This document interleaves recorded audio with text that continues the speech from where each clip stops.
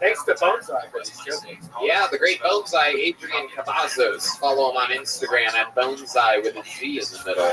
Bone and Z-I. Your next comedian is Colin O'Mara, everyone. Colin O'Mara. I heard a little bit of a pop from the comedian section, so this might be promising here. Normally, they only support really funny people. Oh, we know this guy. Here he is, his third time on the show. It's Colin O'Mara, everybody. Yeah. How's it going? Yeah, so my dad died 4 years ago last month. Hate to change the mood. It was September 10th, so the comedian in me is like, one more day, and I get a way better joke at this. You know what I'm talking about? I'm like, just wait a little, And the worst part is he killed himself. Sorry to bring it up, but it's like, and he did it at like 11 o'clock on September 10th p.m. And he was 63 years old. So it's like, you waited 63 years. What's 63 more minutes? You know what I'm talking about? I'm like, fucking, that's dad, depressed. You know what I mean? What are you going to do? Just mourn, I guess. I don't think we're ever going to get a black pope. Not because of racism or anything. It's just like, black people don't fuck kids like that. You know what I'm talking about? Like, kind of like a white guy thing. Right there? You know what I'm talking about? Yeah. You look like, yeah, it's kind of like a white guy's thing. Every time I say that, everyone's like, what about Michael Jackson? And I'm like, yeah, they said Michael's fucking kids after he was white. Case in point. You know what I'm talking about? And R. Kelly deserved to get canceled. I'll say it. For appropriating the white man's culture. You know what I'm talking about? There you go, Colin O'Mara, with a good joke there at the end. The old black Pope joke. Yeah. It's a really good point. Really smart. It's true. Why do you think it is that black men? You know what? I'm going to ask Hans in this question. Hans, why do you think it is that black men don't molest very often? Probably because they're being molested by society. Oh, there you go. Hans always has good answers to things like this. Hans, one of the wisest young men that I know. That's why I asked Hans the tough questions. Absolute genius. Colin, so your father killed himself on September 10th at 63 years old. Shot himself in the head, is that correct? Yeah, we talked about it last night. Yeah, no, I remember. Yeah. We're all hoping the last comedian follows in your father's footsteps. My dad was successful. So. Yeah, knowing the last guy, he probably missed shoot his goddamn ear off. You know what I'm saying? So, Colin, what else? September 10th, is that a special date for you? Do you ever do anything to celebrate your father's suicide? Pretty much just the usual. Yeah, I didn't like this year came up and I was like, oh shit. You know what I mean? I was like, What do you think, Hans? Did your dad molest you? No, I never got molested. People ask all the time. No, you are really white. Yeah. I was an altar boy for years, too. Not You just don't remember it, man. It'll take you a couple of That's a good point. Yeah. Good thing. You could have been the first one to shoot him in the head. You know what I'm saying? Because of Oh, now we're awing. Austin. I feel bad now. I can do a comedy show and feel bad. Yeah, it's funny, like that first joke does well with like comments. A lot of times audience members just get sad. And then like last time I was on, people come to me like, I'm really sorry to hear that you're bad. And I was like, I don't fucking know you. You know what I mean? I was Right. What's up with your mom? Just chilling, you know? She's cool. You talk to her often? Yeah, I call her like every other day or something like that. All right. Yeah, you know, You have a lot of brothers and sisters? I got two older brothers, yeah. Two older brothers. What do they do? Both unemployed, I think. How do you make a living? How do I? Oh, actually, where's Jack towards here? I don't know where he's at. He got me a job at over here. No, so he got me a job at a moving place. I'm starting on Thursday. The last one was on. Couldn't fucking Where are you starting at this? moving place. Moving. Oh, Yeah. you're going to move stuff. Yeah. Okay. Money. All right. And then I cut hair on the side. I used to do that back home too. But like I said before, I don't have a license, so I can't actually be a real barber. So I just cut comics and shit like that. Oh, very interesting. What's your love like, Colin? You seem like a real douchebag. Yeah. So, wondering. I'm Girls single. tend to love guys like you. I'm Yeah. interested to see how honest Oh, you can be. thank you so much. Yeah, no, I'm single. Yeah, that's can be. Yeah, how often do you get laid? What's your sex life? Honestly, this won't surprise you. Not often because I get whiskey dick all the time. It's like a recurring thing. Yeah, it's happened twice since I came here. I was like, so What happened twice? whiskey dick. Like I get too drunk to have sex. Oh. Yeah. But we remember from past episodes, he drinks like ridiculous. Yeah, you've had like 4 cups of Jameson before on the show. And now like fans on the show will recognize like you're the fucking Jameson guy. I'm like, nah, stop. I feel like a hot girl at a bar. They come up to me and they find me drinking. I'm like, holy shit, this is insane. They still find that me. You are one of the hottest girls at this bar. Look around. Yeah. All right, Colin, you've been on the show a bunch. Quite frankly, I'm completely sick of you. But there you go. You got another good minute in. I really like your Black Pope joke. Congratulations. Thank you. We're going to keep it moving. There goes Colin O'Mara. We're on pace to set a record for most bucket pulls ever in a show. You guys want to do this shit tonight? Probably won't. It's probably, I'd imagine one of the road episodes we probably went crazy. All right, your next comedian is Dave Caggiano. Dave Caggiano. America, that's bullshit. Here he comes. A very confident, steady walk. This is Dave Caggiano. What's up, Oscar? Oh, yeah. My dad's a cop. I'm a firefighter. Either one of us are valedictorian. I come from like a long line of construction workers, but we were never the project engineer. We were always the bricklayer, Like we were always the guy that was like, figure out how to put like a rectangle on top of another rectangle. Like that's as far as we got. Like we're not smart. Like I'm Italian, but I don't think I'm related to any like great inventors like Leonardo DiCaprio or whatever. I'm pretty sure my ancestor was the guy that like cut the marble into a giant block before Michelangelo turned it into a masterpiece. He lived in ancient Rome but talked with a Boston accent. It's like, what, he named it David? Was he fucking carving himself a boyfriend? It's not even union. No, it's not even union. A fucking scab. Dude, I'm so dumb at blue collar. My ancestor's biggest hang up with Michelangelo wasn't that he was gay, it's that he was a non-union painter. All right, guys, I did Caggiano. Thank you. Dave Caggiano. Welcome to the show, Dave. How are you, my friend? All right, how you doing? So you're a firefighter here. Is that here in Texas? No, Boston area. Oh, you're from Boston? Yeah. Wow, this weekend I performed at the Boston Garden. Have you ever heard of that before? It's the small home of venue? the Boston Celtics and the Boston Bruins. So Boston. Yeah, that's completely it. Clear Rogan? Yeah, Yeah, I heard it was sick. yeah.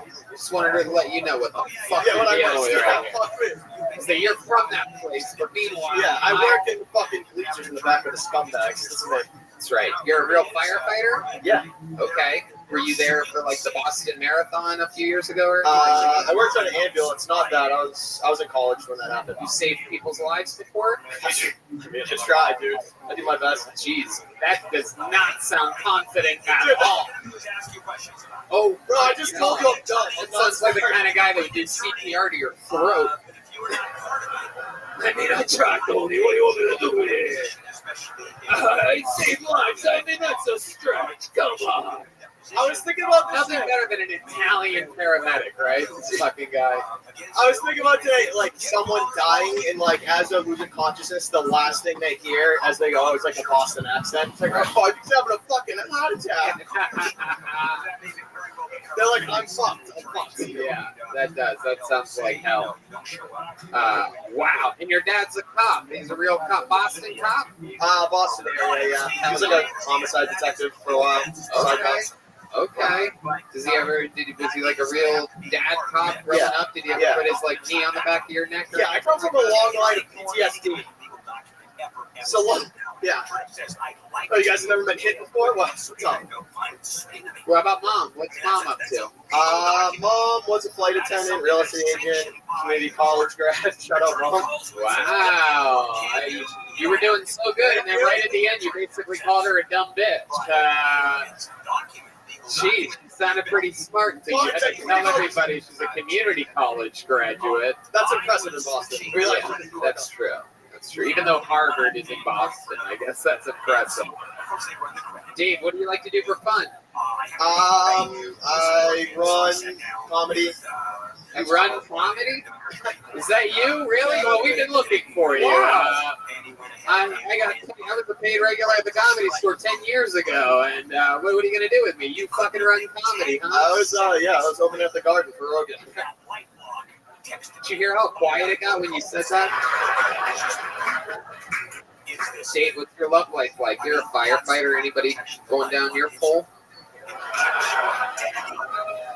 Hose jokes, pole jokes. I actually went through a breakup. That kind of sucks. Okay, what happened there? How long were you with this broad? 3 years. It's a Boston firefighter. I mean, I have to call her a broad, right? She's a lovely lady. If I said what happened with this girl, he'd be like, who are we talking about here? How long were you with her for? 3 years. 3 years. Yeah. What happened there at the end? She said that you weren't taking it seriously enough. She wanted a ring around the finger or something like that. Generally, yeah, that's pretty. You know, a lot of firefighters, we have commitment issues. Yeah, no shit. Yeah. You guys would rather hang out with your Dalmatian than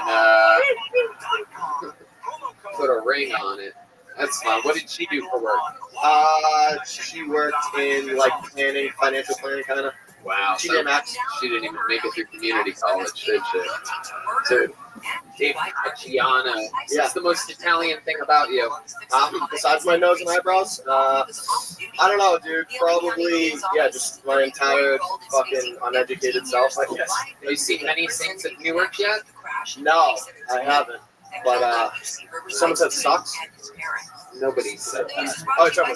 Nobody said that. They were talking about your act. Yeah, sorry about Hans Kim, what do you think about this guy? I think this guy is really good looking. You know, I'm sure the people of Boston who are under 5'8" are very safe with him in town.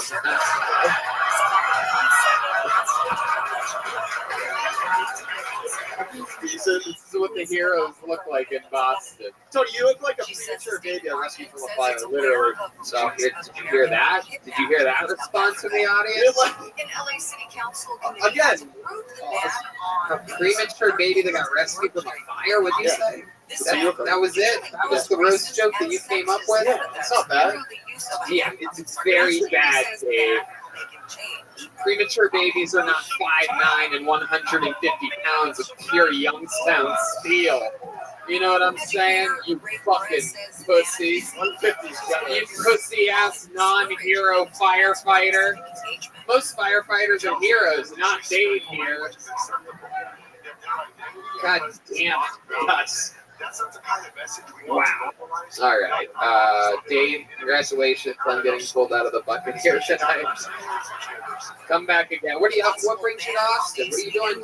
It's trip, comedy, vacation. How long are you here for? Tomorrow's my last night. Wednesday I leave. Did you do anything else fun when you were here in Texas? Yeah, barbecue, usual. Barbecue, bars, stuff. There he goes, Dave Cacciano, everybody. He's on Instagram at Dave Cacciano. Dave, here you go. Take one of these. There you go. You caught the baby. Yeah, do I throw like a premature baby, you fucking little bitch? Jesus Christ. Why premature? I know. Babies are cuter than regular babies. And why would I get pulled out of a fire? Does anybody get pulled out of a fire with a fucking white cowboy jacket on? Aaron Speck is next. Make some noise for Aaron Speck, everybody. Here we go. We only have one regular here tonight. He's going to close the show. So we're going to keep flying through this bucket. Any sign of Aaron Speck? No movement. Uh-oh. Okay. Let's pull another name out. Julian Hemmendinger. That's a comedy name if I've ever heard one before. Julian Hemmendinger, ladies and gentlemen. Here he is. Live in the flesh. Hello, shoe company. Sorry for looking like a lazy Hitler youth. You know, it's a good thing that Walt Disney's creations are nothing like him, right? Because then Goofy'd be walking around being a huge anti-Semite. We'd get him sitting down with his son and he'd say, why God tell you something? The Holocaust was never happened. I've never even seen a Jew. Well, maybe I heard one in the attic once. The point is, Maxley, I don't care what those dang Mexicans tell you. The Holocaust never happened. Nazis, Texas, Nazis. I mean, oh God, I'm falling all over the place here. God damn it, I'm supposed to be on this stage. There it is. Julian Hemmendinger. Is that your real name, Hemmendinger? That is my real name, Julian Hemmendinger. Hell yeah, man. Where are you from? I am from Washington, D.C. Oh, welcome. What brings you here to Texas? Comedy, and I have a lot of friends out here. I've come through a couple times. I love Austin. Okay. How old are you, Julian? I just turned 30. Wow. 30 years old. You look like you could be your own father. This is incredible. Why do you think you've aged so poorly? Jewish? You're Jewish? Yeah. Oh, okay. Yeah, go ahead. Why did you say you look like a Hitler Youth? My hair's combed to the side. I don't know. That's all it takes to be a Hitler Youth. In that case, Hans, it's just like a Hitler Youth. Yeah. It really does. Jewish people have never fared well with guys named Hans. Yep, it continues. Another Jew roasted by a Hans, everybody. All right. That's enough. Even I think that's a little too racist. I love it. So you're born and raised in Washington, D.C.? Yes, sir. What do you do for a living? How do you make money? I actually stream on Twitch. Oh, I man. make just enough that I can do that. What are you streaming? What do you do on there? I play video games and I have puppets that yell at me. One of them's a prostitute. You have puppets? Yeah, one of them's named Misty Fisty. The other one's One-Eyed Willie. Wow. I'm really lame, guys. I'm sorry. Oh my God. Holy shit. What do you keep in your backpack? I actually have a gun for just a mass shoot. No, I'm kidding. That's not funny. I have There's no Jewish mass shooters, everybody. Relax. That's a waste of bullets. They're too expensive. I actually normally for my set I have juggling balls and I have a Diablo that I use. Really? You have juggling balls? Yeah. Will you juggle a little bit more? Can we get some juggling music, guys? Hey! Time to juggle, motherfuckers! Oh, yeah, this is kill. Oh, he's horrible at it. Oh. Wow.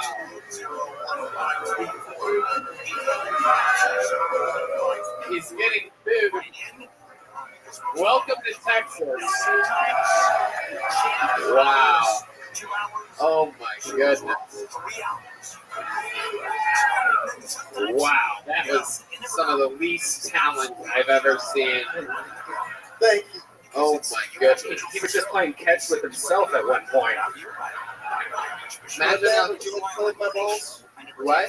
I was asking about Dan if you want to play with my balls. Oh, of course, you know me. Anyway, my goodness. Imagine dropping it. Imagine if this was the Holocaust and he's like, I have a talent, Germans. Watch me juggle. I can be very good, I promise, I swear.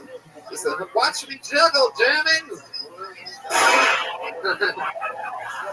Right to the head. They would shoot you, is what I'm implying. Oh, yes. Hemmendinger. Yes. All right, so you Twitch professionally. How much money do you make twitching like that? A little bit over $1,000. It fluctuates, man. A month? Yeah. A month.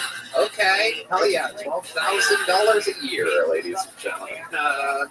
What kind of games do you play? You play like new games or I play a variety of things. I was actually one of the first people in the world to get 100 wins on Fall Guys, if that means nothing. Oh, that's awesome. Yeah. That's impressive. Yeah, I'm up to like, I think I have 970 crowns, almost 1,000. Yeah, What's a good tip? What's a good secret?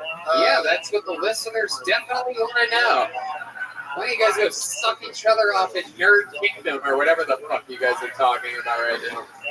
Jesus Guess Christ. we'll never know. Oh my god, you fucking twitchy motherfuckers. Hemminger, what's your love life like? Are you getting your balls juggled and all?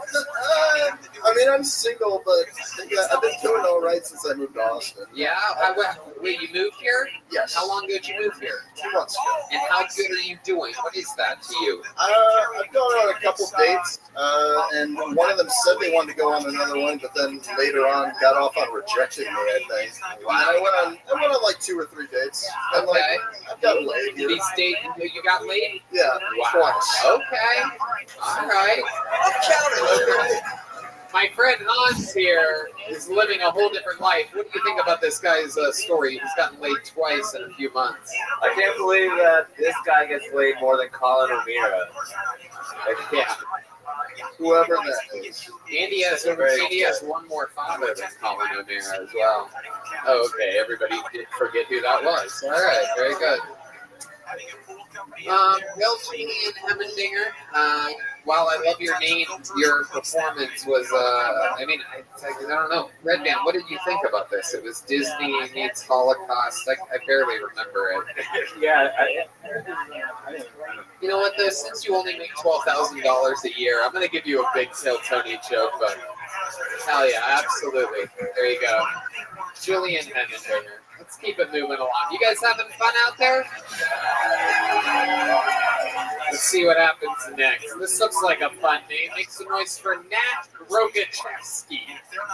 Oh, there's another big pop from the comedians area. They must like Nat Rogachevsky. Here we go. Here he comes.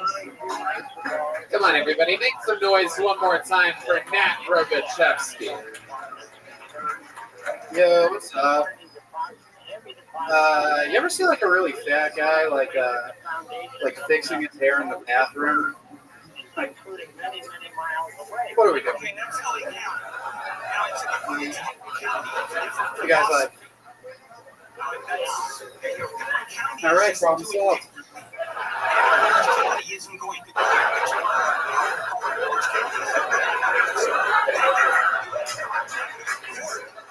Now they won't know I'm fat as fuck.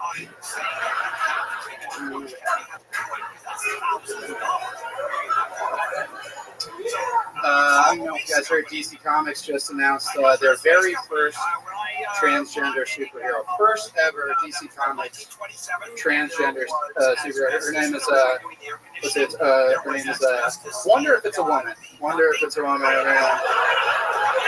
DC Comics. Yes, keep clapping. Let's keep clapping until the meow. Keep clapping until the meow. I don't have time for my last joke. Keep clapping until the meow. You want to do one more joke? Is that what you're saying? Yeah, go right ahead. Yeah, so I was at H&M the other day. I was getting helped out by a person that was right there. It was a transgender person. Her name was Alex. But they spelled their name Alyks. And I was like, man, you already changed your name. You don't have to change the name. Nat Rogachevsky. Wow. Very, very, very good. Nat Rogachevsky. Welcome to the show. A fantastic performance. How long have you been doing stand-up comedy? Just over 6 months. Oh, wow. That's really good. Really, really good. Good to see you, buddy. I love your fat guy fixing his hair joke. What I love about that is you're almost too fat to get into that joke. You're like 10 pounds away from being the guy in that joke. Because when I was writing that joke, I was like looking in the mirror. I was like, I don't know, dude. It's close, yeah. Where are you from? You from Austin, Texas? Boston, Massachusetts. Boston, Massachusetts. Wow, what the fuck? They just keep pulling people from Boston since I performed in the Mecca there this weekend. It's incredible. Dave is my. Did you know that I fucking boy. performed in the Boston Garden this weekend? He did it with Joe Rogan. 16,000 people. No kidding. Yeah, In the Boston Garden? yeah. That sounds about right. Hell yeah. Trans superheroes. I believe we had one of those on the show earlier tonight. That's hilarious. Yeah. He's laughing over there. It's all good, folks. Yeah. Nat, what do you do for work? I'm gainfully unemployed currently. I Okay. don't do shit. What's the last job that you had? Drug dealer? Really? What kind of drugs? I sold a shit ton of like Molly and acid and Wow.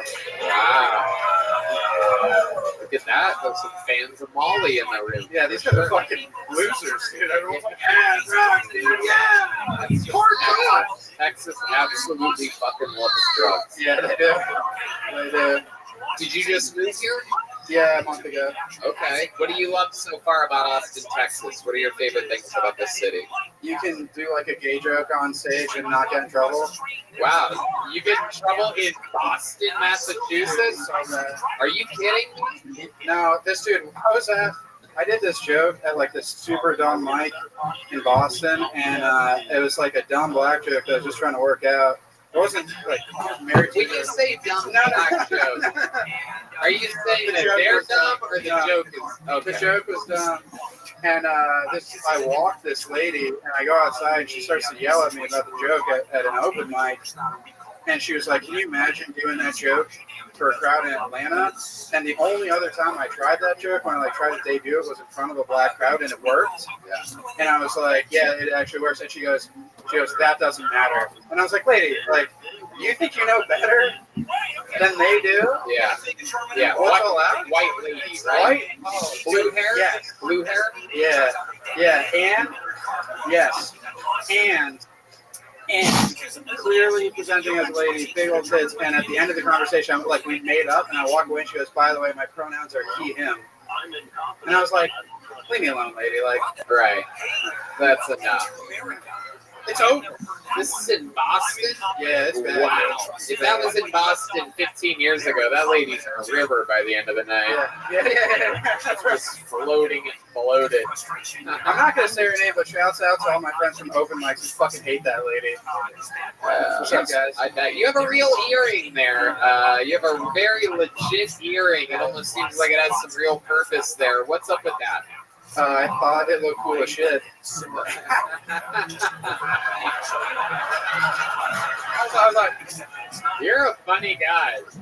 Nat Rogochevsky is a funny man. I like this guy. Hans, what do you think about Nat Rogochevsky? I didn't know you could make a paperclip into an earring. Yeah, that thing is. What are now that I see that earring, I gotta ask you, what are your pronouns? No, I'm kidding. You seem so comfortable on stage. Like for 6 months, that doesn't seem possible. Do you have any reason why, or is it just the drugs? I'm a sober guy. I used to do like heroin, so now I just don't care about anything. Wow. That's what it is. Former drug addicts are always some of the funniest people. We've seen this before. Tim Dillon, Theo Vaughn. There's a lot of newly sober people that end up being able to obtain a level of funny that is just absolutely incredible. So that's where you get your swagger from. How long were you hooked on heroin for? Like 5 years. Wow. My goodness gracious. Shooting it up or snorting? Shooting it up. Oh, wow. Yeah.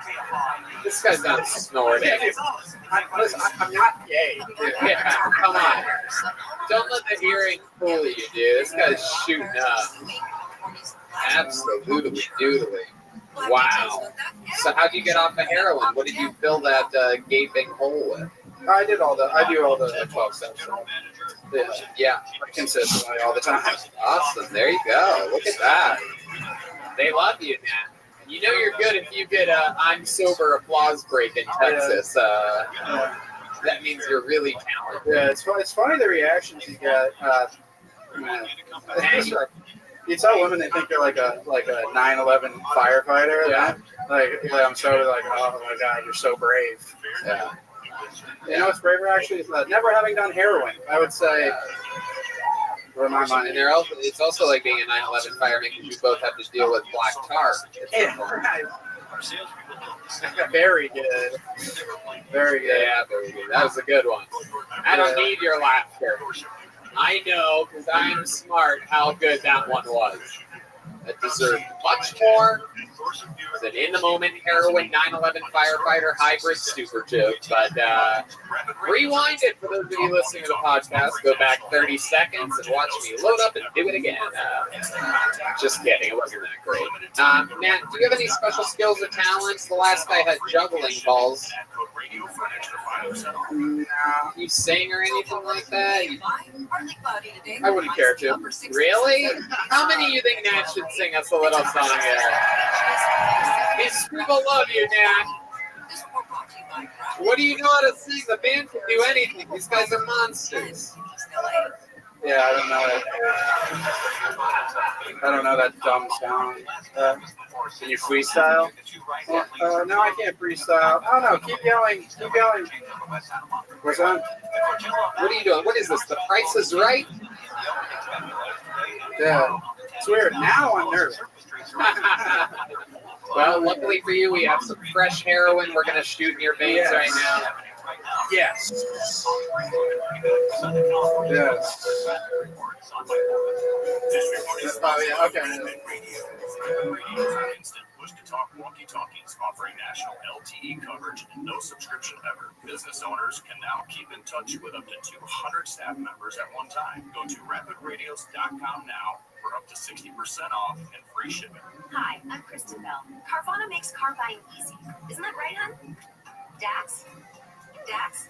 Sorry, did you know about this 7-day money-back guarantee? A week to evaluate seat comfiness, you say?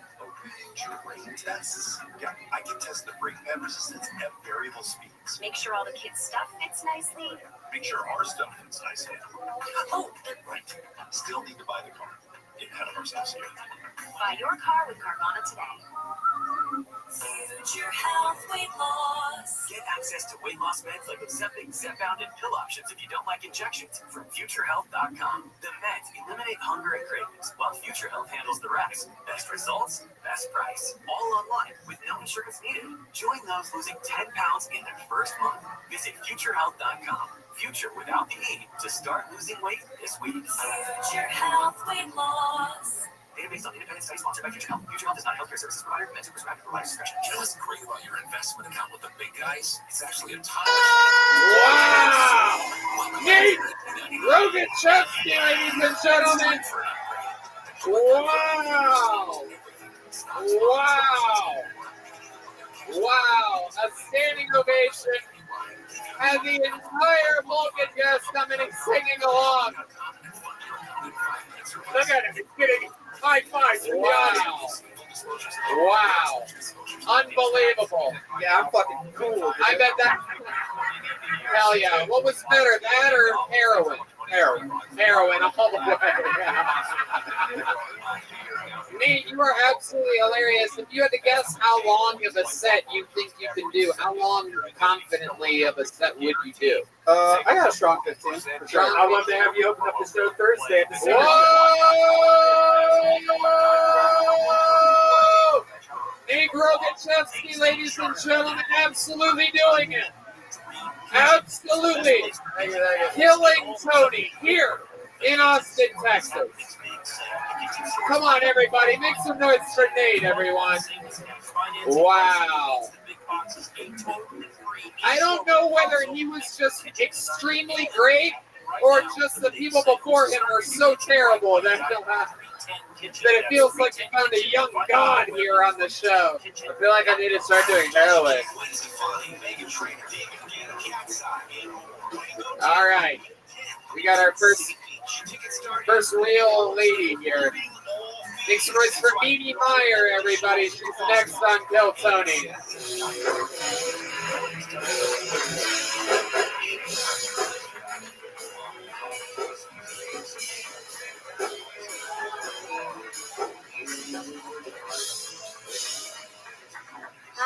on, one more time for Mimi Meyer, everybody. Come on. Thank you. I'm kind of an awkward person. Today this woman said to me, Mimi, oh my God, I call my grandma Mimi. And I didn't know what to say to that. I was like, cool, is she a slut too? Yeah, I grew up wearing a purity ring. If you don't know what a purity ring is, it's this ring you would wear so all the boys in school knew you were serious about being a loser. Yeah, but now things have changed. I think Plan B is a great invention. Anybody? Yeah. Who knew that one day I'd be able to walk into any Walgreens and pick up a bag of Doritos and my freedom? And you know, ladies, we've all unprotected sex. Not all of us. Not all of us are fun. Yeah. I come from an exotic place called Pittsburgh, Pennsylvania. Thank you. Our claim to fame is that we are the city of bridges, which I like. I think it's fitting. But the best part of Pittsburgh is that there's so many great ways to leave. Thank you very much. I'm Mimi Meyer. Mimi Meyer. Feels low. Hi, welcome to the show, Mimi. Hi, thank you. How are you? I'm like shaking. I'm having so much fun. Wow. I love it. This is a lot better than waiting tables like I did today. Yeah, absolutely. You do wait tables. I've actually been into your restaurant before, and you waited on me, and we talked about the potential of you being on the show one day. Yeah. I met, being from Pittsburgh, I don't really run into famous people, so it's a new experience. You know what's crazy is Friday I performed in the Boston Garden. I don't know if you guys know that or not. And then Saturday I performed at the PPG Paints Arena, the home of the Pittsburgh Penguins. Yes. Just wanted to make sure everybody knows that that's exactly what I do with my life. Not to be confused with the week before, it was Madison Square Garden, a whole different, yeah. So, get yourself canceled, people. It's the life. Get yourself canceled. I remember when I started working at the restaurant where you came in to eat, my first day of work, I started chatting with this guy, and I was like, yeah, it's like, waiting tables, it's a lot of cardio, it's pretty crazy, I'm so exhausted. And he walked away, and my friend said, hey, Mimi, that was Lance Armstrong. Wow, you really dropped the ball on that one. Yeah.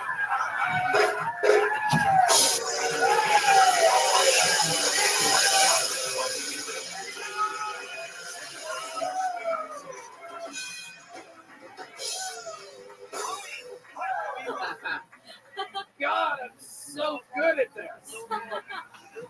Jesus Christ. Mimi, you seem like a wild, wild girl. You're somewhere between like super dork, but you also seem a little bit freaky. Am I correct? A little bit. You referenced unprotected sex at some point in your set. Was that you talking about you, that you have unprotected sex with people? I used to work on a cruise ship, so it got kind of weird. Oh, shit. Hell yeah. Hell yeah. Okay. We talking about what? Carnival cruises or Norwegian? I worked for Disney cruise. Whoa!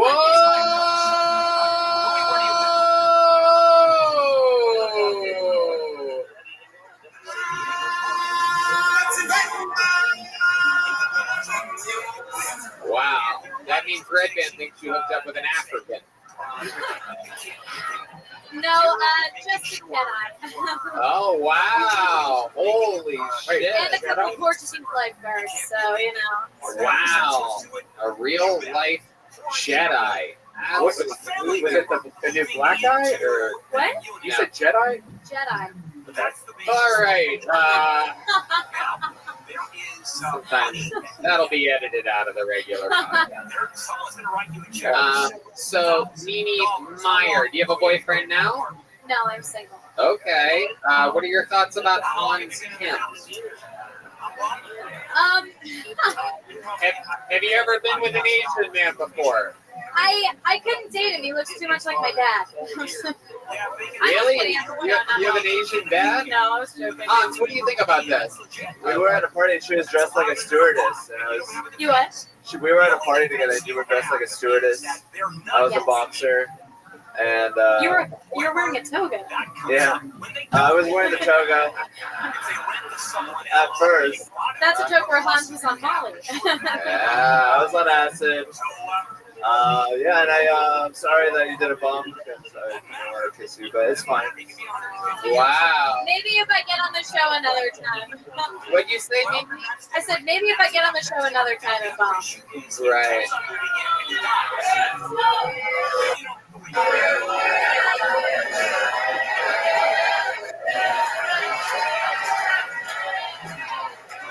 I think they want me to kiss you. This is so cringe. I don't want to pressure you. Maybe after. When you're on our camera, something. I'll ask for consent. We can film it and put it on TikTok. That's girl. I can film it and put on TikTok. Like that. So if you don't want to do it now, yeah, That's sorry, worse. Okay, turn it down again. Turn it down. Wow. Just for that, Hans, I'm going to make you eat her pussy right now on this show. Mimi, what do you like to do for fun when you're not waiting tables or doing stand-up comedy? What else? I like to. I do like to sing a little bit. Oh, really? I like what she does. Blackbird or something. You know how to do? Good. They know how to play Don't Stop Believin'. Oh, darling. Oh, darling, that's what it You was. guys know that one? Do you Madness? You know the Beatles? Please believe me. Okay, here we go. Here's a little bit of the Beatles with Mimi Meyer, everybody. Oh, darling. Please believe me. I'll never make it alone. Believe me when I tell you, I'll never do you no harm. Wow. Oh, darling, if you leave me, I forgot the words, but it's okay. Mimi Meyer, everybody. Wow. You know what? After that performance, I'm going to make Hans eat your ass, everybody. So there you go. He eats it with chopsticks, so it's okay. When you told me. Oh, wow. Wow. Sorry, I was an attendant more. Oh, my goodness. Wow. Just like Paul McCartney, he doesn't know when to quit. Meaning, you are an absolute little firecracker. I love your energy. You're like if the marvelous Miss Maisel was like a real little Texas hog or something like that. Keep signing up. Come back again. We want to see another minute. There goes Mimi Meyer, everybody. She's on Instagram at the Mimi Meyer. We're flying through this bucket. Yeah, we can do that. Last week we had two massively obese men get pulled out of the bucket on the same show. I told them that we should do something fun and they should do a weight loss challenge. And we right now are going to do an official weigh-in. How does that sound to you guys? Ladies and gentlemen, this is Trey Peck and Sam Hunter, everyone. Here we go. This is very exciting. Since a week ago, we got a scale with a 500-pound capacity. And these guys are going to have a weight loss challenge during the month of October through the first week of November. And here's the deal. Here's what we figured out. For each pound that you guys lose in the next month, Phil Tony is going to donate $10 for each pound. And if any of you gain any weight, the other one has to give the other one $10 for each pound. Does this make sense? All right, here you go. Jump on the scale. And weighing in first is Sam Hunter, everybody. All right, 300 and oh my God, it's fluctuating. It has no idea. Wow. We're gonna guess 334 there is what it looks like. Holy shit. All right, here goes straight back, everybody. Oh my God, the scales just started sweating. 396 pounds, everyone. Wow. My money's on him. Jesus Christ. All right, here we go. Trey, how do you feel about what just happened here? I've not been under 400 pounds in 6 years. Wow, look at that. I've done nothing. I've just eaten barbecue. It's fine. I did not deserve this long. Absolutely incredible. Are you feel confident going into this weight loss challenge? There's no chance I'm losing at all. Do you have a game plan? Do you have like a go-to diet or something that you're gonna do? Or? Just starvation is gonna be fine. Wow. He's not gonna outweigh my earn. I will die for this. Yeah. I highly doubt that you're going to die from starvation. I don't see how that's possible. Man dies today at starvation. 360 pounds. I find that to be impossible. I'm pretty sure you're going to survive. Hand the mic over to little Sam Hunter over there, who next to you is a tiny little boy, it turns out. Sam, what's your plan for the next month? What's your plan of action here? I'm going to reach out to one of the trainers I used to work with in college. Oh. Shit house. Wow. Trey's about to run into an absolute buzzsaw. Wow. Next month, dude. Oh, let's shit. go, boys. Come on. Oh my God, that's right. He knows how to shake his tits. Show the people. Wow. No, that's not even muscles. That's just heart palpitations, folks.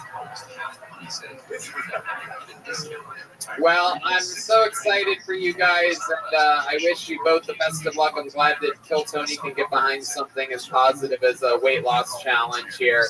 And I thank you guys for doing it. Feel free to keep signing up for the show and keep doing comedy. In the meanwhile, we'll get updates along the way. We're going to see them the first Monday in November, and someone's going to win a bunch of money. We should bet. We should bet on this. Like, Jesus, imagine if Sam Hunter, or imagine if one of them loses 200 pounds and we have to pay them, what is it, $2,000? Jesus Christ. Well, the one dude weighs a lot more than the other guy, so he's probably going to lose more, but then the other guy's the trainer. Like, that's, I don't know about that. Anything can happen. We're going to see. There's going to be a lot of fucking, a lot of missed meals between the two of them. Your next comedian is Mason Smith. Back to the bucket we go. Let's meet another stranger together. Mason Smith is next on Kill Tony in Austin, motherfucking Texas. Here comes Mason. Hey, how y'all doing tonight? I'm going through a divorce. Yeah, thank you. I either get that response or, oh, I'm sorry. Yeah, but I'm going through a divorce. Guys, if your wife ever comes home and tells you that she's feeling empowered, just know there's a divorce around the corner.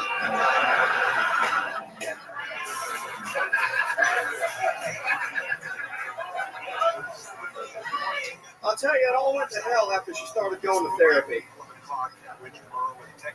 She started getting mad at me about certain things that she's never gotten mad at me before. Like, she got mad at me one night. She said, how come you never give me head scratches and foot rubs without trying to touch my vagina? I'm sorry. Sorry, I'm not gay. Mason Smith, hell yeah. Absolutely doing it. Another incredible performance on this episode. It's a little sleeper episode, folks. This is incredible. Mason, how long have you been doing stand-up? Very, very good set. Thank you very much. 3 years next month. 3 years. Where were you doing it at? Where are you from? I've lived in Boston for the last 8 years. You see this? What the fuck is This is what I did. This is how the universe works. I fucked that city up so fucking good on Friday night that it's following me. I'm telling you. I don't know if you know this. I performed at Boston Garden on Friday. I think It's considered one of the mecca arenas of the United States of America. I had heard that. Absolutely. So Mason, what do you do for work? You seem like a real fucking man. Yeah, so I've been a welder for the last 11 years. You're a welder. Wow. I told myself when I moved here, though, I'm never welding again. Okay, so you've given us the. Fucking right. I never want to touch a welder again. All right, so what are you gonna do? Trying to do comedy, but right now I'm just gonna fucking. This is how people end up underneath bridges, Mason. I I swear to God, I'll take the Texas. I'm never gonna do what I was professionally trained to do ever again. No, I'm gonna get a couple part-time jobs for the daytime, you know. Okay. I got no problem. What are you thinking? What's a real man like you thinking about doing part-time job? I used to work at a liquor store when I first moved to Boston, and that was pretty fun and easy. Anything's easy after welding for 11 years. Right. Yeah, that's real fucking tough work. Yeah, You yeah. get like sparks in your eyes. Oh, I've had flash burn. I got burn marks all over me. Yeah. You ever think to like stick with the welding thing and like become something like a seamstress or something? Like something That's fabric. it's a lot. It's not as dangerous as welding, but you're putting two things together. It might be good for you. Jesus fucking Christ. Mason, what do you like to do for fun? You seem like a real man, so I'm excited to hear what you. Yeah, so before I'm going through a divorce, but back in Boston, I got a real kick out of we'd go kayaking and then in the wintertime just drink a lot and party. Okay. I really like just having fun and hanging out. Okay. You know, take drugs every now and again. What kind of drugs are we talking about? I got acid tattooed on my arm. Whoa! Wow! Look at that. Meet my friends, the Nether Hour. Yeah. Percy, why don't you come up here real quick? What am I? Make your hands together for my friend Percy. This is the bass player for one of my favorite local bands, the Nether Hour. This is very interesting. This is my friend Percy, everybody. I wanted, since you have acid tattoo on your arm, I wanted you to meet the human responsible for actual acid. This is what acid looks like, everybody. Percy. And this is also what acid sounds like. Percy, why don't you say hi to these people? Hey, what's up, dudes? Fuck yeah. This is literally who Percy is all the time. If you're wondering, like, hey, I bet he's like being a little bit funny for the show right now. Not at all. This is just how it is, dude. Yeah, cheers. That's literally all of his catchphrases. Like if he was a doll and had a full string, that's what he says. He says, cheers, this is what I do.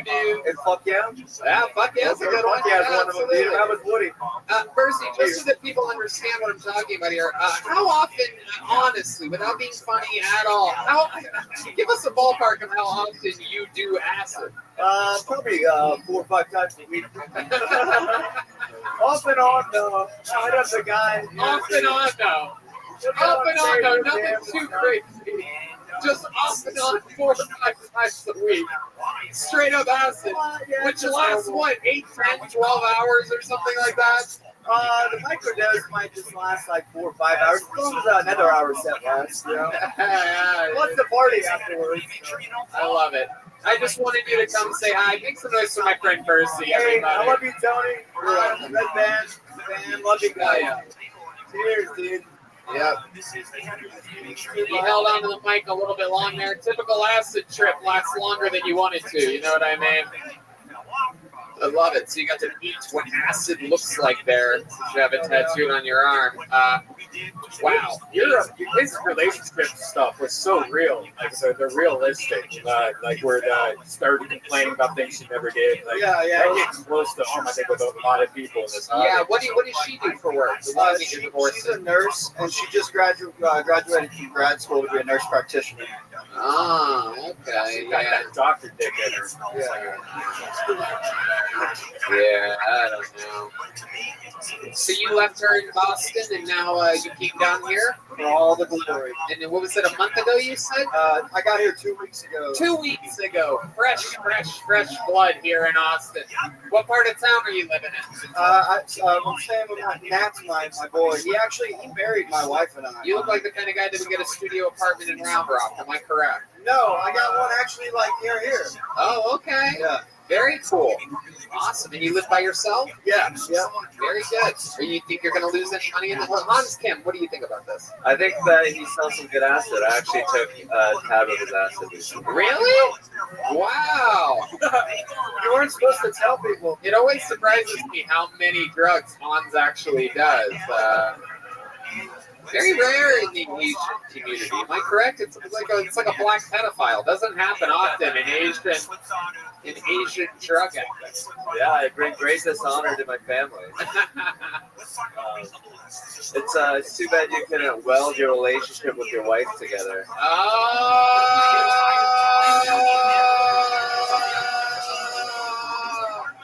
My boy! My greatest creation. I love it. Mason, you're so much fun. I love your set. Here's a big joke book from the great Bonsai. Come back again. Sign up again. Yeah, can we get what do you want, a Jack and Coke? A Jack and Coke for my friend Hans Kim. We're having fun. You guys having fun out there? Very good. Look at all those smiling faces. Zach Goldman is next on Kill Tony. We're flying through it here tonight, folks. Yeah, I like it. We're going to awesome. Hey guys. Hello. So I work the door here. Something happened to me Something this week happened to me that seems pretty racist. 3 days in a row I got called to 3 different people by the same black guy. One day he said that I looked like Triple H. The next day he said I looked like Paul Walker. The next day he said I looked like Joe Rogan. I don't believe it. At least I think it was the same black guy. I can never tell.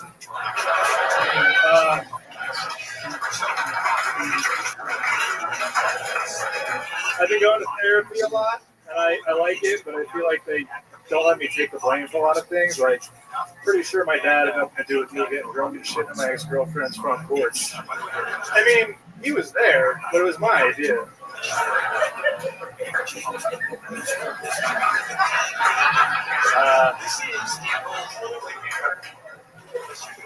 That's all I got, guys. There you go. A minute from Zach Goldman, door guy here at Vulcan Gas Company. A very, very, very good set. You're originally from Columbus, Ohio. You've been on this show before. You're a strong man, ridiculously strong. And we found this out. Is Cody here? Cody here? He's not? He's not here tonight? No Cody? God damn it. Because every time you lifted a midget, you lifted more every time. Yeah, I got the record now of 10. What? Oh shit. One of the strippers talked for a second. Confusing gibberish. Zach, yes. So what's been happening since you've been on Kill Tony? Give us all an update of the last few weeks since we've seen you last. What's going on in your world? I work pretty much 6-7 days a week and trying to hit mics, and I'm recognized as the guy who presses midgets. That's right. And also I'm funny. Yeah. So that's fun. I just been working. That's really it. You been going to the gym at all? You've been staying strong? I actually haven't been. I've been trying to get in, but I just all my time is dedicated to other stuff. You can't fit through the door? Yeah, pretty much. I've actually down like 30 pounds since I've been down here. Yeah. Wow. No, I love it. I love it, Zach. What have you been doing for fun with not working or performing? Something that you go to ACL or anything like that? Or no, KFC or anything? Really, I'm just trying to stay in and save money and play guitar on my off. Really? You play guitar? Have we ever had you play guitar on the show? You know how to play guitar? Matt, what do you think? Should we give this guy a shot? Let's see what happens here. Very rarely do you get a fat boy playing guitar. This is a rare treat. Very rare. Again, like an Asian drug addict or like a black pedophile. This is a fat guitar player. Normally, all right. Can't think of really any fat guitar jokes right now. But John Popper. all right, here we go. Wow.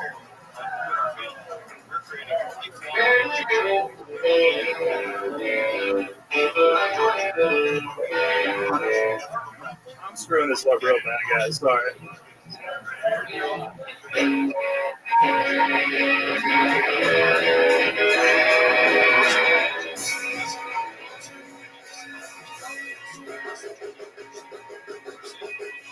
She calls the Goliath and I wear the David mask.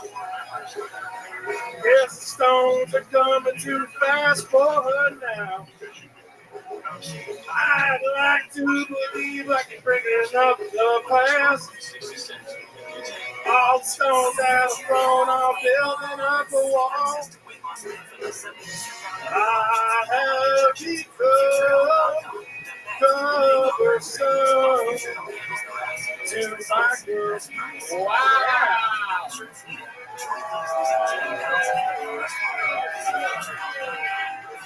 Look at that. My goodness gracious. That was absolutely incredible. I was more nervous than that. That sounded like Soundgarden, which reminds me, I performed in the Boston Garden this weekend at Madison Square Garden the weekend before. Catch a lot of the comedians you saw tonight performing in actual gardens. Yeah, that was great. How long have you been playing guitar for? 25 years. Wow. Look at that. That's incredible.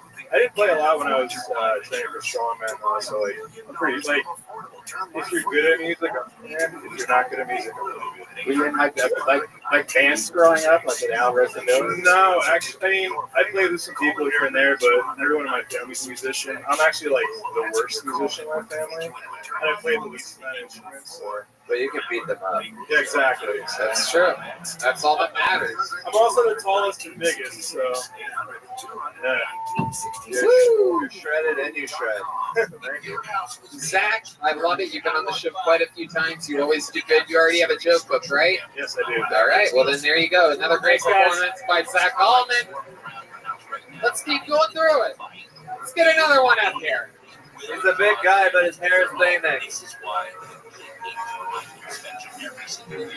All right. Kit Hudson. This looks like a new name. Should be exciting. Kit Hudson. Let's see what happens here.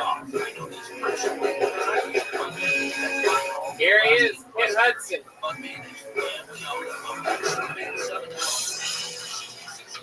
One more time for Kit Hudson, everybody. I appreciate that. So I was the best man at an interracial wedding, and no matter what, my best friend said, it's okay that he married a white. My biggest concern during that wedding was when his family asked me to tie his grandfather's tie. Luckily, he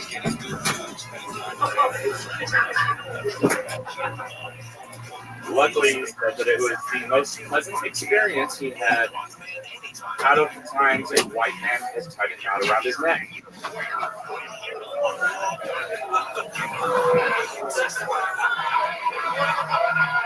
Do I look proud? I should look proud because it was pleasant.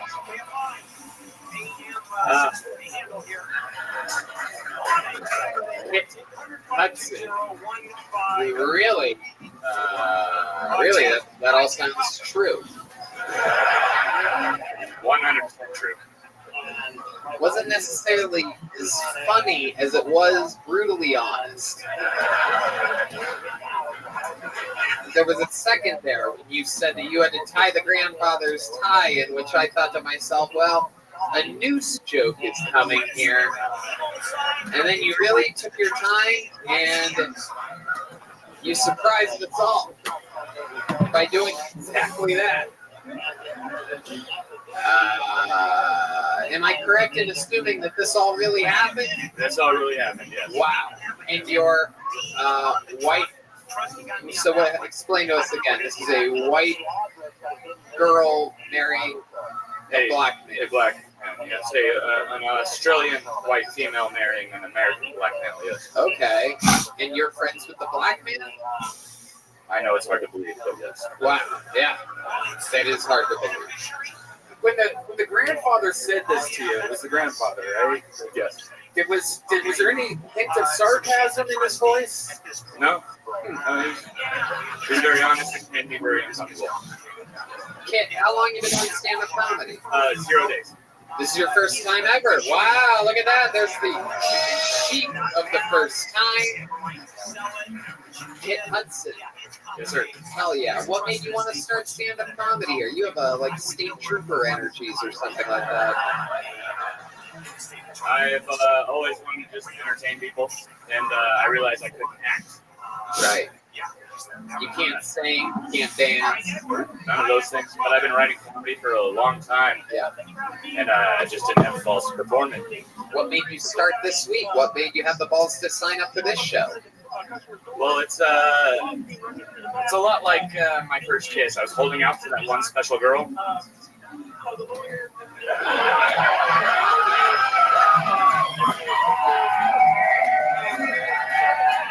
There you go. It's really. How dedicated are you to comedy?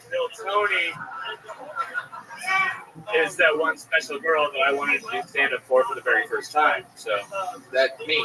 yes, Thank you very much. Yes. Thank you. There you go. Again, I saw that coming 40 seconds away. Much like you have a very special delivery style, Kit. All right. So you just started stand-up. What have you been doing for work up until this point? I've been in the Army for the last 11 years. Oh wow, an American hero, everybody. What do you do in the Army? During active duty, I was dropping bombs. Right. Where at? I was in Oahu, Hawaii. You're dropping bombs in Hawaii? I was. Jesus Christ! What army are you fighting for? The Japanese, apparently. My goodness. No, that's where I was stationed. I went to Afghanistan. Yes. Okay. All right. Well, we see how that ended up. My bad. So Kit, what's your love life like? You seem like a good-looking guy for someone that loves the flavor of water.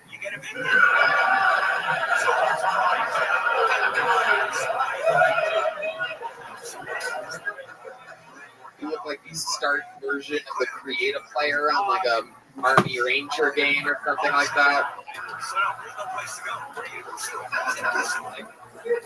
Level 1, recruiter level. Your name's Kit. I am married.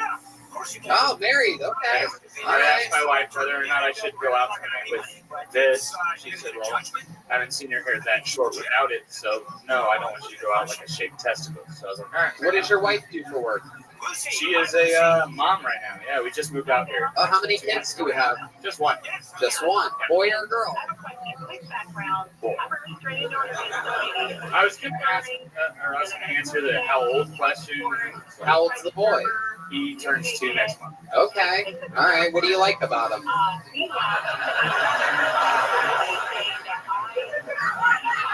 Oh. What's his pronouns? It's a good question. We did move here from California, so that's a valid question. Yeah. What part of California did you get from?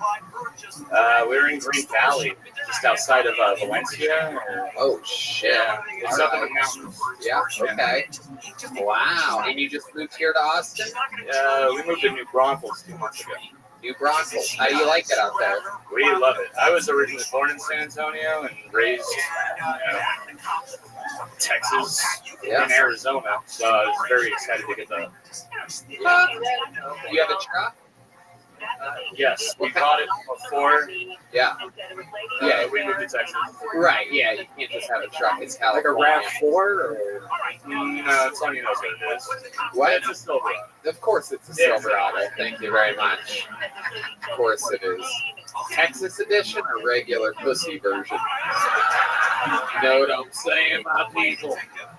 If you ain't got that Texas edition, get the fuck out of my state. Just kidding, kid.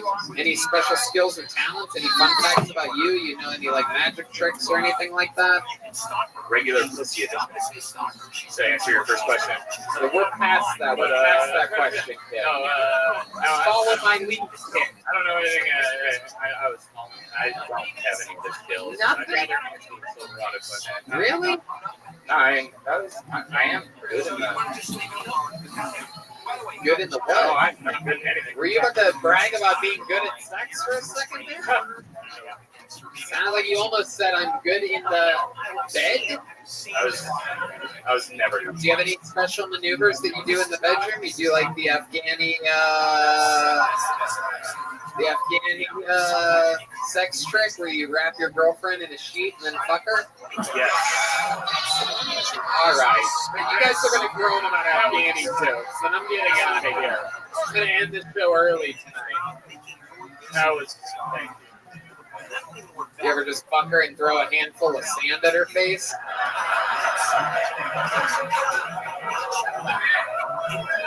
No, but I will. Jeez. Hey, come on. We're having fun here tonight. Hans, you think I'm going over the line? What's going on? I was just gonna add on to that the riff. I was gonna be like, oh, do you ever fuck her and then you leave and then the guy that she was fucking initially comes back like in Afghanistan?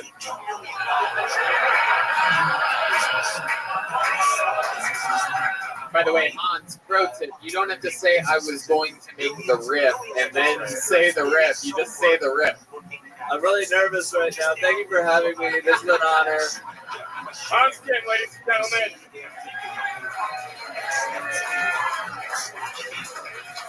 Kid, Yes, sir. I liked your performance, and you're going to get one of those joke books, my friend. Congratulations. Welcome to stand-up comedy. His first ever time on a stage.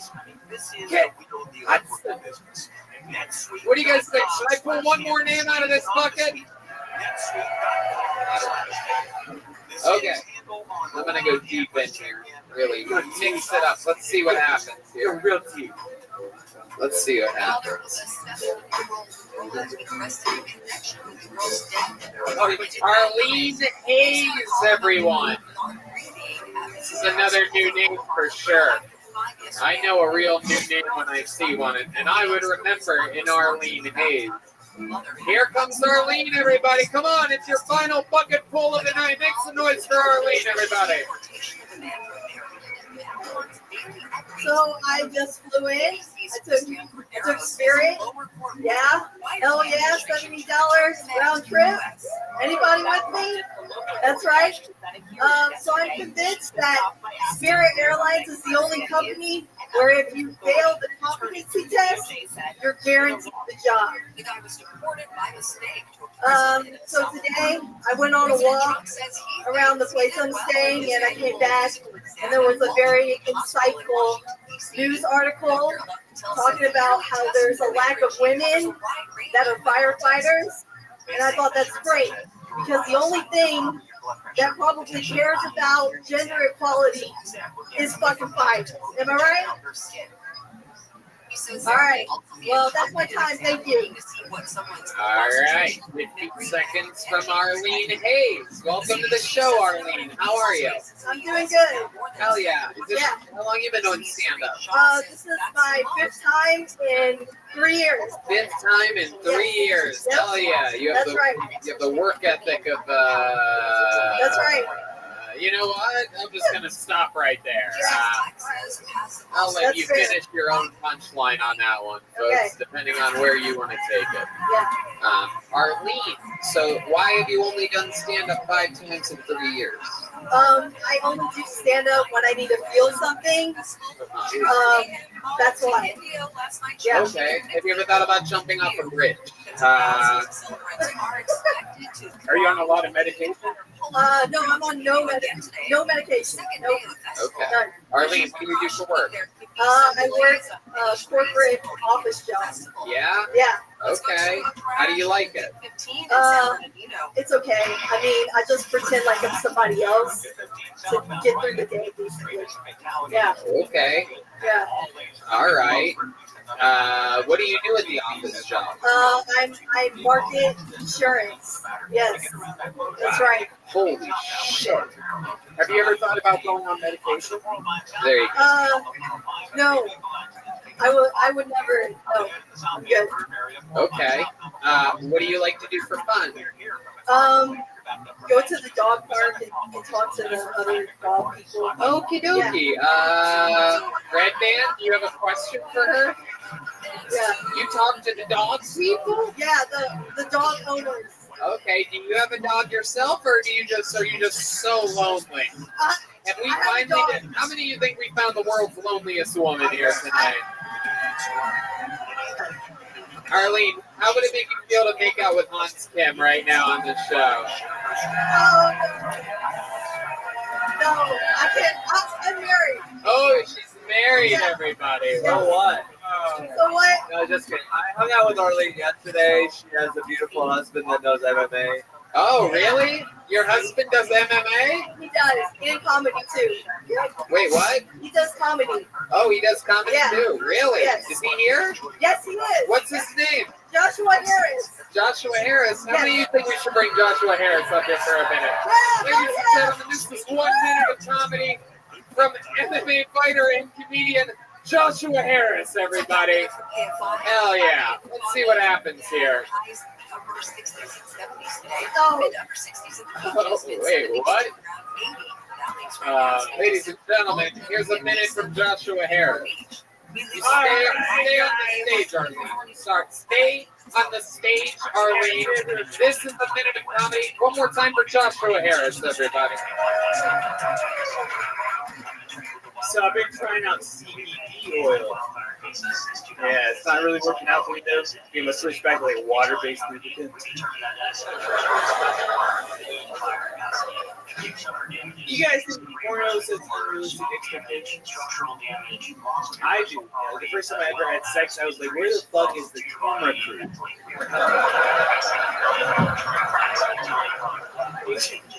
Where's the fluffer? All right. Next joke.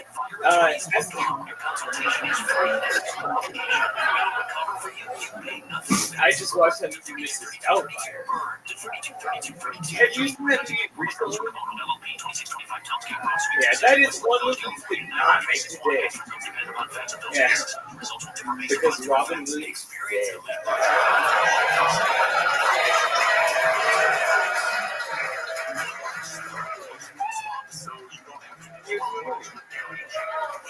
There's a minute from Joshua Harris. Welcome to the show, Joshua. Thank you. How are you, buddy? How long have you been doing stand-up? Well, seriously, since June 2020.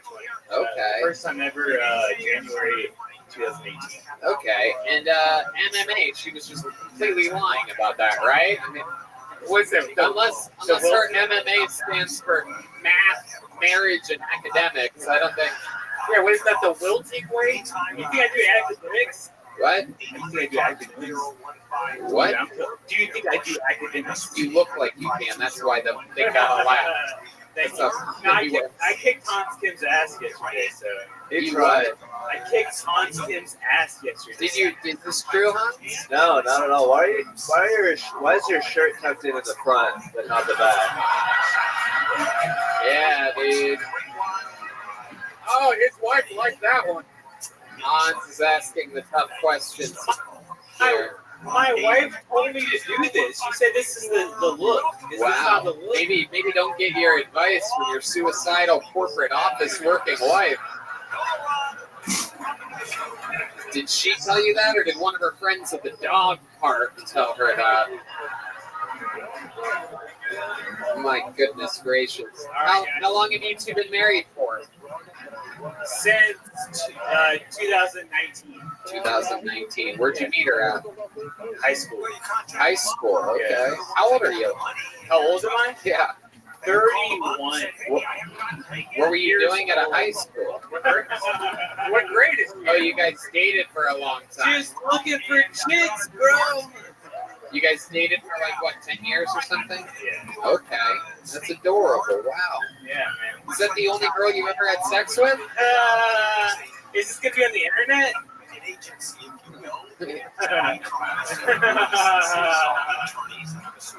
That's your answer, David. Okay. How about you? Is this the only guy you've ever had sex with? No way. Wow. Look at that. That's what domestic violence looks like, everybody. She beats me all the time, guys. Hell yeah. Oh, shit, dude. Was she kidding about the, you guys are all kidding about the MMA thing, or are you No, literally? I do mixed martial arts. Really? Shout out to Lady Breeze Fight Club. That's my teacher. What? Lady Breeze? Yeah, he's Why does he sound like a douche? Tony Hinchcliffe said that. He's a feminine. Yeah, you know what, Lady Breeze? I'm in Austin, Texas, my friend, and with a name like that, I don't care what you're trained in. You come here and get a little cup of ass whoop, all right? You wanna kick his ass? Come on, let's do it. We're gonna edit that out of the podcast. We're gonna edit that out just for you guys. I don't think Lady Breeze is in the audience tonight. But yeah, that guy sounds tough as shit. He is. Yeah.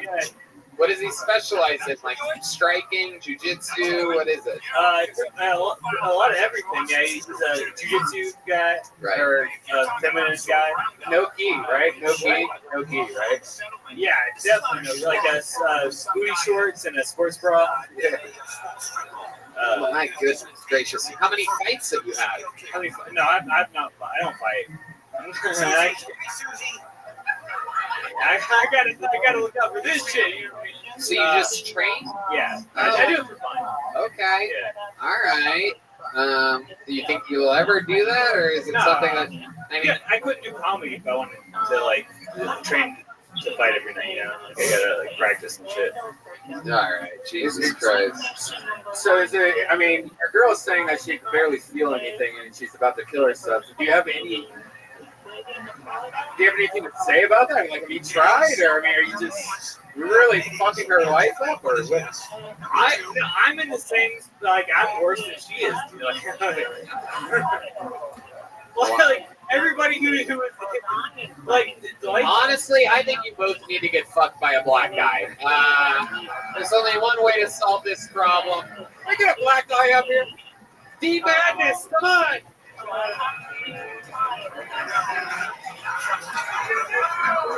I am not used to doing comedy in front of this many white people, by the way. All right. I'm from Atlanta. Joshua Harris and Arlene Hayes. Why do you guys have different names? Because, well, feminism. All right, there you go. Joshua Harris and Arlene Hayes, everybody. A new minute from this power couple. There you go. These are a couple little stocking stuffers for you. There you go. Tell Lady Breeze I said hello. Lady Breeze. Why do I feel like they're not really there? I don't know what's going on there. Something's up, though. Something's a little rotten in Denmark over there. You guys ready to bring this thing to a big close here, huh? Ladies and gentlemen, your final comedian of the night, one of the longest standing regulars, the longest standing regular in the history of the show, an absolute legend, undefeated, undisputed champion of regulars, the Big Red Machine, William Montgomery! Wow, a standing ovation upon arrival. This crowd is standing ovation. I don't know who's running this fucking place, but I was just trapped in the goddamn walk-in freezer for 20 minutes. I'm freezing cold.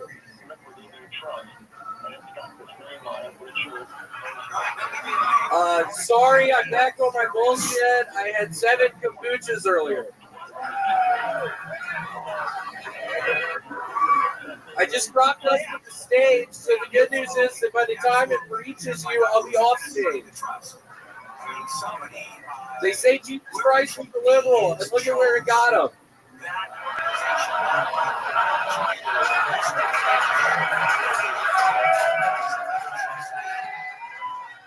Let's give it up for Jesus Christ!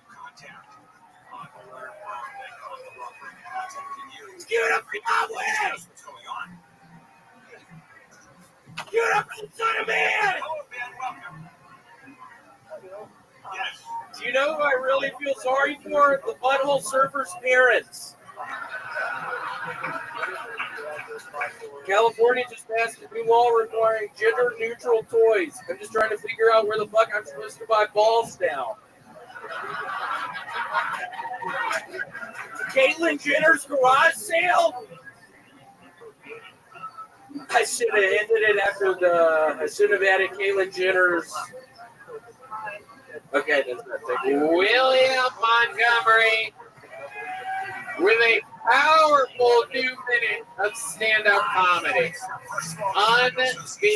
Unbelievable. William coming off of an entire week of opening for myself and Joe Rogan here at Vulcan Gas Company. Hans Kim was also on those shows. Very, very, very exciting stuff. This guy on the top of his game. You're watching a man in his prime right now. And I'm not kidding. I'm also freezing fucking cold. I'm not fucking around. I was in that goddamn place for 20 minutes. What happened? I went in there to smoke a joint, and the fucking door shut, and I was trapped in the dark. It was freezing fucking cold. I'm wearing this goddamn t-shirt. It's like 30 degrees in there. Did you get to smoke the joint? Yeah, I did. I got way too fucking high in there, and then I got fucking paranoid that I'm never gonna get out. But I knew I was gonna have to fucking come on this stage very soon. It was horrible. Was there anything in the cooler that you liked? Was there any drinks or food? Some igloo coolers. They had coolers inside of the cooler? They did some igloo brand coolers. I bring that up. That's a sponsor of mine. Oh, really? They reached out to me, yes.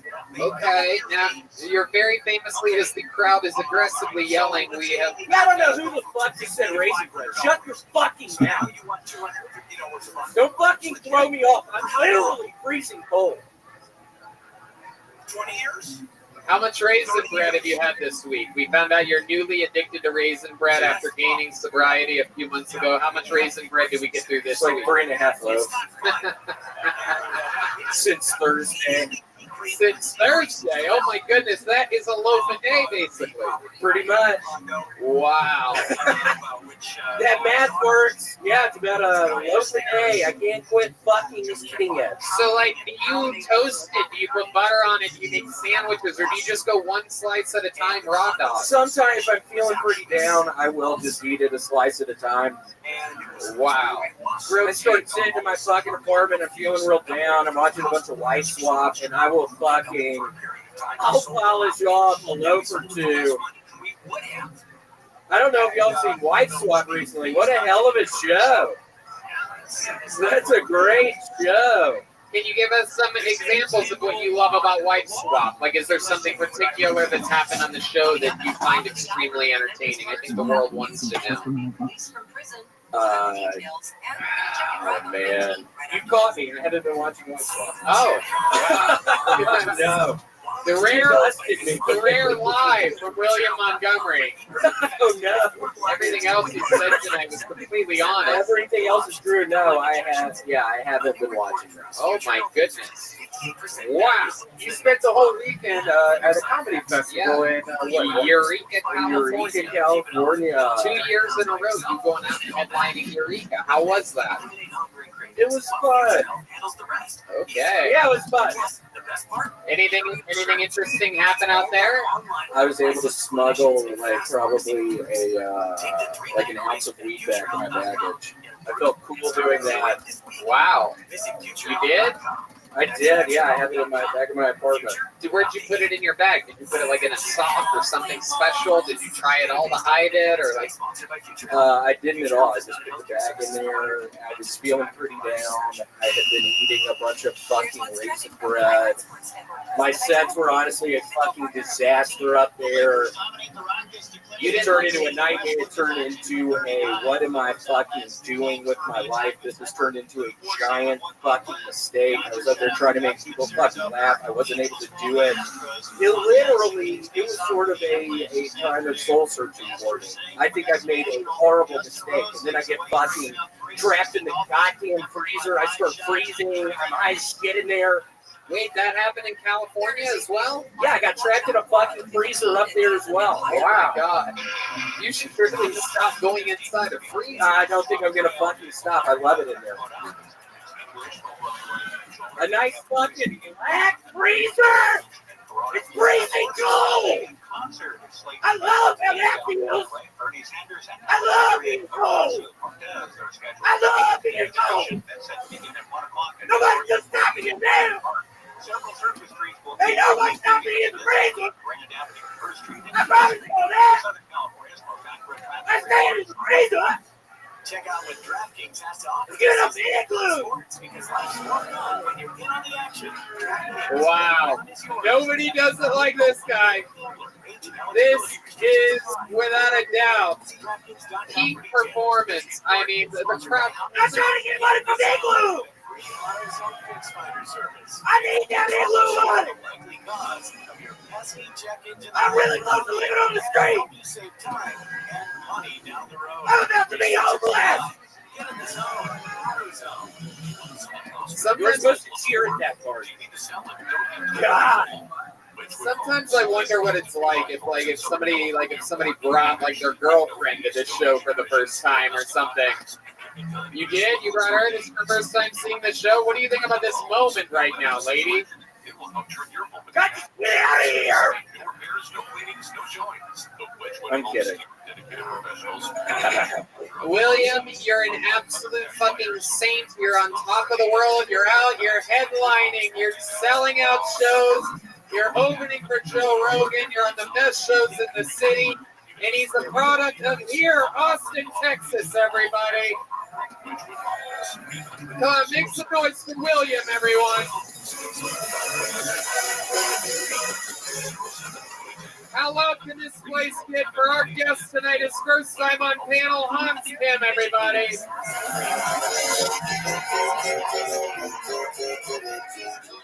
Hello, one more time for the Kill Tony band, everyone. Screwball, peanut butter whiskey. Michael Gonzalez, Steve Madness, Matt Mueling, and the great John Bees on the keys. Make sure you follow all those guys on social media. They are the Screwball Peanut Butter Whiskey Kill Tony band. The drawing from Ryan J. Ebelt is in. It is absolutely incredible. It's Hans Kim with a machete. Me and Red Band. Very cool stuff. Go to RyanJEbelt.com for all these Kill Tony prints. It's absolutely amazing. What appears to be the Liquid Death after party. Following Liquid Death? Yeah, following. I fucking love Liquid Death. Immediately following this show, right here, right now, at Vulcan Gas Company. Unlock your phones, hang out, have another drink, mingle, have fun. Thank you so much for coming out, everybody. Good night, everyone. Thank you.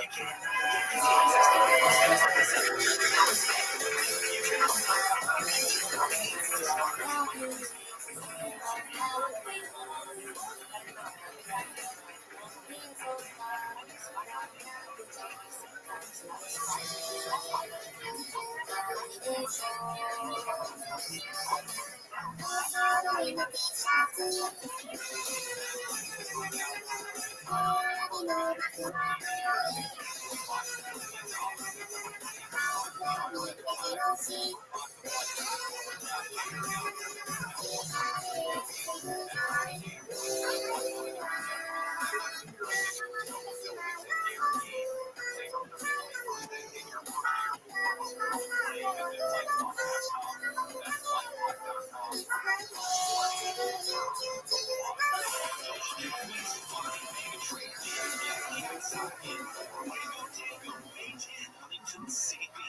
start at $90, including all fees. Try your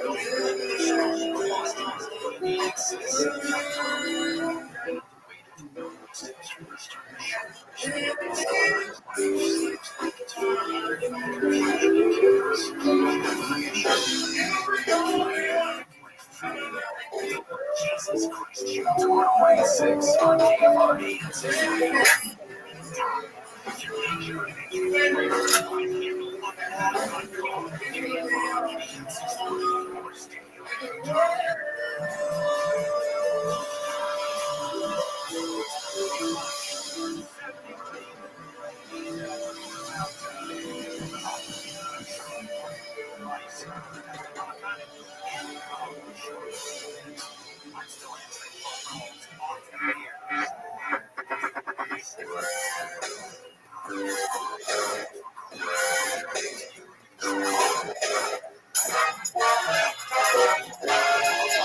Hey, this is Rabbi Be Alive from Vulcan Gas Company here in Austin, Texas. For a brand new episode of Kill Tony, get out!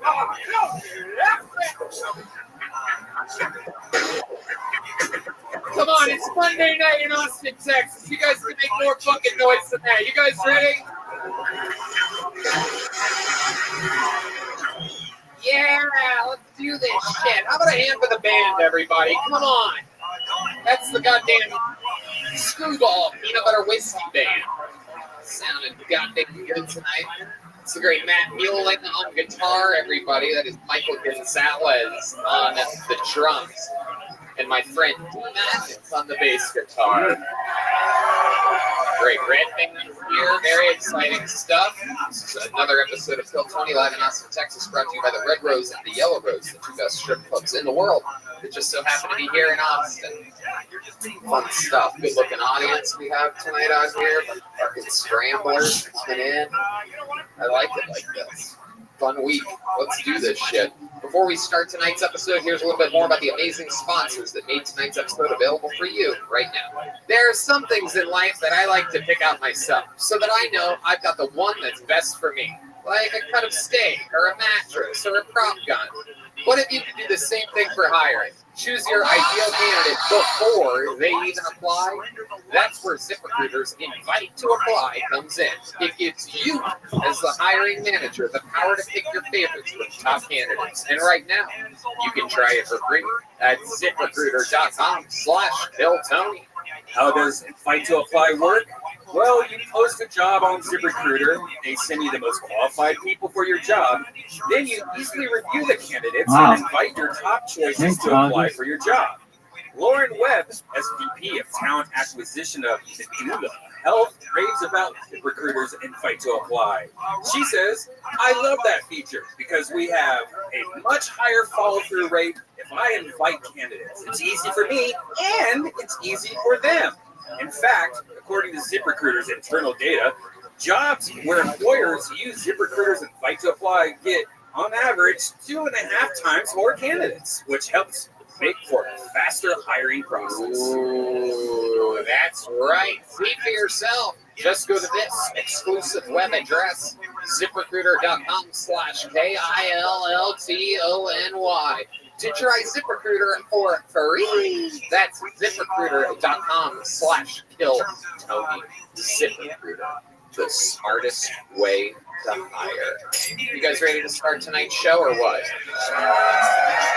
All right, we're all filled up on CM Smokehouse. Thanks to our friend Cade and Yoni over there at CM Smokehouse at Golden Acres. Ladies and gentlemen, this is so exciting. Every single week I have one of the funniest comedians in the world on this show. This week, no different. You're going to remember that you were here when this man was a guest on this show here tonight. It's Kill Tony's own, the longest standing regular in the history of the show. The Big Red Machine, William Montgomery, everybody. Oh, shit. Wow. It's the real William Montgomery.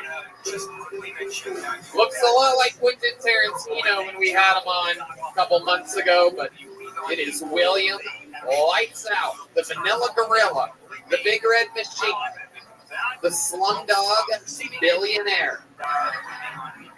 So nice to be here. As y'all heard, I am one of the top comedians in the world. I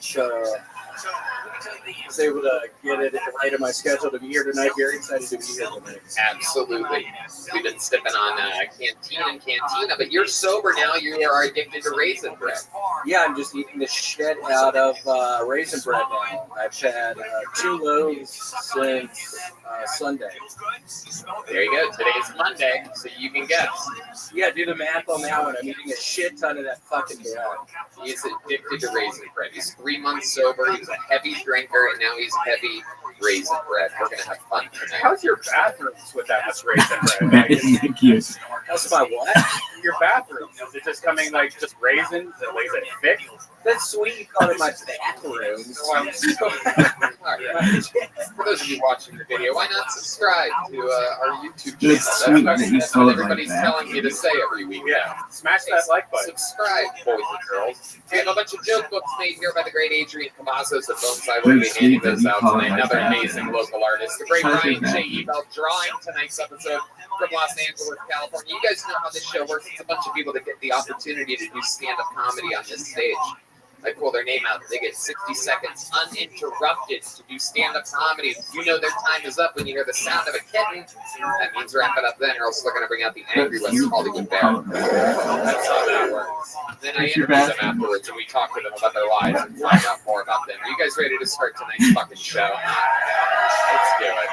How's your Your first bathroom? comedian is a regular on the show, much like William has been for years. We have always maintained a cool group of comedians. They're How's your ready to perform a bathroom? brand new 60 seconds every single week. You get to watch them grow. This guy has been opening up for Joe Rogan because of his appearances here on Kill Tony. He is the only regular that was made a regular here in Austin, Texas. The very own Hans Kim, everybody. Here we go. Oh, shit. Here we go. Hey, what's up, guys? My name is Hans Kim, and I'm not a racist. I'm a minority. How could I be? Impossible. I don't even see race. I only smell it. Especially in the Ubers.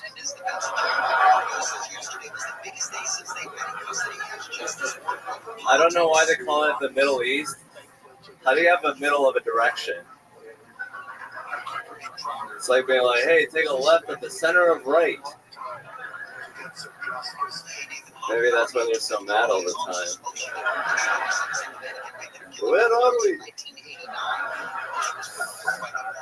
I think having white pride is a great thing, but a lot of people do it incorrectly. They're always into like the Nazis or the Confederate flag. They're never into building a castle or yodeling. That's not white pride, that's racism. You don't have to be white to hate the Jews. I can do that too. Thank you. Hans Kim getting tonight's show started.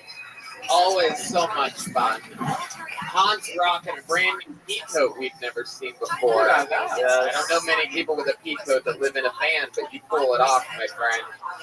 I got get this thing. Is this new? This is from my mother. She bought it for me. I've had it for like 3 years. It hangs in my van. I get to bust it out. You know, you got to be the first one to bust out the winter gear. You know, you have an advantage. Yeah, absolutely. That thing looks like it's been through a lot, huh? How many seasons of Squid Games did you play with that jacket on? What did you think this was? Have you watched Squid Games? Yes. You love that shit, huh? That's like your American Idol or something like that, isn't it? It's like you're fucking everything, huh? It's an allegory. It's a great cinematic narrative, you know, it's like, it's got sex. You're a horny dude, huh? How's that been going for you? We found out last week that you broke up with your girlfriend, and here we are tonight, new pea coat. What's shaking? You know, fun fact, the pea coat is also R. Kelly's favorite kind of coat. During the winter time, that's what he would wear. Sometimes he'd wear a poop coat as well. Depends on what he was into. That a black one. Okie dokie, Red Band. Red Band did a shot of Screwball peanut butter whiskey before the show, so anything can happen here. I'm back with Paige again. She's visiting. Wait, you're back with this broad again? Every week, off again, on again, like that fucking jacket. I didn't realize how weird it looked in the light, but in the dark, this is like a in the dark jacket. Because you can say that about any shitty clothes, huh? This is more like dark wear, you know. This isn't really meant to be seen. It's I'm back with Paige again. She's a beautiful lady. She put a finger in my butthole recently. Whoa! Oh shit! Holy shit! Talk about squid games. Oh my god! You had a little tentacle in your little duty hole, huh? She only got up to the first knuckle. Wow. Okay, Red Band, that's enough of those sound effects. First knuckle, and then what happened? You just went, wow! What happened? What did you say when she put her finger? Did she warn you she was going to do it? No, she was just like really enthusiastic about it all night, and I was like, I guess this is happening. You know, I can't. Like, what am I gonna be like? No, it's like, you know, if she wants it, my she get body far enough in to like pull a fortune out or anything like that? Stop it with the lights. Hilarious. With the lighting guy loves the joke. He goes a little crazy sometimes. What else is going on in life, Hans? What else you been up to lately? I'm going on the road. I'm hitting Abilene and Sweetwater, Texas. Wow. Gonna get to know the country. Red Man loves Sweetwater. I do. Calls it Kool-Aid. I love that you did the joke about you don't see race, you smell it. I noticed D Madness laughed extra hard at that one. You can really relate. The white bride. Can you smell Asian? Oh shit! Yes. Don't ask questions you don't want the answer to. Hell yeah, we smell. Even in Parasite, the South Koreans smell the South Koreans and judge each other. Remember that movie? It's not me. I'm just referencing a movie. Everybody, not being racist against Asians. I would never. All right, Hans. But is life good? Are you happy to be here with Paige? Yes, it's the first day back together, but I just couldn't keep my hands off of her. First day is today. She's already got one knuckle in on you, dude. Jesus Christ! Isn't that mentally draining though? Going back and forth with the same girl over and over every week. You don't know if you're together or back, but you could just be fucking tons of strangers. Yeah, well, I guess if you don't know, Hans was Olympic swimming in pussy before settling down with. Yeah, pussy is like so easy for me to get. It's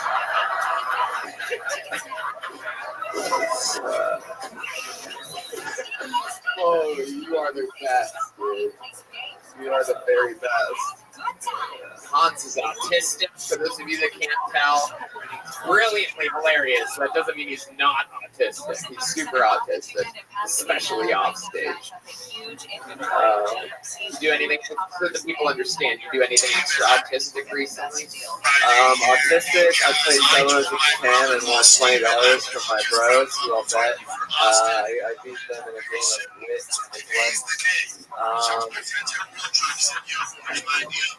and you know, what did I do?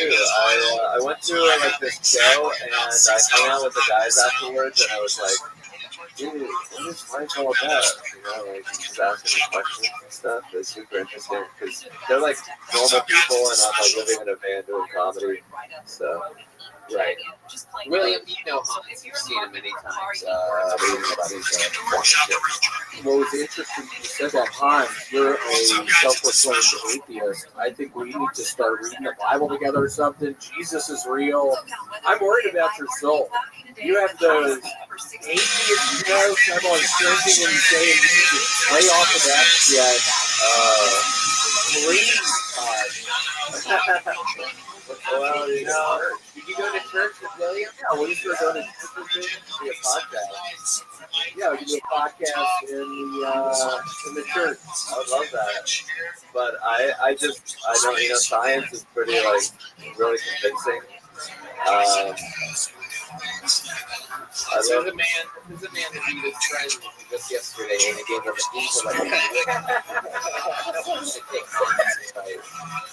Hans, another amazing performance here. You're an absolute bloody murderer. We all love you. Thank you so We'll much. see you next Monday. The great Hans Kim, everybody. All right, now I'm going to pull the name out of the bucket. This is where anything can happen. Perhaps you signed up tonight. Perhaps it's someone's first time. Perhaps, no matter what, it's someone that either really wants to or really regrets signing up for the show. So it's always exciting. Begins now as I pull out the first name, which is Stephen Hairston. Stephen Hairston is the first comedian tonight on Kill Tony. Very cool, everyone. Come on, everybody. Put your hands together for Stephen Hairston. What's going on, everybody? Hey, so y'all heard of the saying, drunk as a skunk, right? Man, skunks are not fucking drunk. You ever stunk a skunk? That motherfucker just took a badass bog rip right in your backyard. That motherfucker smelled like weed all the time. And fucking... So, what's up with light beer? Like, it weighs just the same amount as every other beer, so that's just crazy, man. So, I put this bulletproof vest on today, just, because I'm DEA and y'all are all going to prison, so yeah. But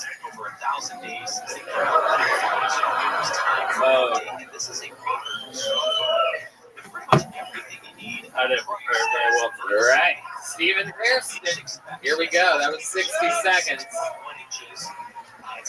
Stephen Hairston. This is a very special look you have, Stephen.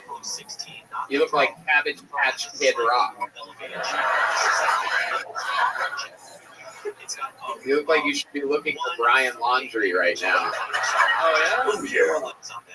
Hey, Tony Hitchcliffe, he looks like what Jeff Dunham's puppets come to life. Oh, you fucking got me good, dude. Trying to start an insurrection up in here? Why are you dressed like that? Why are you wearing a bulletproof vest? Bulletproof vests don't protect against bombing. I don't know if you know that. That would be a bomb suit. Perhaps a bomb suit, ladies and gentlemen, would have been more fitting. I love it, though. It's good. That was good. What's going on? You trying to hunt with Joe Rogan? What did you think was happening? Oh, yeah. Why are you dressed like? Is this your new look? You go on a lot of stages like this, or is this a one-night only thing? What's going on? No, I just like Warzone and playing video games. So I was like, bulletproof vests are cool, so I bought one. I got bulletproof masks too. William, what do you think about this? I think you better keep playing fucking video games because that was a fucking nightmare. What the fuck did I just witness? Is that weird? You have a fucking gun somewhere or something? Oh man. You've been on this show before, am I correct? Yeah, so just on the Joe Rogan and Bert Kreischer and Don Marrero. With his parents. Remember his parents? Oh, it's all coming back. This is like your second time ever on stage, right? Yeah. Wow, look at you. You're already being a fucking character over here. He's big on TikTok, so I feel like that's some TikTok shit right there. Wow. I don't ever want those words big on TikTok ever spoken in succession on this show ever again. I will never want to know when someone's big on TikTok, by the way. Ever again. That is this show's N-word. I'm saying it right now. I don't want to hear it. Anybody that says it, I'm going to beat them up. Sorry, black people. We're just using the N-word. All right, forget it. I made it weird. So, what is your story, dude? Remind us all of what made you want to start stand-up comedy a couple weeks ago.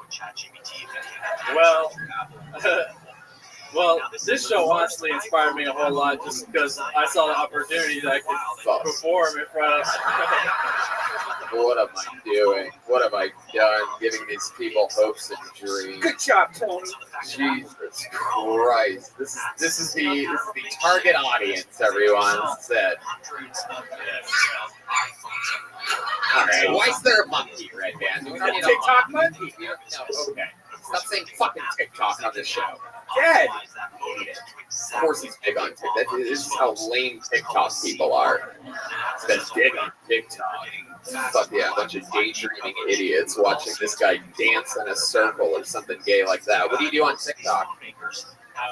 You ever thought about killing yourself on it? Because I think the video would be good. I think it would, right? I'll probably get taken down. Just avoid the bulletproof vest if you shoot yourself. Aim for the face. I have to really suck if you're like, I'm going to do a couple shots to the chest and end it all. All right. Well, Steven, what did you think was going to happen here tonight with the act that you prepared for 60 seconds? Honestly, I just had written some stuff down in the new Kill Tony book. Okay. Are you on drugs or anything? Did you do something special today? Did you go day Yeah, I drinking? smoked a big ass blunt before this. Okay. And people want to join me, I'm doing it after the show, so, No one wants to smoke weed with you at all. Everybody here basically smokes weed, and they would all smoke weed with each other, and no one wants to smoke with you. That's the vibe in the room right now. I know there's a lot of people watching on the internet. You can't really get the vibe. It might not be translating through the YouTube, but it's creepy. Like to follow on Kill Tony, like to follow on. All right, there you go, Stephen Harrison, everybody. We're going to pull another name out of the bucket. Wild. We need a metal detector for next week. Braden Tall is the next Canadian. Anything can happen here, people. We've had homeless people sign up. We found unbelievable talent. Here he is, Braden Tall. My best friend's baby died from severe diaper rash. She's going to have him cremated, which I think is kind of ironic because a little bit of baby powder could have saved this whole thing.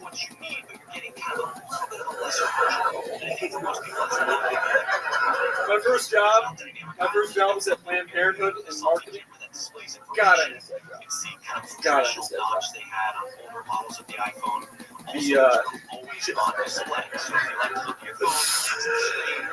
I'm not even a doctor, and I killed it at Planned Parenthood.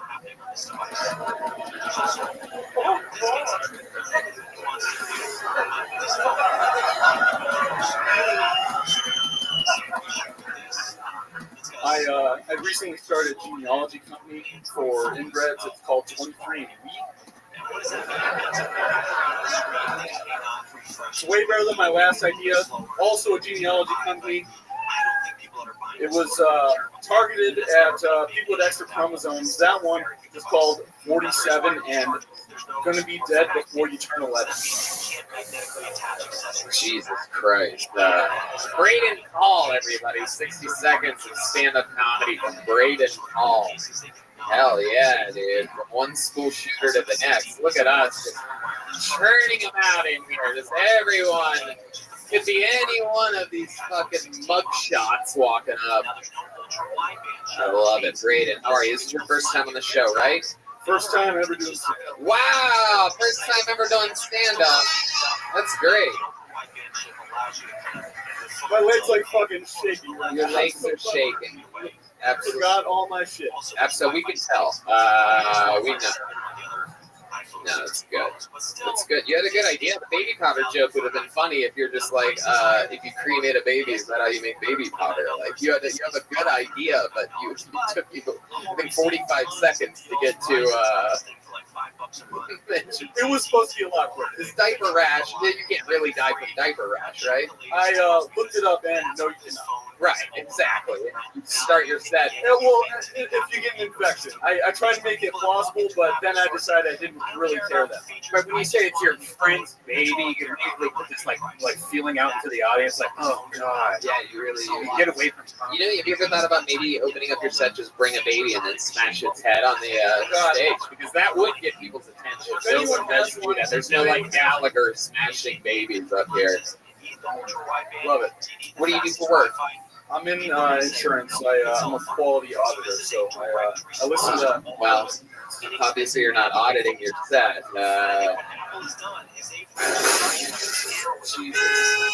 This is your first time doing stand-up. What made you want to start now? Big fan of the show. I write all the time, and just figured I'd give it a go, see if it worked. It clearly didn't. Not to mention, they also have No, I wouldn't say that. I really like help it. with your phone. William is my favorite comedian. In All right, the shut the fuck up, dude. Jesus Christ. I paid him to say that. Guy. All right. Tell us something fun or interesting about your life. You come from like a weird family or a weird place. Anything fun that you can do?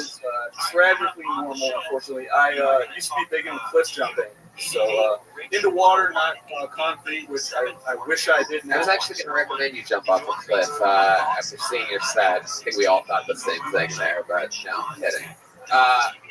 What were you saying? Cliff jumping and then what? Yeah, I used to cliff jump a lot. And its base cliff was like 90 feet, like 8 feet of water. All right. Well, what else? What else, Braden? Anything else interesting about you? What's your love life like? Got a fiance. So shout out Hannah. Love you. Oh, okay. Wow, well, this is adorable. Damn. You really do insurance quality auditing. Look at you fucking romantic. What does Hannah do? Hannah waits table. She's going to school now. So. Oh, okay.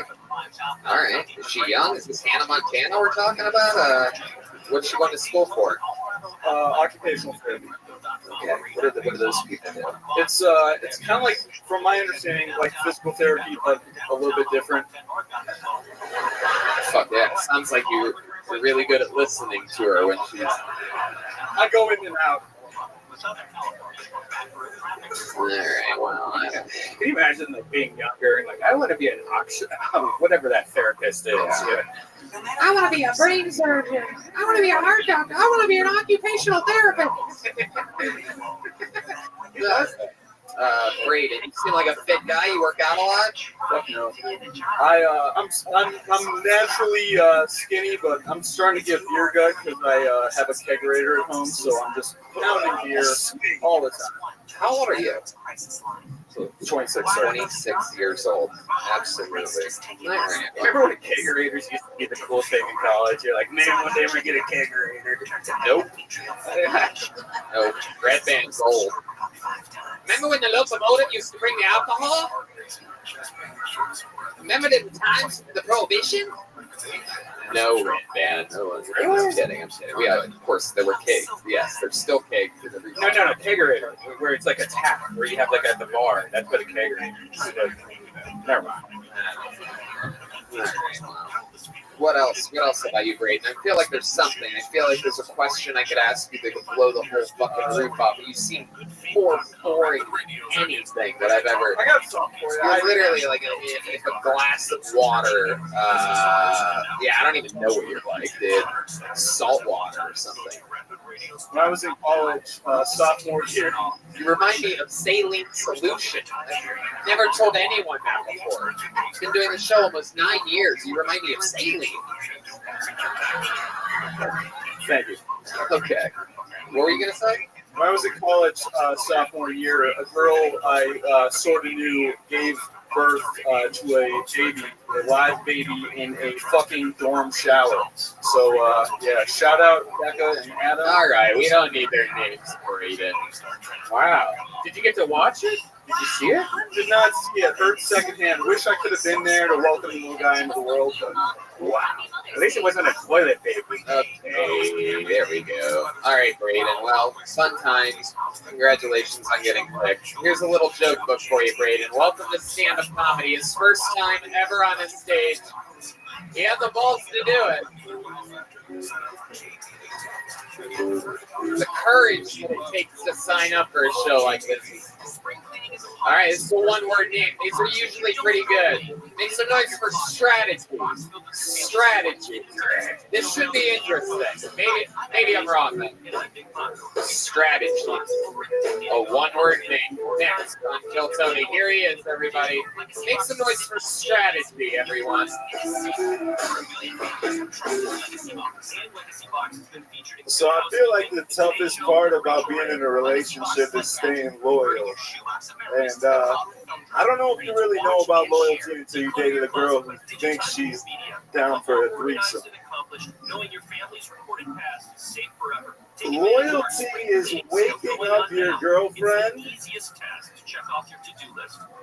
while you're getting blown by the hot Puerto Rican chick that you guys brought home together earlier that night.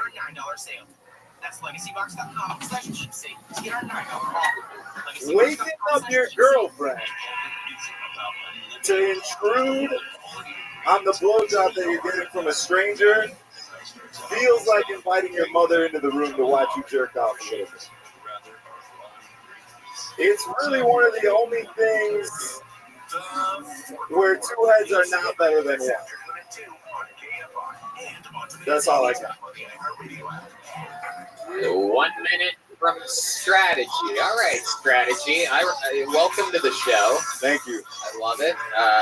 Move that mic stand out of the way so the people on YouTube can see you clearly. You would then from it, and I think they're watching Fred Durst in 1999 try stand-up comedy. You look like that. You're always like this. You're like a more brain damaged Ron Gronkowski or something like that. Yeah. Yeah. What's your story, strategy? Let's talk about it. It's your first time you're new at stand-up? Yeah, I mean, I've never done stand-up. I'm a DJ. Okay, I was going to say, you still haven't done stand-up. Right. That was what we call spoken rap. Anytime someone says loyalty 3 times in a set, it becomes rap by default. Did I say it 3 times? Yeah, you're basically loyalty Beetlejuice, dude. So stupid. So dumb. Literally so stupid, but I couldn't stop myself once I started saying it. Hey, come on, that's loyalty. Come on. All right. Strategy. Why is your name strategy? It doesn't seem like you have one. I didn't come up with the name. My brother gave me the name when I was younger and wanted to make music. Well, if we're going by names the brothers give us, nice to meet you. I'm Faggot, everyone. My older brother. Never let me forget exactly how gay I was as a little boy. Yeah. Strategy. How long have you been DJing for? It's been, we're coming up on like 12 years now. Okay. Did you know that Hans Kim, you know Hans Kim that was on earlier? Yeah, I do. I actually, I'm in Houston. I'm from Chicago, but I live in Houston now, and I just reached out to him to come on the podcast that I got. I know he's DJ Hans Kim. Well, no. Well, what is it? It's DJ Hans Kim. And then I asked him, why is DJ Hans Kim? And he says it's because he hates DJs more than anything in the world. Can you believe that? I'm going to give him some money, so I feel like... What are you going to give him money for? To come on the podcast. Oh, cool. How much money are you going to give him? I mean, I was going to give him like $200. How about $400? Think so? Just in case Pang Dang's listening, I just want him to know he's missing out on all these little opportunities. Just little $400 an hour gigs. Kidding. So strategy. 12 years as a DJ. You've done some wild stuff. What's your DJing style? Are you like more like EDM clubby, or are you playing the hits of the 90s? Yeah, I'm playing like, I'm a nightclub DJ, so I'm playing the hits. I'm mixing in a little bit. Right now, it's more hip hop than anything. Mixing in a little bit of house EDM, but I do what the manager tells me.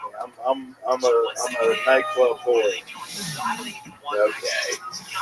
All right. I love it.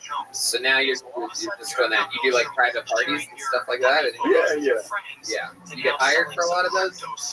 Yeah, I just did actually an art show with the homies that I'm here with. You would make all your money just from DJing? I make every dollar that I make from DJing. Wow, that's not easy to do. That's not easy to do. Strategy. You have you talking about threesomes up here. You have a lot of girlfriends? Not a lot of girlfriends, but probably more threesomes than girlfriends. More threesomes than girlfriends. He's had more threesomes than actually having girlfriends. So he's a slut. Yeah. He's a slut at Club Applebee's or whatever. You're a dirty little boy. How many threesomes are we talking about here? Do double blowjobs count as a threesome? Double blowjobs. So that is, I'm guessing that is two girls giving you a blowjob at the same time. Yeah. Like mouth to mouth. Like how does that work? Aren't they just really taking turns? I mean, it's taking What kind turns. of dick are we talking about? You got like a cactus for a dick that branches off or something like that? You have the old one hits the top, one hits the root. You know, like one works on the top of it, one gets the root. This man knows. Red Band makes everything disgusting. Nothing better than picturing Red Band's stump being kissed by girls. Jesus Christ. Strategy, what is your definition of a double blowjob? Because the Webster's is actually here, and they were looking for the actual definition of a double blowjob. So. I feel like if there's two girls that are willing to touch your penis simultaneously with their mouths, that would be a double blowjob. Simultaneously meaning at the exact same time. At the same time, maybe like in transition. And how many times, if you had to guess, do you think this is happening? How many double blowjobs are we talking about? Because like you're talking about it like you're the Tom Brady of double blowjobs. No. It's not that serious. I'm trying to get a feeling. My guess is 2. No, I would say maybe like 8, 9. Wow. Oh my God, that's basically 16 or 18 blowjobs. Red bands. You had to hit me with a clown horn, dude. Come on. It's all right. Strategy. Tell us something very interesting about you that you think the fans of the show would want to know. Fun fact about strategy. I have a pair of titties tattooed on my arm. Oh my God! Look at you. You're like the kid from Big. You're like a 6-year-old that went to one of those Zoltar machines and got a grown-up body. You're like, I like double blowjobs and boobies. This is incredible. What kind of brain injury did you suffer? You got real tits on your arm, dude. It's real, yeah. Wow. When did you get that tattoo? Maybe like 5 years ago. 4, 5 years ago. I got something you might like. Yeah, he also he has tits as well. So you guys know the slingshot ride where it's like a ride where you get shot up into and they always record the people like passing out and stuff? Yeah. There's a whole porn category of kids that have fallen out of the slingshot ride. And it's always great because they're there with their kids and their kids have no idea their mom's tits are flopping all around it. Jesus. Should be illegal, but it's not because they can't see each other. Oh my God. God, what is going on right now? You have to fucking stop. Is that a specific tattoo of someone's tits? Yeah. Who's that person? Her name's Jenna. I would have been more happier if you would have said it was your mother's tits, to be honest with you. That seems like it makes more sense than you could get some of that mama's milk teas. So I got it on the underside of my arm because I didn't really want it to be super visible, but it actually works out really well that somebody could put their head right on top. And if you take a picture where you cut off the bottom, it just looks like that person's showing their titties. All right, we're finally figuring out how you make your money. You charge people to take pictures with their head above their heads. With really big HGH heads. Like they're going to be like bobbleheads. Yeah, that's a funny picture.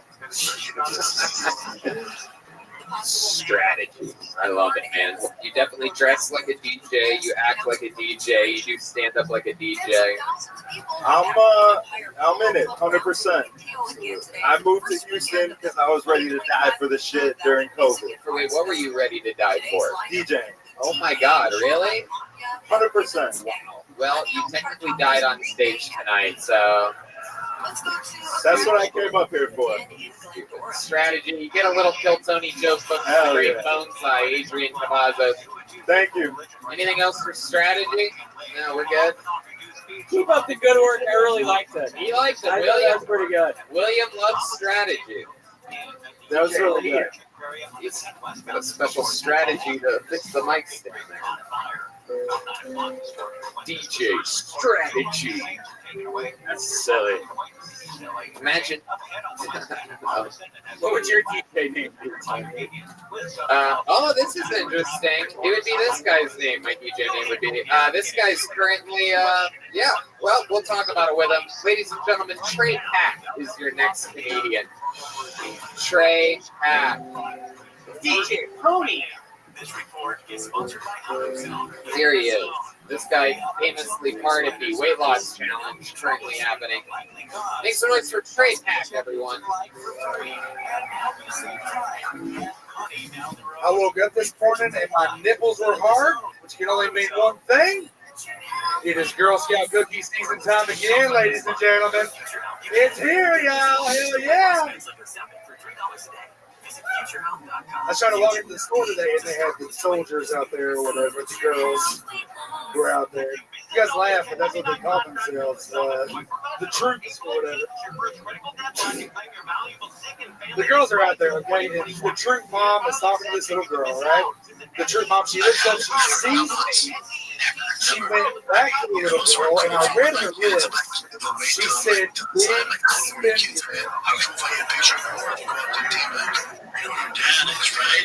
Fuck that bitch, right? Jesus.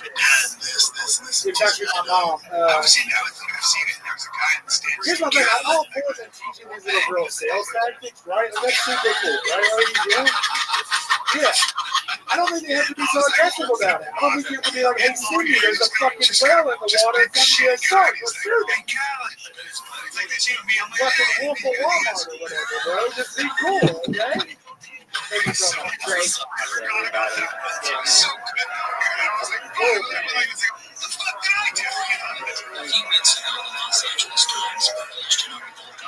Using all of his time and some extra. Very good, Trey. What is your favorite kind of cookie? That's what everybody wants to know. Samoa. It's the only kind of cookie. Okay. Oh, yeah. Yeah. They're all good. It's a real problem. I took you for more of a not so mint kind of guy. Talking about dress about cookies here. Trey, that was an unbelievable pun, by the way. Congratulations. Really changing the tone here. A lot of first timers and people up here. You are you're something special. Remind us again how long you've been doing stand up. Consistently about 4 years. What do you think? Not so good. Now you live here. Yes, sir. I work bar security at home, so I'm just kind of trying to figure things out. Okay. You work bar security at home. Yeah. Saved a bunch of money. Yes, sort of. Yes, something like that. How are you surviving out there? You heard about? I mean, I'm just kind of waiting on Rogan's Club to open. I'm going to go some door guys. Okay. All right. So you're just basically hibernating until then. I've done some like side security stuff, like some one-offs. What do you like to do for fun? What else do you do? I do stand up every single day of the week. So what else? This is it. Yeah. I love working as a bouncer. I mean, that's really what I couldn't imagine doing anything else other than this. Love it. It's the most fun job in the world other than this. Okay. If you were gonna kick this guy right here out of a bar, if he kept grabbing guys' asses or something like that, like how would you handle that exactly? I'm more of a talker. Well, yeah. Well, show us. That's what I'm asking you. What would you say to him? William's just gonna yell at me, and I'm not. Hey, all right, real fucking. You can go to UCB or Second City. This is brilliant. What's going on right now? Why don't you just fucking try what I'm telling you to do? Okay, let's fucking fight, William. Let's go. Okay, that's not how you work. Yeah, I don't think you fucking said that. Christ. Some of these stand-up comedians, it's so funny. The guy can be hilarious and then not know how to improvise whatsoever. Tony, if you do that, he's just going to yell at me, and it's going to be hilarious. I don't want to do this. All right, let's go, buddy. Switch out of the bar. Yeah, it's still not working. No, I'm not getting out.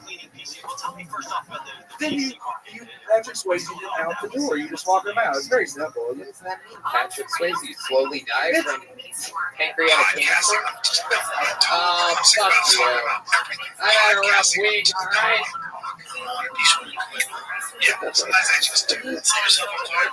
Straight now.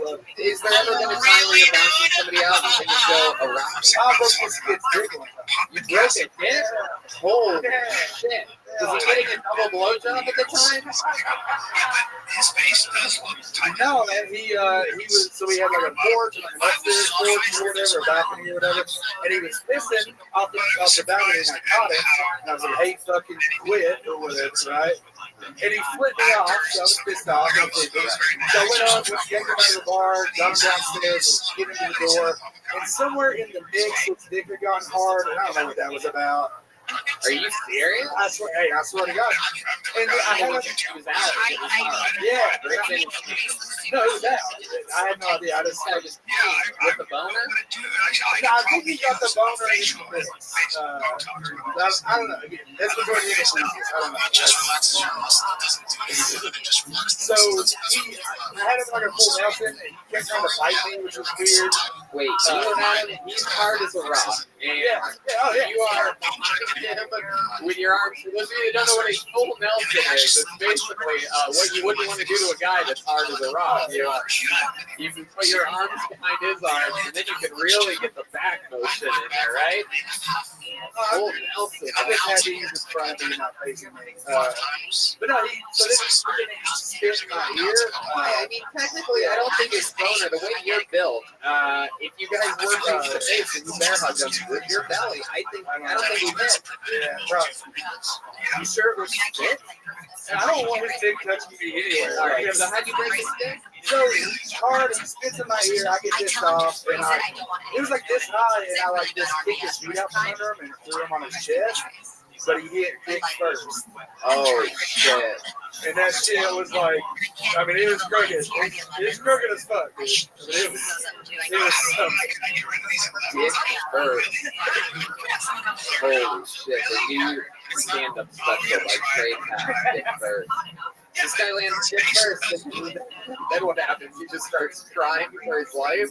No, so the cops show up and like to add, because that's the thing. Yeah, the fucking neon it or 8 minutes or whatever like that. Trying to end this guy's boner. He immediately gets off. No, he put it back in his pants when the cops come. He's like, this fat ass took my dick, dude. Like what?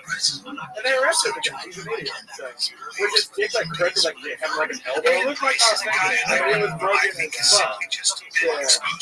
Oh my god. He saw it before. It wasn't broken before. He claims that I broke it, so it could have been like an insurance claim situation. He said I broke it. I mean, that's what anybody with a dick would say, though. They would get that shit covered. That's absolutely incredible. I love it. William, what do you think about this guy? I love it. It feels very proud. I love you. And go long. He's got a kid t-shirt underneath. Trey, we didn't think last week you and Sam Hunter are currently just out of the kindness of our hearts in a weight loss challenge because we pulled 2 obnoxiously fat people out of the bucket back to back on an episode a couple weeks ago. It's been a week since you weighed in. Remind these people what you weighed in at. I weighed in at 398. Yeah. Absolutely. And how do you think it's going so far? I weighed in this morning and I'm down to 382. Whoa! Wow! You're losing 16 pounds a week. What's your secret? What'd you do? Get food poisoning? It's just starvation. I literally just stopped drinking like 2 liters of Mountain Dew a day. It's really easy. It's not that crazy.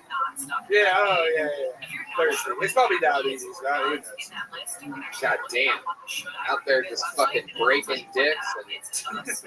All right. Trey, fun times. Excited to see how the whole thing goes. Congratulations, 16 pounds lighter in 1 week. Trey, do you already have a joke book? You already have one of these. No? There you go. You deserve it. A big one from Boneside.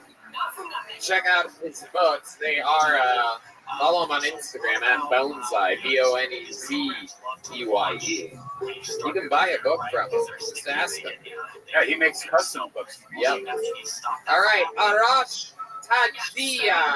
Arash Tajin or Tajil. There could be a lot of things at the end here. Arash or Arash. Here it is. Arash Tajila.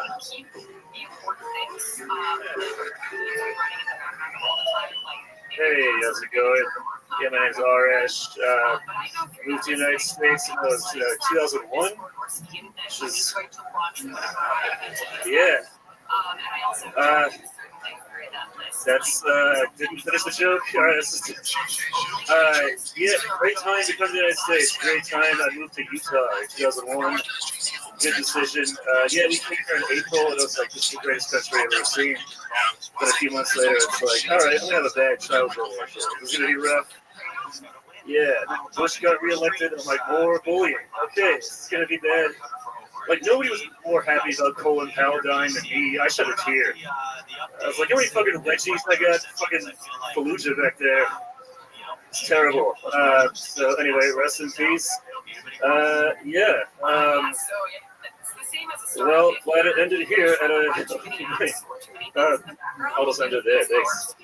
Okay, 58 seconds from Arash. Am I saying that right? Yeah, Arash, yeah. Arash. Yeah. Okay. What kind of Middle Eastern are you exactly? I'm from Iran. Oh, yeah. That's a good one. Yeah. Wow. Thank you. Yep. No, we're not that. Yeah. Yeah, that's what they all say. I was the more Pakistani speaking. Or Saudi Arabian. It all works. All your neighboring countries. So, Arash, tell us more about you. What are your parents? Did they come here with you, or did they? Yeah, we all just moved as we moved a lot. Like they're chemists. So yeah, they were students. Iranians. I know. Yeah. I didn't realize how bad that sounded until now. That's really bad. Frightening. They're nice. Literally our worst nightmares. Yeah. I should not have said my name here. This is a bad idea. Yeah, but they were students, so like they moved to like Turkey and they went to Australia, then they came here. So a lot of moving. Okay. Yeah. All right. How about you? How old are you? I'm 28. What do you do for work? I'm a programmer. Yeah. Also very typical. So it's good. Yeah. Good stuff. Yeah. What are you programming exactly? Oh, I work in the video games. Oh, yeah. Nice. Yeah. Any fun ones? I can't say. I have like NDAs. Oh, yeah. And, yeah. Of course. That makes sense. Yeah. That's good. Then you're in it. You're in it. You're in it. How long have you been doing stand-up? About 5 years. 5 years? Yeah. And have you been doing it all year or not? No, I just moved here. I was in Salt Lake City for jobs. Yeah. Oh, wow. That was real. You really lived in Salt Lake City. Why? Why there? Well, my dad got a job, so he's like, we gotta go. And then I thought we were gonna go to like, when you don't live here, it's like you think America is just like LA and New York. And so I thought it was gonna be those two. And then we just showed up to like the desert. So yeah, it kind of sucked. It's not felt like home, huh?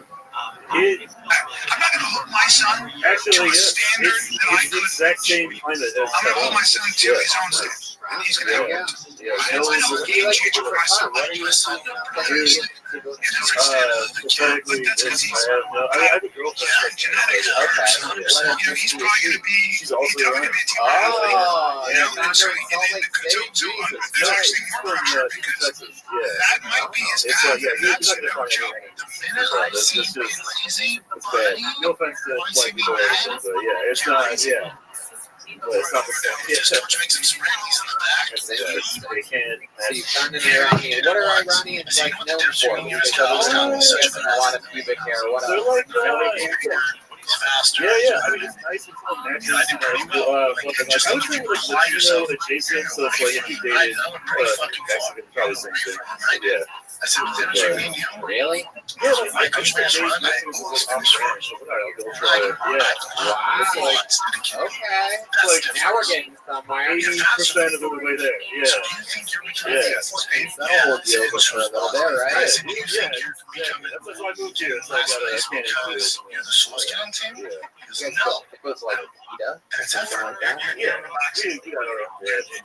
Everyone thinks like adventures. There's like 8 girls.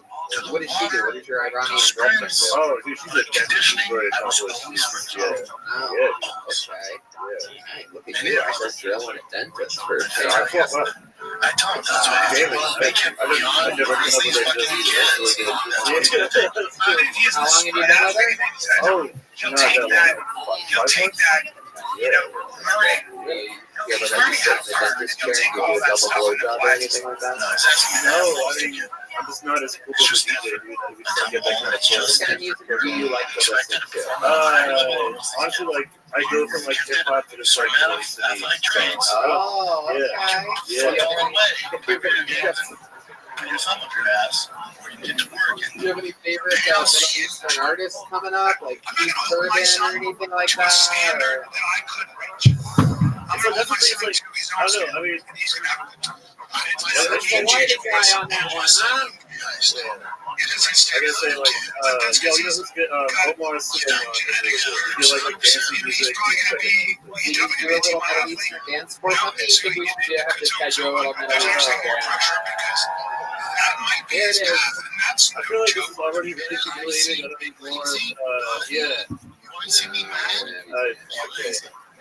I don't want to. If it's cool like a nut dance, that'd be nice. Do you dance? Do you know how to dance? No, I don't dance at all. What do you know how to do? Let's have you do something. You know how to do like a magic trick or anything like that? I mean, these all sound very serious. There we go. Oh shit, dude, they want it. Whoa, the white guy's in on it. You can basically do anything right now, and the crowd will go wild. I just think the only person guys who dance when they can get kicked out of clubs, so it's like wear a lot of cologne. These guys suck.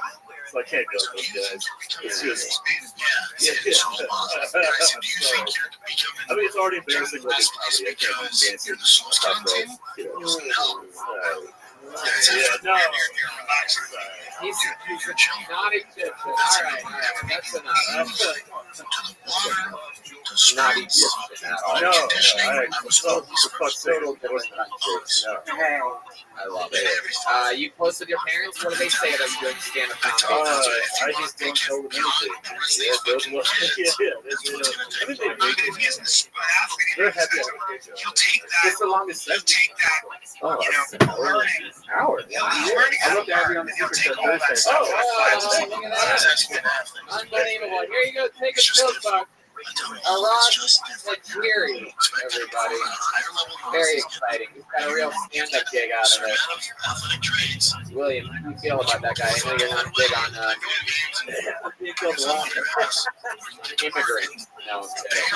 Not, historically, I'm not. I think he could have just stopped his head at the beginning with the, I moved here in 2001. That was the funniest part.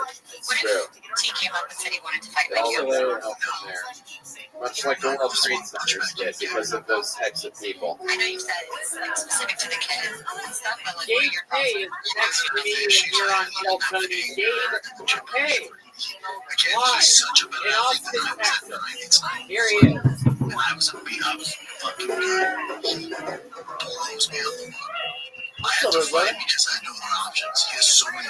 So I, believe it or not, was raised Christian. Not like a little bit. Super Christian. My dad was pastor. His dad was pastor. I was actually pastor for a little while myself. And still a slightly different direction since then. So I don't have a lot of fun memories like that. But one thing that was a lot of fun for pastors did was church girls. Listen, if you never had a rushed, paranoid, guilt-ridden hand job in the back of the youth room on a Wednesday night, you missed out, my friend. And if you were any kind of bad guy, you became like your own personal podcast, and the more your soul you go through, the nastier the shit that they do. Listen, until you had a girl suck your dick, like your salvation is on the line, you haven't lived the real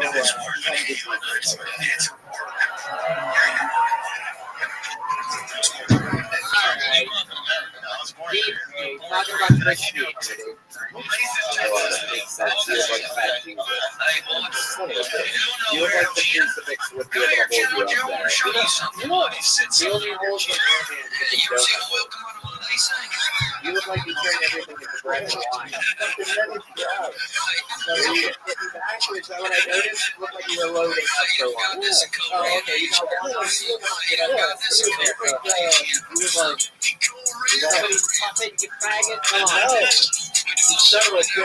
You look like frat boy character in every early 2000s movie that would beat up the gay kids. I look like a frat boy and you look like a fat boy. What are we doing? You don't want to try You don't really do that.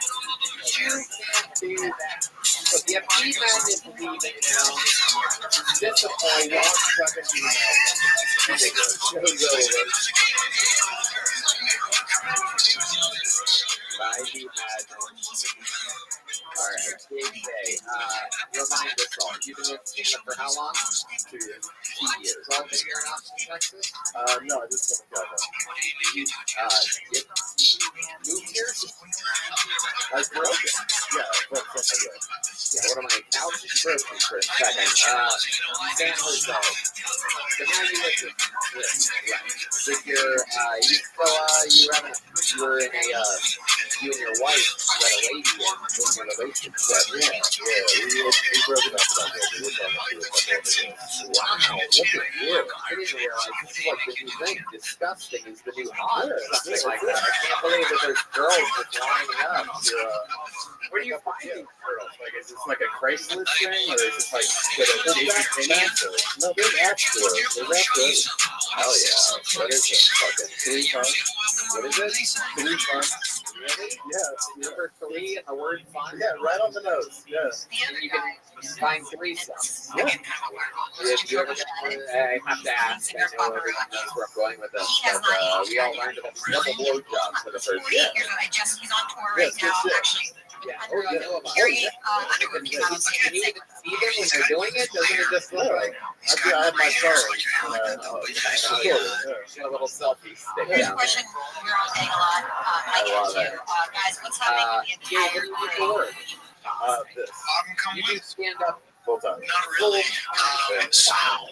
How do you, okay, 2 years at stand up comedy, so how are you making money doing it? Not making a lot. Right. Yeah. How do you make a little bit of money? My wife. Oh, okay. What does she do? She's a Mark and I will She's be an staying. engineer? But before we talk to Brian, Where's this the is a fans room in for this me. So fucking when I come by, relationship? we pop in for Mr. Dives. You're dressed like I'm a not giant really baby. Yeah. I love it. You seem comfortable though. You seem Excellent. Yeah. This is from Steve like Allen. the Hey, most Brian. comfortable comedian on stage all night. Seems super fucking cozy. Hell yeah. I love this. All right. Tell us something else. What else haven't we talked about? You've been on the show a bunch of times before, months ago. And it's been a while. Any new developments in life? I got COVID. Whoa, you did? Wow. Okay. That was my second time. What were your symptoms? I couldn't smell that. I did lose my smell. Okay. But I did the antibody shit. Someone killed me. What do you do exactly? Huh? Pretend like you're Joe Rogan and rattle off the things that. I didn't get to Looks the like you did extra pancakes and waffles or something like that. Son of a bitch. Hell yeah. Yeah. Those All right. Has anyone ever told you that you look like if Jason Momoa was a floated corpse on a river? Like if he drowned and was found months later. That's what you look like. I'm just trying to describe it for D Madness. He hasn't been here. He's always wondering what the people look like, so this is my way. You're welcome, D. I love it. Well, alright. We're doing it here. Anything else, Gabe? William, what do you think about this fucking guy? He's up here. When you said her wife was an engineer, I was picturing her being a train engineer. We were talking about like trying to like build bridges and stuff. Yeah, she wears that. Okay. Yeah, I pictured train engineer. What kind of engineer is she? Industrial. Oh, okay. She works for people. She works for somewhere. Okay. There you go. All right. Like, what's like the last gig you did that you made money doing stand-up? What was that like? It was like a month ago in Pflugerville. Okay. Hell yeah, that's Red Band's territory. Oh yeah. Red Band set up shop in old Pflugerville, everyone. Nothing more exciting than a 30-minute drive home. Is that where you live, Pflugerville? No, I live Further north? How far north? like an hour. Wow, what's the name of your city? Belton. Hell yeah. So if I go to 3 Fun and I see someone's in Belton, I'm going to know that it's you. I'm going to come up there and fucking suck your cock. How about that? Yeah. I don't know what's going on here tonight. I'm an animal tonight. All right, so it's for Gabe K, everyone. Gabe, do you have a joke book yet? You do? Okay, there you go. All right, we're having fun. You know We're gonna the- keep flying through it. You know the real big guy that was just up? He got out of his car and he hit my car. My alarm went off and it said my car was broken into, but it was just his big ass. Wow, that's crazy. There you go. Reedy Wonder. Reedy Wonder. That's a cool name. I have high hopes for this one. Everybody clap your hands for Reedy Wonder. These people, I know we're getting later in the show, but these people, they wait. Here we go. This is Reedy Wonder. One more time for Reedy, everybody. What's up, y'all? What's up? How y'all feeling? I was raised by a single mother, so I feel like I picked up some feminine qualities on accident. I had to jump to put these pants on today.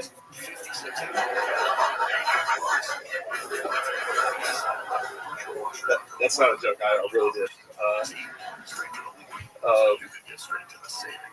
I'm really nervous, so I forgot the next one.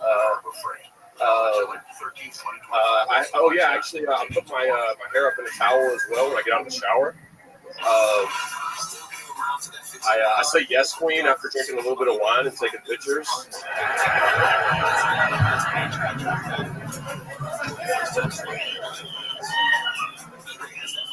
I get a little excited when I see like another girl with a really cute outfit on. I don't know, just kind of focus the girl a little bit. Thanks, I'll stop. There you go, Reedy Wonder. Fuck yeah. This is very exciting. Very rarely do we have someone that looks like both Kurt Cobain and Courtney Love at the same time, so it's wild. This is what could be their long-lost child or something like that. Oh, yeah. Hell yeah. Look at you, Reedy. I'm super excited to be here, man. I'm a big fan. I love it. Well, welcome. This is amazing. We were both raised by single moms. You and I can tell because you have her haircut, obviously. It's oddly similar. How long have you been doing stand-up? This is my third time. Third time ever, and already one of the funniest female stand-up comedians in the world. Absolutely incredible. So what do you do for work? What do you work at exactly? I gotta know. Oh man, I do roofing right now. I'm a project manager for. Really? You're roofing? I used to do photography before the pandemic, but it was just mostly big coverage. You look more like a photographer than a roofer. Thank you, I appreciate that. Absolutely. What do you like to do for fun? You have a fun name, Reedy Wonder. I imagine you something. I race motorcycles and dirt bikes and mountain bikes. Whoa, really? Wow. How long have you been doing that for? About 2.5, 3 years now. I grew up riding and something got me out of it at a certain point. What got you out of it? Well, I never really took it seriously beforehand, so I guess friends that just like wanted to do nothing but drink, and like I still drink, but I like to go do other shit too. So yeah. How often do you drink? Are you a heavy drinker? I was when I bartended. Bartended for a little bit. Okay. Got a little bit out of hand with it. I did Sober October last year and went a little bit longer into it, and it was cool, but then I like fucking tequila. So. Absolutely. If you like fucking tequila, you'd really love drinking it. I mean, burns your dick. Just fuck it. All right. Stupid. William, what do you think about this guy? I think you need to be fucking careful with all those motorcycles.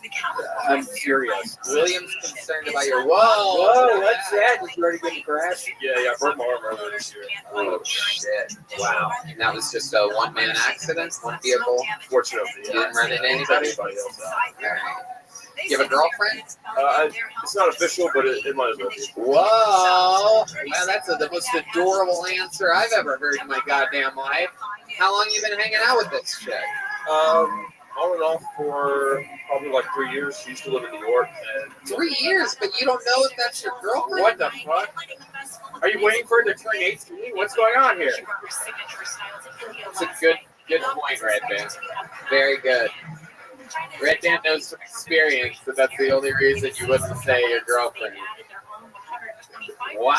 3 years and you really don't know? What makes you say you don't know? Well, I know now. It was just she wasn't into it at first. It was just being called a girlfriend? Wait, she wasn't into what at first? It was just casual. She didn't want it to be, anything more than that. She lived in New York and I live in Georgia. So she finally moved back. That's her hometown. And I think how often do you talk to her? Every day. Every day? Yeah. I mean, she lives in Georgia now, so. But you guys don't, you don't know if she would consider herself your girlfriend? Oh, no, she would, for sure. Oh, okay. Yeah, I just haven't, asked her, hey, you want to be my girlfriend? So, how many do you think you should call her right now and ask her? Oopsie daisy. Long distance call to Georgia. Let's get that phone unlocked from our friends here at Yonder. The lock up your phone bag company, Yonder. Not an official sponsor, but if we keep saying their name like that, they will be. Here it is, the Yonder Unlocker. Here you go. Here's the fat Lebowski to unlock it for That's you. a Yonder wizard right there. My goodness, look at that fucking bag of brisket right there. Jesus Christ, dude. It's even dressed like mustard. Incredible. All right, you calling her? You got to put the end up, the speaker, volume on the way up.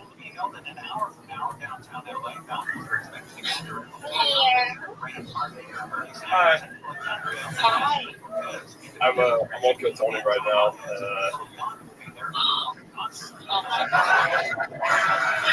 Ask her the question. So this is, I guess, a little long overdue, but you want to make things like Facebook official? Is this for real? You better ask her if she wants to be your girlfriend before. The topic of me, you came up on the show, and I was calling to see if you wanted her to be my girlfriend. Let's do it. Wow! Look at that! Dreams are coming true. 3 years. 3 years. People have been wondering when this day would come. And that call to Georgia makes it official. Absolutely incredible. I'll call you after. All right. He hung up real quick. You can tell I was thinking of another question. I was going to ask if there's anything weird about his penis. That was going to be my question to her. Rabbi, how does that make you feel? You have a girlfriend, and by the looks of you, I think she has a girlfriend as well. This is very exciting. You guys are girlfriend to girlfriend. I love it. Who has longer hair? Her? Right now, her. I actually just got it. Okay, wow, look at you. Fuck yeah, you really do ride them bikes, dude. All right, Rabbi. Well, you were fun, man. Congratulations. You've done stand-up. This is your 3rd time ever. I don't know. What do you guys think of his set? I don't even remember. Thank you. Thank you. How was his set?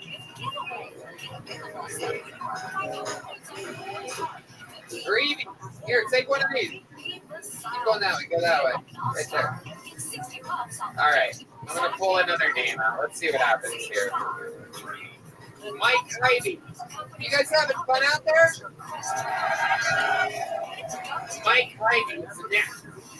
Here he comes. He's got a steady pace coming to the stage. All right, one more time for Mike Ivy, everyone. Okay, hey, how's it going? Hey. I'm a weird black guy. Like Wu-Tang Clan and Japanese animation.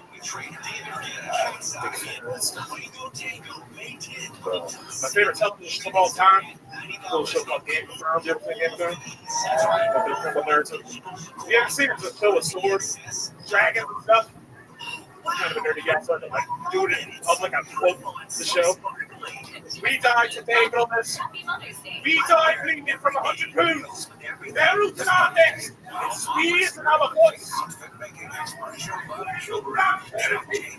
They will sing about the battle of winter until the islands have slipped in the waves. Every man, woman, and child will know who we were and how long we stood. I am born who will scream out our name. As we live over the walls, let's take on in their castle. That's usually when they kick me out of HTV. They're like, you can't do this. Close 9/11. All right, that's it. Mike Ivy, absolutely. Very good. Hell yeah. Wow. Powerful. You did it. How's it going, Mike? You've been on this show before, right? No, I actually haven't. Really? Wow. Well, welcome. How long have you been on stand-up? About 14 years. Wow. Really? 14 years. Incredible. Are you Leslie Jones? Just kidding.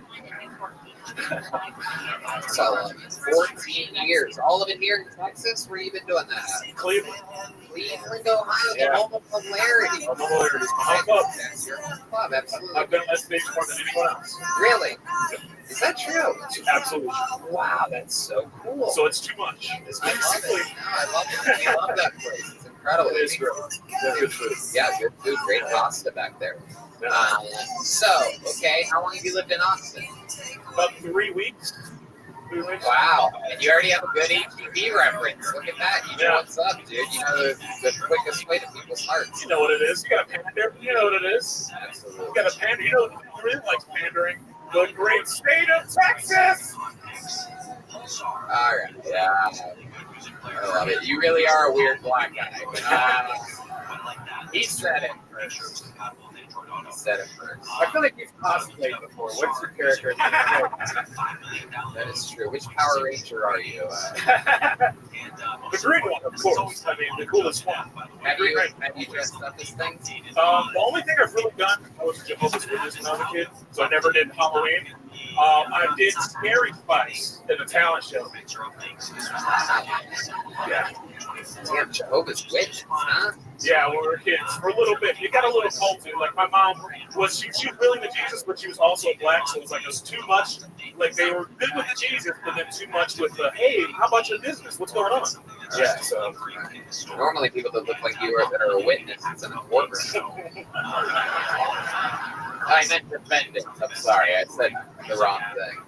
Just kidding. You get it.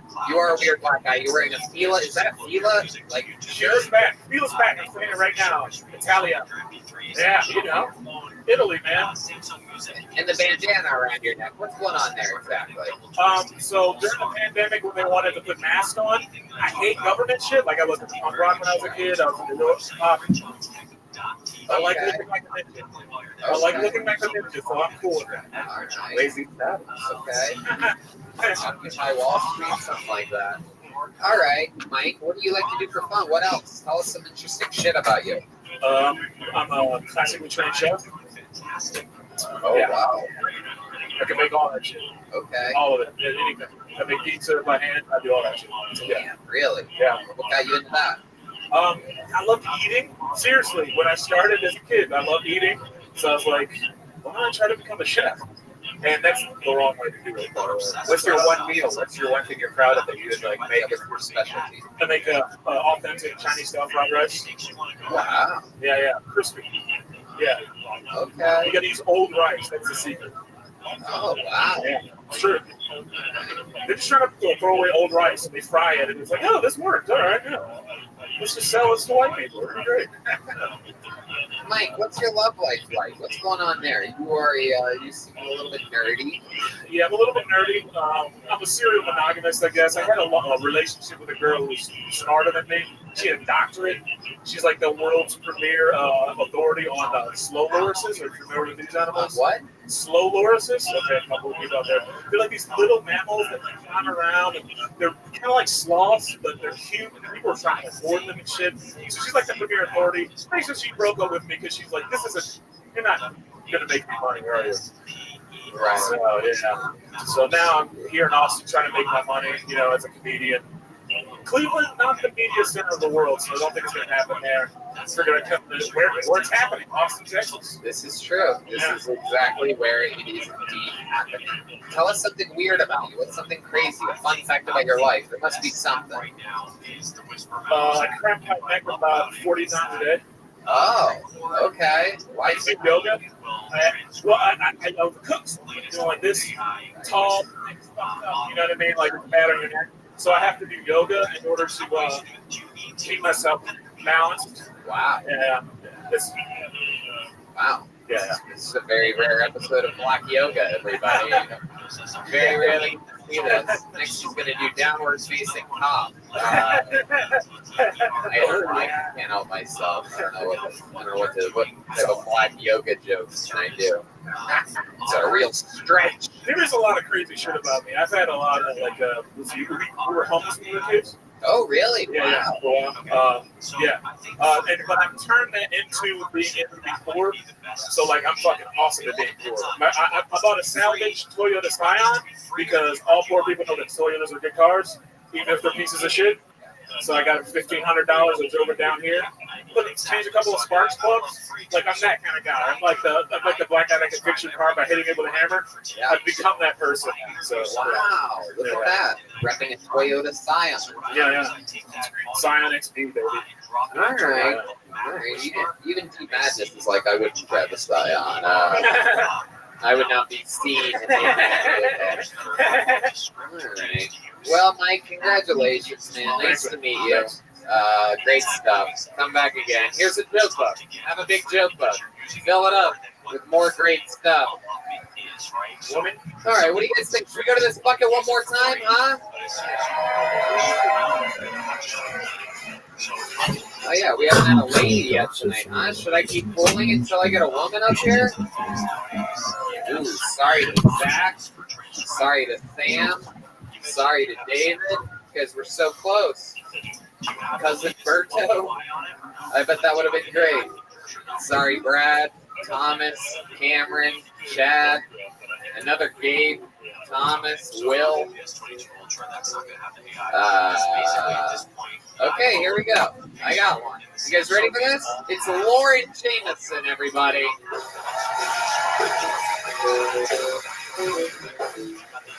Lauren Jameson.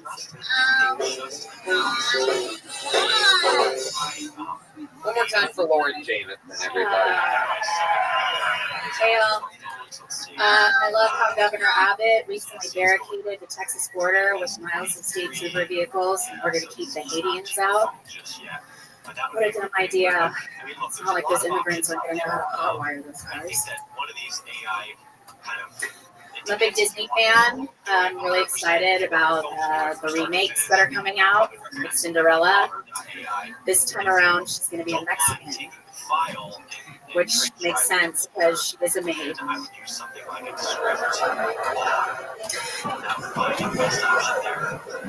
Glass slipper, more like glass cleaner. Give Camilla Cabella a bottle of Windex. She'll get that castle spick and span. Okay, fine. Little Mermaid's my favorite too. All right. She's coming out with a new one. Yeah, this time Ariel's going to be black.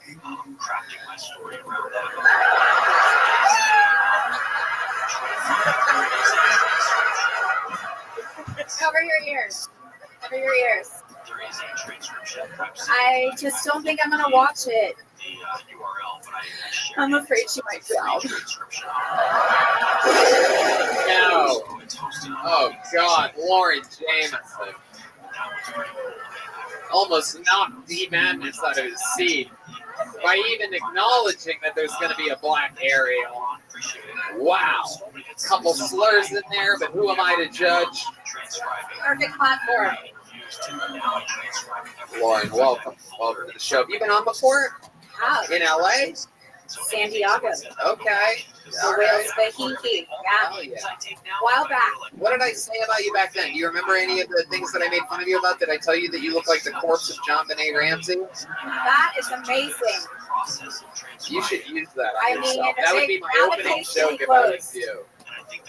and finally close that case. I love it. Do you remember anything that I said where I made fun of you? You know, it's funny that Mike was talking about Game of Thrones because it's actually the Sunday. It was the finale. I Of Game remember of that. Thrones. I remember driving home from San Diego very fast that day in my Corvette. I made it there in like 45 minutes. For those of you that know, this drive from San Diego to LA shouldn't be that short at all. But I made it. I remember being 20 minutes in and passing up Disneyland and being like, wow, we're doing this. This is what traveling at 120 miles per hour is. This is exciting. I didn't want to miss it. Yeah, I missed it for you, like in real time. I came to, line up with the comics to do Kill Tony, and I was the only girl I got picked that night. It was a good one. I came back to redeem myself. Don't look it up.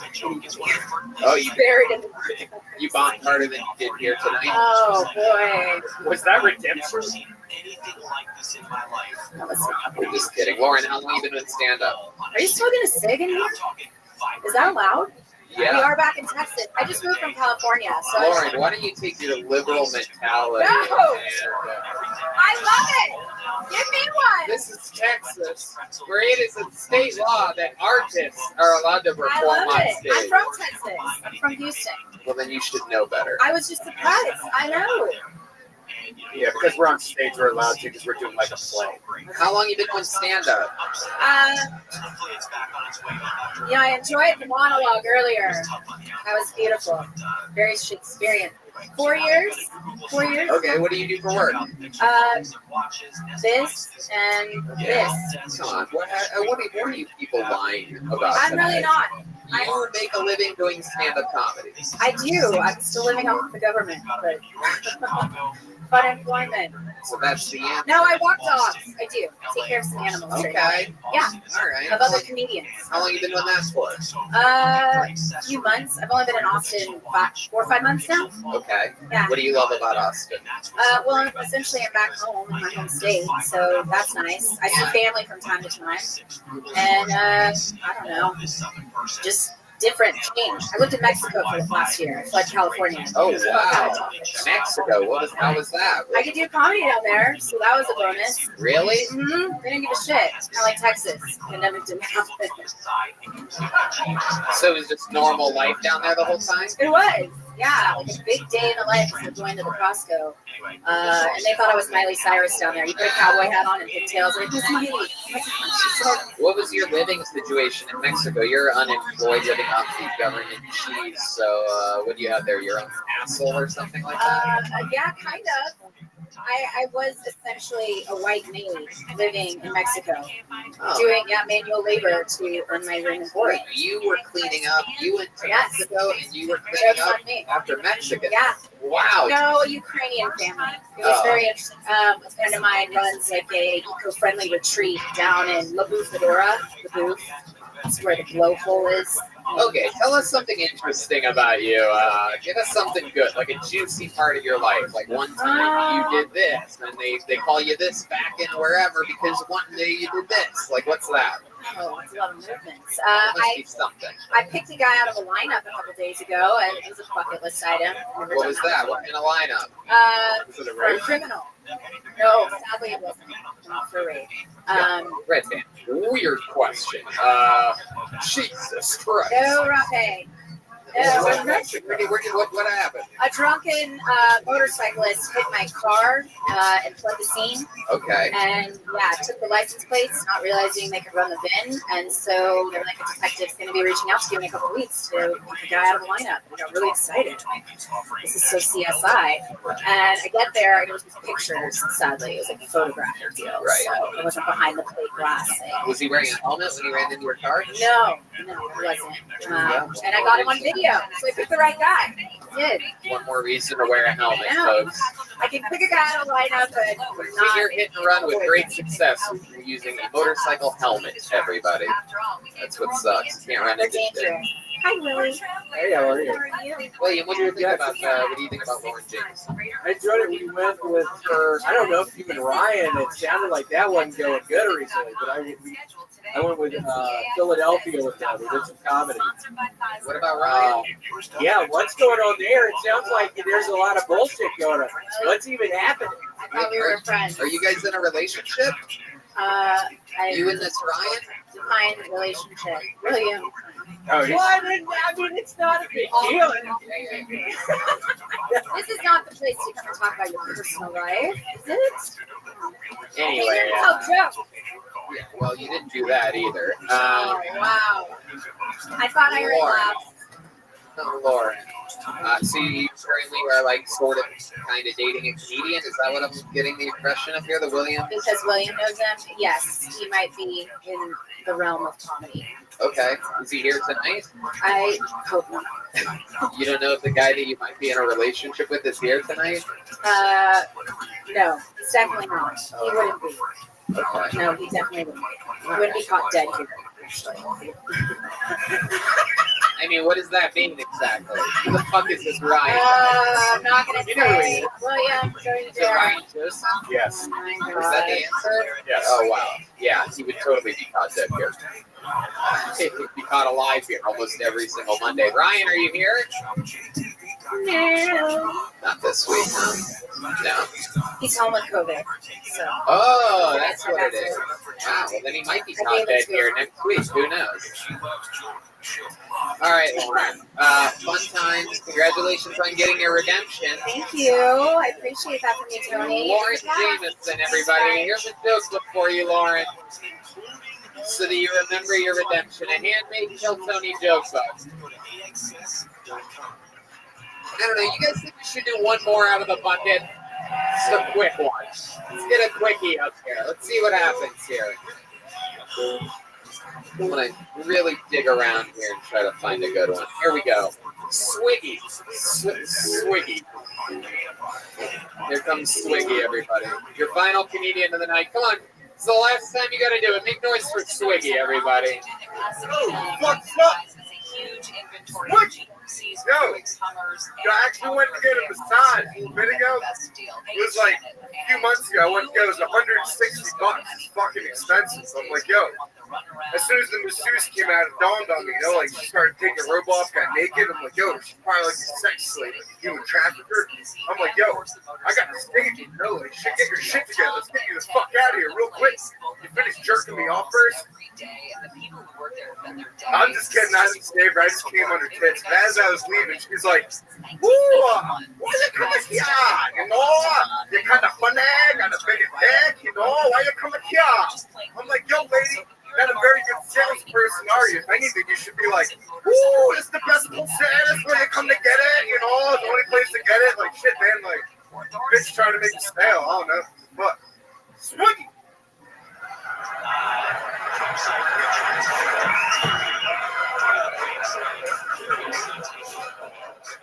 All right. Okay, here we go.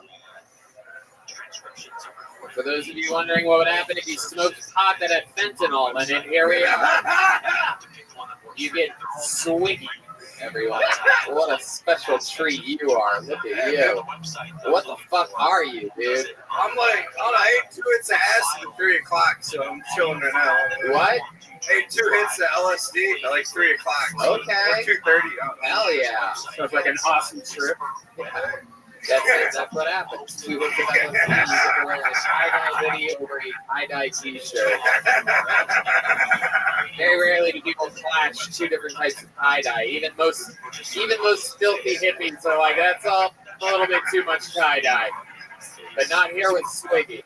Swiggy is over the top. I love it. Absolutely. He has a landing strip for a beard. Look at this fucking guy. You're wild, Swiggy. Where are you from? Philadelphia area. Okay. Yeah. Absolutely. I get that vibe totally.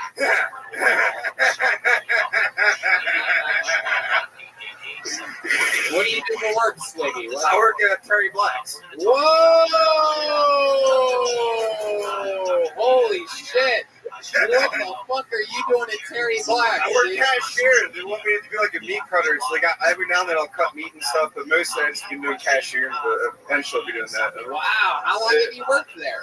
Since like May when I moved down here. How did you get a job? You just walked in, applied? Fuck yeah, dude! Yo, fuck yeah! Yo, I walked in there and applied, got that shit, man. It was just through the application. Yeah, dude. Yeah, dude. Fuck it. I told him I'm gonna open up my own Swiggy Whites. Hey, what?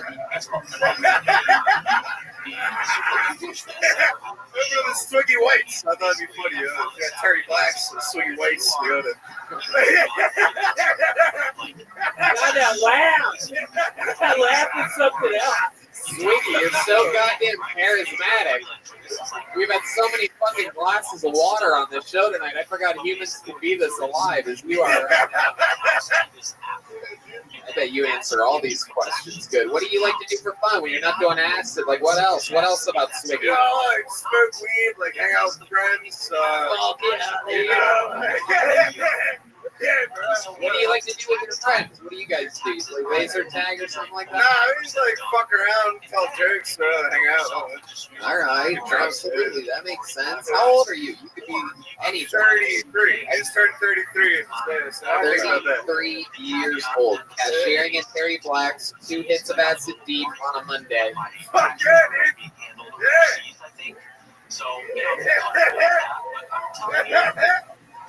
And now you live here in Austin, or are you just visiting? No, I live here. Yeah, I moved here in May or whatever. Right, that's right. I knew that actually. Yeah. I actually got a show coming up at the Green Jay like tomorrow night on 9 o'clock. Show coming? Yeah, do it 10 minutes. It's like the best of Houston. I've never even been to Houston. Somehow I'm on the best of Houston. I don't know. I've never been there. The line. He must be struggling tremendously. Oh shit, there it is. That's what everybody wants.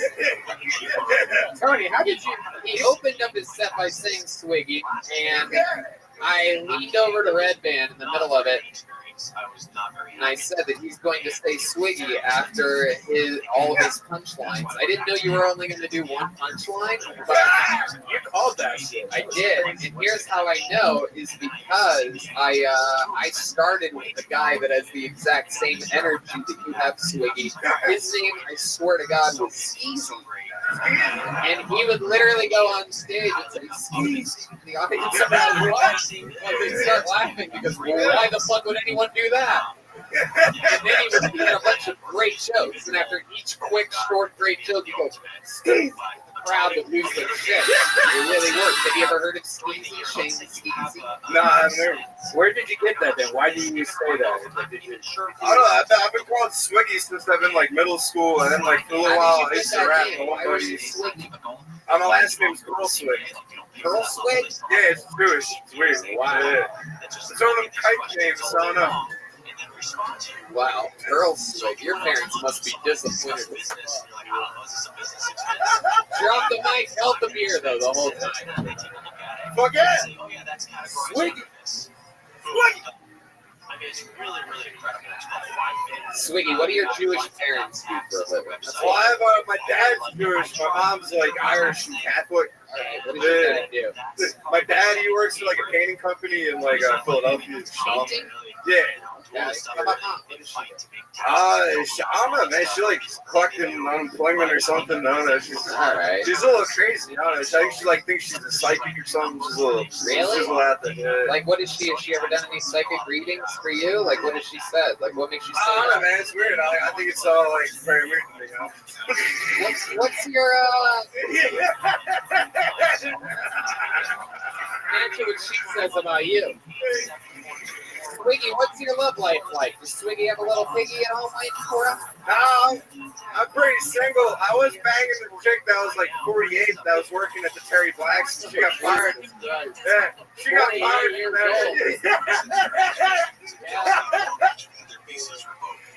Wow. This guy Miguel that works there, he took my Victorias from me. I'm like, what? Like, he was asking me, how much did you pay her? And I'm like, I didn't pay her shit, man. Like, I didn't pay her money. How did it start with you and this 48-year-old at Terry Black? She just started giving me rides home. I take the bus home from work. She started giving me rides. Then, oh, hell yeah. She started blowing me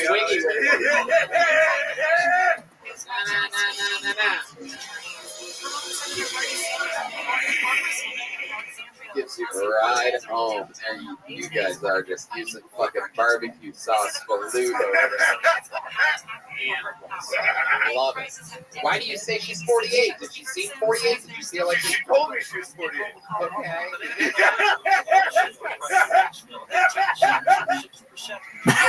He's got Seth Rogen. I thought she was like 50 something.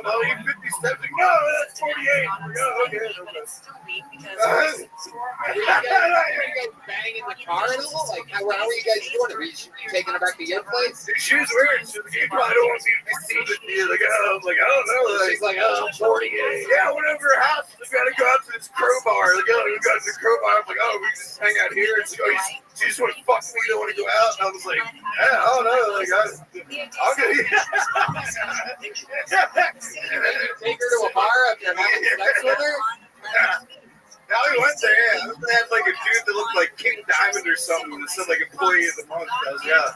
I thought that was pretty cool. Did you have sex with her again after having drinks at the crowbar? Yeah. Okay. Before and after. Yeah. And again, I don't know, I'm not quite sure that I got a direct answer there. Where exactly did you have sex with her? I had her apartment, and then at my place at a different time. I don't know. Okay. How many roommates do you have? My guess is 13. Yeah. I'll have one roommate. Yeah. Okay. Yeah. What's your roommate do for work? He works at the bank. Wow, look at you. That's weird. The Jewish father works in banking and the roommate works at the bank. Very interesting twist here. It's 2021. Stereotypes no longer exist. What's the chick you banged black? No, I banged a black chick before, but no, this chick was white. Have you ever noticed, let me ask you this, have you ever noticed a difference between having sex with a black woman and a white woman? What's different from having sex with a black woman? I mean, I remember one time I was with one and like her weave popped off. That blew me off. And then I thought it was her hair. She was like, Swiggy, really? You thought that was my hair? And I'm like, yeah, I don't know. I thought that's why there's so many barbershop movies. What the fuck? Like, I don't know. What the fuck? Swiggy, you're a wild man, dude. I fucking love you. You're crazy. What do you have in your pockets? Anything exciting? I feel like you have one of those like little hands that you put on your fingertips. A weed vape. Look at that. Absolutely, pal. Go for it. We're all basically in a play right now, so it's okay. Oh shit. William taking a hit from the little red machine. Oh, what the fuck was that? That tastes weird. You don't know. DMT, William. There's no DMT in it. No, it's but the dude that got it from that Swiggy, please keep signing up for this show. We absolutely have to get you out of this bucket again. Fuck yeah! Swiggy! Swiggy! Swiggy! Swiggy! Swiggy! Swiggy! Fuck yeah, dude. Very hard fist bump from Swiggy. Very aggressive fist bump. Ladies and gentlemen, your final comedian of the night. Another regular, everybody. He just flew in today from Los Angeles, California. This is the legendary David Lucas, everybody.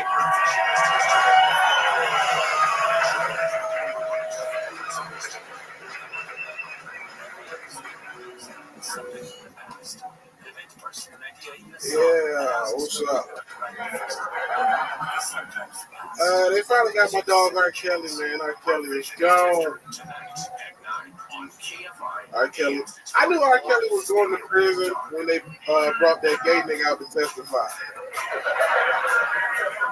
He was like, God damn, man, I said I'm fucking guilty, man. What the fuck y'all brought Latrell out?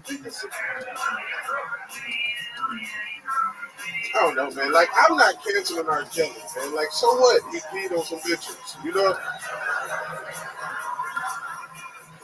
Women beat on men and call that shit sport, you know? Why the fuck should I cancel R. Kelly for doing the same shit y'all do to us? You know? Like, nigga, I would sacrifice my mama for the remix to the Ignition. You know what I mean? I'm not canceling no goddamn R. If we cancel R. Kelly, what the fuck we gonna step your name up at a wedding? That's what I want to know. All right, guys, thanks. Hell yeah. Brand new R. Kelly material. Yes. Hot off the presses. With the recent imprisonment of the great R. Kelly. I ain't seen you in like 3 weeks, bro. You got rid of that cowboy shit. No, I'm just taking the night off tonight. Yeah, you came dressed like a gay Harry Potter tonight. Oh, no, you didn't. Oh my God. Harry Potter and the Sorcerer's Dildo. Oh my God.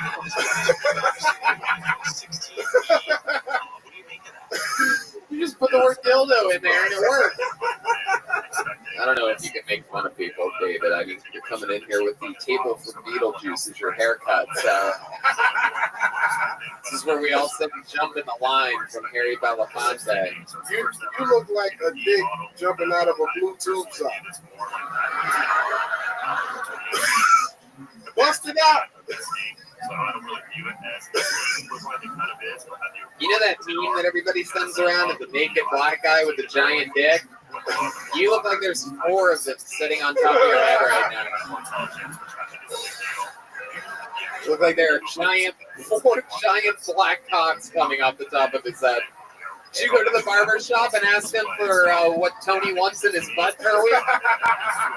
Oh, he flipped the gay joke on himself, folks. Yeah. He just jujitsu'd. I said, give me 4 of Tony's sex toys.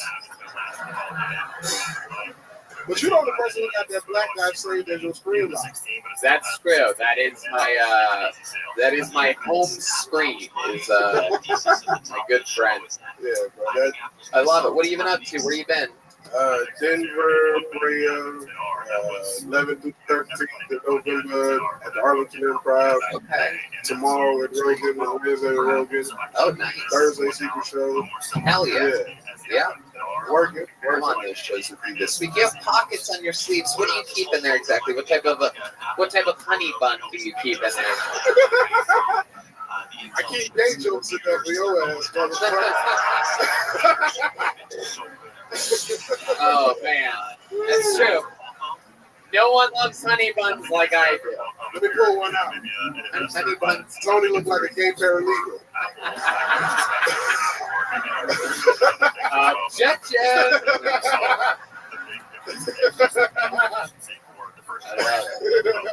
You have a little tear in your jeans down there. You got a little tear in your ass on it.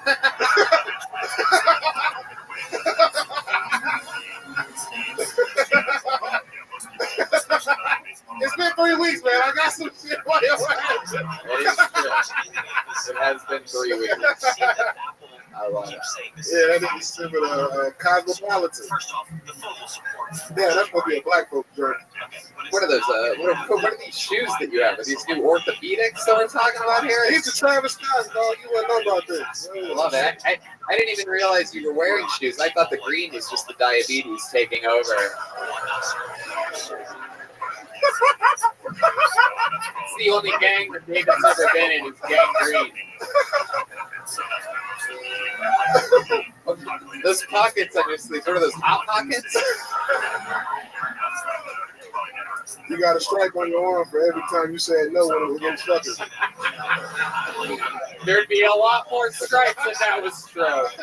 I like saying no. I got a big day N-word out. It's been 3 weeks. I'm sorry. We'll get it.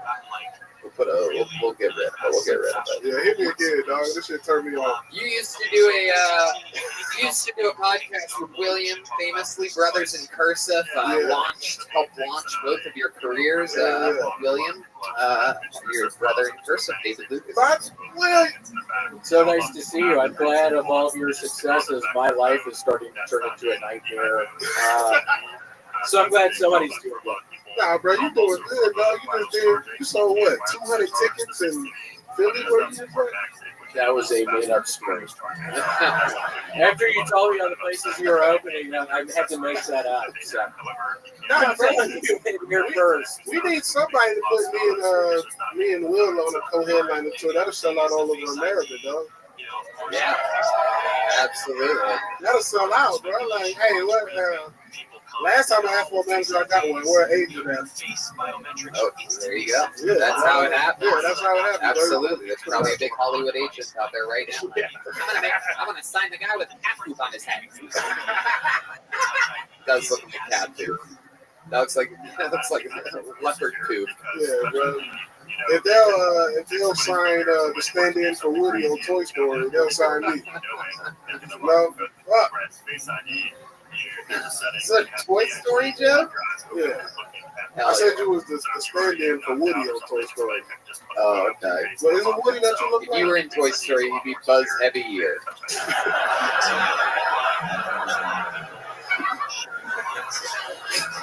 David Lucas Lucas and I have been roasting each other for years. If you were in Toy Story, you'd be Mr. Potato Head. Because you like having shit pushed in you.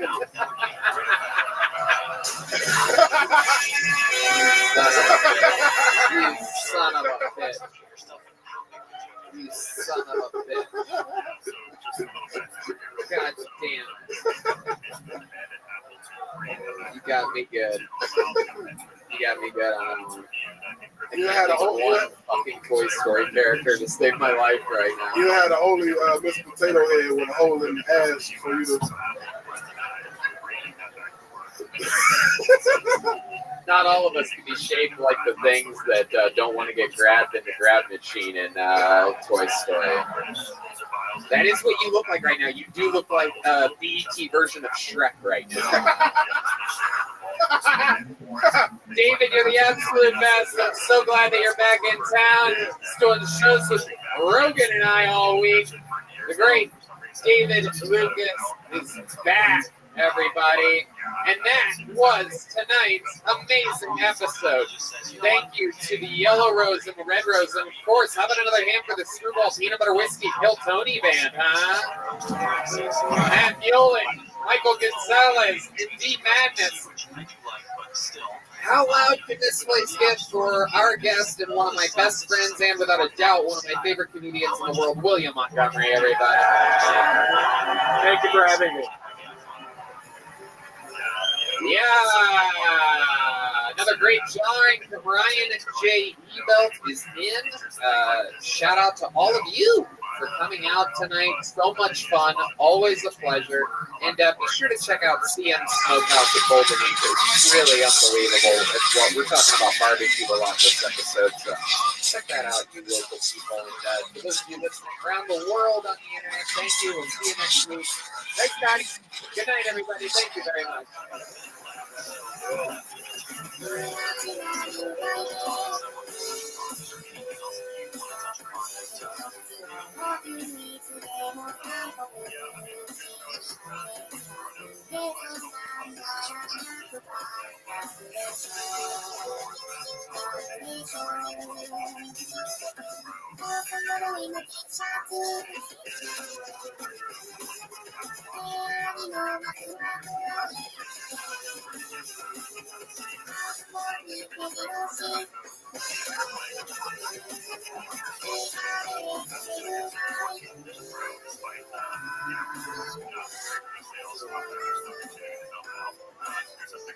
Will there be, is there a future for the Vision Pro? I think we're still ways away. I think the ways, and obviously just the infrastructure itself, it's safer.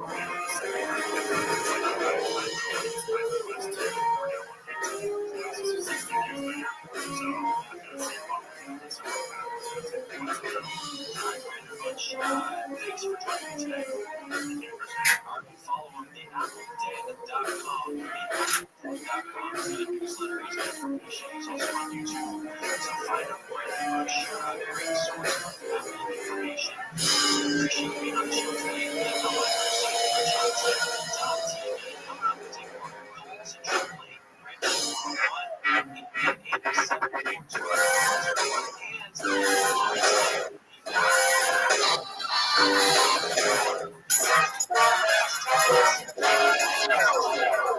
1-888-7 coming live from Austin, Texas. Here at the Podcast Company for a brand new episode of Tony. Get up for Tony. That's back.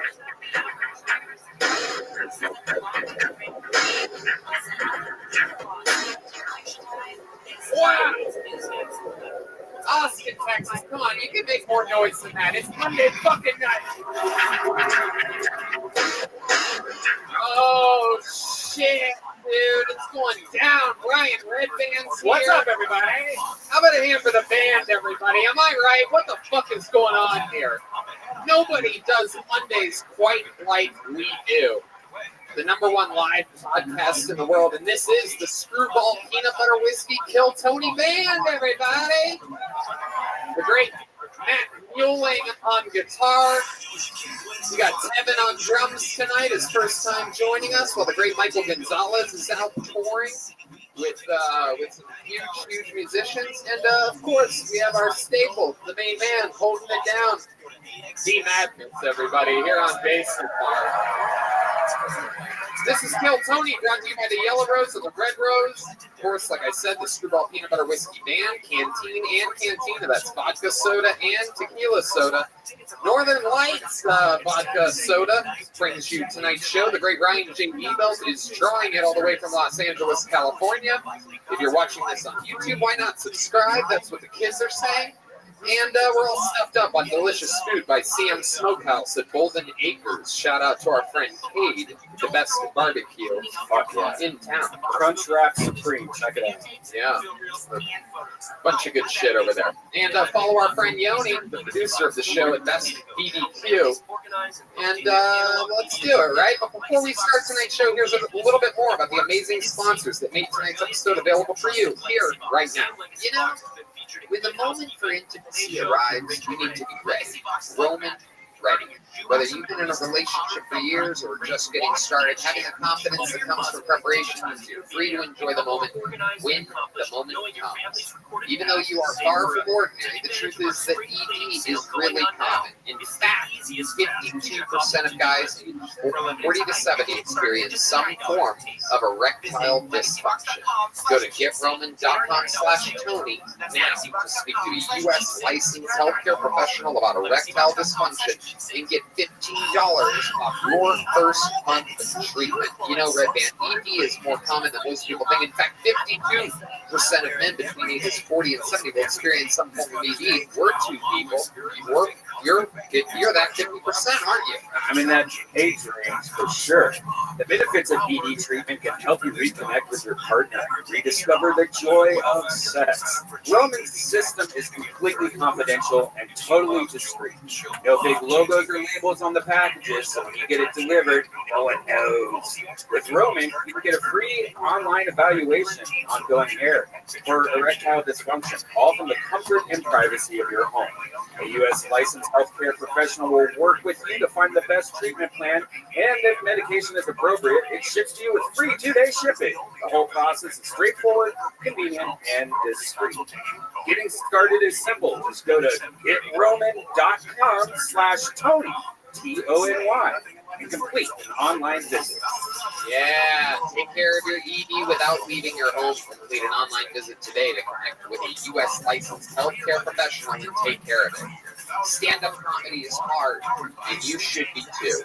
Go to GetRoman.com/Tony today, and if you're prescribed, get $15 off your first month of ED treatment. Make sure you're ready to have confidence and control this fall. Roman ready. I'm telling you. You know, the weather's finally dying down here. The heat of Texas is lessening, showing some mercy.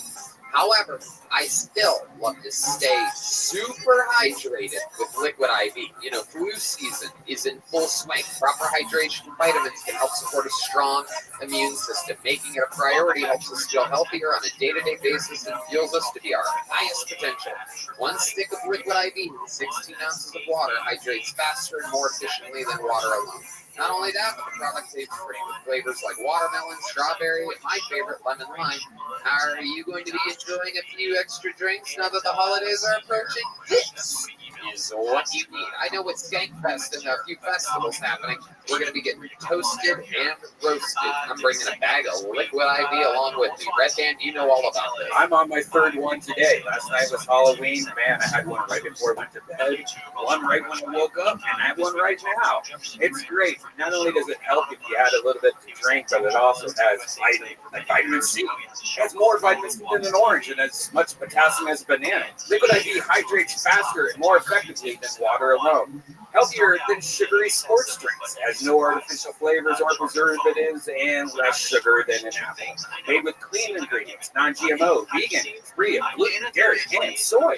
Yeah, we absolutely love this stuff. You've heard us talk about it a lot. We mean it. It is truly our most used by us sponsor. Every single day, this stuff makes us come to life. Grab your favorite Liquid IV flavors nationwide at Walmart, or you can get 25% off when you go to liquidiv.com and use the code TONY at checkout. That's 25% off anything you order. You get better hydration today using promo code TONY at liquidiv.com. So you guys ready to start tonight's show or what? Every single week, as you've learned here in Austin, I always have one of the funniest people in town. This week, absolutely no different. This is a Comedy Store paid regular that I've worked with for years, passed by the queen herself, Mitzi Shore, a real Comedy Store regular and amazing comedian. This is Justin Martindale, everybody. Come on! Originally from the state of Texas, he is back. It's been a long time since we had Justin Martindale on the show. Headlining the Creek in the Cave this Thursday and Friday. Famous from the Glitter and Garbage podcast with Justine Marino. Of course, you had your own show on E at one point. Comedy Store paid regular. You're the fucking man. Welcome. How you doing, Justin? I'm good. It's good to be back in Texas. That's for damn sure. Born and raised in Texas. Yeah. San Antonio, right? San Antonio. I grew up there, yeah. We made friends It's in okay. Los It's Angeles. fine. It's fine. That's the, yeah. Yeah. Justin has an incredible story. He was doing a show, outside promoted show at the Comedy Store in which Mitzi Shore, towards the end of her life, literally stumbled in and caught him before the showcases that were scheduled to happen. She didn't pass, in classic Mitzi Shore form, she didn't pass anybody on the scheduled program of people that were up, working their lives, hoping that this lady would like her. And instead, she liked the guy on the show before, Justin Martindale. And I was hated by everyone. Oh, yeah. Whitney Cummings wanted to slice your cock off. Well, I want to slice her cock off. Hey, you know what the fuck's up. That's what we're talking about. Weren't you the last person to be passed by Mitzi Shore? That is true. That is it. So you're looking at him right here. This is the final passing. I'm so sorry. You guys know how this show works. A bunch of people signed up before for the opportunity to get 60 seconds on this stage. You know their time is up when you hear the sound of a kitten. That means wrap it up then, or else we're going to bring out the Angry West Hollywood Bear. And then after their time is up, I interview them. I talk with them about the set that they just had, and we find out more about their lives. You guys ready to start tonight's show or what? Let's start it out with a bang. Before I reach my hand in this bucket where over 100 people signed up for the opportunity to get on the show tonight, why don't we use one of our regulars, huh? What do you guys think? We with this tonight? This guy was made a regular here in Austin, Texas. He's on an absolute fucking kill streak that nobody could possibly fathom. He might be our greatest ever regular in the making. Ladies and gentlemen, kicking off tonight's show, 60 seconds new from the great Hans Kim. And here we go.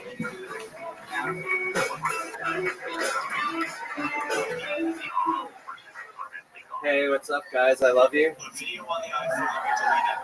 I hate it when people call me autistic. It makes me want to break eye contact and from a song quietly to myself.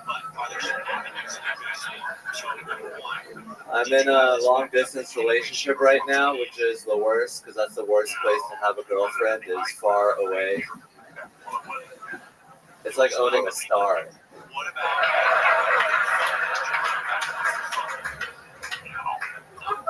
I got the certificate right here. She's really hot.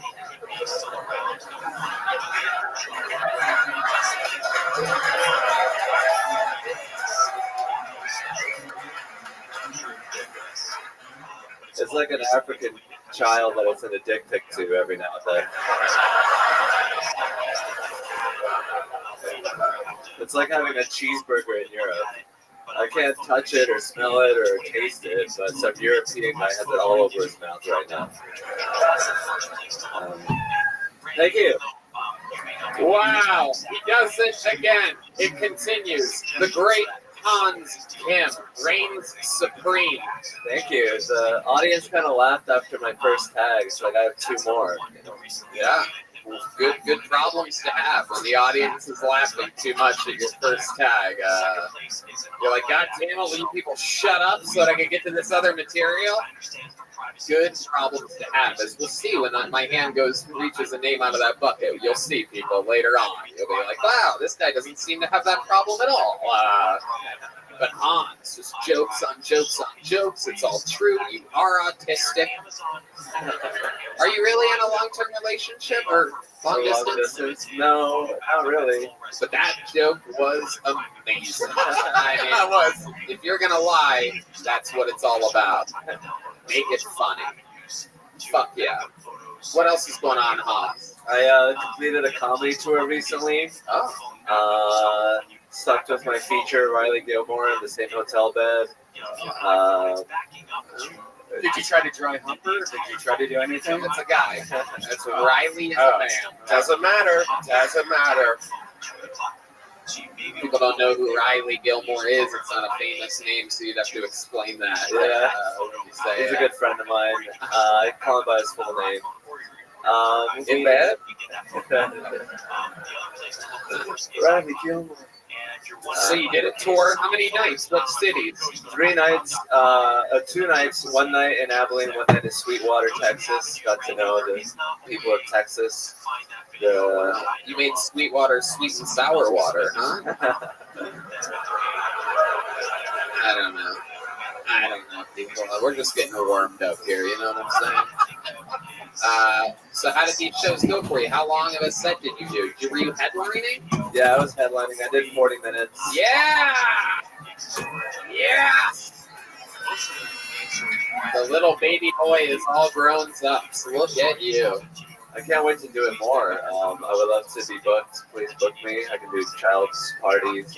Oh, hell yeah. Was that the longest set you've ever done? I did 45 before, but it's the longest that I've done recently. It's after the pandemic. Okay. All right. Very good. What else is going on? Are you single now? Yes. Oh. There's a pause. Well, yeah, because he's in this on-again, off-again relationship with this white girl. And he's autistic. Yeah. He thinks the feeling he feels is love. But what we know is it's just that little fucking South Korean egg roll just fucking getting wild down there. It gets a little hard. It goes from a spring roll to an egg roll real quick. You know what I'm saying? It's hard. All right, forget it. So what's going on? Have you hooked up with anyone new or anything? No, I got recognized at the Abilene Zoo by a dude. Oh, that makes sense. That tracks. I was hoping you were going to name an animal of some kind, just an elephant. That's it. I'm a big fan. Listen to Unkill Tony. That's what he said. What did the fan at the zoo say? He said, "You're hilarious." Bye. Wow, someone more autistic than you. Hard to do. Hard to pull off. At a zoo is where you find these people. Hans, what else is happening? We found out you can sing. We found out you can play guitar. Are there any more special talents that you haven't shared with us yet? I mean, I could try freestyle. Oh, yes, absolutely. South Korean freestyle, nothing like it, people. Absolutely. I used to do it a lot. Really? Yeah, with just comedians, but I'm kind of rusty. But I sang Mulan at karaoke. I'm pretty good at Mulan. I want to hear you. How many of you think we should have Hans freestyle right now? You want to give us a little something there, Tevin, or Beat Madness? Let's see what happens here. Give us a little beat. Oh, shit.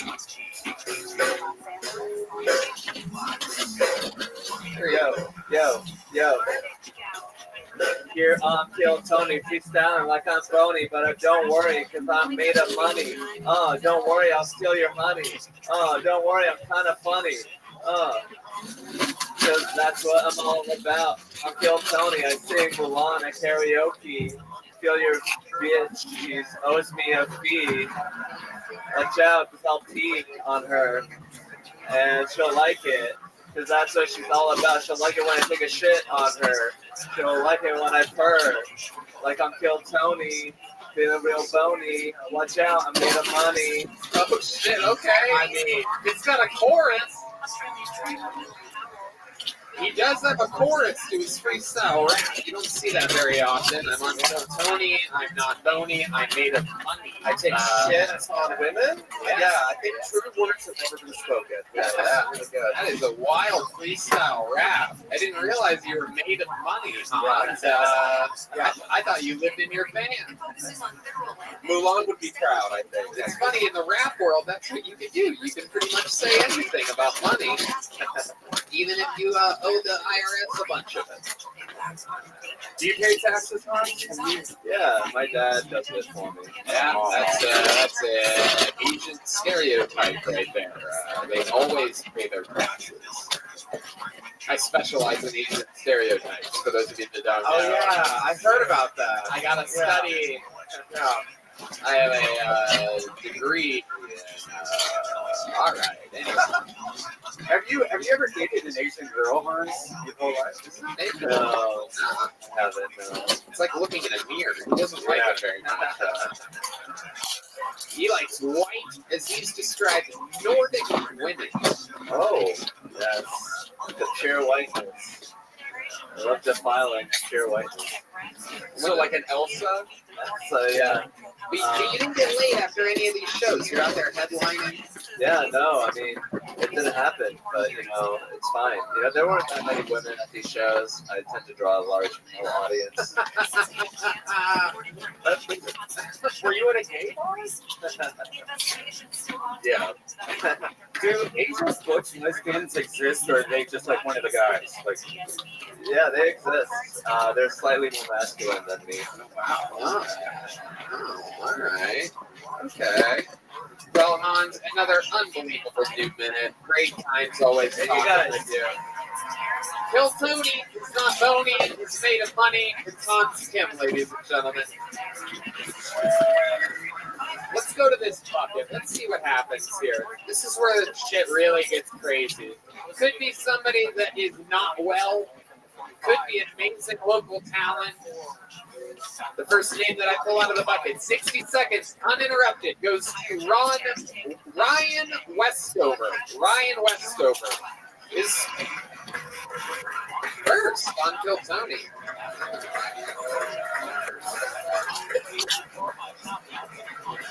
Here he is, ladies and gentlemen. One more time for Ryan Westover, everybody. Hello, everyone. I'm very insecure.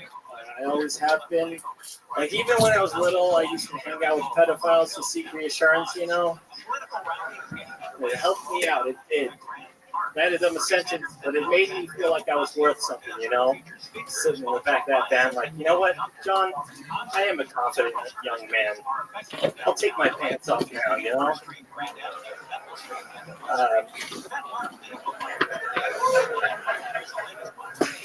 My girlfriend and I just moved to Texas.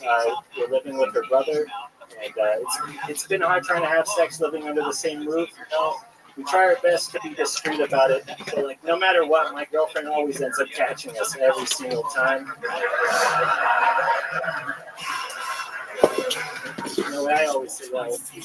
You can't be low key because anal is smell weed. I'm sorry I said that last part. Thanks. Ryan Westover, closing with a little apology. Welcome to the show, Ryan. Thank you. How long you been on stand-up? Almost a year and a half. Almost a year and a half. Where at? Utah, Salt Lake City. Salt Lake City, Utah. Absolutely.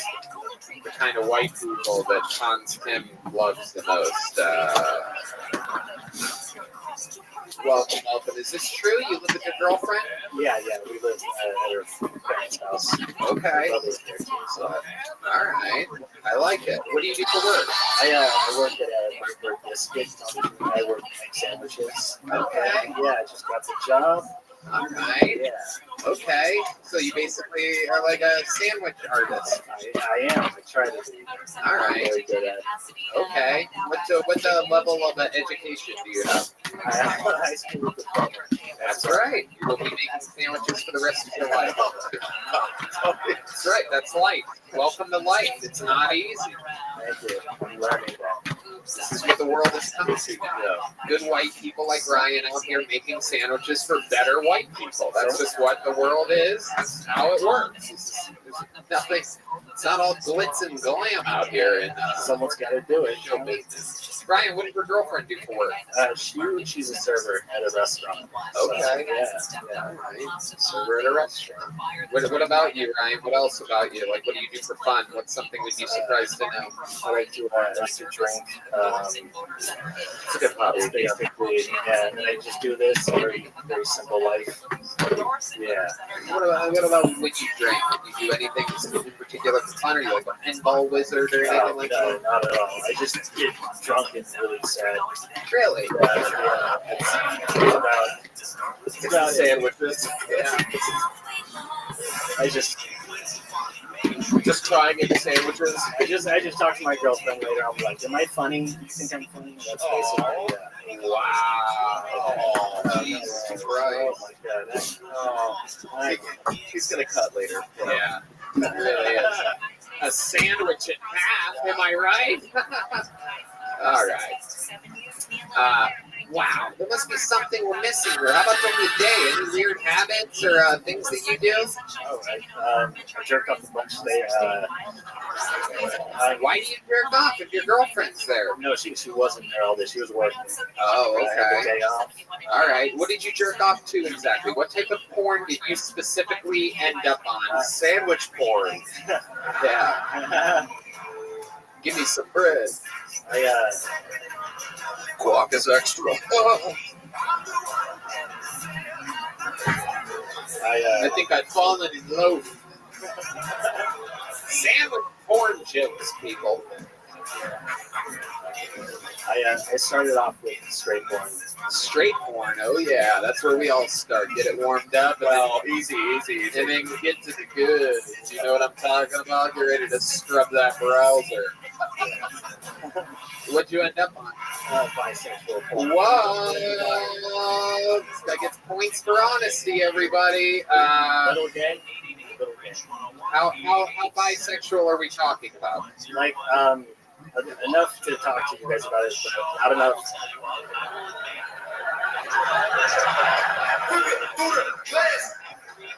Yeah. Go on. But not enough to tell my uncle about it. Oh, very good. Fair. I love it, Ryan. Very, very interesting. Have you always had that mustache? No. It goes in waves. Sometimes I have it. Just depends how I'm feeling. And it matches the bail box. It does. Any fun facts about your family, Ryan? What do your parents do for work? My dad's a financial advisor. Wow! Look at that. How disappointed is he in you? My goodness. Oh, he wants me to take over. Wow, you're out there fucking buttering bread and these fucking crunching numbers. Wow. How about your mom? What does she do? She used to be a personal trainer. Now she's a stay-at-home mom. Okay, now that you're out of the house, she's a stay-at-home mom. She's avoiding you the whole time. He's gone. All right, now I do my mom duty instead of raising a sandwich maker. You have younger brothers and sisters, obviously. I do. I have an older brother, a younger brother, and a younger sister. That's good. That's good. Is there anyone in the family more promising than you? Yeah. Actually, my older brother has a bachelor's in psychology, so he's doing good. Wow. And my little brother's in college, so I'm the only one that has it. I went to community college. Oh my goodness gracious. Yeah. Yikes. You're doing great. No. How old are you, Ryan? I'm 23. 23 years old. I love it. You're doing a good job. Yeah. You're going to be just fine. You're making sandwiches today. These are custom-made, hand-made leather joke books by the great Bonsai. You get a big one today. Congratulations. There you go. Ryan Westover. There you go. Yes, I like that. He's cute. He'll be fine. He'll be fine. He'll be fine. Nat Rogachevsky's next on Kill Tony. Let's see what happens here. Nat Rogachevsky. All right. Here comes the Nat. One more time for Nat Rogachevsky. Damn, I timed that perfectly. Holy shit. That was fucking cool. Guys, I hate working. I hate like 9 to 5s and stuff like that. Like, how do you work a 9 to 5, go home, and not just like immediately, like, just beat the shit out of your kids, you know what I mean? Like,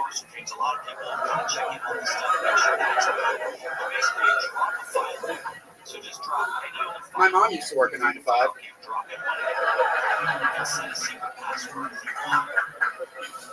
Not good, dude.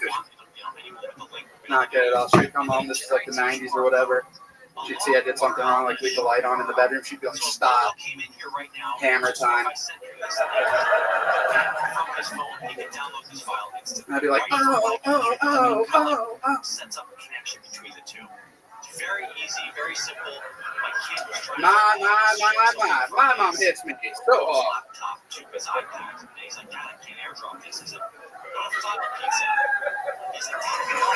Matt Rogachevsky. Bring it back.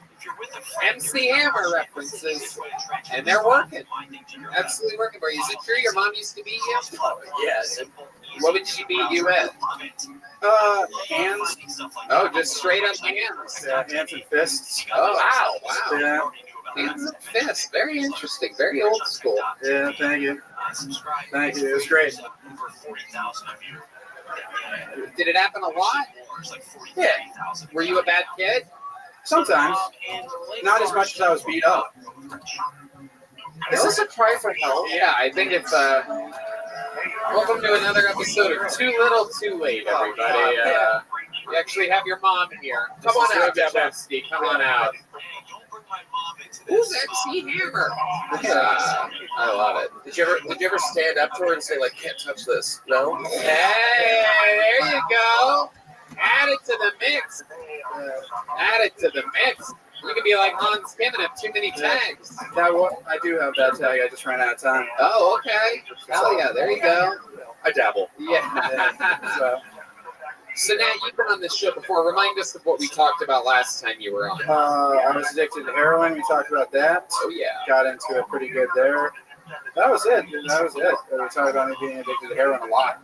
Yeah. That was cool. I love it. Your shirt's still on heroin. That's what being on heroin feels like, is what that looks like. I love it. What else? What do you do for work again, Nat? I'm unemployed right now. Unemployed? How are you surviving? I'm rolling through savings. I used to sell a bunch of drugs, so I'm like just rolling through all that money. Wow. The rare drug dealer that saves money. Very interesting. I love it. Yeah. You make any investments or anything like that? Yeah, I actually crushed on GameStop. Really? Hell yeah. Look at that. Absolutely. Damn, people going crazy over here at the GameStop reference. Yeah. How much money did you make? Are you like Hans Kim? Are you made of money? I went up like 60 on GameStop. 60,000? Yeah. Wow, that's very good. That's good for a Canadian. That's good for a heroin addict. That's good for somebody that used to get beaten by their mother. A lot better than the fucking lazy-ass sandwich maker we had up here a second ago. Yeah. Quit your job. Sell drugs. I know. Way better. Making sandwiches. Jesus fucking Christ. I love it. What do you like to do for fun, Nat, now that you're not on heroin anymore? I like going to movies. I like to work out, believe it or not. I like to wow. Must be lower body workout. Yes, another feet day. Yeah, only legs. Every day's leg day, yeah. Yeah, only legs. I mean, I hang out with all my comic friends out here. The comic homies are the best here in Austin. They're the coolest dudes. It is. It's a real scene. A lot of people saying the comedy capital of the world. Rockets. That's fun. And what do you love about Austin? How long have you lived here? Like just over a month and a half. Yeah, what do you love about it so far? HEB? HEB is the best. Yeah. HEB's the shit. We love HEB. HEB does rip. I love HEB. What are some of your favorite HEB brand products that you get from HEB? Yeah, they have the best almond butter in the game. Yeah, they do. What is the deal with HEB almond butter? It really is nuts. Anyway, I love it. No, it is true. They do it. They have a real special. They have a special almond going on over there because the chocolate covered almonds, unbelievable. That's a true. Hell yeah. Even D Madness knows what the fuck is up with the chocolate covered almonds. Of course, sometimes it's just like nuts and bolts that he ends up eating, but.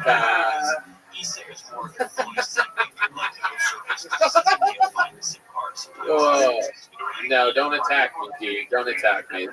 D just sort of jumps at one of the speakers thinking that he's going to get me. I know where you're... I know where that sound's coming from. These are funny because D Madness is blind, believe it or not. Oh, okay. I know, you just thought he was the world's sleepiest bass player back there, but... can't see any. Has your mom ever apologized for beating the fuck out of you? Or it's a lot better now. But don't you notice that moms sort of play it down like they didn't really beat you up as much as you quite remember? Yeah, they like to the way they like to talk about it, they're like, man, back then was crazy, huh?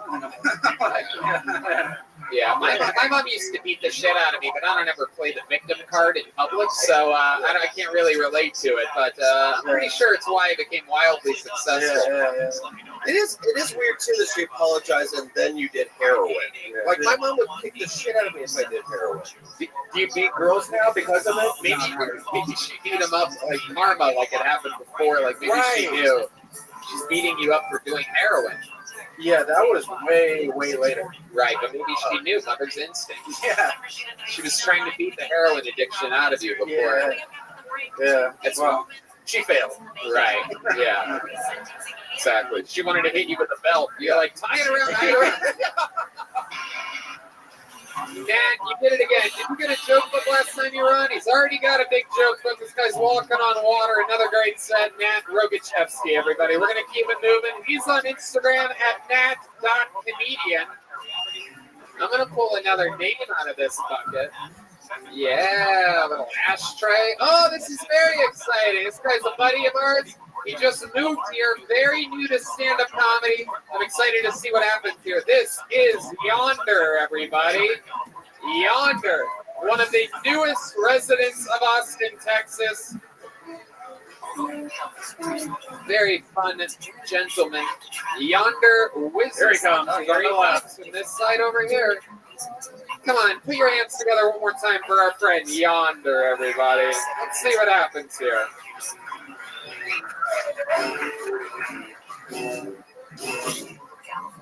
So I'm Hagrid. If the house you were sorted into was the Waffle House,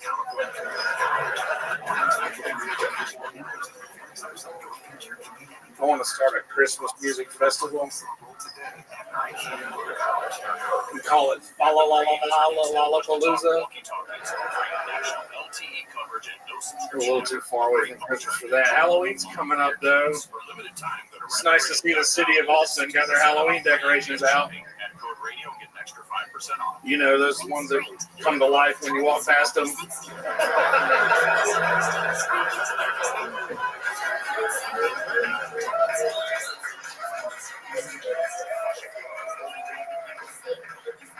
Except they only say, hey man, you got a cigarette?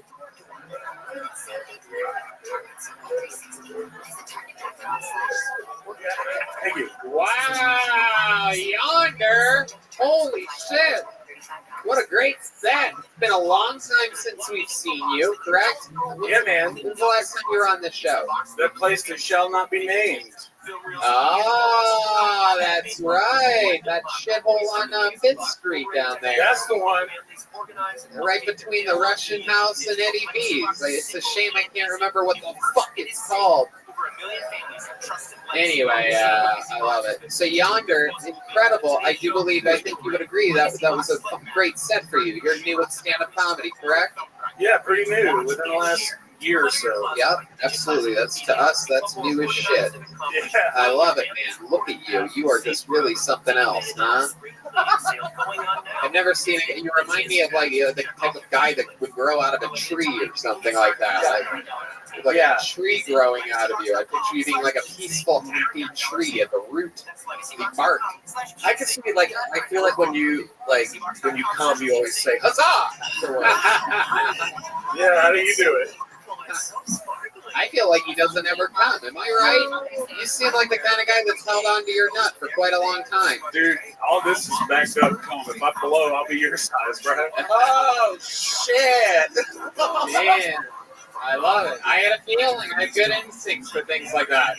I always know the last time a guy comes. I have a real knack for it. Yonder, what is your love life like? You kind of look like who you might end up with if you drink too much tequila. Like you wake up. Yeah. Seems like you would wake up next to someone that looks like you. I keep a mirror by me at all times. Well, yeah, I don't really care. I don't try to fuck.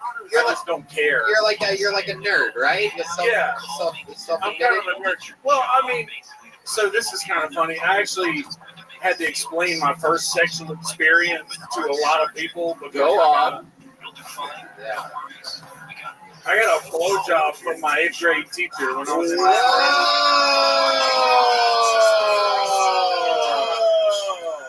Damn.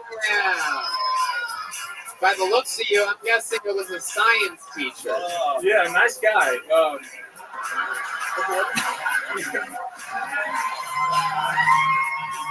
Wow, they love it. Austin's going wild for Yonder Wizard tonight. It was actually in a Christian school. It was one of those, yeah. We'll teach you all the subjects. Spoiler alert, we're not surprised. That's what they do at Christian schools. Get on your knees, boy, and pray. That's right. Was he a pastor? No, it was actually, it was a she. Yeah. But, no, she was the youth leader. She was our youth leader. Did she teach a specific subject? Yeah, it was one of those, like, commingled, one teacher would teach a couple subjects. Did she blow you to completion? Yes. Wow. Yes. Damn. Those little 8th grade fucking HEB almonds. Bursting right in. Crazy. Shooting that fucking almond butter right down the road.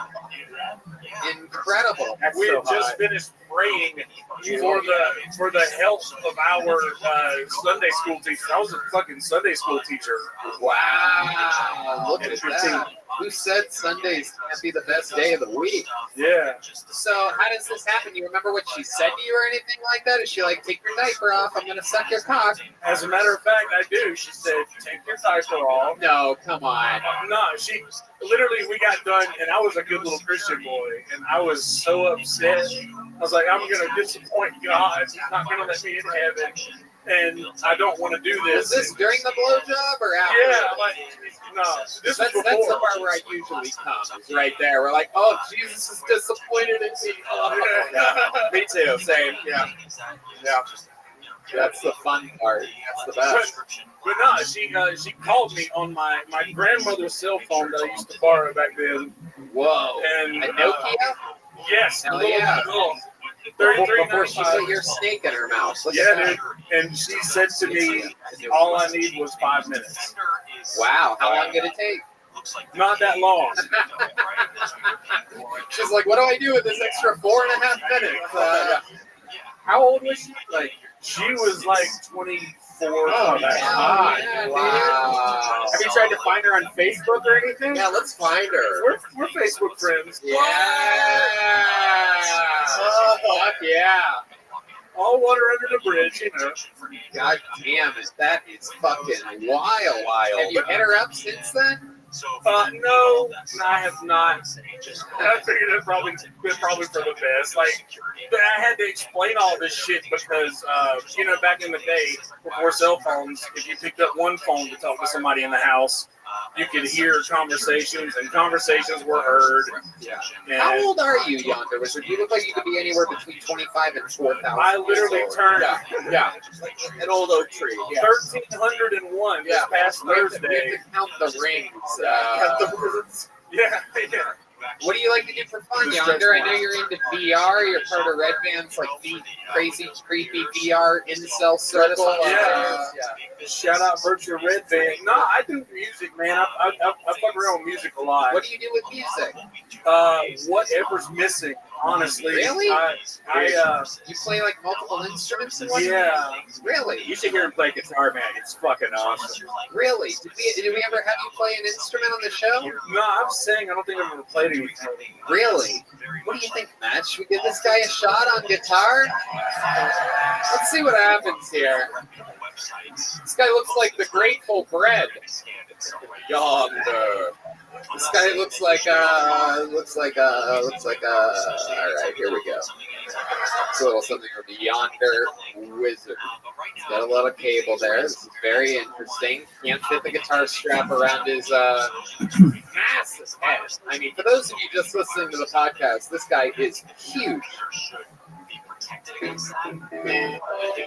Oh shit.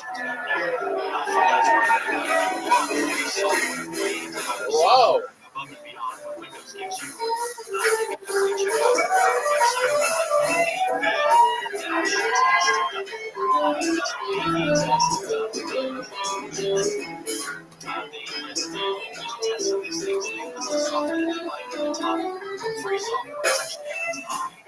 Wow.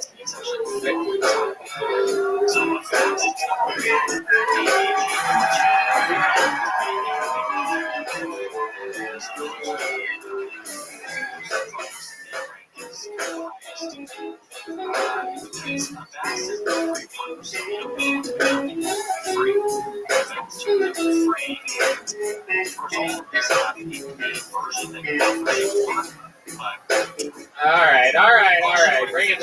There we go. Hell yeah. Fuck yeah. Jamming over here. Wow. That was good. Wow. Keep your eye on me, dude. It's like if fish had carbs in it. Fish fillet. Yeah. Bro, that's the one. It's like if Nickelback went to Outback. Yeah. Classic Google Assistant. D-Madness. No idea where he is right now. It's very exciting. Wow.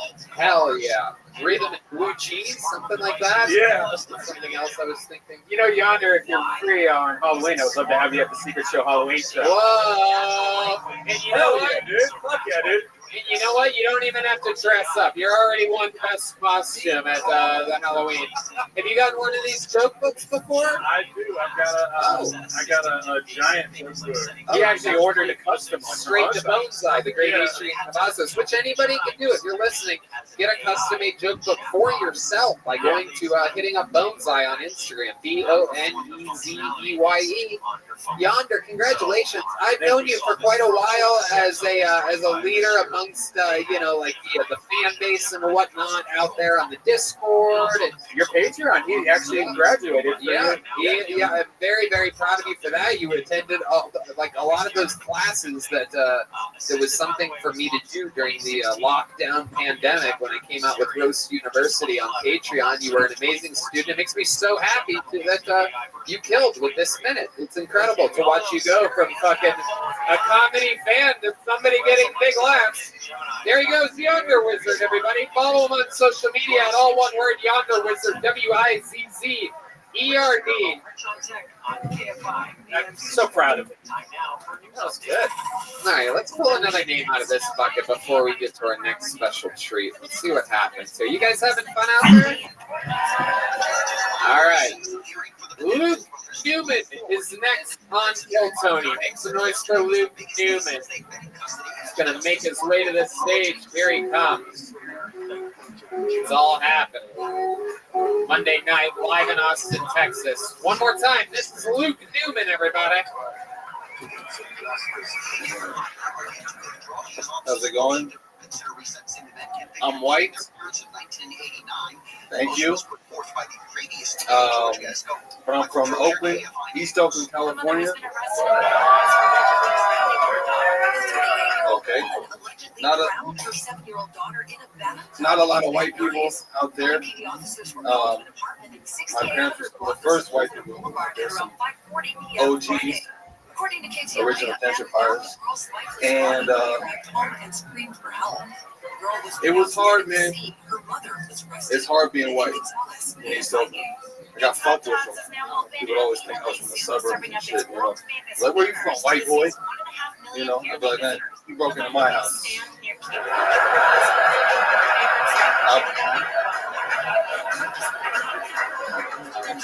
I'm from my house. Welcome. Absolutely. Luke Newman. Welcome. Great set. Love the joke. I too, born and raised in an all-black neighborhood. Is that where you were born in Oakland? Born and raised. Wow. Incredible. Yeah. How long did you go? You just visiting Austin? Yeah. Okay. When did you get here? Today. Wow. You flew in today from Oakland. Southwest. Southwest, of course, yes, Southwest, direct to Oakland. I know, I've been on the road a long time, people. I mean, now I fly on jets and shit with Joe Rogan. But I mean, I remember the old routes. I remember the old days. Before, get yourself canceled, people. It's a good life. Okay, so Luke Newman, what do you do for work? You seem like you have a real job. You have the beard of a man that has a real job. You're not out there making fucking sandwiches. I make pizza.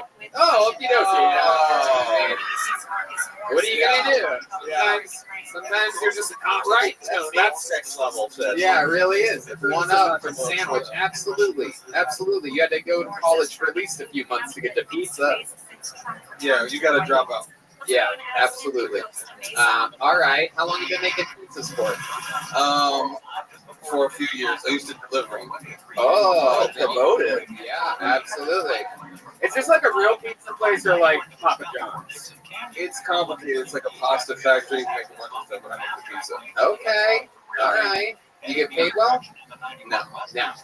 Exactly. But I get free pizza and pasta. Absolutely. It works out. Absolutely. I know a lot of people that would work just for that alone. Pizza and pasta. Ah. I love it. What's your love life like? Pretty dry. Yeah. Your voice cracked and everything on that one. Yeah. Absolutely incredible. Have you ever taken pizza dough and made love to it? Yes. No. The old stuffed crust, you know what I'm talking about? The old fucking Mama John's, the old fucking It feels like skin. It might work out. It might be good. If you put enough olive oil in there. Yeah. All right, you guys. You know what? You guys made it weird, not me. Well, I mean, do you have a big or a little Caesar? Yeah. There's some chicken in here. You ever think about putting a bun in the oven? You know what I'm talking about? All right. Pizza slut. It's a sex joke. I love it. What's your best kind of pizza that you make? I make, you have a special pizza that you make? Yeah, I got to put some Serranos on there. Oh, hell yeah. Did you see the hand movement there? How he said Serranos? How he fucking threw it like Godfather music. Red onion. Red Dan thinks Serrano peppers are Italian. Yeah. Hey, Tony Serrano. Didn't they just get a new movie about those guys? The Serranos, I swear to God. Passion. Thanks, Doc. Hell yeah. Oh, hilarious. The love life struggling. Hilarious. You have any special skills or talents? I play a little. What type of music do you play? I used to be like a rapper. Get the fuck out of here. On this very special episode of Unsuspecting Rappers. Wow. I've heard of 8 Mile. Welcome to 6th Street, everybody. I gotta listen to this ultra white guy from Oakland that makes pizzas. I gotta hear you rap. Ladies and gentlemen, this is Luke Newman, everybody.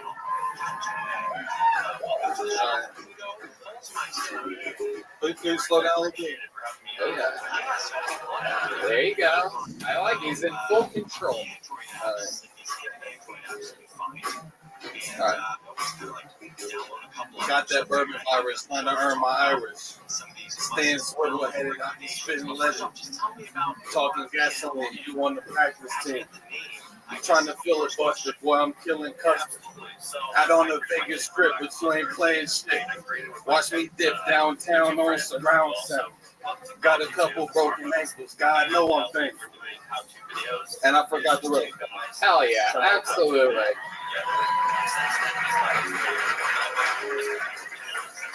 One of my favorite pizza making rappers of all time, actually, believe it or not. I love it. I love it. Were you in an Oakland gang growing up? Were you like, oh, we don't really have gangs over there, but there's little cliques and shit. Yeah. Yeah. Clique. The Ku Klux Klan is called. That's the clique. Yeah, they lose out there. Small clique. I love it. What are your, like, do you have any big goals or dreams or anything like that? I'd love to become a stand-up comedian. Right. Right. How long have you been doing this? Like about 5 years. 5 years. And you had a great set. You're already doing it. You think staying in Oakland's a move for you? You see yourself perhaps taking a chance, moving somewhere where comedy's a little bit bigger? Yeah, I'm out here doing some recon. Yeah. So I'm thinking about it. I like it. There you go. Perhaps a future Austin resident, Luke Newman. We need someone that knows how to make a good pizza in this fucking city. I'm telling you. I don't know what's going on here, but somehow Austin has the best sushi I've ever had in my life, and there's no fucking pizza anywhere. Everybody settles for Dia 313, but I'm not buying that shit. Sorry. It's not that good. It's not. I'm a world traveler. I know a lot of you people, they make it out of Abilene, but let me tell you. You know what? Everyone told me the same thing. I finally had it. That Detroit-style pizza is actually the exact like Pizza Hut's Detroit-style. There you go. Nobody knows more about dog shit food than Brian right now. So like, he's a real specialist. He's like the Sanjay Gupta of shitty pizza. He sort of knows what he's talking about, unless someone else. 6.7. Nothing better than a good Sanjay Gupta reference. You know what I mean? I love it. Luke, congratulations. An amazing appearance. Take a big joke book from the great Bonsai. We love people like you. Different stories, different shapes, different sizes. The bucket can give us anything. The names that we pulled out of this thing in the past 8.5 years have been incredible. And one of the names that we pulled out of this bucket has made a return here tonight on a very, very special episode of Kill Tony. This young lady that I'm about to bring up, how many of you are fans of the show and actually know anything about where you're at? Then you might be very excited to know that this lady is a legend here on Kill Tony. One of the greatest comedians in the history of the show. This is the return of Nicole Tran, everybody. A brand new minute and then an interview. Here she is. Kill Tony royalty, everybody.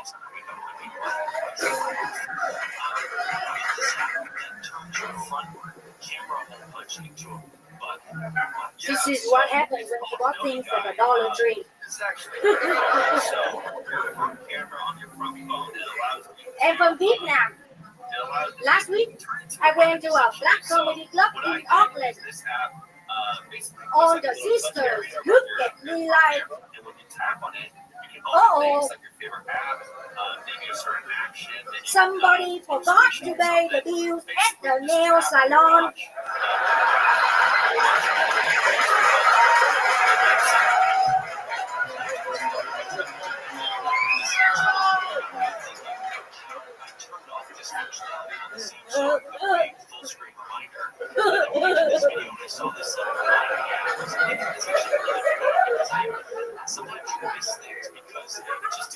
I went on a road trip with a comedian.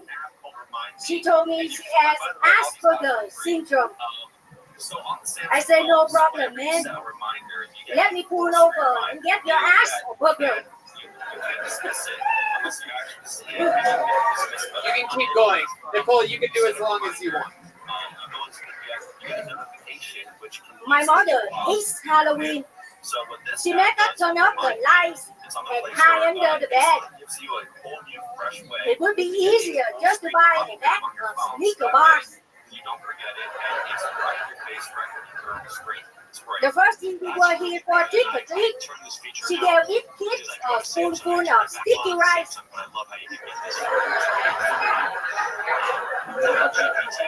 I had to clean the window for a week.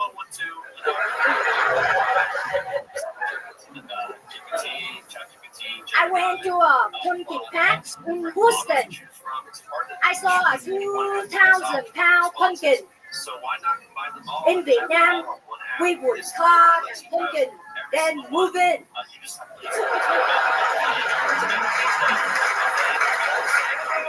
Hey, where's your house?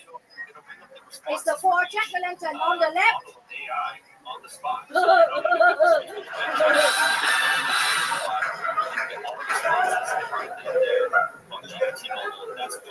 I pay my mother to do my daily chores for $25. She does my laundry. For $15, she cleans my room. I pay her $10 an hour to surf the internet for blue-eyed white guys.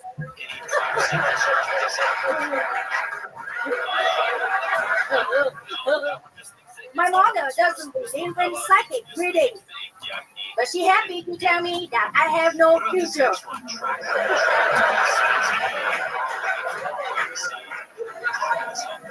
If she hears me sing, someday my dreams will come.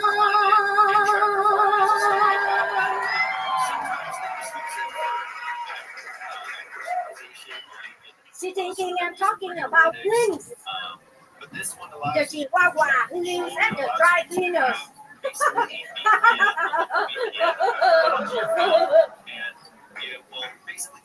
My little sister is my bookkeeper.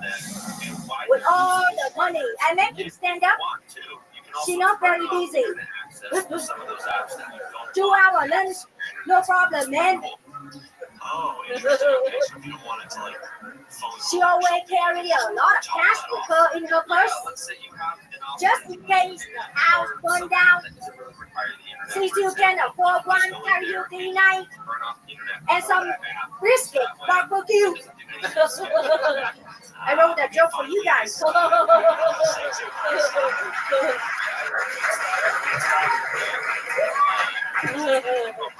Nicole, what do you think? You got more? You're at 4.5 minutes right now. I think that's one more. I think you want to hear one more from Nicole Tran, huh? Tony, recently I found out I'm allergic to alcohol. I took 1 sip of tequila. I sneezed for 10 minutes in Spanish.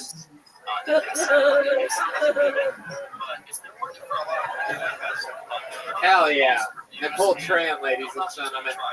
Literally doing 5 times the work anybody else did up here tonight.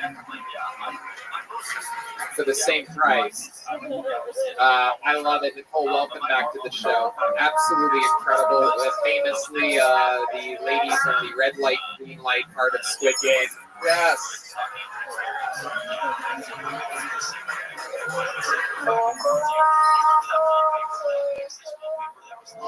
You watch Squid Game? No.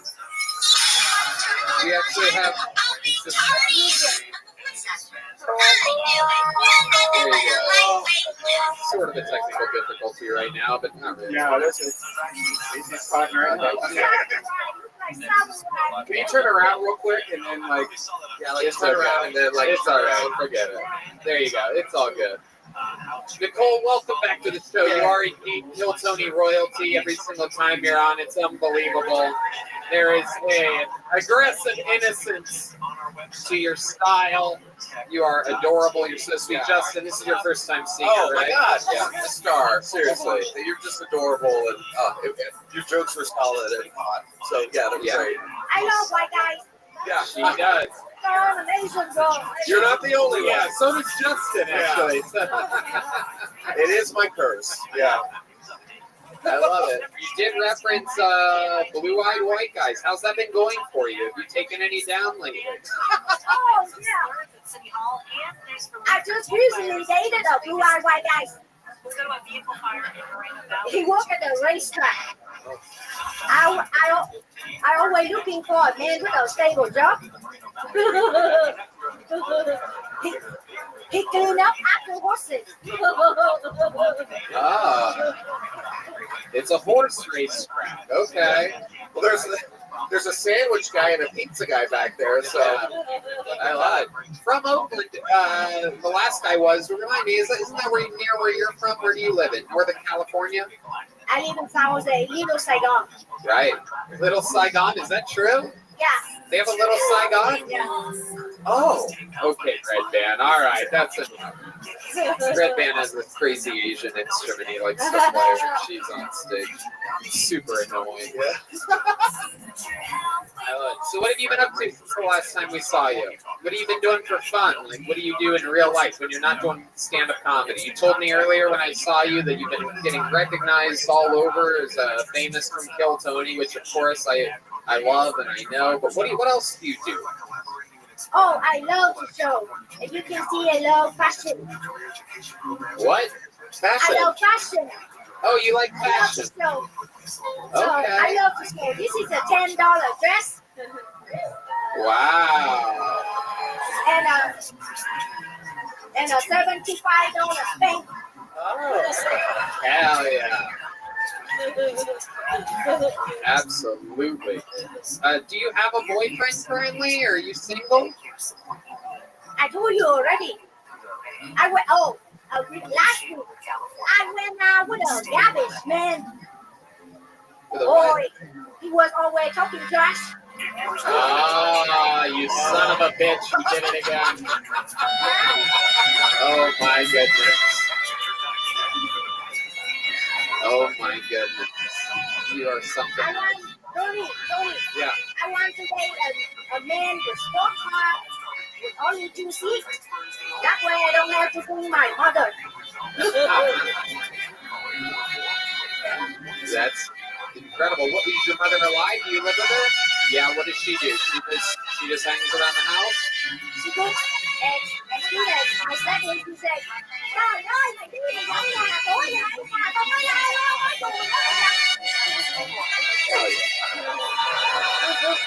Absolutely. That means right there in the house, the American way. Without taking up to the Asian way. Fuck yeah. Whatever you just said, I completely agree. Yeah, 100%. It's a shame I can't turn on the subtitles. I'm trying to. Maybe we'll dub this. Either we'll dub it or we'll do subtitles. I'm not exactly sure. I love it. So you're Vietnamese, is that correct? Okay. Hell yeah. You say it like a doll with a pull string or something. I love it. Mom and Dad's okay. Sit on the class screens there, right? And you don't have any kids? No. Only comedy. How did that happen? How does it end up that such a beautiful woman like you doesn't have kids? Weird question. Okay. It's difficult. Sometimes I hear what I say, and then I think of that. Am I my daughter? How do I guys broke my heart? Oh no. Russian girl. Oh no. Russian for erection? Oh my god. So before the show, I did a lot of makeup on just in case the blue-eyed white guy wants to marry me. Is there a blue-eyed white guy out there that wants to come up and you sit here, come up here, sir. You come on. Oh, I love a ball. a blue-eyed white guy. I love a small romance. Yeah? No? Oh, shit, look at this. Wait, no, get back down, get down. Get out of here. No, go back, go back. No, this way. Go back. I changed my mind. She got scared real quick. Oh, Tony, you called my bluff. No, I didn't finish. My joke is not finished. Oh, okay, go ahead.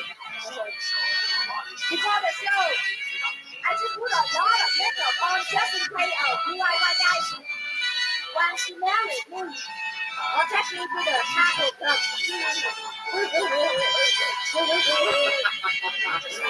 What the fuck? These people in California, they've been locked down way too long, man. Yeah, right here. Even our trans. You are the very best. You're the sweetest thing in the history of the show. You have anything else? What? I bet you fucking will. I bet you will. Jesus Christ, relax. Stockyard, I'll take her. Yeah. 45. These people. All right. Do you have anything else for us? Anything else? You want to do a song? She famously has sang the national anthem at Hilltop Museum. She's sang songs many times before. Beautiful voice on her, ladies and gentlemen. This is, and you do this a cappella, is that right? Yeah. Okay, ladies and gentlemen, this is Nicole Trent. Indeed. Here she is. Hilltop royalty traveled here just for this. This is Nicole Trent.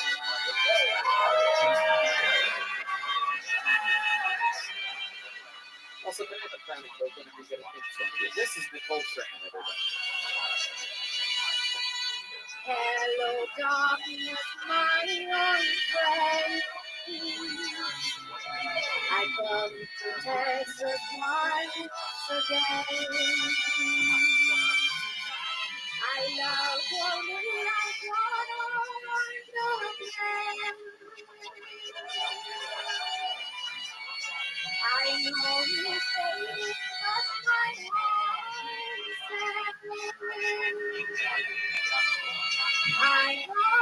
is sad. I love you with a big eyes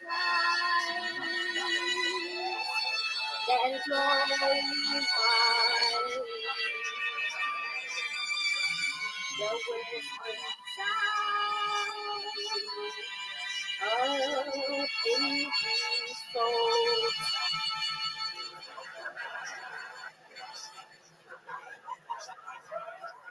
I know only secretly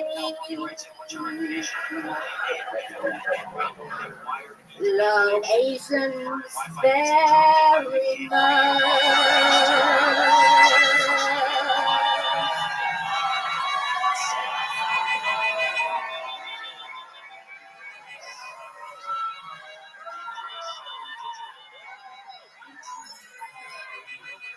Really? I can't live with you. I'm a very well-educated person, so I think totally really support the millions of diverse cultures. That is absolutely true. And you know what? Just for that, Nicole, I have blue eyes. I'm white. I'm gonna get you pregnant tonight. Let's do that. Oh no, I'm gonna do it. I'm gonna get Americans' revenge on Vietnam on you tonight. Take one down for the red, white, and blue. You know what I'm saying? Right. I'm telling you, they don't stop heckling me. I get my brother to eat your dog. Oh no! Don't do that. Yeah. Oh no! My poor dog. Nicole, you are an absolute angel. Somehow, in this wild world, someone like you that doesn't seem like you should be at this show at all can come up and have full command of the stage for well over 15 minutes. We love you. Austin, Texas loves you. How about one more time for Nicole Trent, everybody? Legend.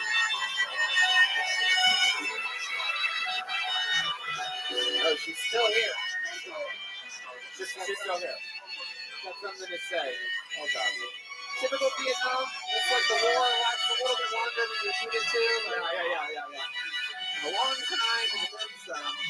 Thank you so much for coming to support live comedy and support the Tony show. I think it's a great show. And by the way, I don't have a green card, so please do not tell anybody that you saw me here tonight. Hell yeah. The whole brand, ladies and gentlemen.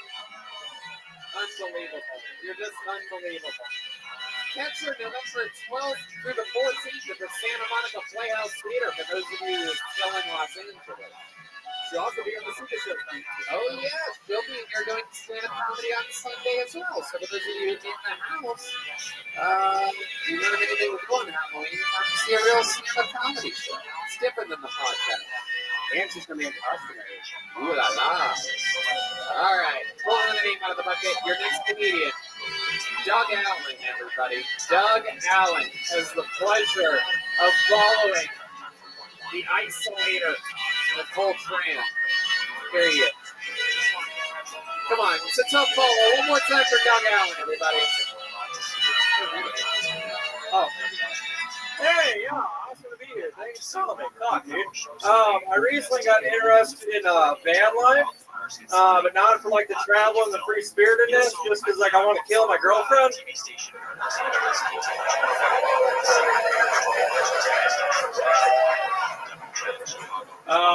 Thanks. I do look like this. I look like a cop, but only the ones that sing about the YMCA. Like, black man, get down on the ground. I said, black man.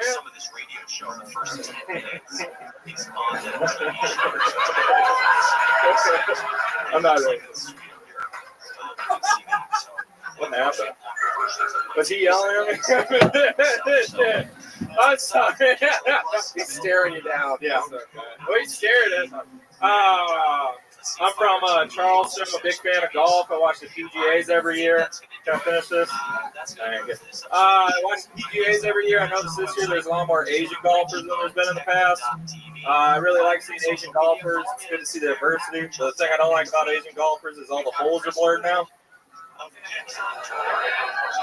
As for wrestling. Fuck yeah. Doug Allen, everybody. Welcome to the show, Doug. Thank you very much. How are you?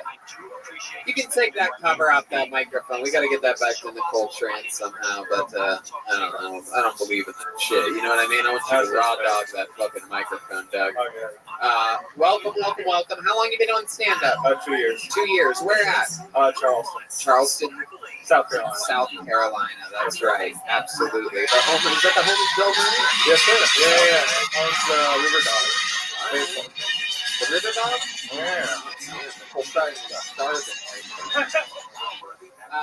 And are you just visiting Austin? I moved down here about like 2 months ago. Okay. What do you love about Austin so far? Fuck, dude. I just been hitting mics. I haven't been out. Homeless people. I went to a clean every stoplight. That's wild. Okay, what do you do for work? I'm unemployed right now. Okay. I was selling carriage tour tickets back in Charleston. What kind of ticket? Carriage tour. We had horses pull people around town. Oh, God. Beating the shit out of them. We're good. We're good to the horses. All right. Okay. So you just do stand-up. You're unemployed. How much money did you save working at the carriage? Dogecoin got me. I didn't make as much as that. Jesus, these people on this show, you can find out everything about. You can learn how to manage money by listening to Kill Tony nowadays. I love it. So Dogecoin did you write? How much money did you make on that? Like 30. $30,000. Wow. Hell yeah. Absolutely incredible. I had 700,000 Dogecoin before it went to a penny. And then this is interesting. I would have made like $100,000, but yeah. So it's just. Hell yeah. Clearly barbers don't take Dogecoin. What else, Doug? You must have something interesting about your life. Any fun facts about you as a growing up or as an adult? I used to live in a van. I've been to Vietnam before. Really? Yeah. Wow, you're like everything that's happened in the show so far tonight. What did you do in Vietnam? Backpack around, travel, candy, all that. Your parents have money? They're all right. I never really loved food. That's Navy. This is the part I was so worried about. Yeah, me too. How about your love life? What's your love life like? There must be something there. I dated chick like 2 years ago, been single for a while. What happened to that relationship? Why'd that end? I went to this Skank Fest with her, and why would you ever do that? I like half-heartedly invited her to it. She's like, yeah, sure. And when we were breaking up the entire time, she's like,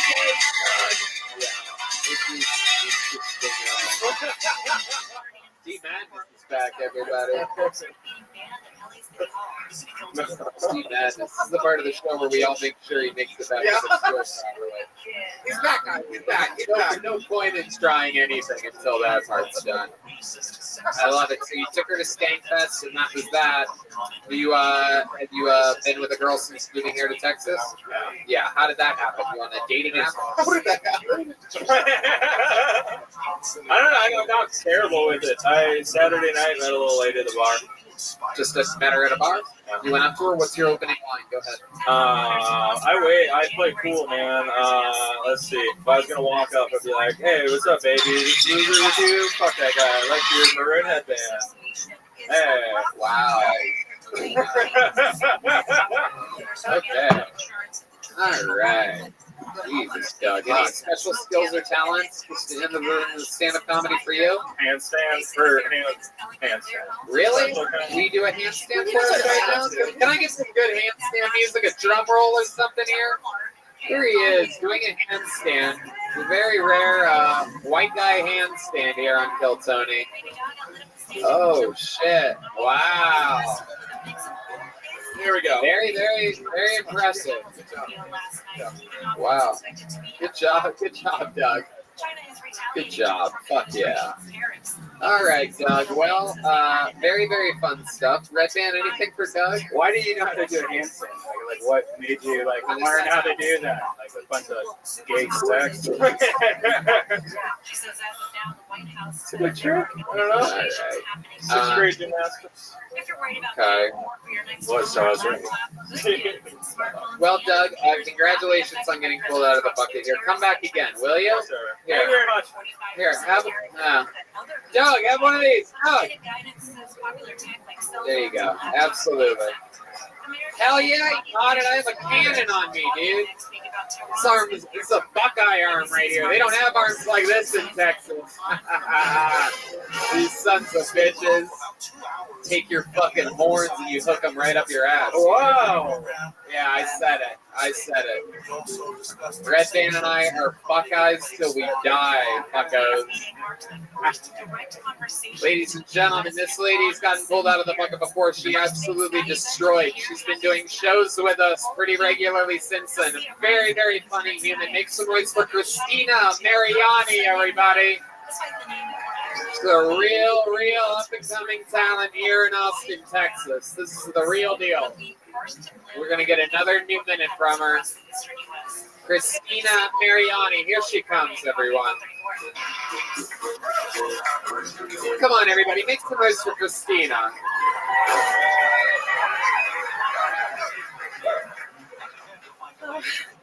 Hi.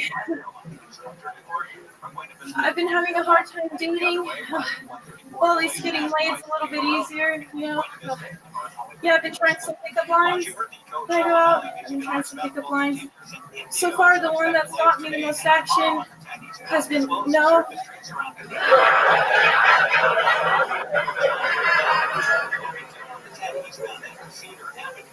Usually that works, but you know, when it doesn't, I'll go home and have to turn to the internet for some material to help me get off. You know, I'm really into shower stuff.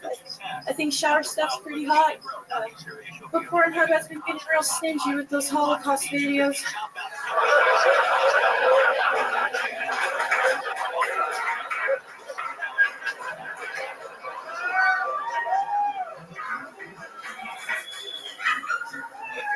I guess I'm like a sucker for a guy in uniform.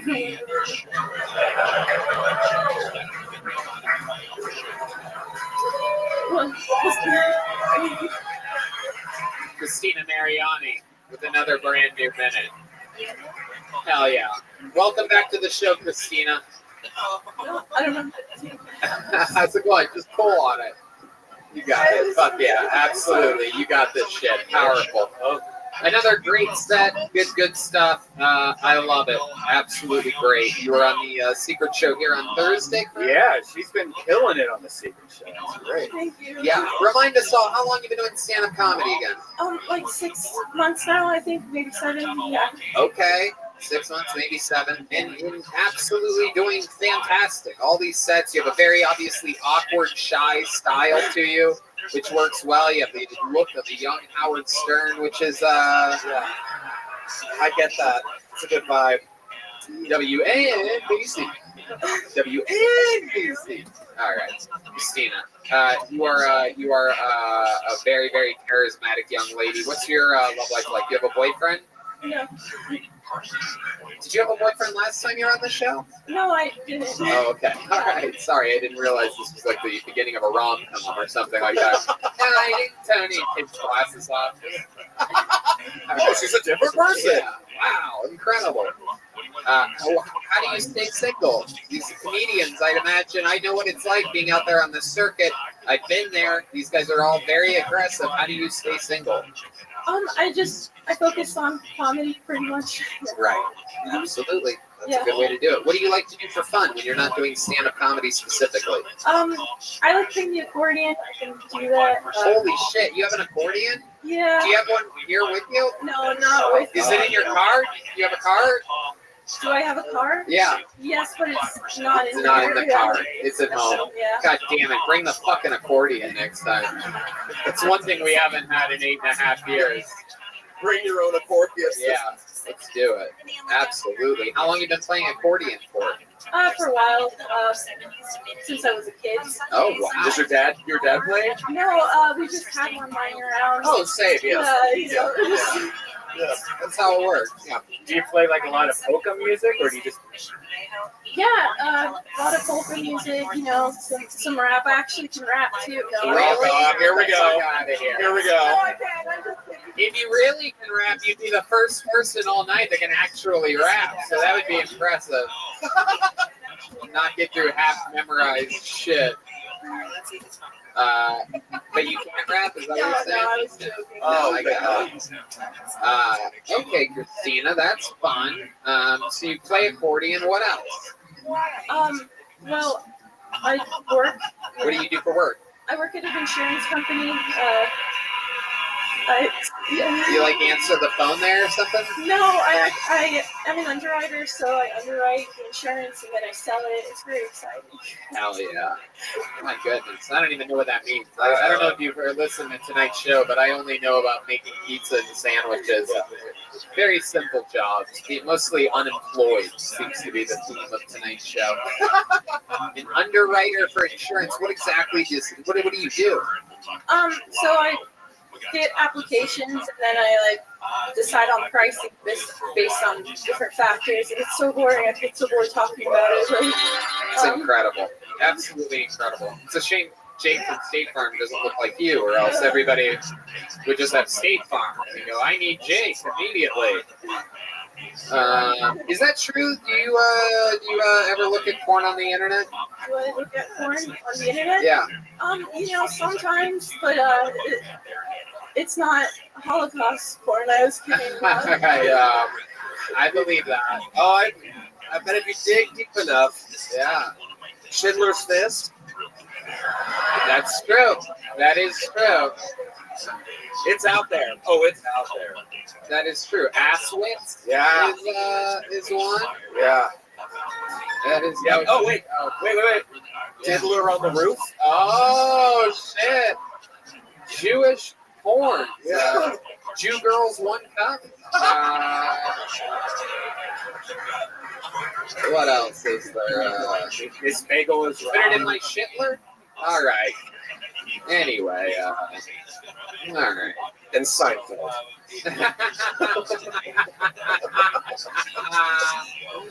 Jewish porn jokes. One in the bank, two in the stank. What are we talking about here? Okie dokie. We're gonna keep moving forward.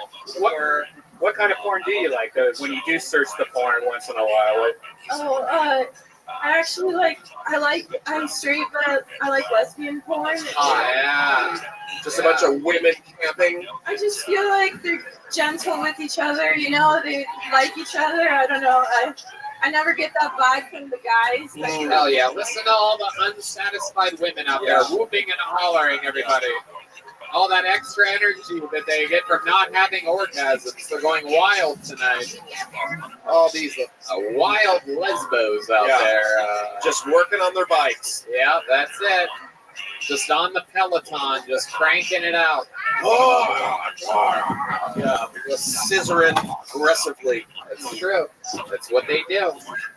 I love it. Interesting, because a lot of lesbians I happen to know are into accordion porn. So it's amazing how that. All right. Christina, you're absolutely hilarious. You're always a great new minute, always a great interview. You're so awkward, yet completely charismatic. Have you gotten a joke book before on the show? Yeah, I have. You have a big one? Perfect. There you go. I would love to have you on the sneaker show on Halloween if you can do it. I would love to. I'm going to be in California, though. All right, no worries. You're going to California? Yeah. Why? To see my family. I'm from Stockton. Oh, wow. 209. Fuck yeah. Represent. I'm friends with Nate Diaz and Nick Diaz. You know them? Yeah, we talked about this last time. Oh, okay. Yeah, one of my friends talked one of the Diaz brothers. Okay. Okay. Like many of Nick Diaz's friends, I don't remember a lot of things. We smoke a lot of marijuana in our little circle. She didn't remember either. I'm just kidding. I love it. Christina, you are so different. You're so special. Keep coming back. Christina Mariani, everybody. What do you guys think? Should we go to this bucket one more time, huh? Let's see what happens here. Is that a lady with purple hair? Wow, hello. Thank you for coming here while not protesting Chappelle's new special. Incredible. Incredible. Thank you. Thank you for still supporting live comedy. All right. Your final bucket full of the night goes by the name of J.T. Stockman, everybody. This looks like a brand new name. Cool name, J.T. Stockman. Let's see what happens here. Come on, everybody. One more time for J.T. Stockman. Oh, how we doing tonight? I started using Tinder again. I see now on Tinder you can identify if you've been vaccinated or not.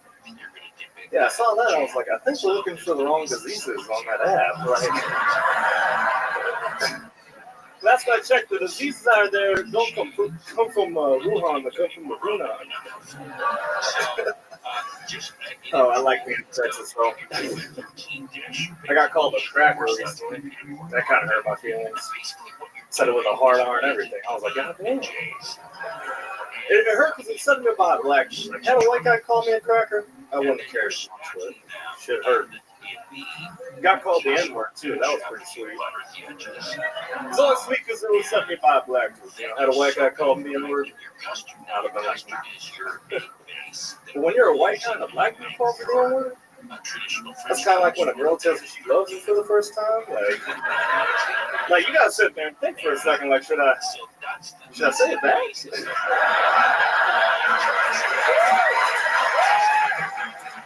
J.T. Stockman. Welcome to the show, sir. This is your first time here, right? No, actually, I met you after the freeze over at the other place you don't talk about. Oh, okay. Yeah. All right, after the freeze. What did we find out last time you were on the show? February. I was dyslexic. Oh, okay.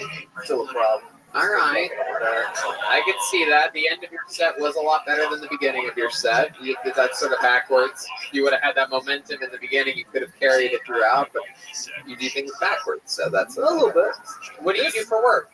Well, actually, it's my 1 year anniversary of starting my own business with my buddy from the Navy. Oh, wow. What business is it? We install mini split AC units with veterans and mainly with a lot of hot fires too. So wait, you install mini air conditioners? Mini split AC units. The more energy efficient, they cut energy costs. Okay, Shark Tank, we get it. All right. Quality of life. Yeah, they cut costs, but did they cool your place down? Actually, they do shit. They do. It's so you can have like air conditioning and like. Christ, what the fuck? I know, we're just fucking ghost over here. Jesus. If you can have one place with air conditioning. Nobody knows about air conditioning more than the fat Oh, person yeah. on the show. Jesus. Well, let me just tell you, it's fantastic. It's so you can separate your house in different zones, so you don't have to have air conditioning in your whole house. Wow. Right? Did you hook Red Band up with your fucking No, I shit? did. Let us know, man. We're Sandy Enterprises. Okay. Go. I need it. Wow. Look at that. We're learning. Homeowner Brian Red. Yeah. Absolutely. Okay, so business is booming over there? It's doing a lot better. Actually, this is also a 1 year anniversary I'm out of debt, too. Completely out of debt. Okay. Hell yeah. What are we talking about? How much money do you have? How much money do you have? How much do I have left? No, yeah. Or how much was I down? Who gives a fuck? What do you do for fun, JT, when you're not installing air conditioners or? I'm mainly play basketball with my roommates over in Houston. That's where I live now. Okay, is that where you were called a cracker? Yes. On the basketball court? No, it was by someone on a crackhead on a bicycle. Sorry about that. It wasn't. You say it was a crackhead on the Yeah. bus? It looked like it. A crackhead called you a cracker? Maybe that means they like you. Wait, what is a crack? Like, does crack profiling people? Yeah, I think so. I think it happened. What were you doing on the bus if the AC business is going so well? I wasn't on the bus. Okie dokie. All right.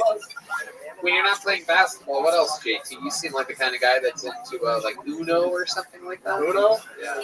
Not like Bones. Bones? Yeah. Okay. Oh shit, D Madness knows what's up. Again. How the fuck do you play dominoes, D Madness? Easiest guy to cheat ever. Yeah, you can feel the dominoes. Oh, you can feel the dominoes?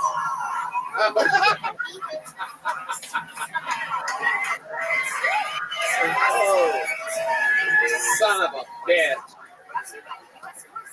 I just got called a dumbass by a blind guy, so knock that off my fucking bucket list. Jesus Christ, D Madness is ruthless over here.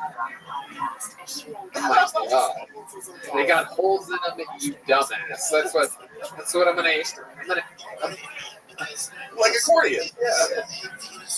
I love it. D Madness, you are the very best. JT, your love life. What are we talking about here? You seem like a tall glass of water. What do you got going on over there? I've been single ever since I got divorced. Oh, you got a divorce, huh? Yeah. What was that? What happened there? How long were you with that lady for? 4 years. And what went on there? Why'd you get a divorce? She joined the army. Oh, okay. She lives in Hawaii. Okay. Does she like camping? I think so. I don't know. She didn't really seem like it, but You ever miss her? Do you miss her? I do. Yeah, that must have been weird that she left you to go to the army. We got married when I was in the Navy too. Wow. Okay. Why do you think she did that? Why do you think she went to the army? She always wanted to do it. She went as a medvac, so she wanted to help people more. And it's just an opportunity for her. I'm not buying it. Not buying it. We grew up buying on it. What do you think? I don't know. I think there's a dude. Yeah, well, she's In definitely, Hawaii. yeah, she's definitely getting fucking. She's like, I want to join the army. Damn it. No. I mean, that's Give me my space. any woman that's like, I want a divorce and go into the army just wants to get gangbanged. Yeah, pretty much. yeah. So, Yeah. it's just a bunch of soldiers. Fucking, Yeah, she's squirting all over that mess hall. Yeah, absolutely. It's like one of those Hawaiian volcanoes. Just So yeah, I do miss her. But yeah. incredible. So what's it like ever since your divorce? What's going on with you? Nothing real steady, just on and off with different. Yeah, you really on Tinder? I am, but not really that much. It's kind of weird on that. Yeah, why is it weird? It's just kind of dead, I guess. I don't know. I have a profile, but I don't really use it. Yeah, what does your profile say? What's your description? Hi, I'm JT, and my wife left me to go to the army, so I'm sure you'll have a fucking blast. Is that what it says? Yeah, you're in the ballpark, I guess. I'm kind of guessing that, like, any girl that's on Tinder nowadays, that's kind of gross, right? Like, they wish. I don't know. You're gross, right, Justin? Well, yeah, women on there, they have their age, and then they have their Tinder age on there, so. What? Like how long they've been on Tinder? Like a 34-year-old that's 27? What's a fun fact about your life that you think makes you different than everybody else? Must be something, JT Stockman. Where are you originally from? Minnesota. Ugh. Yeah, I know, right? The Canada of America. The deep south of Canada. It really is. And I got the fuck out of there. My God. Yeah, no, it's not that great. Yeah. I believe, but any fun facts about you or your family or anything like that? Your great grandfather was a. Well, no, not really. My mom's a sociologist, and then my dad's a truck driver. That's it. Really? Yeah. Truck driver. Was he around a lot during your childhood? Oh, yeah, 50-50. He was in now. Jesus Christ. Good thing about having a truck driver father is that at least he can't leave you to go to Hawaii. Can't drive to Hawaii, people. All right, JT. Fun times, my friend. JT Stockman, everybody. You want a joke book? JT, take one of those. There you go. All right. No, he didn't. No. That's not true, right? You see him anywhere? What's that beeping sound that I hear? What is that? Someone want to come up over there? You want to come up, make an appearance? You do? Hey, let's get a couple of the boys over here to help my friend. This guy, a former regular on this show, famously retired a couple months ago. Yeah. This is going to be very cool. This is completely unplanned, completely improvised. I didn't think this day was going to come this soon or here right now, but I'm very excited about it. Ladies and gentlemen, this is former Kill Tony regular legend all the way. Lives here now, but followed the show all the way from Los Angeles, California. This is the return of Michael Lair, everybody! Holy shit! Wow! Abso-fucking-lutely. Kill Tony royalty. Legend of the game. Over 100 new minutes of material we've seen this man provide. A legend, soaking it in. He got a standing ovation. He's still soaking it in, even though they're not clapping anymore. Ladies and gentlemen, one more time, this is the return of Michael Lair, everybody. That fucking thing is in there tight tonight, huh? Yank that out of there for him. This fucking mic is in there deep. I'm nothing.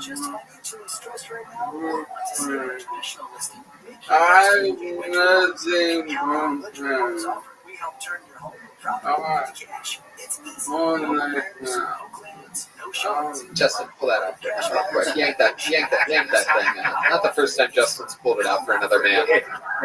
He has nothing prepared, he's good. How about one more time for Michael Lair, everybody? He famously diagnosed with ALS a few years ago. One of the worst diseases that a human being can possibly have. Meanwhile, this guy fights the good fight all the time. We live in the same area. We have coffee together a couple times a week or so. At least we try. And it seems as though he's just staring down the barrel of the camera. I think he's going to try to walk for the first time. We've never seen this before.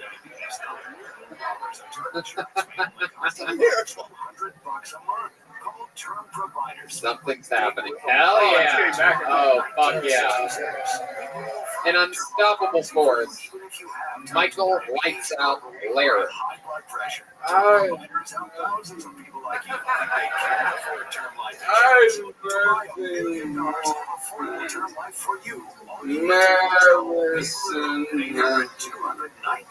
What's a suggestion? Oh, what's a suggestion from the audience? Why don't you guys, one of you normal people yell something out? It is genius. What? Now, on something. Somebody said herpes over here. Famously has a rainy street joke that says trying to help Michael Lair. What'd you say? You guys suck at this. This is all references from earlier in the show. Does anybody have anything that we haven't talked about? Alec Baldwin. Alec Baldwin. I did say Alec Baldwin. Alec Baldwin.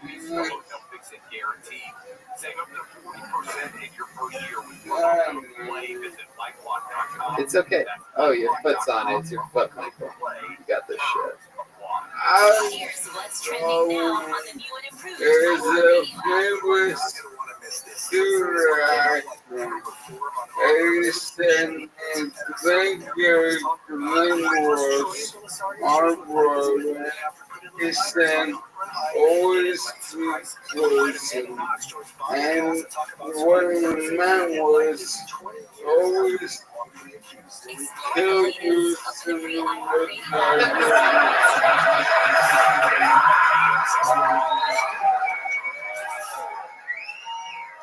Hell yeah!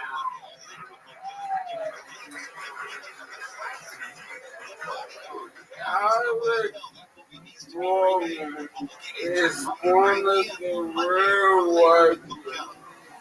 There are a lot of white people in this audience, but no one has ever met anyone else named Alec.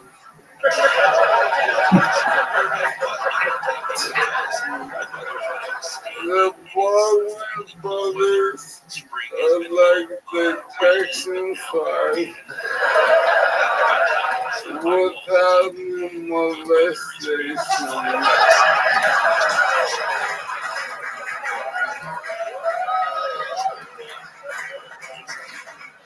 What's the Roman Catholic show you never know? Wow. I mean, look how easy he makes it look. Still fucking got it, this guy.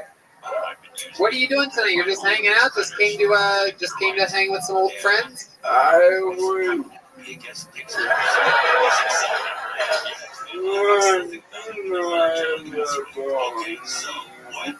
And I was 10 days to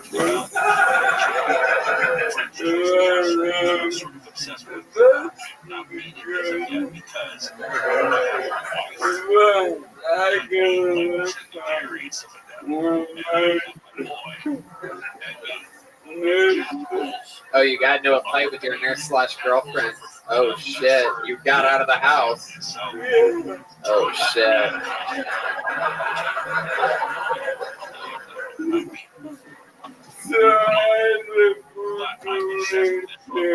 Oh, Voodoo Ranger, for those of you that don't know, is a tall boy of extremely alcohol-infused beer. It's 9% alcohol, 5 volume. If you're doing it, and you can't get it, you want to do it. It is true. A lot of people call Miller High Life the champagne of beers. Voodoo Ranger is the heroin of beers. Pretty much. I love it, Michael Lair. What a fun surprise. Yeah, man. I like that belly you have now, by the way. That's fucking hot, dude. You got the castaway beard in the belly. Yeah. I love it. This is exactly what we thought you would turn into when you retired a few months ago. Just letting it all go. I fucking love it. Holding on though. I love it, Michael. You want to hang out up here while the final comedian goes on? It's your favorite comedian. I do know that for a fact. I think he passed away, everybody. I think this was fun. He died doing what he loved the most. Yeah. A new minute on Kill Tony. Yeah. We'll tell your story. We'll tell your story. Michael Lair, ladies and gentlemen. One of the true legends of the game. This is a star-studded show here tonight. Michael's laughing. Does someone want to get up here and help him off the stage? Because we don't. Yeah. Matt Mueling. He's in charge of the microphone, not lifting you. There they are. There's the big boys over there. Guys, come on. One more time for one of the legends of the show. Monster comedian. And still one of the greatest Kill Tony comedians of all time. That is Michael Lair. Follow him. MichaelLairComedy.com. Leher. Get a good grip on there, guys. Mike, stick around. Let's do a shot in a bit, right? Yeah, don't get in shots, Red Band. Jesus Christ. Dr. Red Band. Give that guy a liquor. That's great. Gee, manslaughter. Let's have some peace together, Michael. Stick around. How about one more time for Michael Lair, everybody? There he goes.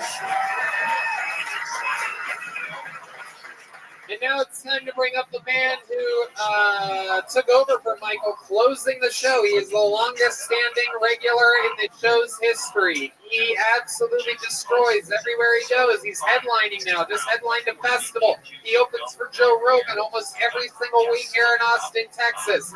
Ladies and gentlemen, born and bred here on Kill Tony, this is the Big Red Machine, William Montgomery, everybody. Boom. The Vanilla Gorilla, the Big Red Machine, the Widespread Panic. This is William Montgomery. It kind of threw me off when Michael's Alec Baldwin jokes are way better than mine, and he just improvised them. So let's try this out. I can't believe what happened with Alec Baldwin killing someone, so I went back to look at what he's been in, and I think we should have seen it coming. I mean, you have Dr. Death, Glenn Gary, Glenn Bang, and who can forget 30 Block? I know I love Alec Baldwin! I bet after Fight Club came out, the Pixies were like, just what we needed, more downloads. Yo, no one was a Pixies! Senator Bernie Sanders of New York, Congresswoman. Very unhappy to announce I ran over a guy earlier today. I was looking up at a billboard trying to figure out what it said, and the dumbass walked right in front of my car. It turns out the billboard said, "Please be careful, pedestrian deaths are on the rise." Y'all know I love running over all those people. Y'all can make all the Alec Baldwin jokes you want, but if you were to do stand-up, you would kill. Y'all know I've killed homeless people before. American and Iranian officials have spoken face-to-face during nuclear talks in Tehran for the first time. Ding the fucking thing, Red Band. What are you doing? You should say that you're done. I'm done. Thank you. That's my time. Thank you. That's my time. Yeah. William Montgomery. My name's William Montgomery. Thank you so much. That's been my time. As good as he is, the peak of his career, and somehow he doesn't really end his sets. That was my time. Thank you so much. My name is William Montgomery. That was my time. Thank you all so much. It was a real pleasure. That was my time. My name is William Montgomery. Thank you all so much for being here. Thank you for driving so far. That was actually my time. Y'all are so sweet. Y'all came from such far distances. My name is William Montgomery. That was my time.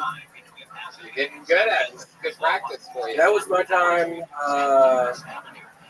William, how's it going? You just got back from Los Angeles, California? I did. It was honestly a fucking nightmare. I go to Six Flags. The second day I'm there, my phone gets sucked out of my pocket on the X2 roller coaster.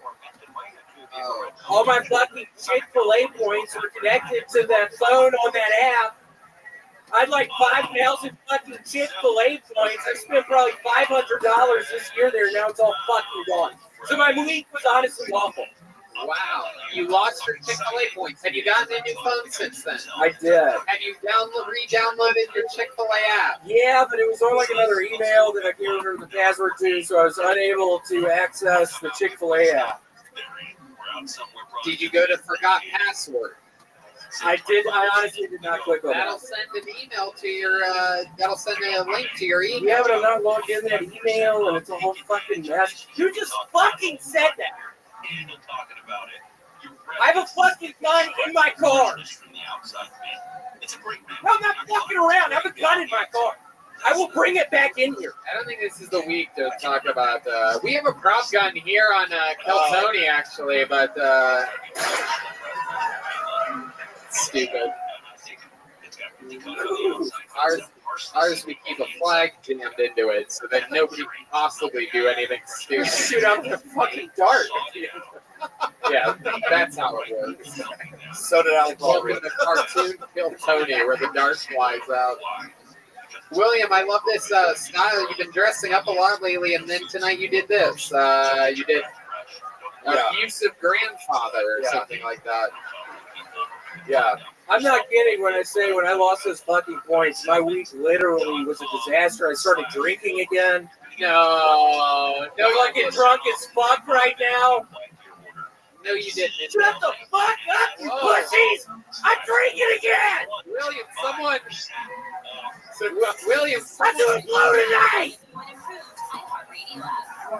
William, someone just threw raisin bread on the stage at you. They're trying to get you back on the, I'm not eating this shit anymore! Get that out of my face! The raisin bread just hit an old Vietnam veteran on the lap. Right on his dick! Oh shit, they're throwing it back on the stage again. This is like when a Yankee... You fucking dropped it! You have a really weak arm, William. It's something else. Your raisin bread just hit the purple-haired lady in the head. You fucking dropped it! Whoa, he got it. Oh, look at that. Absolutely incredible, sir. You can get that autographed after the show. The official Kill Tony after party where the great Dan Nether Hour will be playing. We have fun here. We hang out after the show. You can unlock your phones and hang out if you want. I also did a set at the Comedy Store on Saturday night. Some lady, probably 5 minutes into it, said, "You're not funny." And I called her a bitch, and she got up. She's like, "What'd you just call me a bitch?" And I was like, "Yeah, you bitch." And then they had to escort her out. Really? She was pissed. Wow. I wasn't fucking playing that night. Wow. And so then what happened? Did you hang out at the Comedy Store till late? What's the Comedy Store like right now? Give us a report. It was fun. A lot of people were wearing orange for some reason. It's fall. It's fall. Yeah, it's because they want to make sure Alec Baldwin sees them. Yeah. That's it. Why did I say a bunch of people were wearing orange? What the fuck was I thinking that was going to accomplish? Why did I say that? Set me up for a joke. William, do you ever go hunting or anything like that? Do you ever do any outdoorsy things? Because you look like a lumberjack. Yeah. You look like the guy that like comes out of a cuckoo clock or something like that. I went hunting one time with my Uncle Lance in Mississippi and shot someone. Oh. We were hunting people at a convenience store. Oh. Right. Somebody owed my uncle a bunch of money. I was only 6 years old. Uncle Lance fucking shot him through the chest. It was horribly gory. But yeah, that was the one time I went on it. Did you try to save the person at all when they had an open wound in their chest? Did you go over and like try to plug it or something? Well, I was driving the car and I immediately hit the person as they were falling down. God, what a weird story. Why didn't we say that? It was totally made up. William, are you kidding about starting drinking again, or is this true? No, I'm kidding. I haven't. Okay, well then in that case, I'll ask you. A lot of you might not know, William, famously a heavy drinker, quit drinking, got addicted to raisin bread. How much raisin bread have you eaten since the last episode a week ago? Well, since last Thursday, I've had 4 loaves. 4 loaves last Thursday. Since this past fucking Thursday, That's I love a that loaf shit. today. Did you eat a loaf today? Yeah. All right. Earlier today. That's why I didn't want to fucking see that, because I don't want to be tested. That's right. You're already at your limit for raisin bread. What's your favorite kind of raisin bread, William? You fucking said blueberry. I mean, I have a fucking gun in my trunk. I swear to God, I'll bring it back in here. I swear to God. Some lady that does not know how raisin bread works. Those are the words of a lady that has only looked at raisin bread, not eaten it or read the bag. Oh, look at that blueberry bread. What a monster. I can't believe I don't know how to read. Or eat the bread. Blueberry raisin bread. That's why there'll never be a female president, right there, because of people like that yelling out. There will never be a female president. Look at the table with the purple-haired lady as the only lady's giving me the finger right now. What are the odds of that, huh? Yeah, why don't you guys go pick it or something, huh? Go make some signs and be all loud about it. Oh my God. Yeah, what the fuck are y'all even doing? What the fuck are y'all trying to prove? Seriously, what the fuck are you trying to prove? Get out of here. You don't have to leave. You don't have to leave. Oh, William, what's this? Yeah, I'm pissed right now. My fucking phone came out on the X2. Did you ask the people at the, Yeah, they collect the phones every night. You can get them like the next Well, I morning. talked to the people, but no, I got an email the other day and they don't have it. So it's gone. Wow. My goodness. To think there's someone gone. To think that there's someone out there eating all that Chick-fil-A right now. Shit. I haven't even thought about that. Yeah. I know. Oh my God. I wonder what shit is eating all my fucking. I didn't even think about that, Tony. Yeah, I know. Oh my It's God. a crazy time. A lot of people right now investing in Tesla and Apple, and you saved up all those Chick-fil-A points. And I always thought if I ever went homeless or something like that, I would at least be able to eat Chick-fil-A for like a month. Well, I got my legs back under me. So. That's why I was collecting the points. Curious. if people were to send you Chick-fil-A gift cards, where would they send those to? Maybe here? Yeah, here works for sure. Yeah, I think I need some. Look up the address to Vulcan Gas Company. Yeah, attention William Montgomery. Yeah, attention William Montgomery at Vulcan Gas Company. And we'll see if we can get you some Chick-fil-A Please points. do, that'd be great. That sound good? That sounds really good. You love Chick-fil-A, don't you? I love it. How much do you love Chick-fil-A? I fucking love Chick-fil-A, I swear to God. Tell these people how much you love. What do you It's love? my favorite fucking place. What do you like to get there? What do you like to get there, William? A couple Chick-fil-A sandwiches. Hold the pickles. Oh. What are y'all doing at that shit? Well, hold on a second. Hold the pickles. Texas does not fuck around. They are booing. Hey, fucking pickles. Oh, shut the fuck up. Wow. There's no way. This is what. Hey, fucking pickles. There's no way all y'all like pickles. There's no like way. when Hulk Hogan joined There's the no way. There's no way. I feel like I'm in a nightmare right now. This is a God. I cannot believe it. The crowd is turned on William Montgomery. Yeah, what the fuck happened? This is a pro pickle audience. That's bullshit. The lady with purple hair just pulled one out of her vagina. Yeah. I refuse to fucking believe that. That many people like fucking pickles. That's unbelievable. How many of you love pickles out there? God. Grandmas. It's fucking bullshit. There's no way. How many of you love dill pickles? That's the worst guy. There's no way. There's no way. I refuse to believe what's going on. What the fuck are you doing with your hands? I'm gonna get my gun! Oh, shit. I think that's tonight's episode of Kill Tony. How about another hand for William Montgomery, everybody? We did it again. Good stuff, William. Guys, listen to the Glitter and Garbage podcast with Justin Martindale and Justine Marino. He's at the Creek in the Cave this Thursday and Friday. How about one more time for our friend Justin Martindale, huh? Yes. How about a hand for the Kill Tony band, the Screwball Peanut Butter Whiskey Band, Matt Muelling on guitar, Tevin on drums, and one more time for the great D Madness on the bass guitar, everybody. Tonight's drawing from Ryan J. Ebelt, unbelievable. The Red Band and the great Justin Martindale, right down the barrel. All those prints are available at RyanJEbelt.com, including the new Kill Tony Bingo card set where you can play live Kill Tony Bingo along with the episode. I do believe there's going to be some Kill Tony merch for sale perhaps immediately after the show at the official Kill Tony after party. You guys are free now to unlock your phones and hang out and drink more. How about a hand for the amazing staff here at Vulcan Gas Company? Thanks a lot, guys. Fun every Monday. And thank you to the live audience. We love you. We'll see you next week, everybody. Good night. Thank you.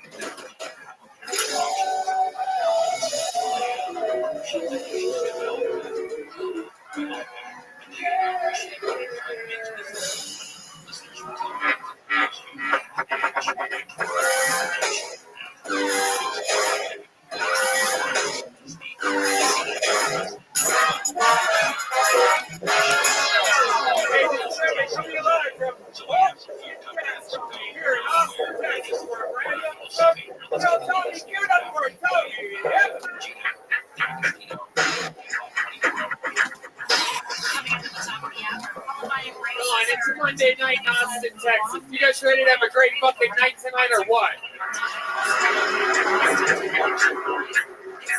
Yeah, here we fucking go. It's Brian Redman. What's up, everybody?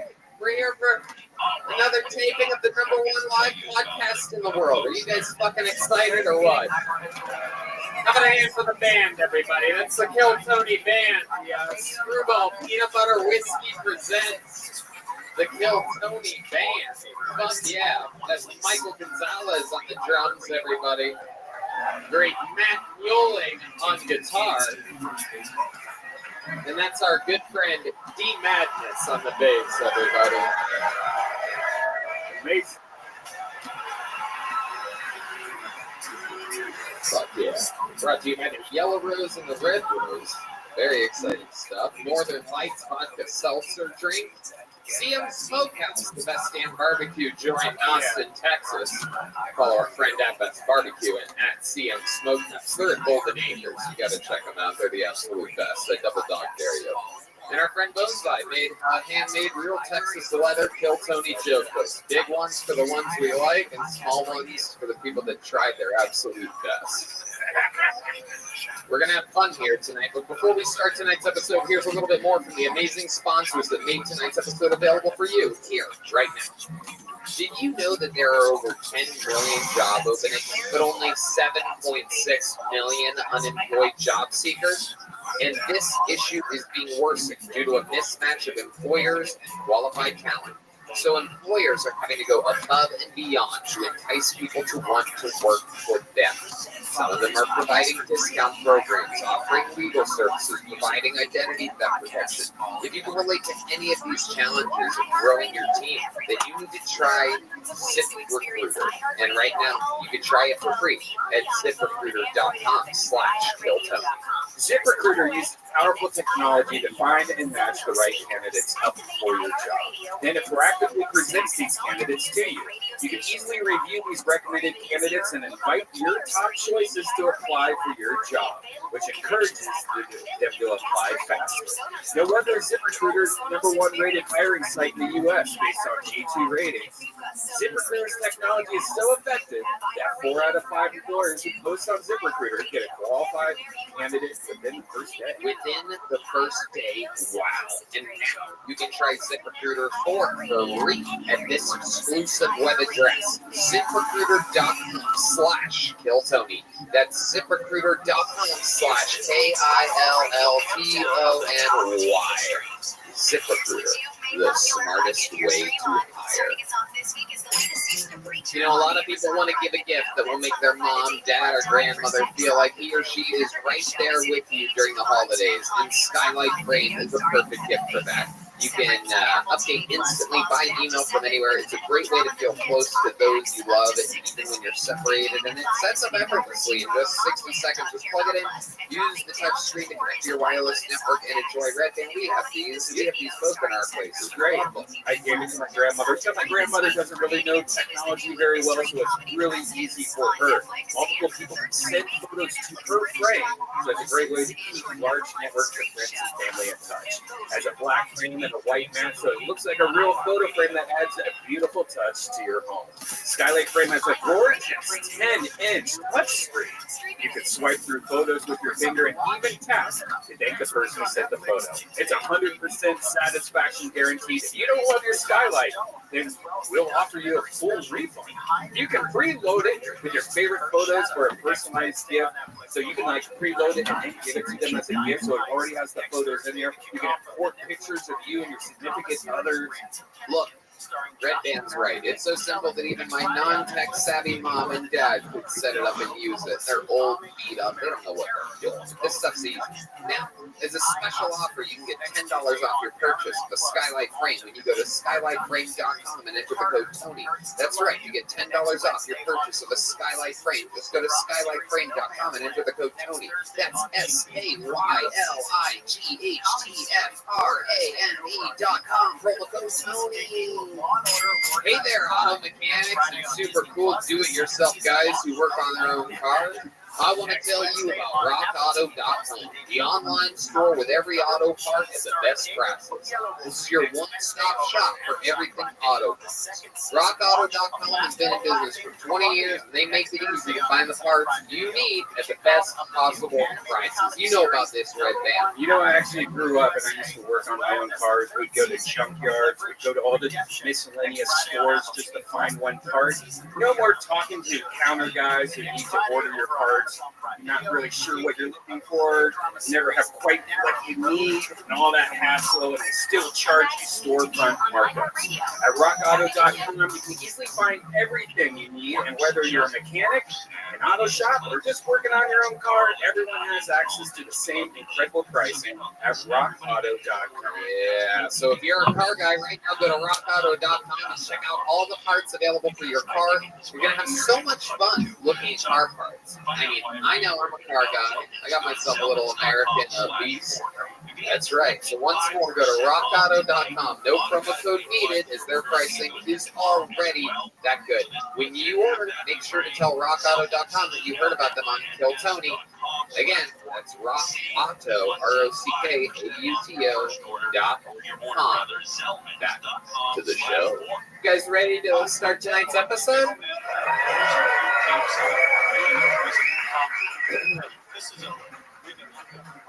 I love it. Ladies and gentlemen, every single week we have two of the best comedians in the world on this show to sit along with us and talk to people.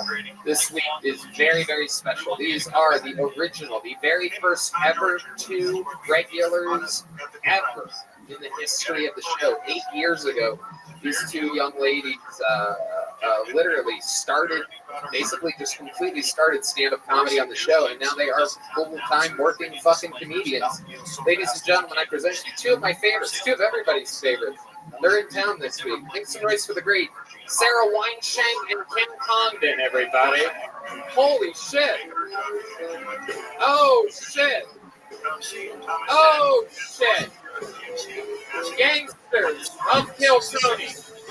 On the Mount Rushmore of Kiltony. The two young ladies that had the courageous, almost impossible job at the time of writing a brand new minute every single week to start their young comedy careers, and look at them now. Wow, thank you so much. How you guys doing? So good. We got so high. We are.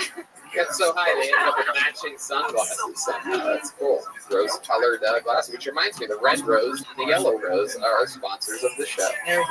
Welcome, ladies. You guys are at. You guys have your own podcast. It is Icky, Kimmy, and Shane. Yes, first launch today. Wow, look at that. Thank you. Listen. You guys, I know every single one of you personally. You've been begging for it, and I'm here. I'm talking about the podcast. Broad Topics is the podcast that Kim also does, and this Wednesday they are co-headlining at the Creek in the Cave. Oh, yeah. We love you guys. We're so glad that you're in town visiting our insane fun chamber called Austin, Texas. This place. How many of you have been to one of these live shows here at Vulcan Gas? Okay, well, the rest of you are in for a real special treat. A lot of insanity is going to happen. A bunch of people signed up with a chance to come on this stage and join us. They all signed up on their way in. The chance to get 60 seconds. You know the time is up in here. The sound of a kitten. That means wrap it up then, or else they're going to bring out the angry West Hollywood Bear. The whole thing. Place we used to do the show. You guys ready to start this mamma jammer or what? Huh? Austin, I'm telling you, it's about to fucking go down. Are you guys ready to do this shit? We're sort of almost there tonight. I think we're going to get there. We're going to start the show with something very, very special. A couple months ago, another of his very special Kill Tony Regulars episode. One of our favorite regulars in the history of the show retired from stand-up, Michael Laird, who, of course, is, since we met him, have been under the tutelage of the disease ALS, and yes, there's the frog of ALS, the official, you guys all know that when you hear the word ALS, the sound of the frog is never too far behind. Anyway, he retired. However, one of the characters that he was famous for, I do believe I saw before the show, so this should be interesting. It's on my piece of paper here. Ladies and gentlemen, this is very exciting. The return of one of our favorite human beings of all time. You've seen this guy on Kill Tony before. It's the one and only Injured Dice Clay. Andrew Dice Clay's very sick brother, Injured Dice Clay. I'm gonna kick it off with something special here.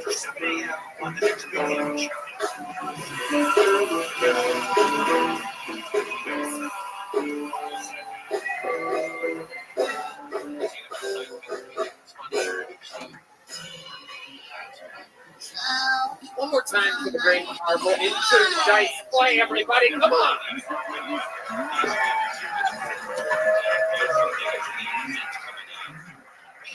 Jack these nipples, Jack the quick, Jack shows up to fucking bombs. Oh! Oh! I fucking what? Why are hospitals so small when you're so fucking fat? You are my blood pressure. You have nothing like too much pressure.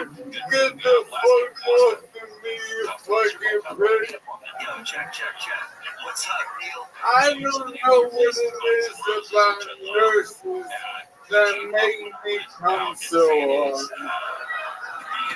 But all I know is after this visit, this student's gonna need a new pair of socks. You don't want to hear some nursery rhymes. Oh yeah, good old Mother Goose. We have to sing home knowledge. Hey, Humpty Dumpty sat on the wall. He was trying to get across the border to get his baby out of the cage. Little Bo Peep lost her sheep to COVID disease. Now Bo Peep is real guilty because he refused the sheep vaccine. Mary had a little man and this syndrome known as Down's. She had the strength of 100 men and trouble keeping off the pounds. Oh! Wow, ladies and motherfucking gentlemen. Absolutely incredible. The return of injured dice play is a partial standing ovation happening. A lot of the people are behind you, Michael. It's a shame you'll never know how good of a job you did tonight. That's how unlike fair is, right? You get a standing ovation from the people behind you. That's just, that's the universe for you. No one gets injured dice play. I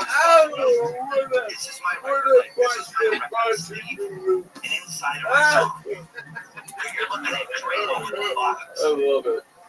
Injured, I gotta tell you first of all, I do believe, and this will be played back in slow motion, you will see that for the first time in the history of the 8, almost 9 years we've been doing this show, my true first spit take happened on your very first show. But you guys didn't notice you were facing that way. Some of it may have gotten on you. It wasn't your general direction. I thought Michael had puked on you. Like, I just saw a bunch of water flying in his throat. It was very bizarre, but you got me right from the beginning. Your timing is unbelievable. You have the timing of a guy that spent over 20 years in the Chicago Second City system, but it's crazy to think that you're just Andrew Dice Clay's injured brother. Oh, look what you did. Yeah, that's what you mean. I'm trying to think, Colette, what are the ones who have the fun? I forgot. Oh, I got it. Oh, my sniper is such a fucking group. He's like, Dex, you have the body of a 7-year-old woman being double penetrated at the Sturgis motorcycle rallies. Fucking Obamacare. God damn. My doctor's like, Dex, you can, if you have trouble swallowing, you can eat this with applesauce. Oh, what a wonderful thing to hear.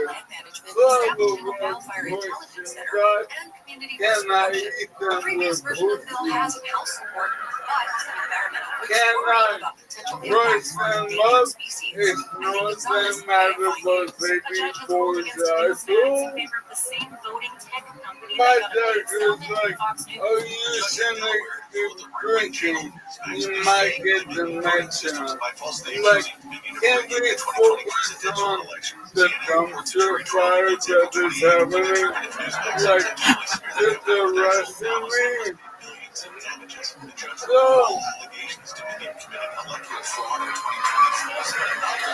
yeah. Oh, it's the ALS frog. Yo, it was it would be funny if I could mention as work out I couldn't walk. And every 5 minutes I stand up and just fall to the ground. So how is ALS been? Has it been like red gas? Man, right now, yeah, this is amazing. Wild. Yeah. No, it's over. And I'm drinking less than ever. And I feel like shit. But one of the things that you've said in the past that you like that seems to help a little bit is a liquid IV. Yeah. Yeah. What's the, you know, you can say 25% if you used to keep on code Phil Tony. Yeah. Liquid IV is a cure for ALS. You saw a camera one right down the barrel. We gotta get a nice zoom on that moment. Oh shit. I think he just made us all rich. You heard it. ALS patient Michael Ayers says it is cure. Hell yeah. Yeah, really, you might have ALS. Have a liquid IV.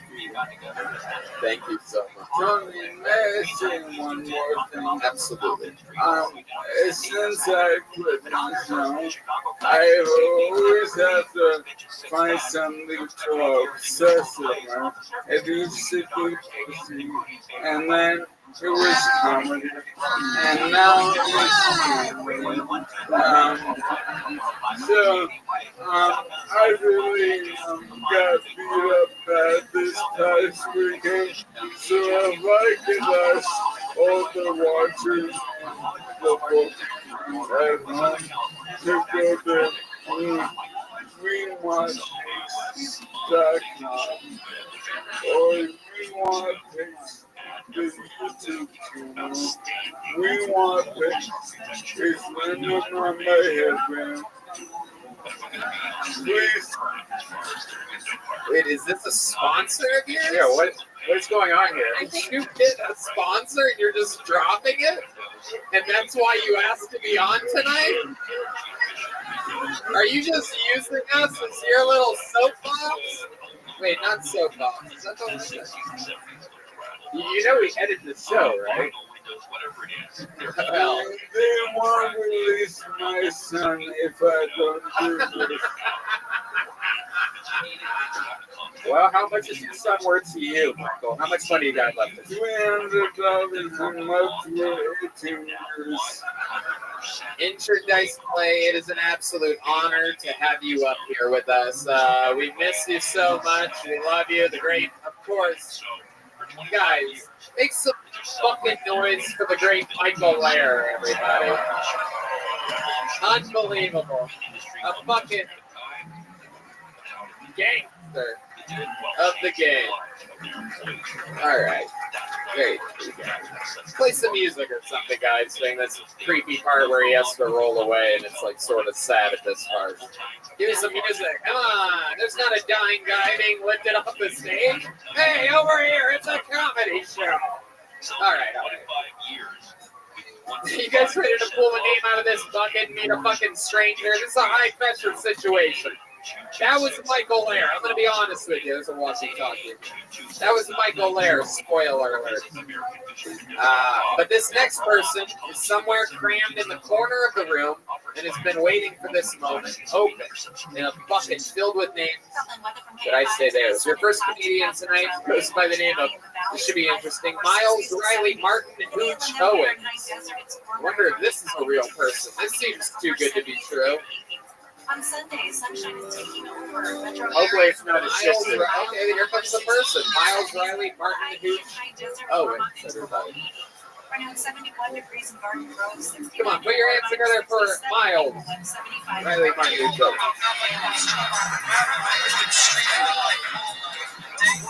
I had to quit my job because my boss was annoying. Like, it was already a really hard job, and then it was kind of different. Like, freaking Pete's already, like, that's tough as hell. Like, I gotta sit there and and then she's over here trying to kisses. Like, I did not have time for that. One time she slapped me in the walk-in fridge, and she wouldn't let me out until I did her a kiss. My dreams are gonna burn. So I kissed my boss.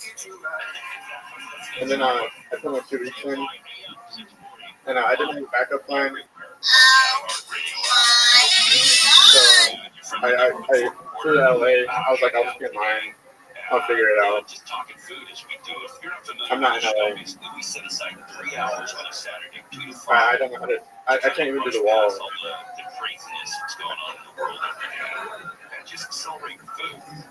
Okay, fuck yeah. All right, that's a minute from Miles, Riley, Martin, Cooch. Oh, is that your name? Oh, yeah. Wow, you have more names than you have jokes. It's incredible. What the fuck was that, dude? What was that? What were you trying to say that whole time? 2 people came on the stage and only one of them was dying. I can't believe it. Yeah. It sounded like you were writing it as you were saying it. Like, and then kind of kissed her. Like, who the fuck? What are you talking about? Is this a job that you have? Yeah, I cook beans. You cook beans? All right. It's like my iPhone when it's on 1%.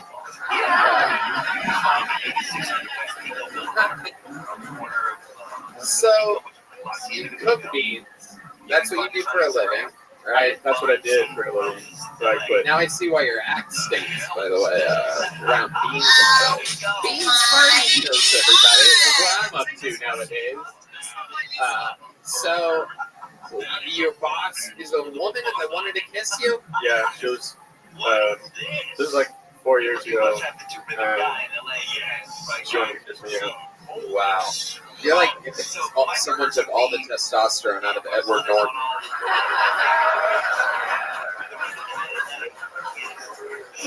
It's like if you did like the reverse Hulk where he got like super sick instead of super strong. Young Edward Norton. Okay. How long have you been cooking beans for? You still do that job? No, I did that for 2 years now. I work in a kindergarten classroom. Oh my God. Everybody got sketched out. Yeah. This is frightening. How do you teach it from more than 100 feet away from the school? You just yell through the window. All right, today, kid, get out your butts. The worst part is they keep showing me their genitals. What the fuck are you talking about, dude? Now this is going to be used in court or something. We were all having fun on a podcast a second ago, and you had to go and fucking talk about kids showing you their genitals. Like, they got cut out. Like, what? They got a steroid thing. I don't know since I've been on here. I really want to like you because your shirt says I love grandma. And then you come up here and try to understand what you're saying, and I'm rooting for you, really. But then you just keep digging yourself deeper into like this weird hole. Well, you started with a girl kissed me. And everybody was like, I don't know.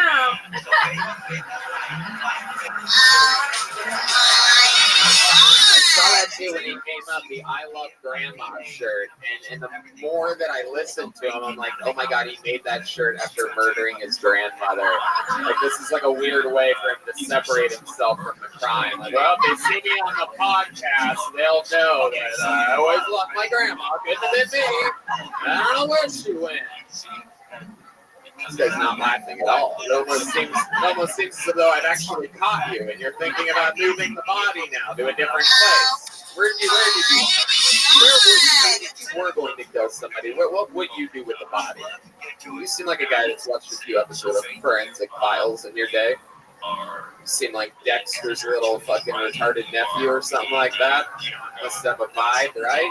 What would you do with a body, Miles, Riley, Martin, Coach, Owens?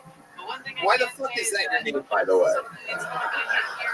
My mom messed up the paperwork You obviously have the same name editor as you have joke editor because it's a really long thing that doesn't really go anywhere at the end. Miles Riley, Martin, Coach Owens. You are a band name. You're like a big band name.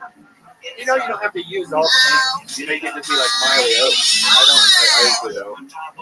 But when we signed up, they asked for ID, and I just go both. And what the fuck?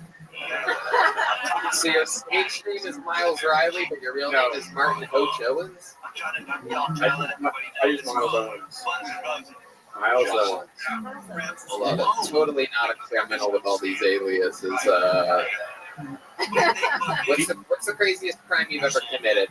You seem like the kind of guy that's lit a cat on fire before. I'm gonna be honest with you. I've never guessed that about anybody, but am I close to one? You ever come close to lighting a cat on fire at some point? I don't put a fire. How about a rock? Have you ever thrown a rock at a cat? Have you ever fucked a cat? No. How many trench coats do you have? Good question. So what do you do now? Kindergarten. Yeah, that's right. How long have you been on stand-up? I did my first mic when I was 20, but it's never been like consistent. How old are you now? 26. Okay, why'd you laugh like that?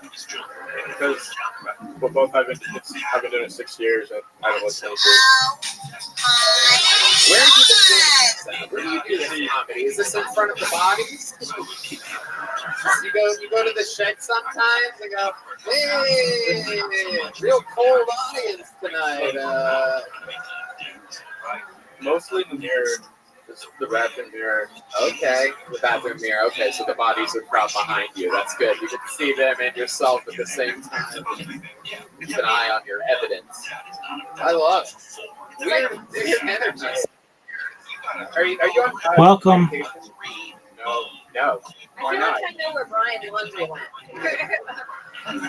This is the guy that took bites out of Brian Laundry and left him in a creek.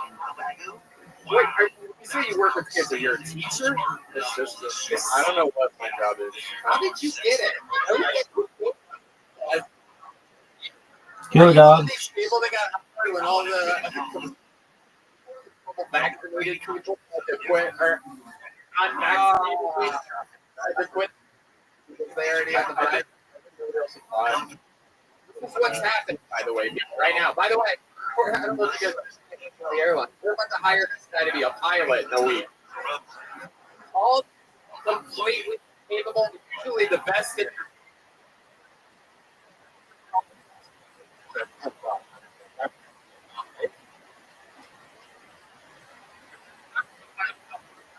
open it. Great.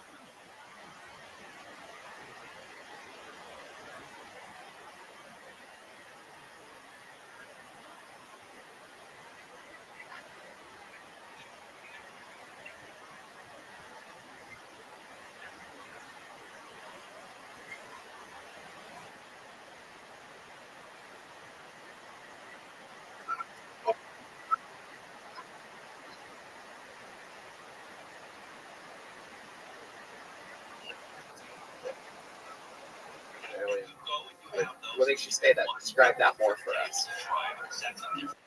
I'll do things like I feel like as a tourist, or like a human being tourist. What kinds of things? Keep describing. Just talking to people. I'll go to concerts and I'll just stand there. I don't even dance. I just watch. Oh my God! This is like the real Anthony Jeselnik right here. This is like if he was just himself on stage. This is what it would be like. Where are you from? What part? You from Texas or DC? DC. Oh, that makes sense. Fuck yeah, you could be an alien. What else do you do? This is good. I think we're actually finding your real comedic voice here. Is you talking about the creepy shit that you do. Like, tell us why else you're an alien. Just keep describing it to us. After work, I go to Chick-fil-A and then I fall asleep in the parking lot. And then That's literally the funniest thing he's ever. This is your new opener. Do you understand that? That's good. Why the Chick-fil-A parking lot? Do you eat there or do you just go there to sleep? I go there every day, and then I eat so much food, I just go into a coma for a few hours, and I wake up and I do mics. Wow. Which location Chick-fil-A is this, so that we all know to never go there? I switch it up because I don't want them to know that. Whoa. I'm every day. Wow. That's the reason for all the names. That's it. That makes sense. Miles Riley was at the one on 270. That's the freeway, Columbus. There's not even a 270 here. Circle. It is the circle around Columbus. Wait, Yeah. I'm sorry. Did Yeah. you say you go Chick-fil-A hopping? Like you rotate Chick-fil-A? It started when I left Chipotle. I worked at Chick-fil-A. I would eat there, and then I was still hungry, but I didn't want to eat there again. So I would go to another Chick-fil-A, and then I just never stopped eating Chick-fil-A every day. Jesus Christ, you might be the fucking. Oh my God! Did you ever like have a traumatic brain injury or something like that? Like trying to figure out what's going on here. I don't believe so. Have you had the breakfast at Chick-fil-A? Oh, Red Band. We got Red Band's blood sugar going over here now, everybody. You can almost hear it. Ooh, I did use a biscuit right there. Good. Simple. All right, Miles Riley, Martin and Hocho, and congratulations, your first time on Kill Tony. 6 years in the game. Here, take one of these. There you go. It's the real Kill Tony leather joke book made by the great Boneside. Let's get someone else out of this bucket. Jesus Christ. That was fucking weird. That guy seems like he did a fucking line of lithium before. Yeah. They all still get sick. All right, your next comedian goes by the name of Isabella Carrozza. Yeah.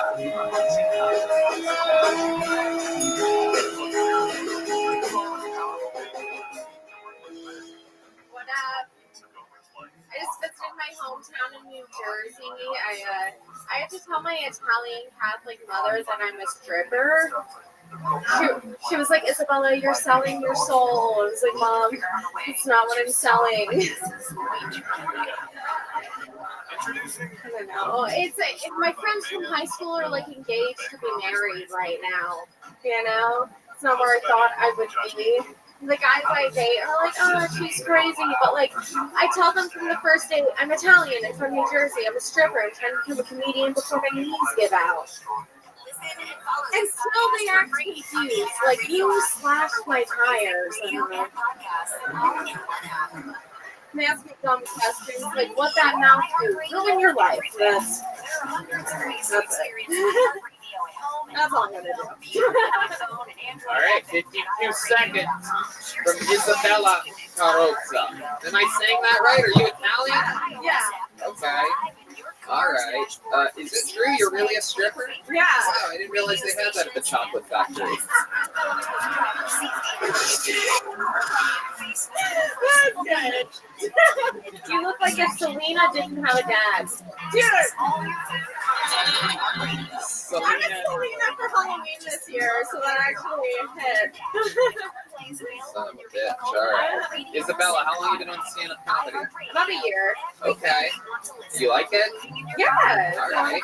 And it's true, you really strip to pay the bills? Yeah. Wow. Okay, where at? Palacios?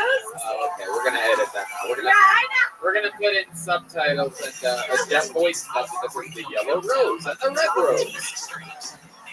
Dude, I lost my social security card, so I can't work at the Yellow Rose or Red Rose. Oh, wow. I can't believe they force girls to show them their social security cards. That's just what they tell the girls they don't want to hire. Like, oh, yeah. Totally a social security card. Oh, yeah.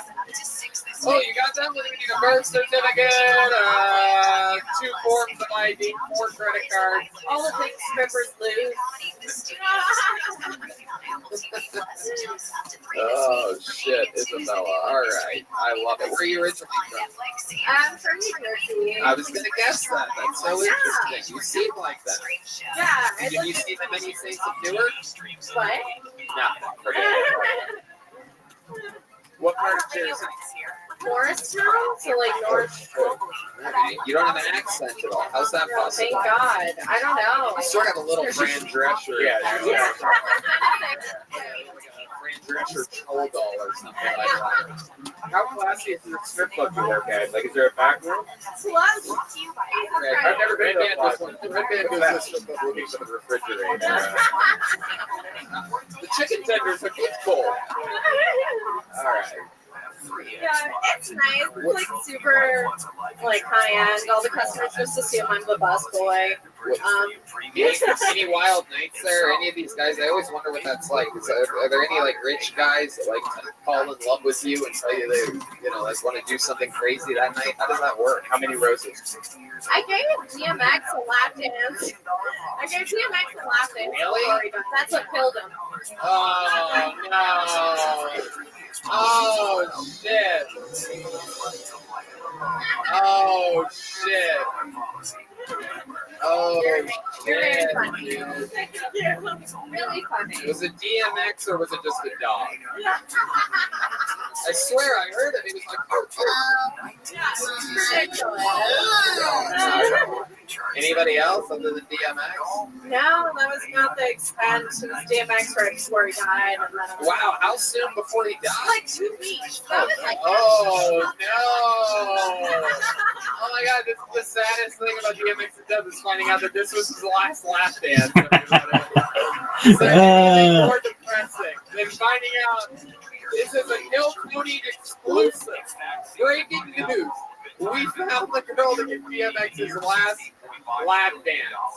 Oh my god. It's just in. We got her.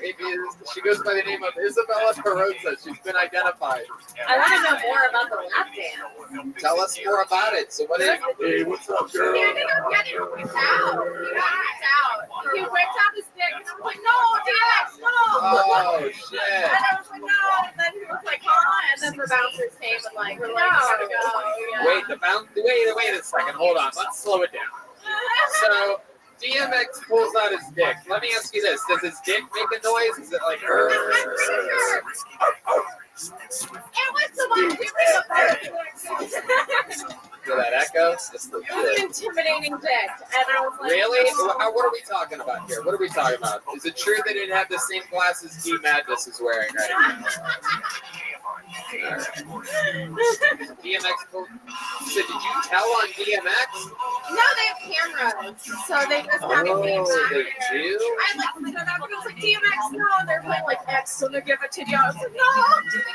Oh, yeah, he almost did. If those cameras weren't there, he was going to give it to you. There's no doubt about it. What a nightmare. If it was a little bit smaller, would you have done it? No.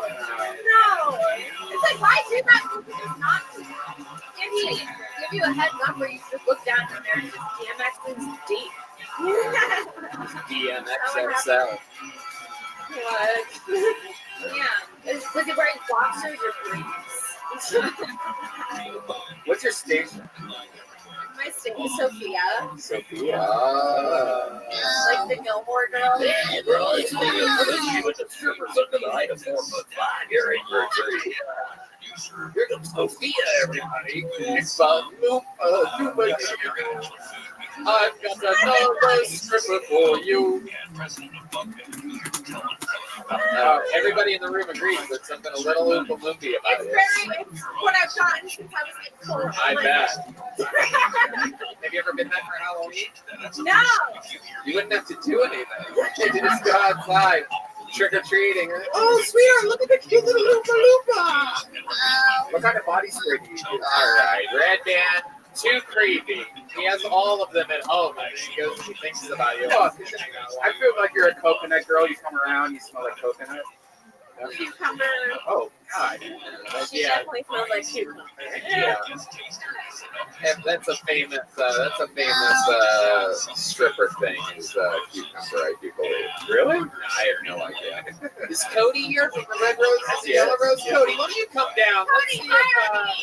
Let's see if it's true. We happen to have the general manager of the Yellow Rose and the Red Rose here tonight. These are the two monopolized, by far, best strip clubs in the city. We're going to find out what would happen if this girl walked into Cody's office looking for a job. We're going to find out right now. This is the type of show. People sign up for this. You're taking a risk on this show. If great things happen, then great things happen. But every once in a while, here he is, ladies and gentlemen. Just when the show doesn't get any better, this is the general manager of the Yellow Rose and the Red Rose.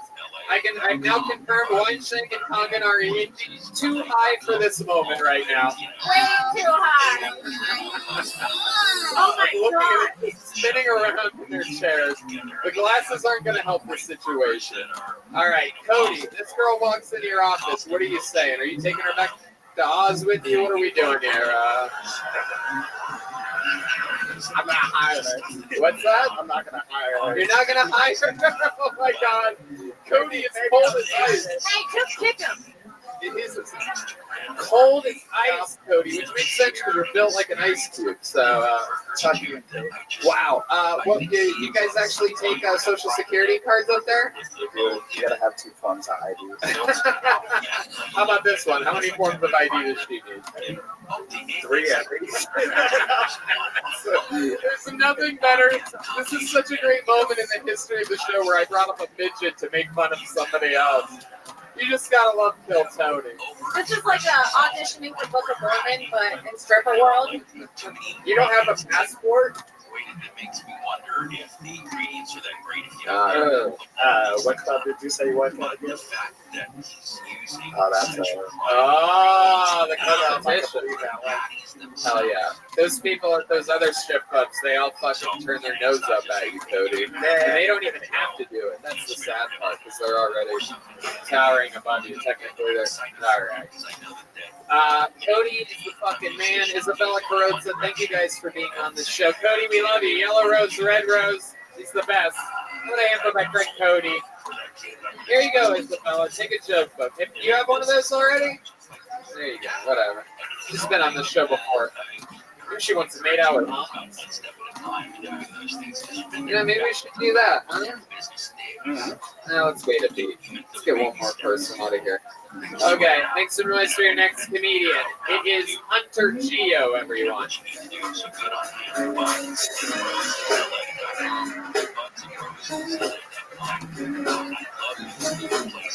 Here we go. You guys having fun out there tonight?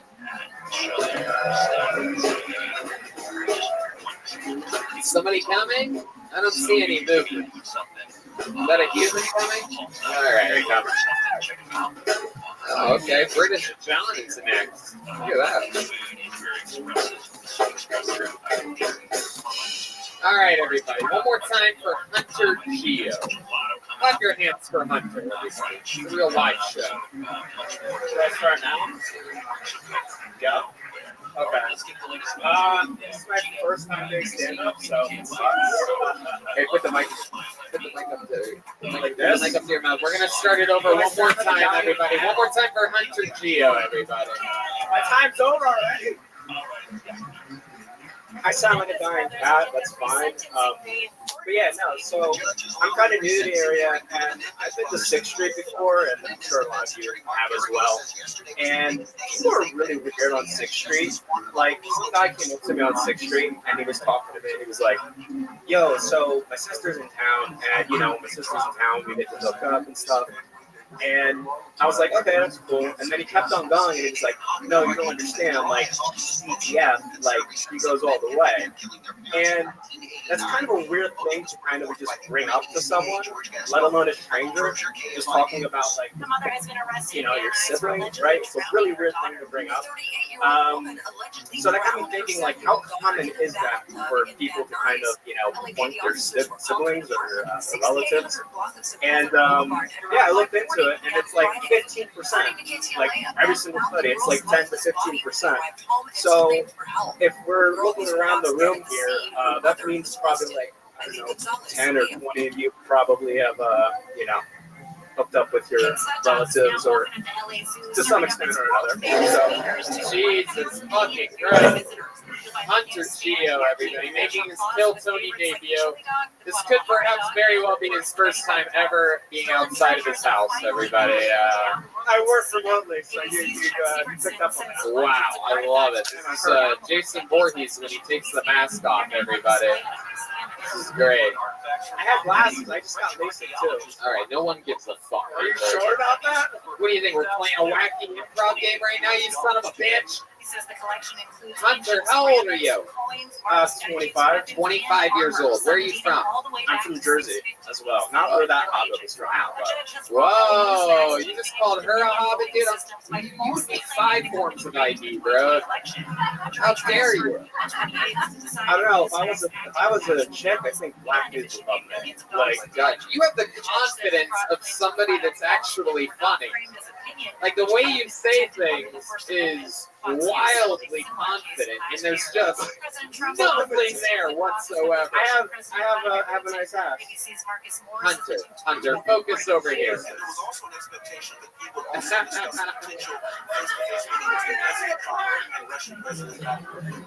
That is true. He's blind. He's so confident. You look like in college, like you were in a fraternity. Like if you roofied a girl, you'd go down on her first. Yeah. Just to smell it, though. He wouldn't even do anything to just smell it all creepy continuously. He wouldn't even use his mouth on it at all. Seems like a real sniffer, this guy. You know what I mean? Hunter, have you ever been with a woman before? Porn now? Have you ever done porn? Jesus. Welcome to a very special brain damaged episode of Kill Tony. And do I know each other? Do they know each other? Is it the other guy? Do you know the other guy that was up earlier? Are you talking about Riley, Miles Riley, Martin Hocho? Yeah. Maybe you guys just have a gas leak. Are they like roommates? Yeah. There is something going on. You seem like you're having the time of your life, though, up here right now. You seem so happy. I'm shaking. I'm so nervous. This is the first time doing stand-up ever. Yeah. You ever do karaoke or anything like that? You ever had a microphone in front of your face? No. Right. That's how the universe is trying to keep it for a long time. And then, what made you want to do this? Did somebody tell you you're funny at the ice cream parlor or something like that? What the fuck happened here? How does this happen? Just seemed like something to do in Austin. Something to do in Austin? Jesus Christ, man. The crazy part about this night is you still somehow had the second best set of the night, according to my notes. That's how bad the show's been tonight. Where's your cowboy hat, by the way? What the fuck did you just say to me? Where's your cowboy hat? Wherever the fuck I want it to be. What are you asking me right now? Where's your fucking cowboy hat? It's at home. Jesus, do you really have a cowboy hat? That's a nice one. $300 on it. Wow, how do you have $300? I don't. I spent it all on the hat. Jesus, you're like if Jim Carrey wasn't funny. Just a not funny, like Down syndrome Jim Carrey. You're like Jim Scary. There you go. Thank you, sound effect for that. That was a dolphin, everybody. All right. What should we know about you before I let you go? Because you're frightening the shit out of me. What should we know about you? What's the fun fact about Hunter Dio? I decided to be in the Marines for a whole semester at community college. Oh my god, I fucking love you. Oh my god, you're a special kind of honor. Are you a little autistic? Okay, there we go. There's an organization called Autism Speech. Unfortunately, it sounds like this. Oh my god. You're so likable until you fall. A little bit here. I'm probably gonna get fired. Fucking sea animals. That was another attempted joke by Hunter Dio. It sounds like this. Do you live with your parents still? No, I moved here myself. Whoa! You live? Grown man. What's your apartment like? You live by yourself? I have a stuffed bobcat in the corner. What? You really? Yeah. His name's Hunter. Yeah. Your parents named you after what you do to women. After all the rich day Gomez, those two women. The fuck is that? Is Michael Lair's chair stuck on the stairs or something? What is that? It's wild. He's backing up. He's just shit-faced by now. That guy does a shot at tequila. He's raw. All right, Hunter. Wild stuff, dude. How do you make money? I asked you that. Marketing. Marketing? The normal job. Yeah. Yeah, you say that like that's not the truth, though. That flailing arm when he said it, you guys see that? That fucking right arm is fucking marketing. Totally nothing wrong. You're a suspicious fucking dude, bro. I'm gonna be looking at the TV for your mugshot in the near future. What kind of things do you market? I don't know. I don't even know. I just I show up and I BS my way through that. I mean, if you market something, you have to know what it is. It's kind of 90% of the job. Yeah. Yeah, I mean, I don't know. I'm surprised they pay me too. So. Wow, you're literally the worst. It's incredible. I love it. Hunter Gio, thanks for signing up for the show. Hopefully things get better for you. Here, take a little joke, bud. It's a tough business, bro. A lot of these people prepare. They prepare for months, years. Hunter Gio's like, I just want a fun thing to do in Austin. I'm going to go bomb. All right, let's get a regular up here, everybody. Let's get someone up here that we know is going to make the best of this moment. This guy is a regular here on Coltoni. He was made a regular here in Austin, Texas. And he's been on a complete kill streak ever since. This is the one, the only, a brand new minute from the great and powerful Hans Kim, everyone. Here we go.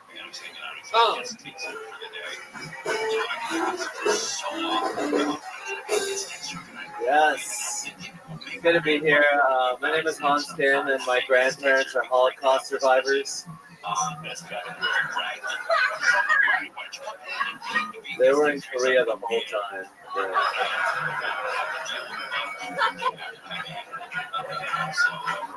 They avoided it completely. The Japanese occupation, not so much. They both got raped multiple times, but the Jews can only learn a lesson from how we handled the Holocaust. It's tough today in 2021 without a social safety net. It's like they aren't looking for a good time. They're looking for a retirement plan and health care and dental and vision. It's like, I think you're looking for Bernie Sanders. Why don't you go vote? You don't go to Bernie Sanders for an orgasm. Don't come to me for basic human rights.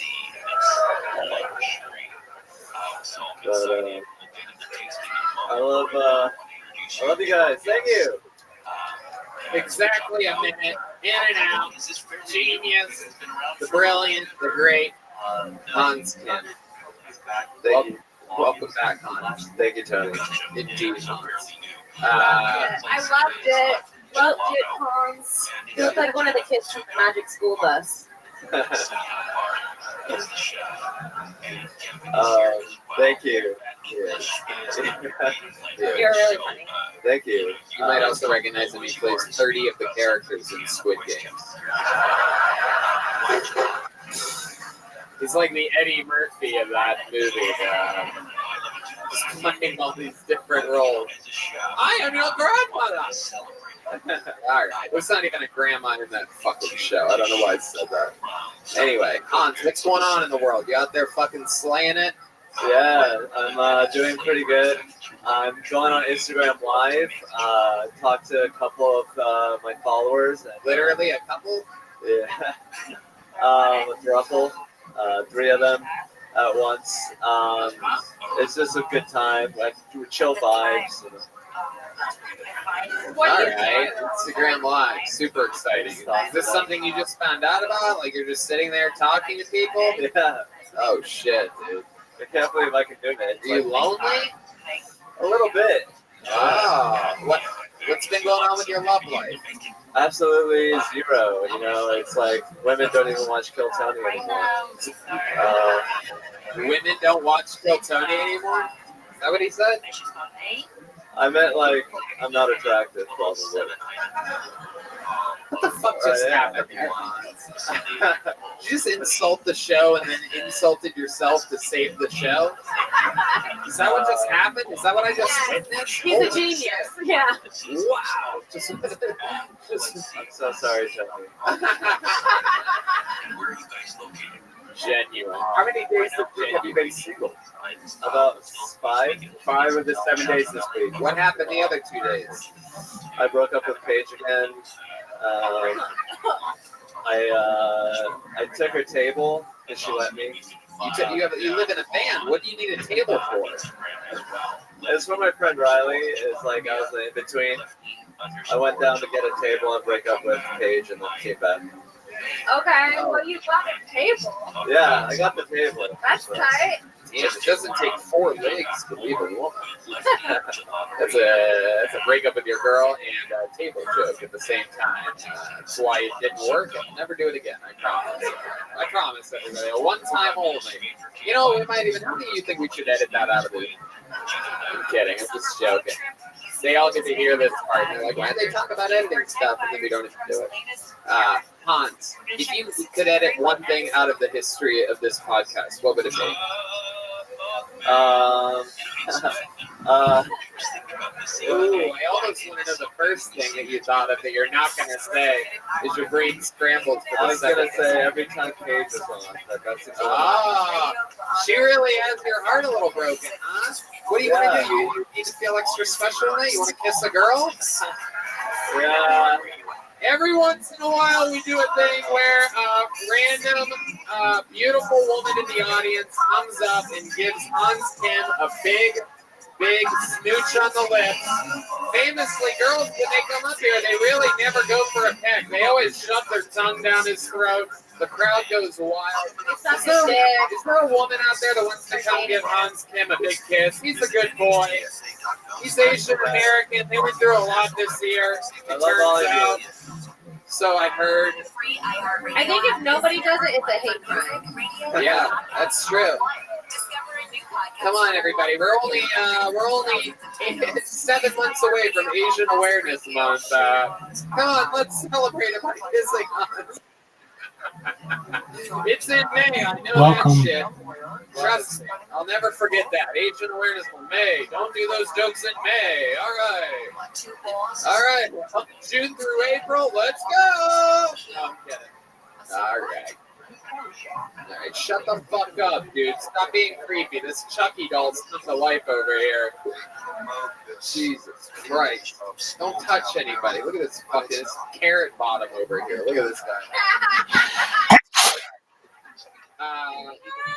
Hans, what else is going on? You want to do a song or something? It seems like you have like a bunch of pent-up energy. Nobody wants to kiss you.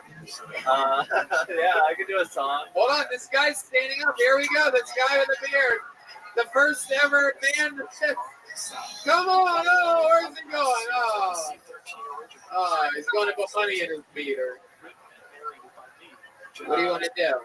I could try to like entertain with a funny story. Oh, okay. What's a funny story? You didn't think I would call your bluff on that? I got arrested for shoplifting in college. Whoa, you did? Yeah. What were you stealing? I was stealing like a computer mouse and some bowls and like that is the most Asian shit I've ever heard. Black kids are cool. They're out there stealing sneakers. Fucking. Did you get caught shoplifting? I mean, I had something worse than that. I had a Pablo Abdul CD. Like, that would seem. Wow. Redman was shoplifting Arby's. Yeah, you can go out to shoplift Arby's. Yeah, it's hard to shoplift at Arby's too. You have to get on the other side of the counter. I mean, it was a sex scam. No, but my friend Billy Poole used to get in trouble. He would always be the one that got caught. Anyway, what happened? Did they put you in the little? Where was this at? Atlanta. What store? What a Target. Oh shit. I bet you're great to shoplift with. Nobody even fucking looks at you. Yeah. I'm pretty skinny, so I was putting it in my coat. So. Oh wow. Pretty sneaky. Hey, look at the skinny Asian guy with holes in his coat, everybody. Oh my goodness, there you go. So what did you say when they caught you? How did they catch you? Did the security guard come up to you or a cashier? They were watching me on the camera and they saw I had a little knife, so they called the police because they have to. And the police was like, "Don't reach in your pocket or I'll fucking punch you in the face." Wow. So then I started taking my glasses off because I didn't want him to punch me with my glasses on. And by the shape of your face, I'm guessing he punched you really hard. Tony, you can't say that. I did it again. Britney's free, everybody. All right. Anyway, Did your parents find out? Yeah, they paid for my lawyer. Oh, that's the second most Asian thing I've ever heard in my life. Absolutely incredible. Wait, you had a lawyer? Like, I mean, that's just like a ticket, isn't it? Yeah, he got. I just did community service, and What did you have to do? What kind of community service? I helped set up chairs at a church. And then Look at you, dirty little sinner boy, dirtying up the chairs at a church. Wow. Absolutely incredible. Any crazy church things ever happen with you? They make you wear like an orange jumpsuit or something? at the church for my community service. Yeah. I was like a peon. I mean, they were like not that serious about it, and I just forged the document and then I sent it in. It's like I did all these hours, but I didn't really do all of it. So I was. I think we might send this clip into them and get you back on that community service. I love it. You're a legend.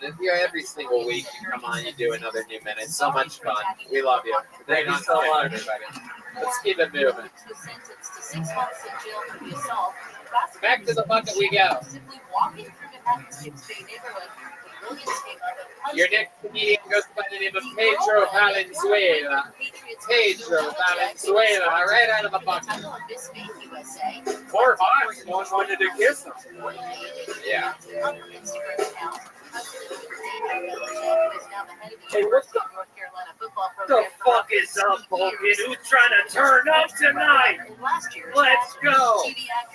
Last night I got so turned up, I didn't even turn up to my Narcotics Anonymous meeting. Come on, let's go. You ever done a bunch of cocaine, but you only use one nostril?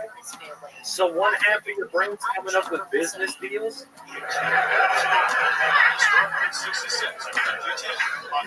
And the other half just killing the fucking vibe? Let's go! Bro, with all this white girl, you would think I was Elsa from Frozen. Let's go. Let's go. Hey, man, I miss my hood drug dealer. Just because, he always had drugs I didn't even know I wanted. You know, he had ecstasy. I was like, oh, I'm good, bro. And he was like, hey, bro, this will put the tits back on Ellen Page. He's like, all right. I was like, thank you, guys. All right, please for the balance. All right. Hey, Joe, grab that microphone. I'm going to talk to you. How do you look like a grandmother and a grandson at the same time? First of all, it's very tricky that covers generations and genders like you do. Hey, it's incredible. You look like a Napoleon Dynamite if the dynamite went off. What kind of dynamite? Tell me. Dude, I hate it. People try to tag or play along. Great. I was in Napoleon Dynamite. That dynamite show is great. Is that from the movie or something? No, that's a great show. Oh, okay, thank you. Yes, I know. I know that my jokes are great, right, Dan? Thank you so much. I literally didn't know what you were talking about. Thank you for the validation. Okay, well, let's talk about it, Pedro. You've been on the show before. Remind us what we know about you. I was on the show before. Yeah. Okay. Are you about to freestyle rap right now? Is that what's going on? I was on the show before. Knocking at the door. I knew you wanted more. If you were a rapper, your name would be Fenty Wash. Anybody got some Fenties though? God, never mind. Sort of hate you. It's incredible show with so many unlikable people, but I can also. All right. Pedro, what do you do for work? I deliver for HEB Pharmacy. So it's just give pharmaceuticals to old people. Sometimes they're really happy. Sometimes they're kind of angry at me because they're like, why did it take so long? You ever lose it? You lose some of the. It's like when you eat a fry. One time I delivered to this guy, and he was like, "Oh, thanks for my morning dinner." Jesus Christ. This guy's on acid. Yeah. Are you on something right now? Are you always like this? A little bit goofy, like Lenny Kravitz with a brain injury? Tonight, after the show, maybe. Okie doke. Somebody. Alright. This is an episode where I want to ask everybody, are you okay? Like, very interesting one. Every once in a while, it makes you wonder what's going on in the corner of that room. If there's some kind of like black mold over everybody, and where they just come up here and just fucking everybody's all googly eyed like this fucking guy. Look at those glasses. Oh, I remember you once said that he looks like Uncle Junior from The Sopranos. That's my favorite. That's my favorite joke you've ever made. While we're complimenting each other's jokes, All right, I'm gonna let you know. I know that that Uncle Junior. He said you have the eyes of Uncle Junior from The Sopranos. Only for the people that know the show. Yoni, can you zoom in on those fucking glasses? There you go. You got it. All right. Anyway, what else, Pedro? Since the last time you were on, is there something where you're like, wow, maybe I could have talked about that for a second? It wasn't a boring story about delivering fucking drugs to old people. Okay. Well, at the beginning of the pandemic, I moved to LA, and I lived in my car for a while. But it was pretty crazy because it was like during the pandemic that everything was shut down, so it was like homeless people just fucking roaming the streets. They just I mean, you're one of them. How are you insulting these people while you're in your car? You're just like, get a car, losers. That's the story, though. You're talking about homeless people that don't have a car, you asshole. Jesus Christ, that's capitalism for you right there. Just people right at the bottom just shitting on those just barely beneath them. So I was parking my car because I live in my car, and then I parked like in front of his tent. And this guy came out and he was like, "Hey, you can't park in front of my tent." And I was like, "You don't own the street," you know what I'm saying? So he came and he grabbed a golf club and he like smashed my car with it. I bet he fucking did. Yeah. Why? Guess what? That guy owns that street. He did. After that, I was like, all right, bro. Imagine if you don't have a car and someone pulled their fucking muffler up to your car. What would you do? I mean, and all that you own was a golf club. He thought I was in the. He said, "Are you in the KGB?" Like, this guy was pretty. Yeah, when you have a car, you could just you're not parking somewhere. Like the distance isn't a problem. You could have just went down the street and parked somewhere else. Why do you like really fight with this guy? I didn't fight him. That's all I said. And then he said, he was like, "You're a weirdo," or whatever. And I was like, he was like, "You're homeless." And I was like, "You live in a tent. I live in my car." You know exactly what homeless dude called me a weirdo. Yeah, exactly. Yeah. This isn't the story most people would brag about. I'm not bragging about it. Hey, Joe, good to have you on again. You already have a small joke book, right? All right, there you go. It's Pedro Valenzuela. That's what he was getting tonight. We need more small joke books. Bones Eye. I pulled a name out earlier when someone was walking slow. Your next comedian's name is British John, everybody. British John is next on Kill Tony. How I hope this is a real British man named John. It is. Make some noise one more time for British John, everybody. Good evening. I'm keeping the mask. This is the solution to British dentistry. This is.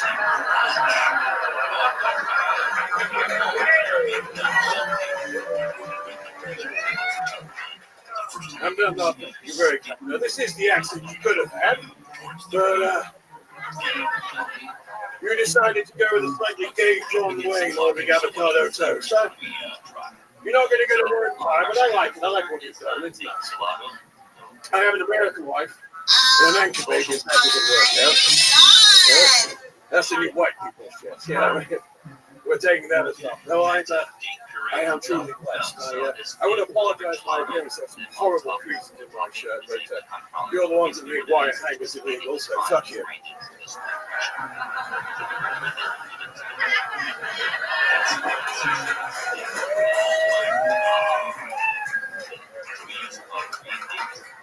British fucking John. Powerful performance, sir. This is amazing. You're making up for the lack of stage presence and presentation every other comedian has lacked here tonight. This is absolutely incredible. You're dressed like you're here for America's Got Talent or something like that.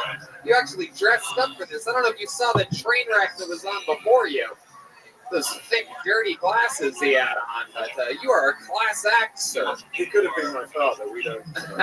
Wait, why would he be your father? He played away. He was good at it. He had a good game. That must be some of the wacky British jokes that we don't get. Some of this stuff doesn't translate over. What kind of car do you live in, sir? I live in a Rolls Royce, my friend. British pal. We used to ask if we could explore your country, but things have changed. How long are you visiting America for? You live in the United Kingdom? No, I wasn't joking. I really do have the anchor baby. I'm okay now. Oh, nice. What part of the greatest country in the world do you live in? Goddamn right. Don't you ever fucking forget it. I'm from a great How's this sound for a gay John Wayne, you son of a bitch? You be careful. I got my prop guns from Alec Baldwin, all right? I waited 1 week. I'm just kidding. I'm kidding. These wacky British will get you sleeping for Christmas or something like that. I was with the forces. I've seen bigger guns out. No, I know. It's impressive. Where are you at in America? Bay Area. The Bay Area. I love it. You like it over there? I like the women. Wow. I can't afford not to. So you're not just settled down with one woman? You know what? Until my citizenship comes through, we'll just stick with the one. That's right. Absolutely. Yeah. How's that going for you? What do you like about American girls that are different than girls in England? Well, can I ask the audience a question? Do you mind? All right, sure.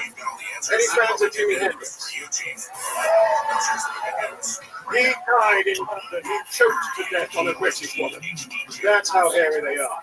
That's why I live in America. You son of a bitch. British women don't shave, huh? Harry, they got bushes down there? I was raised on a farm. I knew what I was doing. That's wild. Not everyone else has the opportunity. That's wild. I thought Bush was American royalty, not British. Anyway, stupid joke, admittedly. Mark it down. That's a stupid joke. I love it. Remind us what you do for work exactly. You're such a classy gentleman. I know you're the one of the challengers on the game show The Chase. That's for like 7 people that know that reference. You guys know what I'm talking about? The Beast over here. No, I'm actually a professional hacker. Fuck with people's diseases. Oh, wow. This is super cool. Hell yeah, we want you on our side. I love it, British John. Turn your VPN on. Yeah. I love it. I've seen your browser history, Red Band. I want to know why the fucking male donkey. Seriously. Wow. A female just makes it easier. The males are cleaner. He's actually looking at it. He's not kind of pocket. Yeah. I'm going to try donkey. Those are the types of purchases he makes at 3 a.m. on Amazon. You look like the new Monopoly man. Yeah, I love it. So British John, you do like private jobs, like you work for like a corporation. What do you do with that type of power? It's I do all sorts of interesting things we don't talk about. I love it. This is like if fucking James Bond also wanted to dabble in stand-up comedy a little bit, and that is awesome. You're a badass, sir. I like your style. How many different outfits do you have like that? They're all very similar. It helps with the lean into it a little bit. I like your style. Do you think VPNs actually are good for most people to secure their networks? Well, for you, but for most people, yeah. Why not for him? He's got a dirty browser. He's watching porn on a smart TV. That's not You are watching porn on a smart TV. Well, I got a VPN on my network. Oh, all right. Hell yeah. He's got a VPN, a KFC. He's got it all over here. And then you don't get up because I'm waiting for that one. That's awesome. I love it. Fuck, was I just gonna ask you? Do you have any special skills or talents? You seem like the kind of guy that has a few fucking magic tricks on him at all times or something like that. Yeah, you play any music or anything like that? I used to front of the blues band. You would sing? Is there a song that you used to sing in particular? How many of you think we should have British John sing a fucking song here tonight? Bit of rhythm and blues, bit of soul, man. Oh shit! Here we go. The British are coming, everybody. The British are coming. My favorite blackface movie. British John putting it together here. It's like if Elton John slayed American Puss. This fucking guy. It makes sense that he's British because he's shaped like a teacup. Hey, I like that. This is the full COVID 45. I'll be honest with you. Oh shit! Look at that. That's just fucking crumpets right there. This guy's made of crumpets. You guys gonna play a little something? All right, here we go. Oh shit! No way. What is about to happen here? On a dusty road to loving, I got a trouble. I wait here. You got something, so don't worry, cause I'm coming. I'm a soul man. I'm a soul man. I'm a soul man. I'm a soul man. Fuck yeah! Wow, British John. Incredible. God bless the Queen. Holy shit. That was amazing. Wow, British John. Great, great. Absolutely incredible. I love it. What do you ladies think about British John? I'm getting real Ask Jeeves vibes. What if this was Jeeves the whole time, just answering everything on the other end? I can't hear it there. You stupid American peasant. Easy for me. I can disappear and help you if you need me to, darling. I feel like you could. You say it with an English accent, I believe you. I feel like you're the security guard at the other girl strip club. Actually, that's not a bad idea. I should check that background very thoroughly later. I got all my vaccines. You must be terrifying to date, like as a girl. Like you ever do that? Like you meet a new girl at a bar. I didn't date anybody as a girl. Well, there was a period of time right then, and I don't talk much about it.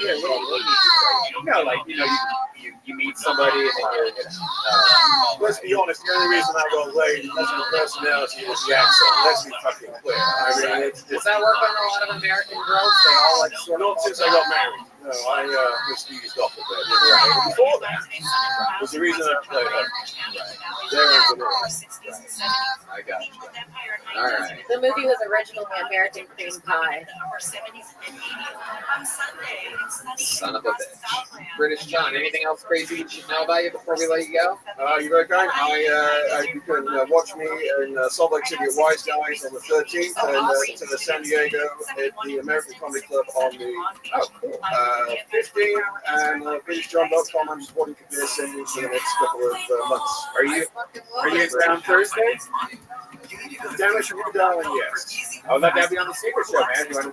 Hell yeah, British John joining us, getting a big joke up, handmade leather hill pony joke up. Very fun. All right, the tide is turning. Back to the bucket we go. British John. All right, let's see what happens now. It's LSH, everyone. LSH. Ooh, I heard like a groan from the comedian circle. That's interesting. Here he comes running, everybody. One more time for LSH, everyone. All right. Okay, so parents love giving their kids shoe names. Shit like this.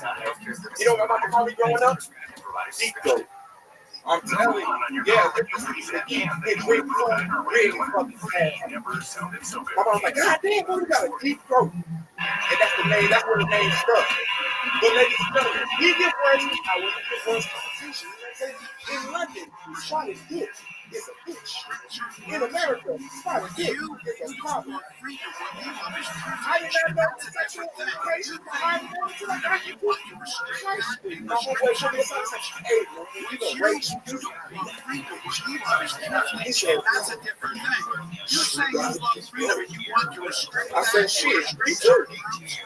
Yeah, my daddy said I got a real shit. He said, your daddy got a real shit. You say you love freedom. Hey, are we playing basketball or no? All right, that's it. If that's real good in the hell, yo. Yeah.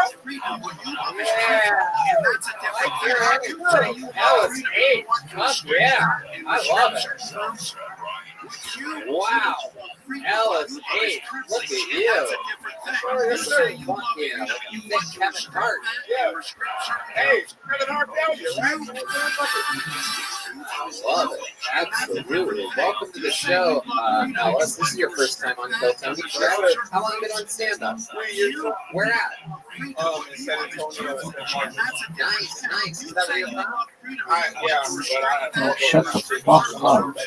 Oh, okay. How long were you with her for? 4 years, bro. She's married and has a baby. Oh my goodness. Yeah, that bitch ain't shit. Wow. Damn. I'm out here working my ass off for this one. Is it your baby? Okay, dude.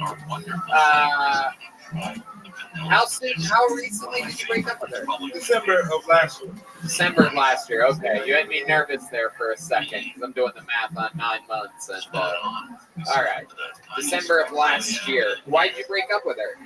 Well, she's like, because she got pregnant from somebody else. No, you know what's crazy? Like, women don't believe you when you say, like, I'm an actor and I do stand up. And she thought it was cute in the beginning, but when I was still doing it, she's like, okay, so you really serious about this shit? Right. Because you weren't spending a lot of time with it, is what you're saying, right? Yeah, man. But you loved her.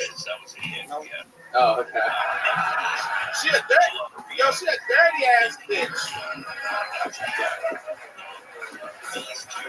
Oh my god, there's sometimes this show just has little moments like that where it's so honest and real and powerful.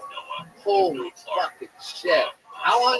4 years you were with her and you didn't even love her? Bro, like, it's just like, I'm loyal.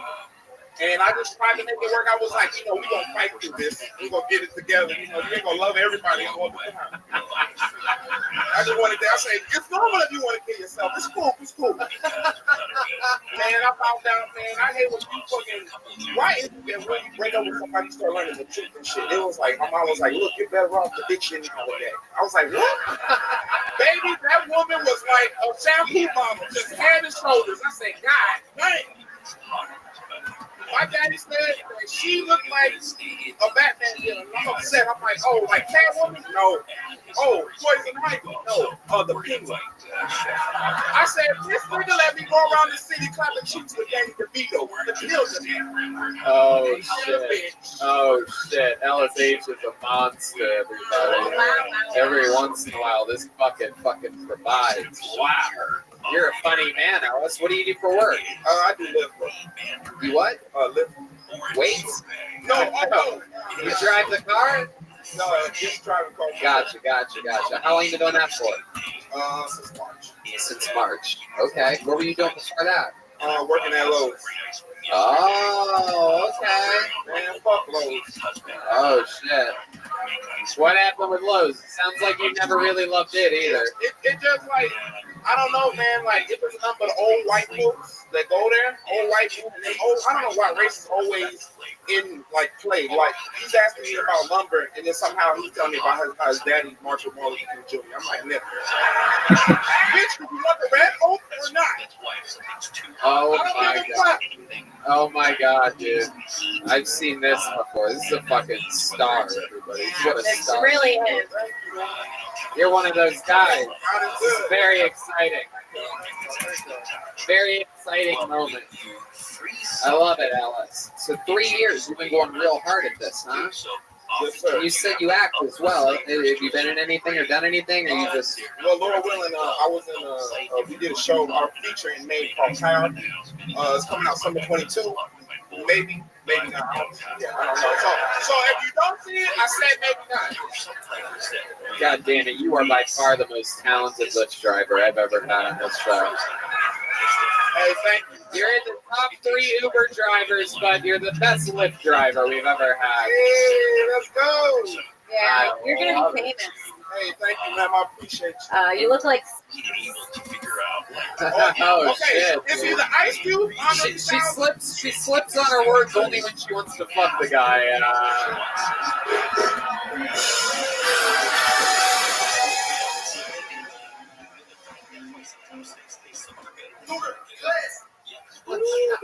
Wow, I didn't realize the Migos were joining the party here. What types of girls are you into? Have you ever been with a Puerto Rican woman before? Man, you know what's crazy? It's like I'm mostly been dating Mexican chicks, but I'm trying to switch it up. So I went on black.com. Wait. This is where I'm hitting the pause button for just a second. Did you say black.com? Yeah, blackpeople.com. Was that a black man? Oh, wow. Holy shit. Hell yeah. It's a black guy with a white accent over there. It sounds like fucking Tony Hinchcliffe. Black.com's awesome. I wish you could see it, man. Yeah. They don't make dating sites in Australia? Wait, I don't think Black.com is a dating site. Yeah, wait. Is Black.com porn or dating? No, it's dating. Wow. And it's just that simple. BLACK.com and it sends you. No, it's just okay. Whoa. That's totally different. Okay. Sometimes I try to go to MLK.com and I hit the wrong button and I end up there. Because I'm always interested in the Martin Luther King Foundation and whatnot. Anyway, so you go to the black.com, then what happens? You know, and then I'm trying to switch it up. I've been dating other Mexican chicks, and now I'm trying to get, that cocoa butter love. And wait, and you're saying now you're trying to hook up with more black girls? More black girls, yes. Okay. But I can match with Mexicans even on black. Wow. So you just following me. What? I don't know why. At first I thought they segregated and shit. Like only black people could be on that form. Very cool. It's crazy we keep getting Mexicans. It's like you went from Lowe's to Home Depot. One of the best in the world. Yeah. In the whole wide planet. Hey, can I be real though? I don't want this going to sound weird. You're going to have to jump right on the book. I had a dream that I've been to at a Walmart. Wow, that is. I'm pretty sure that was MLK's original speech. I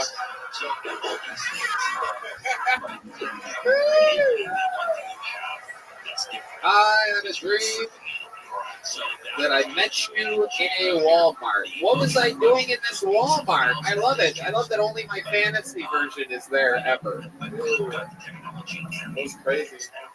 Yeah, you were just shopping with shit, and I said, "Hey man, I'm gonna kill Tony." You was like, "Okay, well go for it then."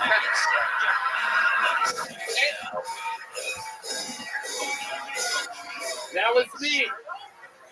That's what I would have said. That's a very realistic dream. Wow. You know what, man? I would love to have you on the Speaker Show Thursday also. That is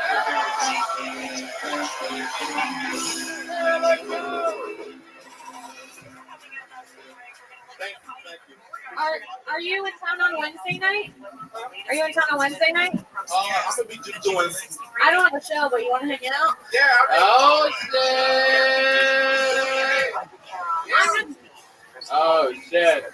Oh my God! He's gonna hang out with his first Puerto Rican. She's gonna teach him how to swim. Everybody.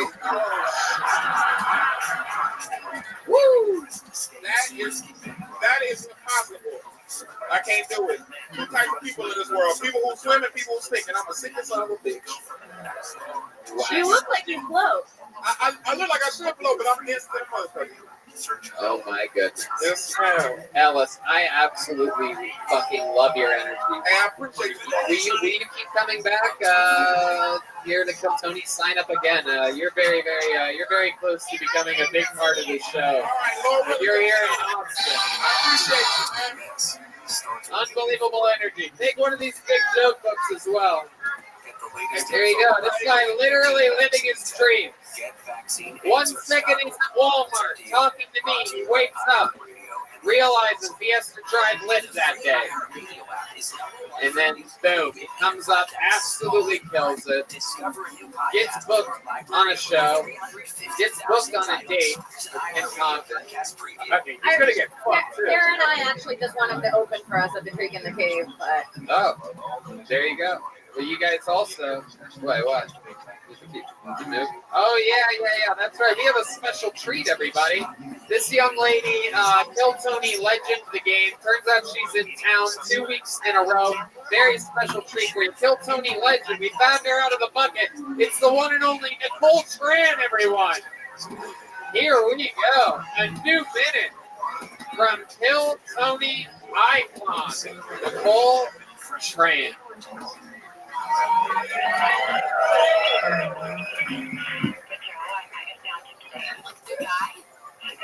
I'm from Vietnam.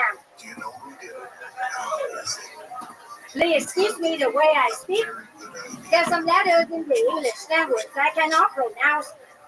I could tell you which one they are, but I cannot pronounce them.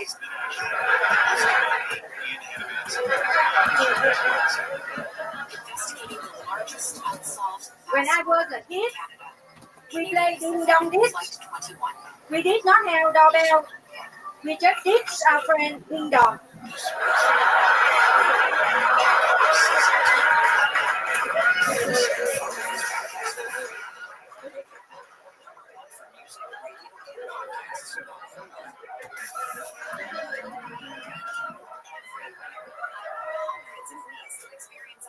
This is what happens when you walking at carousel.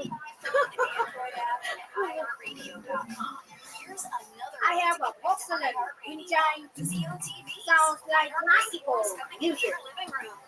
My neighbor has a Play-Doh engine. Ding, ding, pong, dang. It sounds like roll call back in my high school.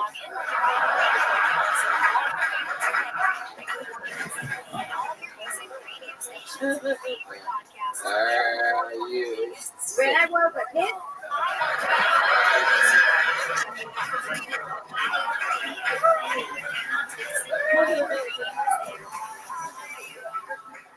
my family and I always had picnic at the beach.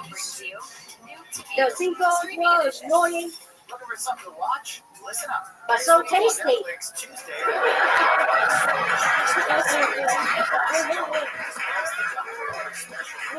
Wow.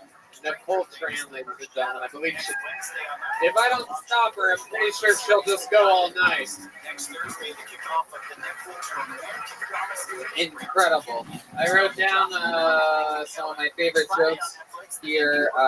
The seagull was annoying. I love that one. And I love the ding dong joke. I don't think I'm allowed to say his name anymore, but that was amazing.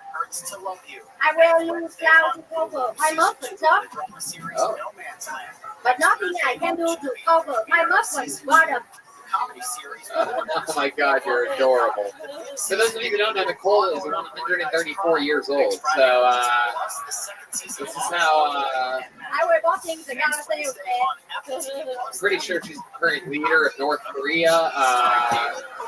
She's got a great sense of humor, though. She's letting her brother be the figurehead right now. Nicole, how's your stay been? You've been in Texas a whole week now. You extended your stay. What's going on? So I'm extending the stay just to make you all laugh. Look at me. This is a I wear the $10 dress,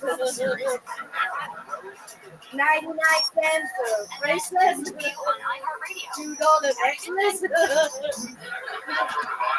$1 shoe at carousel, just to make you really cool me and laugh at me. Oh my goodness. Dude, she is the best. Your name should be Yoko Oh Yes. Yeah. I love it. Hell yeah. Very good, yes. Say it just like that. I need subtitles.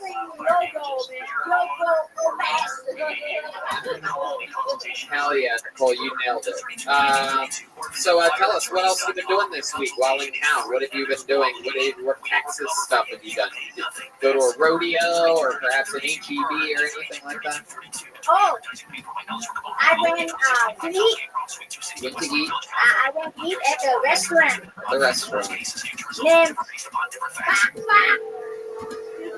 Oh shit. That's exactly what I ordered. And a glass of food. Jesus, wow. Christ, this is either an Asian woman or a Down syndrome boy on mushrooms. Not exactly sure what's happening right now.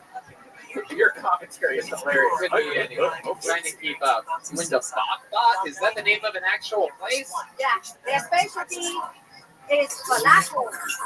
I tried one. They were right. I think awful. Oh my God. Nicole, you're out of control. You're out of control. She gets all of her jokes out of the insides of fortune cookies, so. It was really good at first, then she turned into Sloppy Lee. Oh no. Oh no. And I love it. Nicole, I mean, you're on 2 weeks in a row. Is there anything else crazy we should know about? You're going back to the San Francisco Bay Area, correct? Yeah. Right after the show, man. Hell yeah. Are you flying Jet Yellow? What airline are you? Oh, shut up. Shut the fuck up. I don't know what you're talking about, man. I fly out Delta, man. Okay. Doesn't have to do anything with coronavirus. Absolutely. Did you hit somebody's DMT pen before coming up here? Why DMT? Someone give you ketamine. That's what they do here in Texas. Have you done ketamine before? No. Okay. How about She's in a K-Town hole. And roast battle royalty. Nicole, so much fun. You're on 2 weeks in a row. You're an absolute legend. Come visit us again soon, okay? Nicole, wait, what? Hold on. Wait, it's never over. What? I have a song. You want to do a song? Okay. How many of you want to hear Nicole Train do a song? All right. Here it is, everybody. You may have heard it before. It's a little song called Soul Man. No, I'm kidding. Ladies and gentlemen. All my exes live in Texas. Okay, here she is. Ladies and gentlemen, Nicole Tran, everybody. Everything's constant, blessed and constant. Bang, bang, bang, bang. I got a room for $27.95. Bang, bang, bang, bang. They got the dancing and all breakfast. Bang, bang, bang. I ate so much waffle, I thought I would die. Bang, bang, bang. I ate so much waffle, I thought I would die. All right. There you go. That's the song that plays in between red light, green light. She turns around and you have to stop where you're at. I thought I would die. Now I know what I'm going to see in my nightmares tonight, so that's exciting. Nicole Tran over my bed at Walmart. I need so much. You are absolutely adorable, Nicole. Thank you so much for being such an amazing part of Phil Tony. All different shapes and sizes of people here on this show. Nicole's got to go back to the bay. Nicole, put the microphone back in the mic stand, you goddamn. You will be back? Yeah. All right. Will you be back? Yeah. All right. Nicole Tran, everybody. Come on, blue-eyed Tony, man. Thank you. That's me. I'm Blue-Eyed Tony. Blue-eyed white guy. A lot of people. Have two of them.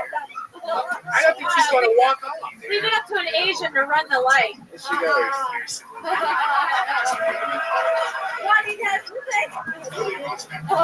Nicole, put the fucking mic in the mic stand. What the hell's wrong with you? Okay, thank you very much for coming to support live comedy at the Buddha. Yeah, they're going to clap. And by the way, I don't have a green card, so please do not tell anybody that you saw me here tonight. You son of a bitch. You did it again. Nicole Tran, everybody. God damn it.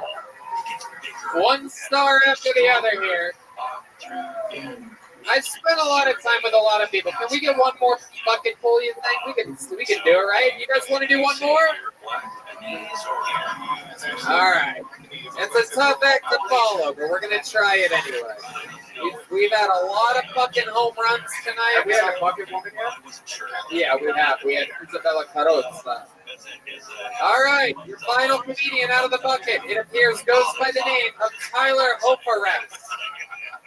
Tyler Hoferes. Or Hoferes? Hoferes? Tyler. Is the movement back there? Someone coming? Somebody moving? Is that Tyler?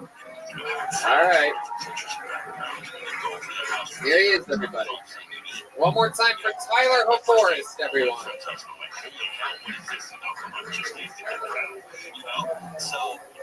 What's going on, Texas? All right, abortion. Abortion is a pretty hot topic here. I kind of think we need it. Perspective is everything. Okay, we got a 16-year-old girl, West Virginia, Appalachian Mountains, smoking 2 packs of Cowboy Killers a day, taking enough fentanyl to like a pig. All right, she's getting sister routine from the old brother. All right, shit's not looking too good. Okay, if we can do anything, we can abort this baby. I'm telling you, people, I grew up in trailer parks. We're not raising the next Elon Musk here. The world doesn't need any more messed up truck drivers. That's what I got. All right. 56 seconds of Tyler Hoferes. Am I saying that right? Hoferes? Yeah, LaForest. LaForest? Is that an L? LaForest? It's French. Yeah, LaForest. Everybody looks at the cross-eyed down here. Why? I don't think the French made their way over here. The Germans made their way over here for the smoking of meat. Okay. Yeah. All right. What the fuck? All right. Tyler, welcome. Welcome. I love it. Okay. So, where are you from? Michigan. Michigan. You're just visiting right now? No, actually, about 3.5 hours away over in the Panhandle, San Angelo. Okay. What made you move over there from Michigan? Money, man. I started working in the oil field, actually. I got a GED. Right. I know you're from Michigan. I get it. Trust me. We know. We're from Ohio. We know what that's like. Fuck Ohio State. Oh, how dare you. How dare you. You be careful, dude. I have a new surge gun here with new gel pellets that shoot gel water pellets. Yeah. Hit me with one of those. Oh, you want me to? Wait, I have to turn it on. Hey, where's this film director of Rust we need either, right? Oh, wow. Look at that. That shoots a bunch at once. And then this way. Yeah. You get so it? Fun. It's the new gel blaster, a new gun that I have for the great people over at Surge. You could go to, gelblaster.com? Yep, go to gelblaster.com. and it doesn't hurt, and it's just water. There you go. The gun just breaks right on the live podcast. No, I'm kidding. No, Red Band don't. No. Jesus Christ. Okie dokie. So Tyler, welcome to the show. Tell us about your life. Why are you the way that you are exactly? Your father's a preacher up in Michigan. Your mother's a school teacher. Am I correct? My dad went to Jacksonville prison, and so I'm pretty close. Believes in religion. Yeah. Deeply religious. Yeah, super religious. Right. What's the deal with your mom? Single mom? Yeah, single mom, raised 2 kids in the trailer park. What'd your dad go to prison for? Selling firearms out of the back of his trunk. Wow. And you were raised in a real trailer park? Yeah, and a couple of them. Okay, I'm starting to really like you. Thank you. So now you live in an oil field. What do you do for fun out there? Man, I work and then exercise to try not to do drugs. I do drugs. But I try not to get. What kind of drugs do you do? What do you do an average month? Well, I took a trip out to Vegas. I took a bunch of MDMA. Vegas? That's just the K here, Vegas. I went to Vegas. What the fuck is that? Are you trying to say Vegas? Yeah, Vegas. Oh my God. What the fuck? Wow, you really, they didn't teach you this in GED school? No, man, in alternative school. Oh my God, wow. What's the capital of California? Oh shit, this is great. Give me some trivia music. Let's ask him super easy questions. And let's see what this guy actually knows. Oh, the band's got it. They got it. Let them play it. I like this. Okay. Yeah, that's a good idea. Kim has a good idea. She says to make you spell things. We're going to have you spell the word whiskey. Famous drink. WHISKEY.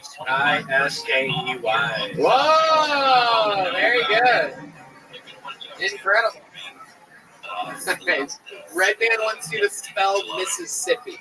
Mississippi? Yeah. MISSIPPI. Whoa! Mississippi! Take a trip to Mississippi, direct from August. Oh my God.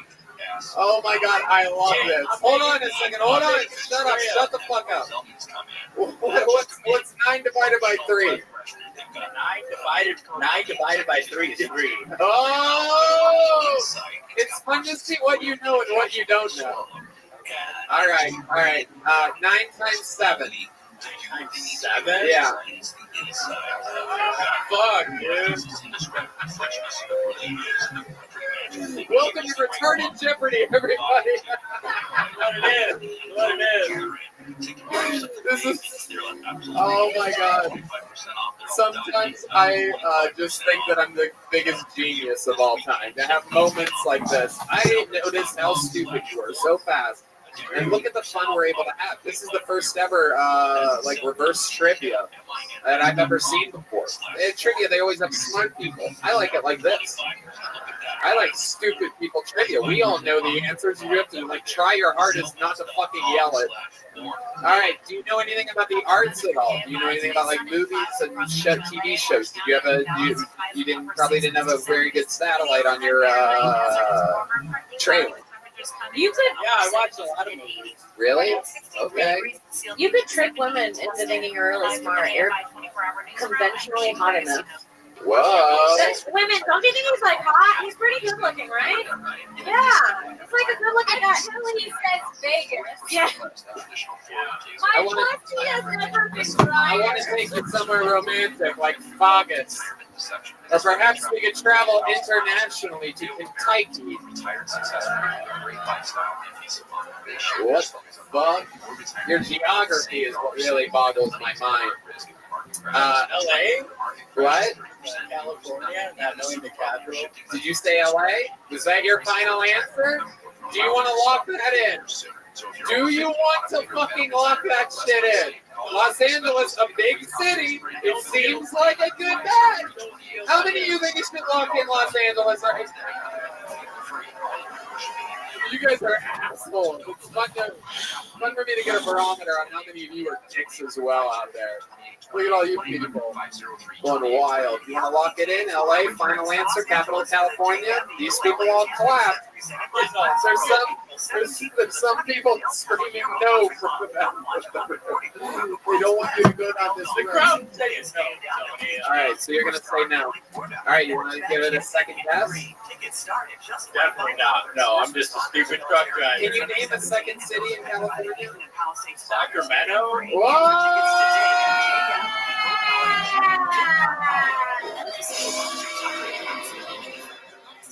I never give up. I never give up. All right, here we go. How many continents can you name? Final question. We're going to do continent naming. Here we go. Come on, give me a little something. He's going to rattle them off. If you name every continent right now, I will give you $100 cash. I will. Asia. Okay. Africa. All right. North America. South America. Antarctica. Hey, you gotta shut the fuck up.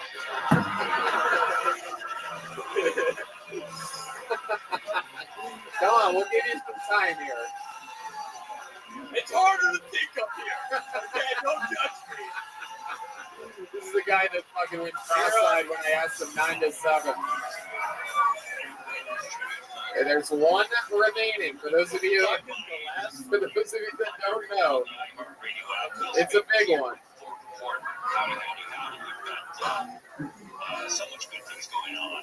Someone just yelled oysters from the audience. Just to show you the median education level of Kill Tony fans. Someone yelled an appetizer, everybody. America, North America, South America. Australia? Wow.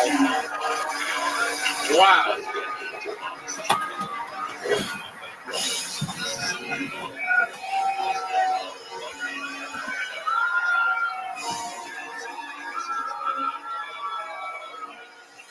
What can I say? You're a fucking genius. How old are you, Tyler? 29 years old. It took him 8.5 minutes to name the continents, everybody. Tyler, we love you, man. You're very charismatic, guys. Is this your first time doing stand-up? First time. Wow, I love it. Look, dude, I don't think you can do anything else. So work out in the oil field. Come visit us again. Sign up again for the show, okay? There goes Tyler, everybody. And you know what? Come here. Since you're a smart boy, I'm going to give you a big joke book. There you go. This boy knows his continents. Don't let him lead the tip if you go out with him.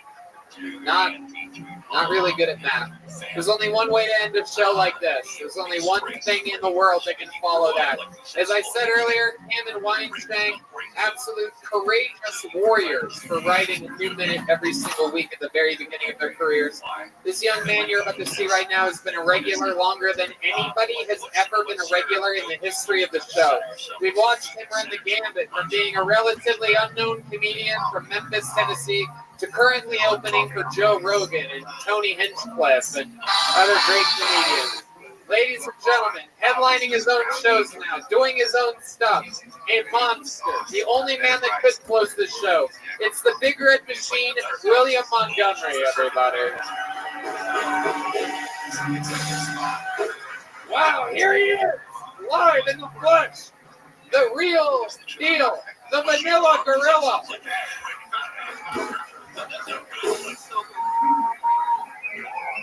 Bang, bang, bang. That's what Nicole Train and I were doing in her hotel room last night. At this point, I'm not sure if Wes Anderson is making new films. Pretty sure he's just splicing together deleted scenes. And also, Wes Anderson, can I be in one of those deleted scenes? What does it take? I look interesting. I can dress funky and listen to the Kinks and the Velvet Underground and be casually racist. It can't be that hard. Just have me say something neurotic and pseudo-intellectual, and goddamn it, Wes Anderson, I'm right here. I call 8% of 80 approach. God damn it, I screwed that part up. I cost 8% of Adrian. Oh, man. Adrian Brody's salary. Let me on a deleted feed. I'm in love with my sister who plays tennis and slice my wrists. I'll make documentary films in the ocean. I ride a train and work in a hotel and can be Claymation Fox. I don't give a shit. Man, I really don't know who Wes Anderson is. This was a fucking, wow, horrible nightmare. Oh my God. But on a serious note, did they ever find that plane from Lost? Wow. Wow, this is an interesting one. Really committed to the Wes Anderson thing tonight. I did. I was gambling on the fact that these fucking people knew who that was. And you knew who that was. It was hilarious. So I don't really know what happened here today. Wes Anderson doesn't really fly in Texas, dude. They block that shit here. This is more of a Robert Rodriguez territory. You know what I'm saying? Yeah, that was a bad mistake. I want to apologize to y'all. It was a bad choice on my part. It will never happen again. So. Is this what happened? I'm guessing this week you saw the new Wes Anderson movie and decided to really go down this rabbit hole? Thought I would go down the fucking rabbit hole and it turned into a bad mistake. There's a fruit fly right in front of your face right now. I am just trying not to look at it. It's scaring me to death. It's right in front of my face. It is fucking scaring me to death. It might be a new camera Wes Anderson's trying to use. I mean, what am I supposed to do? That thing was right in my face. Make sure a Clementine. It really likes you. It's really, really close to you. I know, that's funny. I do want to thank. No, I actually ate some Chick-fil-A. I want to thank Nate F. He brought me 2 Chick-fil-A sandwiches. You didn't see earlier the guy that talked about Chick-fil-A? Okie dokie. You wanted to thank somebody? I want to thank Nate F. He brought me 2 sandwiches full of pickles. Oh yeah, we found out last week famously that William does not like pickles. The crowd went into a frenzy booing him. We've never seen the thing before, but that type of energy towards William. But it turns out people are pro pickles here. They are, yeah. It didn't have the pickles, and it's a damn good fucking thing. It didn't have the pickles because I hate those fucking things. Oh wow, look at this audience. Strangely, also anti-pickles. Yeah, I mean, what's the fucking deal with pickles? I hate those fucking things. Wow, look at this. Maybe you should have done your Wes Anderson jokes last week and the pickled material this week. Yeah, I mean, seriously, what's the deal with fucking pickles? They're awful. They taste weird. Tell us more about your hatred for pickles. I don't know. I think it was since I was a little boy. I was forced to drink pickle juice. Is that true? Who forced you to do that? The guy named King who used to clean up our yard. Named what? He drank pickle juice all the time, and I started drinking it with him. And He pulled it out of his pants. He was like, "Yeah, this is pickle juice." Yeah, I was sucking in his dick. It's You're gonna be right. a little salty and sour, and it's pickle juice. Yeah, I was sucking in his dick. You figured it out. God. You figured that one out. Wow. I used to suck a guy's dick. Fucking found me out. I used to love that. I don't know how many y'all suck dick, but it's great. It's a lot of money. Yeah. Wow. I had to stop. Yeah. I said this last time we were on the Yeah, I stopped like 5 years ago. I had to stop. You stopped sucking people's penises. Yeah, I was really getting in the way of my relationship. So, yeah, it got really weird for some reason. But yeah, I couldn't stop sucking people's dick that I was meeting online. I was meeting them on Craigslist, and was in a real healthy, happy relationship. And once that was found out, it was kind of a nightmare. I got broken up with. Do you have any special techniques that you use while getting a blowjob? I can't imagine what getting a blowjob from a manly man like yourself is like. Even D. Madness is bothered by this, and he doesn't even know what you look like. He just knows what you sound like. You look like it gave up.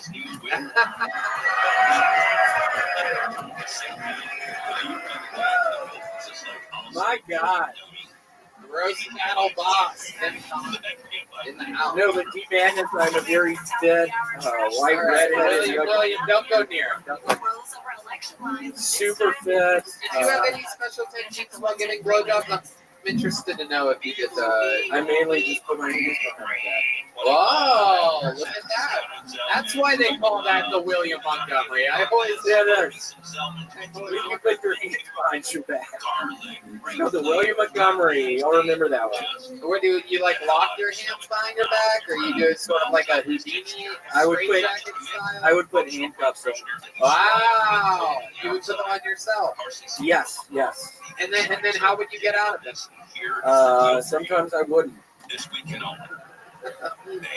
Sometimes I wouldn't. I was at a fucking Red Roof Inn in Phoenix, Arizona, and I was literally trapped in the fucking Red Roof Inn in Arizona for, I don't know, 36 hours. I couldn't fucking get out of starving. What'd you end up doing? I eventually got out. A lady came to clean up the room. I was in there naked, handcuffed, very emaciated. Wait, you get naked for the blowjobs that you get? Yeah, you have to. Wait, what do you mean you have to? I mean, you have to. Those were always the rules I was going by. Would you sometimes get these blowjobs with your butthole? I don't know what you're getting at with that question. Would you sometimes use things other than your mouth to pleasure another man? Why are you shaking your fucking head? Yes, Reggie. Why the fuck are you doing that? You done. Yeah, you streamed it. Shut the fuck up. You was streaming one time. Shut the fuck up, man. Just shut up. I've been having a good time. You ain't your mouth is fucking so you haven't seen it. Shut the fuck up. You're being mean. This is like Louis C.K. defending himself. Boo! God, you gotta fucking stop that. Boo!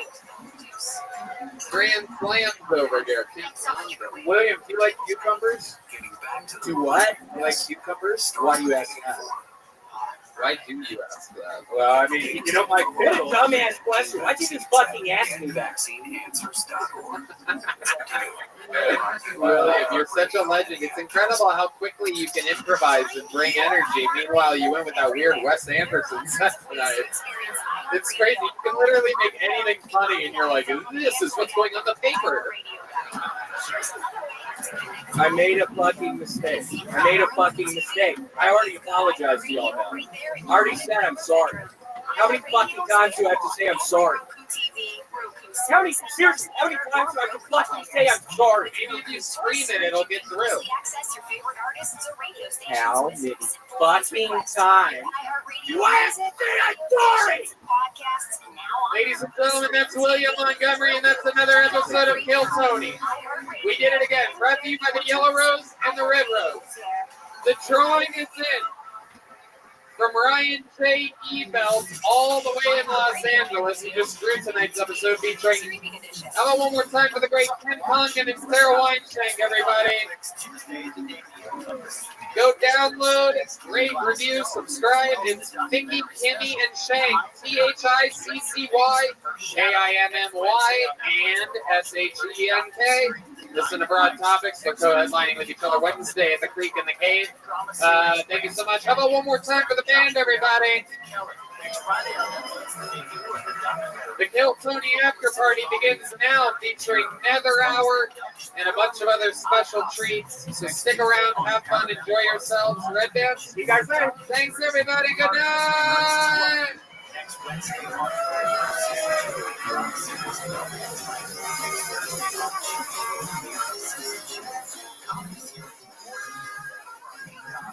Season debut of Law and Order: Organized Crime. Next Friday on Disney Plus, the second season launch of Magic. Next Wednesday on Apple TV Plus. Starring Jamie Foxx. Next Wednesday on Apple Video, the second season launch of Last One Laughing Columbia. Next Thursday on Amazon Prime Video.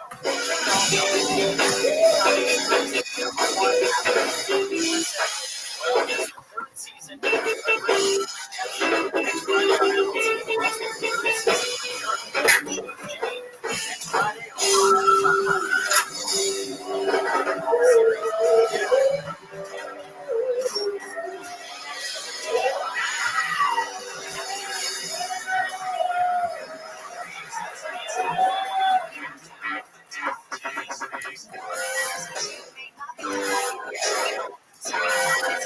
this is Rabbi coming to you live from Vulcan Gas Company here in Austin, Texas, for a brand new episode of Kill Tony. Get up on Tony!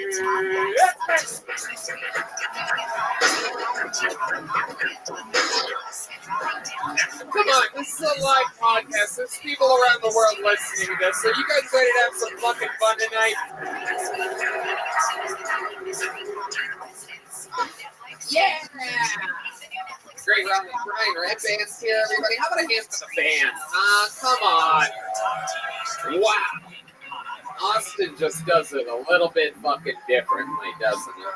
It's the great Michael Gonzalez on the drums. The great Matt Mueling on guitar. And Deep Madness on the bass guitar, everybody.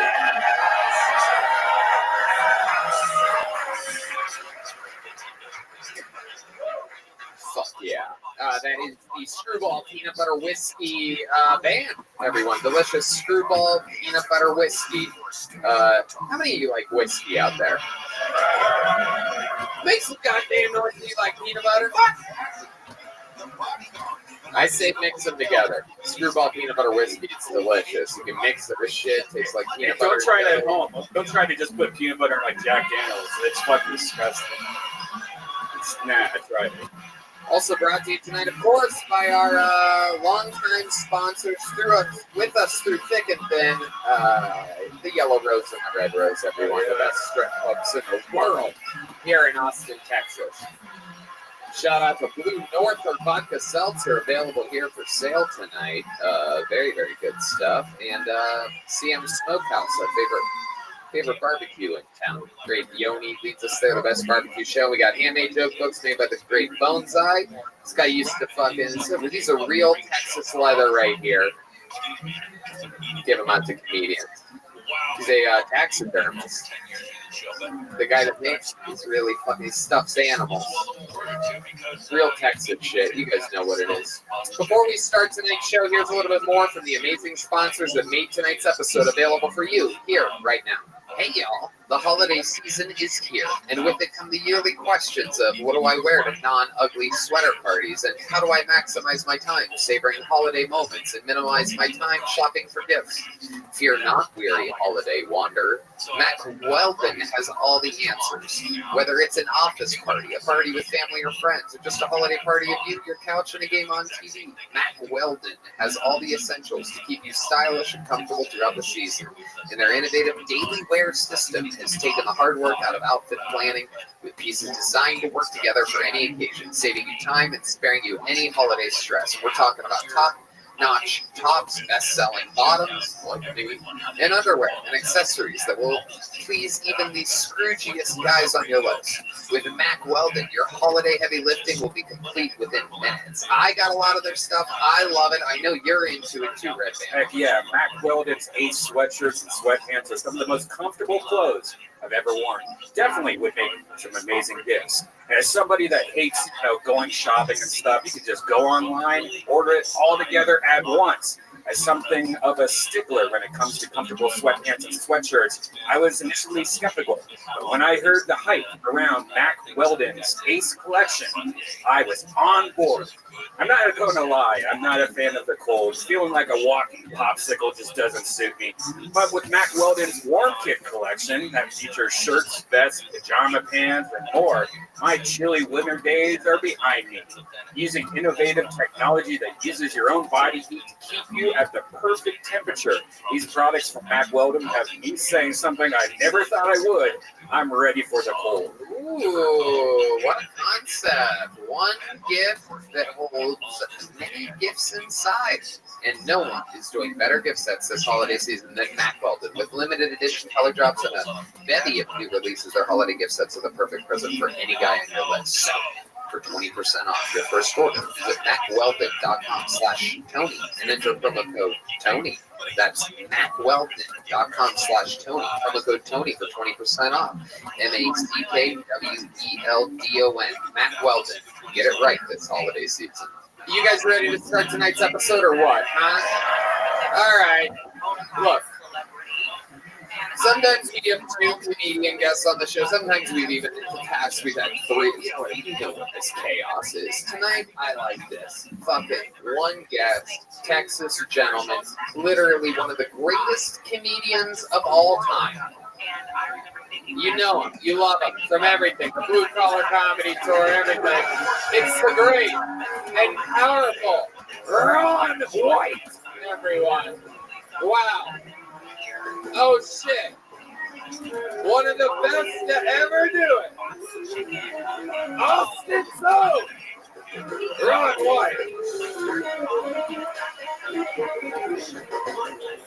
This is the man that convinced me to move to Texas in November of the year 2020. And here we are. He was selling me on it a year ago today. And here we are, almost a 1-year anniversary of me living here with my pal, the great Ron White, is here, everybody. Thank you. On top it has been a year, hasn't it? That's very cool. That's crazy, very cool. right? We had all taken a long break from stand-up. The pandemic shut us all down, and I came in town to do a show, and I could not. It was right here at Vulcan Gas Company, that one night stand-up show that I did. And you, Joe Rogan, opened for me that night, and it was so fucking cool. And you hadn't done stand-up in 8 months, and he hadn't done stand-up since moving to Austin. And it was fucking awkward, man. It was unbelievable. It was unbelievable. People falling over the balconies. It was chaos. And it happened here at Vulcan, where I couldn't believe that a dirty little electronic dance club could ever become a comedy fucking hub. But here we are. Everything's just normal now. Ron, we're going to have fun. You guys all know what it is. A bunch of people signed up with a chance to do 60 seconds uninterrupted on this stage. You guys know their time is up when you hear the sound of a kitten. That means they have to wrap it up then, or else they're going to bring out the Angry West Hollywood Bear.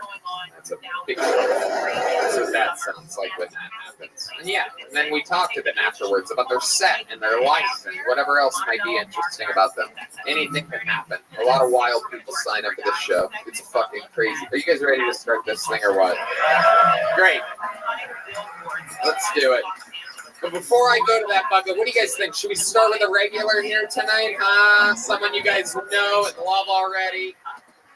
Every single week, there's a couple guys that perform a brand new minute, which is very, very, very hard to do. If your favorite comedian writes a new minute every week, that's basically an hour special a fucking year. Not an easy thing to do. These guys are always in high-pressure situations here, and they always follow through. This guy was made a regular here in Texas, kicking off tonight's show. This is a brand new minute by the one and only Hans Kim. Yeah.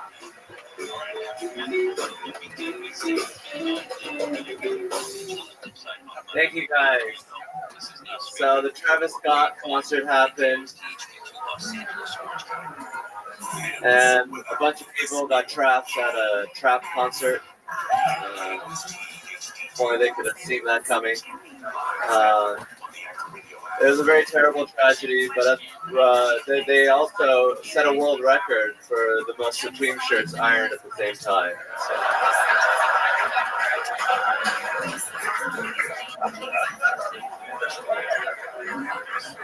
It's the only tragedy you can commemorate with a face tattoo. So. I'm single.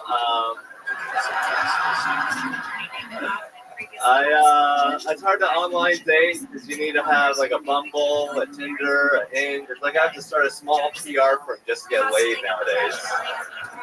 So here's my press packet. Someone touched my dick already. Alright, thank you guys. Yeah. Exactly 1 minute of stand-up comedy. Doing it every week.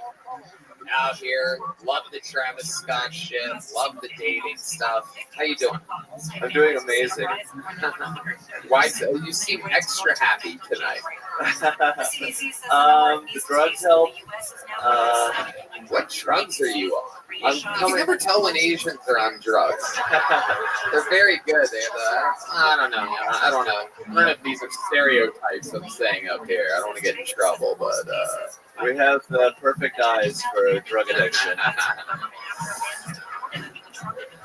That is true. That's if I eat too many mushrooms, you are what I look like. I love it. So what drugs are you on right now? Just a tad bit of marijuana, but I'm coming off of acid from a little skank fest action this weekend. I love it. Skank Fest was a wild success, if anybody's wondering. We are just all getting back from a 4-day fucking insane. We did a bunch of Platoni tapings. What else did you do for fun? What else did you love about Skank Fest? I went to Joel Osteen's church. Get the fuck out of here. Did you really?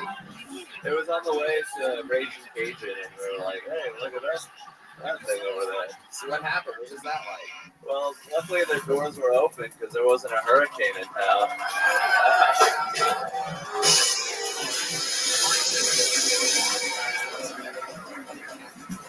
I literally don't know this reference. It just got that big of a laugh, and I'm super confused. How this not? I didn't get this in my daily reports of what to make jokes about. Joel Osteen closed his doors. He didn't want anyone in there to ruin the place. He said that they had just cleaned the carpets. What he fucking said, right? He said, he just cleaned the carpets. All those people are floating around outside. And he ran them off. And then this guy that owns a big mattress store let them all come in, and they slept at his place. Now he can't sell a pack of mattresses, and this guy's still the biggest goddamn thing with Jesus. Wow, that is absolutely amazing. Incredible. So Hans, you're talking about being single up there during your set. Is that true again? You are single, is that correct? Yeah, I'm very single. I hope you don't mind that I divulge the information that I'm about to put out there. But Hans, in the amazing work that he's done in the few short months that he's been here, has climbed up to the position of opening a lot of these Joe Rogan shows that happen here in town and here in Balkan. And that means, he's going up before, me or Shay, like last week, Shane Gillis, Ari Shafir, Mark Norman, all these people were in town. Ron's on a lot of those shows, and Hans goes up first. Anyway, last week, one of the shows happened, and Hans decided to match with someone on Tinder and invite them on their first ever date to literally that green room with me, Ron White, and Joe Rogan. It's not, if you're wondering, you might be thinking, wow, the comedian's that big. I bet the green room is huge. And it simply is not. There's about enough room for those people that I just named in that green room. And one of them is just this. How would you describe her, Hans? She's a very beautiful, artistic. Is she here right now? Yes.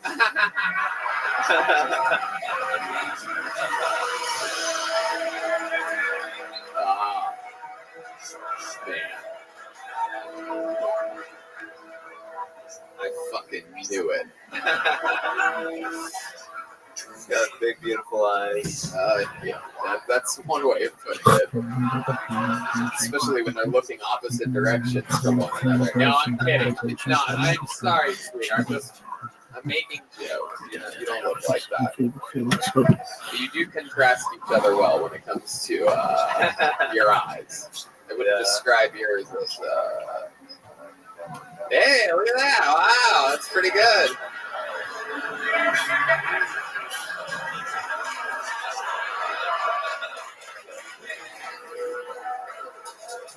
So how did that date end up going for you? You literally match with a girl on Tinder. She takes a chance, right? I mean, you have pictures of you up there, so she's probably just looking for like a hot meal or something like that, you know? And then next thing you know, she's in a green room. Some of the great comedians of the world. I'm imagining you must have gotten laid that night. Am I correct? Nope.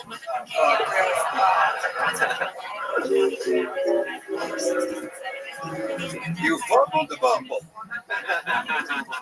Yeah, really fucked it up. How does this happen? How do you not close after that type of first impression with a girl? I think I'm just really respectful, you know? I just do whatever the lady wants, and, you know, I'm just happy to, you know, have her in my van. Yeah, when she's in your van, some of you might not know, Hans, what's in his van? There's like a mattress in the back, right? And so what happens? Is you take her back to your van, you guys like sitting, laying, like how does that even go? You guys sit, you guys pretend like the front and passenger seat's like the living room, and that's the bedroom back there. Hey, you just want to sit and talk for a little bit, see if we end up having to fall backwards into the bedroom. The bathroom and the kitchen are the same room. I think that we just went in the back. Those outside of the van, I do believe. All right. And then she fell asleep, I think. And then I don't really remember. But usually she's been in my van twice now, and we just sort of cuddle and kiss. Getting van wilder and wilder. Twice. Look out, everybody. I love it. So, all right. Well, what do you think, Red Bang? Why have you not been wearing your glasses lately? Oh, I don't like the glasses are kind of like a thing on my face, and I like. Do you think it's magnifying how fucked up you are, and you think we think you're less fucked up because you have your glasses on? I don't know why I asked you about your opinion on this. I don't know what made me do it. The second I did it, I'm like, why did I do that? Now I'm like, really, like, why did I do that? Hans, you're amazing. You did it again. Another brand new minute. I love everything. I reword the trap thing. I think for the first time ever, I'm going to give you a note here because I love the joke so much. I think you should hide that trap music thing a little bit better. It should come like at the end. It started off as a rap concert, ended up a trap concert or something like that. You know, hide that big. Your premise is so good that you're like teeing it off a little bit. I don't know. Maybe I'm wrong. Thank you. You're a killer. Hans Kim, everybody. Thank you. Hey, look at this. Well, we found a bottle of delicious #1 tequila. For those of you that don't know, it's the best fucking tequila in the world. The tequila that I drink when I'm at home drinking tequila. You should too. It's available at all your favorite retail stores and whatnot, liquor outlets. And founded by the great Ron White. I don't know if I mentioned that. Our guest tonight. #1 tequila. Fizz tequila. All right, let's get a name out of this bucket. You guys ready to really start the wild shit that could happen here? We've had a lot of fun lately. Let's see what happens here. Kicking off tonight's bucket. Your first uninterrupted 60 seconds by we have no idea who. Goes by the name of Clemente Villegas, everybody. That's a name. Clemente Villegas.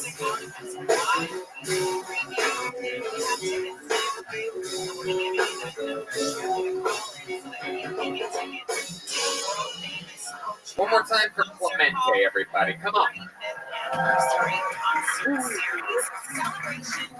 I feel like dating now is harder than it's ever been. You know, because women want a guy who will take their breath away. And I'm tired of choking these hoes. It's It's too much, like too much true crime, ladies. Like you gotta choke a bitch just to get a second date, you know? People are like, why jump stop talking? She chewed through the duct tape. You know? No, I had a girl ask me to tease her with a knife in bed. Terrifying, right? Like I can't have a knife out while my dick's also out, you know? I might fall and re-circumcise myself. But then I can't get into Jewish heaven. If you guys aren't familiar, Jewish heaven, it's not like Christian heaven, except in Jewish heaven, there's no foreskin and Jesus isn't allowed. And there's this weird entry fee. If you guys aren't familiar with Christian heaven, it's all like Muslim heaven, except in Muslim heaven, there's just more explosions. That's a joke. I'm kidding. Muslims don't go to heaven. Okay, thank you very much. It's a minute from Clemente Villegas. Really saving it there at the end with the Muslims don't go to heaven line. Really pulling it all together. How you doing, Clemente? Have you been on the show before? Yeah, I've been on once. Okay, what happened that time? What happened with you? What was the highlights of your interview part? What did we find out about you? My interview kind of sucked. I'm from Amarillo, so Ron's from West Texas. That's pretty cool. Also, I think you're from Amarillo, right? All right, fucking Carmen, San Diego. I don't know about where everybody's from. My bad. What else about you? What did we find out other than the location that you were born in? I do believe Tony's from Youngstown, Ohio. We're right there from Columbus. Not far from one another, just like all of us. I mentioned having a brain tumor. Oh, there we go. Yeah, there you go. Lots of people from Amarillo. Not a lot of people with brain tumors up here. My girlfriend's black. That's awesome. Oh, wow.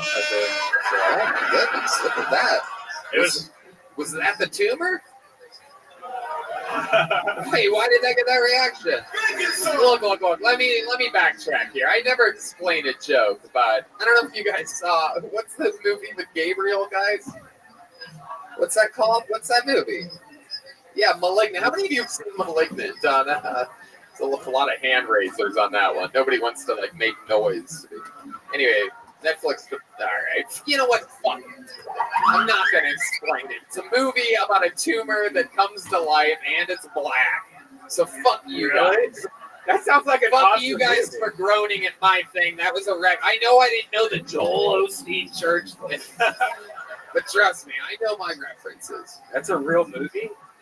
It's unbelievable. Oh my god, you have to watch it. It's horrible, but it's actually, now that I've given away the entire twist, it would be the worst movie of all time. Does he sound black? No, I'm not saying anything else. No, the tumor doesn't sound black. That would have been better. That's good. No, it doesn't sound black. All right, Clemente, what do you do for work? I work at a bank. Oh, what do you do at the bank? I just open up accounts. It's actually a new bank, so I kind of just sit there and play games on the computer. All right. Play games on the computer. Nobody walks in.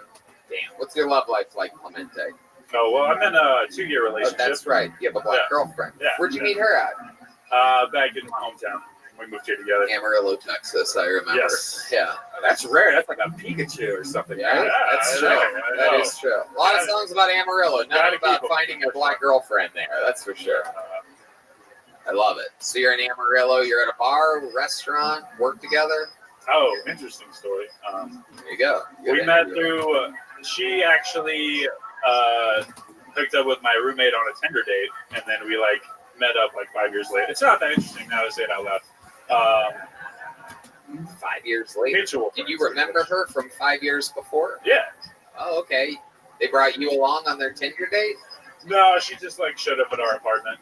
It was not less of a date, more of Was your friend actually banging her, or were they just were they in the Hans Kim situation? I like to believe they just cuddled. Oh, okay.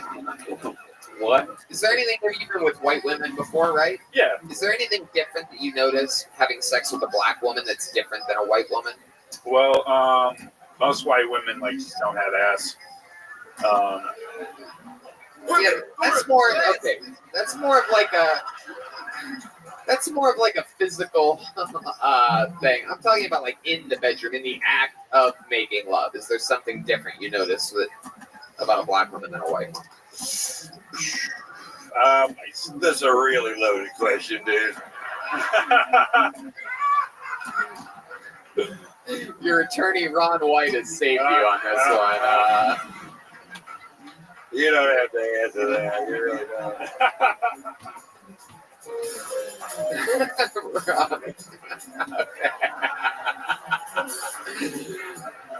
the judge, the jury, and the executioner, the great Ron White. Clemente, I love it. How long have you been doing stand-up? 4 years. 4 years. Wow, look at that. All right. Where do you do stand up besides here? Do you go to? Is this the only thing you do, or do you go to a comedy club and do open mic nights? Or Oh yeah, just like every night a week. Like there's Creek and Cave and several other. Okay. places. I know I've seen you out there a little bit. Oh, cool. You know what? I really think that you got to cut some of this edge off because it just doesn't come off as real. You don't seem like that mean a guy. So either learn how to act meaner when you get up here, come off assholey and sell this darker stuff, or do. And it just doesn't sound like you're being true to your nature to me. You know, I don't know if that's true or not, but it just seems like you're not that person and you're trying to be that person on stage. And I think it'd be more interesting if you were just who you are. Oh, thank you. I was gonna say you seem like a very, very like nice, well-mannered guy. Are we right in this assumption, or are you just appearing that way? No, I'm pretty nice. Yeah. What's like a wild thing about you? Is there anything wild or mean or anything like sort of like bad boy about you? He's a baker with a fucking tumor, dude. No. Bad boy. I mean I do acid sometimes. Is that bad? No, even Hans Kim does that. Jesus, that's nothing. What do you do when you're on acid? I like to like go to like parks and like see nature. Just like hang out. Oh, all right.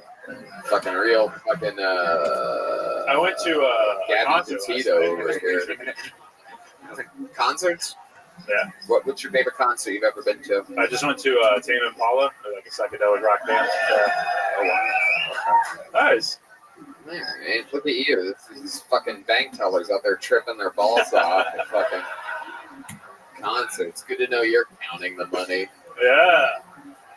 We got machines for that. You ever think about I can't imagine working at a bank because I think that my mind would always be about how do I sneak a fucking bag of this money out of here, right? Isn't it crazy being surrounded by money and you probably make a decent wage, but I mean not what you could make if you just left with the money. Yeah, but I mean they'll find you, you know. Is it ever tempting though? It seems like it would be constant temptations. Yeah, I mean, I've thought about it, but I'd like to object right here. You don't have to answer that question. No. You have a good attorney, sir. Continue. Ladies and gentlemen, that was our first bucketful Clemente Villegas, everybody. We're going back to this bucket. Hey. Clemente, here you go. Have a joke book, buddy. I like your style. He's a good guy. Bonsai. The great Bonsai. Follow him on Instagram. BONEZEYE. Okay. Wordna. Or Wordina, perhaps? Wordna. WERDNA. Wordna. That's an interesting one. Here we go. Oh, here he comes, everybody. Make some noise for Wordna, everyone. Here we go.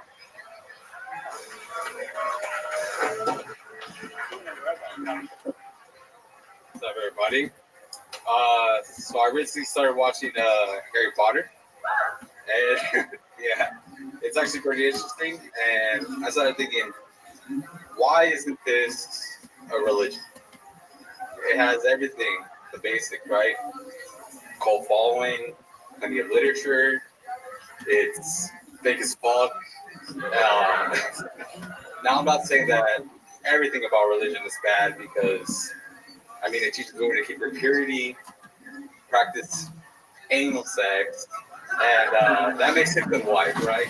But at the same time, religion also tells that young boys that they're going to get involuntary anal sex, and that leads to them believing in shit like QAnon, and that kind of sucks, you know.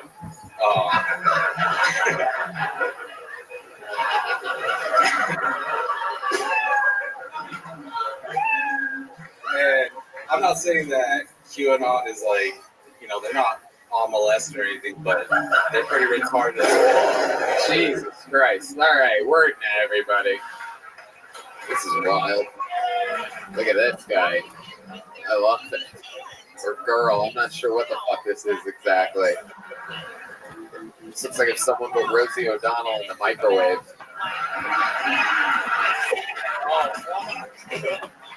Wordna, am I saying that right? Is that your name, Wordna? Oh, my name is Andrew, actually. Wordna is backwards.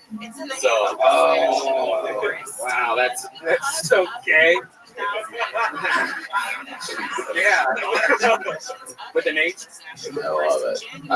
Wordna, welcome. How long have you been doing stand-up? Is that your first time right there? Wow, it's first time, everybody. Congratulations. How old are you? I'm 31. I just turned 31. 31. Wait, something you've always wanted to do or thought about? No, I just wanted to challenge myself and see what it's all about. So okay. How does it feel now that you've done it? Feels great, I guess. I don't know. You don't know? Feels great. You don't know? I remember the first time I did stand up, and I was scared as fuck. So if that was really the first time you ever walked on stage, yeah, it was bad. Yes, it was. But the best thing about it is that I will have already forgotten it in 20 fucking minutes because I'm coming on to an edible. So, but it takes guts to get up there and do it. And you stare them down, and you try to keep your face, you know the material a little bit better. And I think that the next time you do this, you'll be a little better, and that's might end up being something really fun for you. Cool, thank you. I love it. What have you been doing with your life up until this point? What do you do for work? For work, actually, with Costco, I'm an inventory auditor. Oh, what? An inventory checker guy? Yeah, inventory auditor. You're the guy that checks the receipts on the way out? No, I work at the not that one. I work at the distribution center, so it's like all the shipping. No, not that often. Sometimes. Yeah. All right. What else? What do you do for fun? You seem like you have some hobbies. For fun, I just hang out with my girlfriend, just chill. Hobbies, some graffiti, some bike riding. Graffiti and bike riding. Yeah. Wow. Jeez, wait. You know, Costco backwards is Costco. I didn't know that. Yeah. That's pretty fucking cool. Yeah. It's not. It's not at all. It's not at all. It's not cool, and it's not true, and it didn't. It's not exactly where that should have been placed. It's actually in the talks about everybody here going COSC. Oh shit. So you have a girlfriend. Tell us about this. Met her at Costco? No, met her in high school. Okay. Yeah. Wow, you've been together for a while, huh? Long time, actually. 16 years to today. 16 years? Yeah. That's incredible. That's more than half your life. Yeah, actually. Wow. Have you ever been with another girl other than this girl?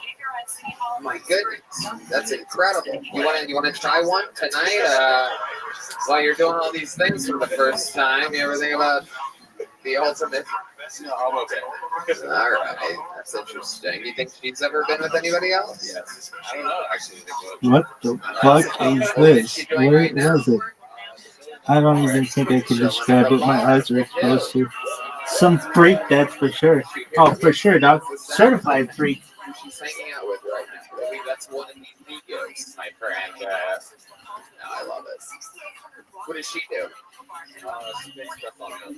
She has no business. Wow. Okay. 7 days a week. Really, according to a lot of people, that's the funniest part of your entire app. Is that? All right. Okay, that's enough. Let's see. Press on nails music, everybody. Never get to use it. All right, Noel. It's your first time doing this. What else have you done that you've been experimenting with? Seems like you're knocking things off of a bucket list. Are there other things in life you're looking forward to doing for the first time? Well, I actually just flew to Austin for the first time. So This was your first time on an airplane? Yeah. Wow, 31 years old. Holy shit, where the fuck are you from? I'm from Riverside, California. Riverside, California. Hell yeah, a lot of West Coast out here. Represent. I'm a Texan now, so you guys can all go fuck yourselves. But there was a time for me in California. Riverside, for those of you that don't know, is the top right corner of the Grand Theft Auto map. Pure white trash, meth heads everywhere, people on ATVs getting DUIs and fucking. So it's real trash up there. Yeah, a little bit.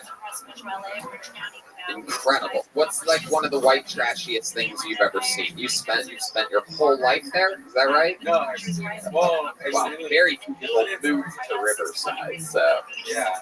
Just white trashiest thing. I mean, this is the type of place where you'll see like someone do a drive-by on a can of Mountain Dew. Like it's like a special kind of trash.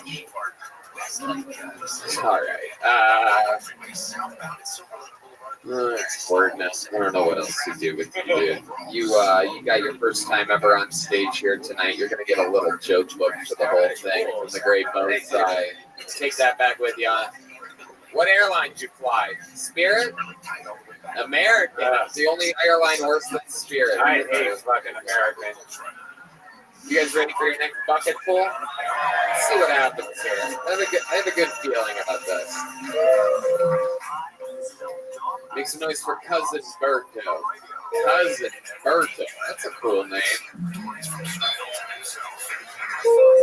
It's probably his maiden.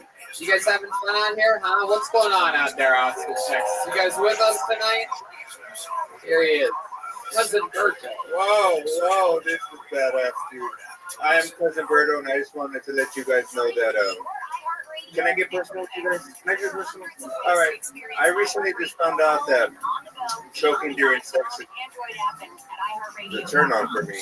It's a turn on for me, dude. I don't know why, but, you know, it's a turn on for me. You know, my throat is short, but I think I'll be fine. No, listen, I just got to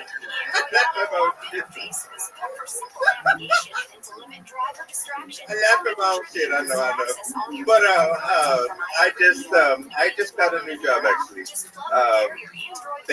with the staffing agency, so they call me, right? And they're like, hey, we have a new job and blah blah blah. I'm like, okay, what is it?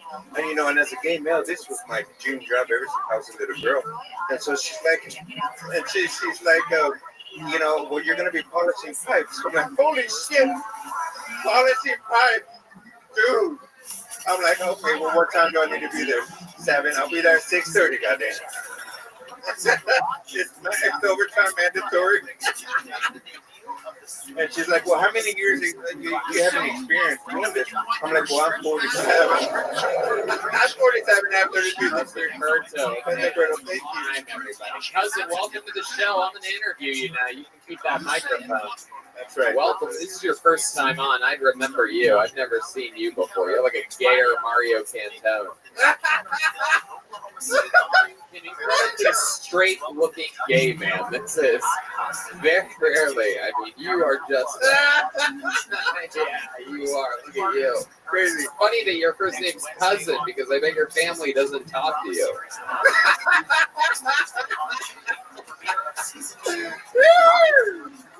I love it. Keep it up. Keep it up. Am I right, Cousin? What's going on here? How long have you been on stand-up? For about 6 years now. 6 years. Where at? I'm from Austin, born and raised here, so I started comedy here. Then I moved to San Antonio, so I live in San Antonio now, which is just an hour away. What club? Well, I'm an open micer still, so I do a lot of open mics and stuff every day. You do open mics, gyms, mobs, you do it all. I do everything. And you can find me on 35 in Runberg at the Coochie Corner. What's the That's where the Coochie Corner is, 35 in Runberg. Why do they call it the Coochie Corner? Where you buy coochie at. You look like literally. I think you are literally the last guy I think who would ever buy coochie. He's selling butthole at the back door. I'm confused.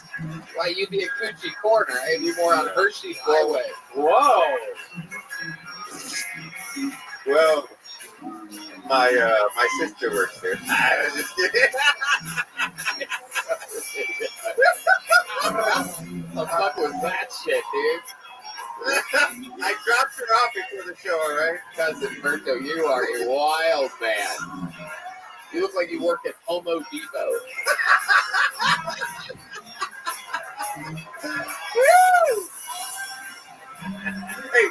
Hey, you know, the other day you called. It was a few weeks ago. You were looking for a female comic, but you came across my name. And damn, I could tell him I identify as a woman. That is true. So, when did you, what's your love life like? Nothing. Nothing. But you're a single, we would say gay man, right? Right. And are you on any of the dating sites or anything like that? I just want to know if like Hans is going to bring you into the green room next week or something like that. All right, cousin, that is literally the gayest thing we've ever seen before. Somehow that little thing that you do is gayer than like a penis and a butt. Like it doesn't make sense, but so good. Absolutely incredible. Did I ask you what you do for work already? What I do for work, I am currently unemployed. Really? How do you survive? I save people's lives. Well, I'm actually in the process of looking, but I'm saving people's lives right now by donating plasma. So oh my God! You're donating your plasma? No, I'm just kidding. Oh my God! People are being injected with plasma. I'm totally kidding, but right now I'm working with the staffing agency. So they're looking for a job. I just stopped last week because my assignment ended. With the staffing agency, when your assignment ends, you have to wait for another assignment. So it's kind of weird. Yeah. Yeah. Wow, that was a lot of information. But real funny. Yeah, real funny. That was incredible. You were on top for a while. Now you're on bottom. Wow. I've always been on bottom since I was a little kid. When's the first time you? Yeah, we get it. When's the first time you had sex? When did you lose your virginity? How old are you? Probably about 16. 16. This was with a boy? Yes. Okay. And where were you guys like hiding? You come from a real strong, tough Mexican family? Round Rock, Texas. Brown Rock? Oh, Round Rock. That's Round Rock. So yeah. Wow, that's even a gay sounding city. That's incredible. Well, I'm from Brown Hole, Texas, Tony. That's where I'm from. It's a real shithole.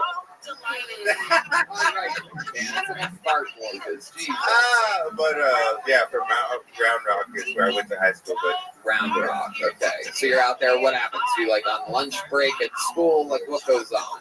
How do you end up with this boy? Where does this happen at? Wait, during soccer practice? Why would that be a secret? Because it was at school. All right, so you guys are at soccer practice. Is this a true story? I want the real truth. Yeah. I was 16 and there was a friend from. He really was. No, I'm listening to you. Go ahead. A friend from school, but at his house. At his house. Yeah. Okay. Hell yeah. That's got to be a fun thing about being gay. Is like the parents will let you go to the bedroom, and close the door behind you. You know what I mean? It's like, they're just being buddies in there. Yeah, well, we're working on a project, a science project. Just fucking. We're working on a science project. I bet you were. We were trying to see.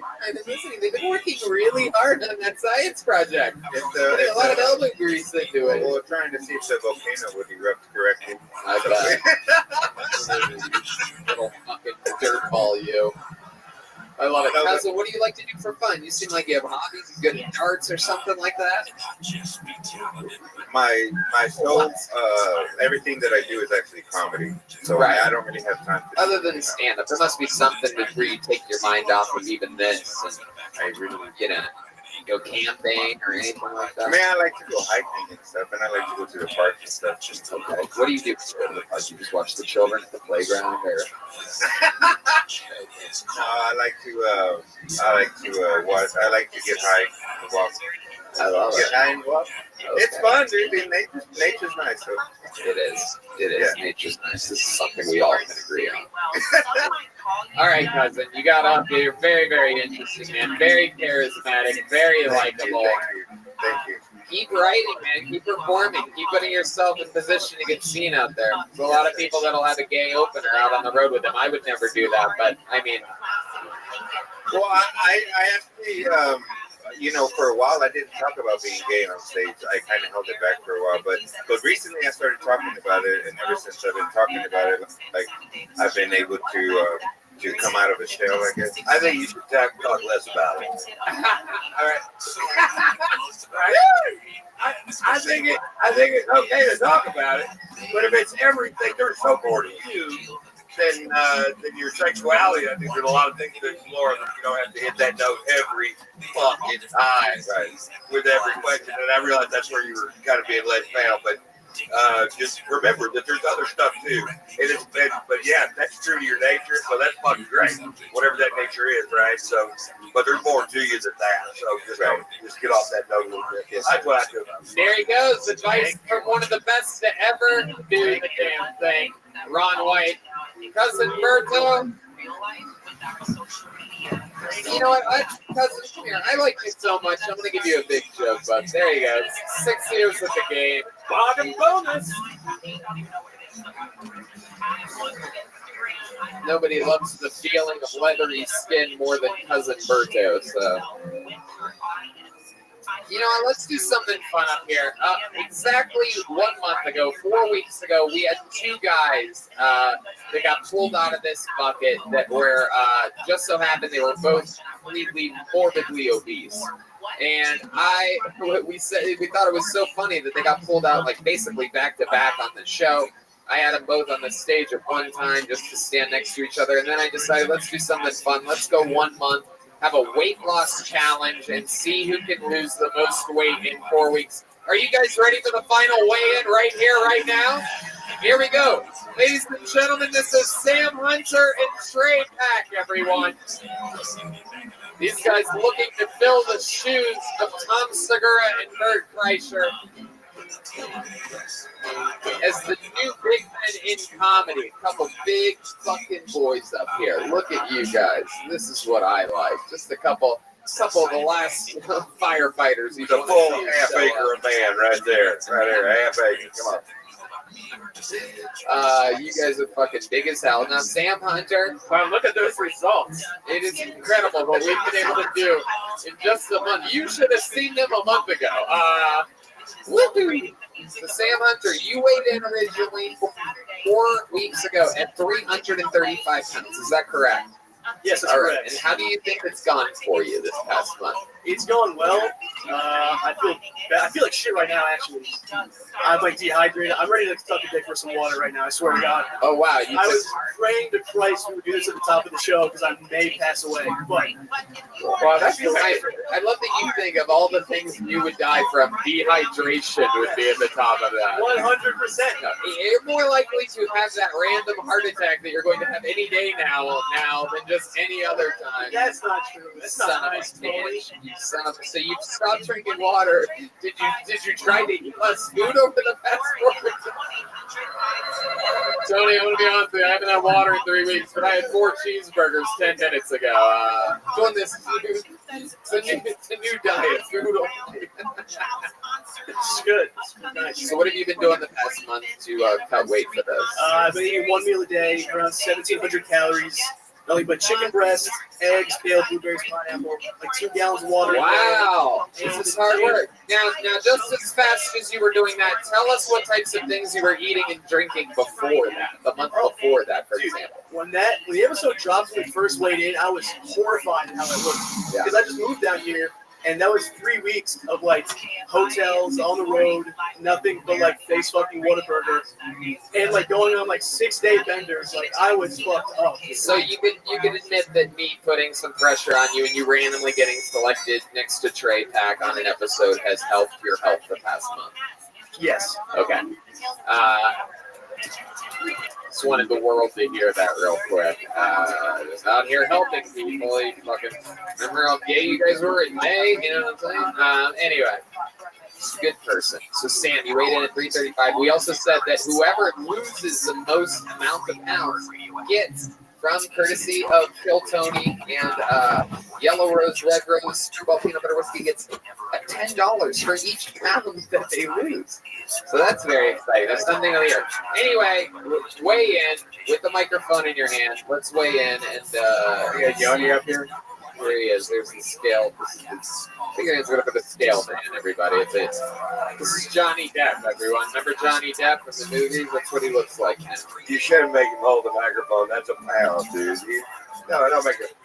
He's trying to get out of $10. Oh, wait. Is he taking his shirt off? Let me Oh, wow. These guys are going for it. Oh, shit.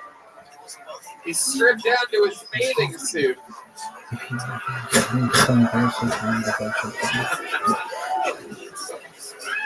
Let's see. 335. Yoni, what do you got over there?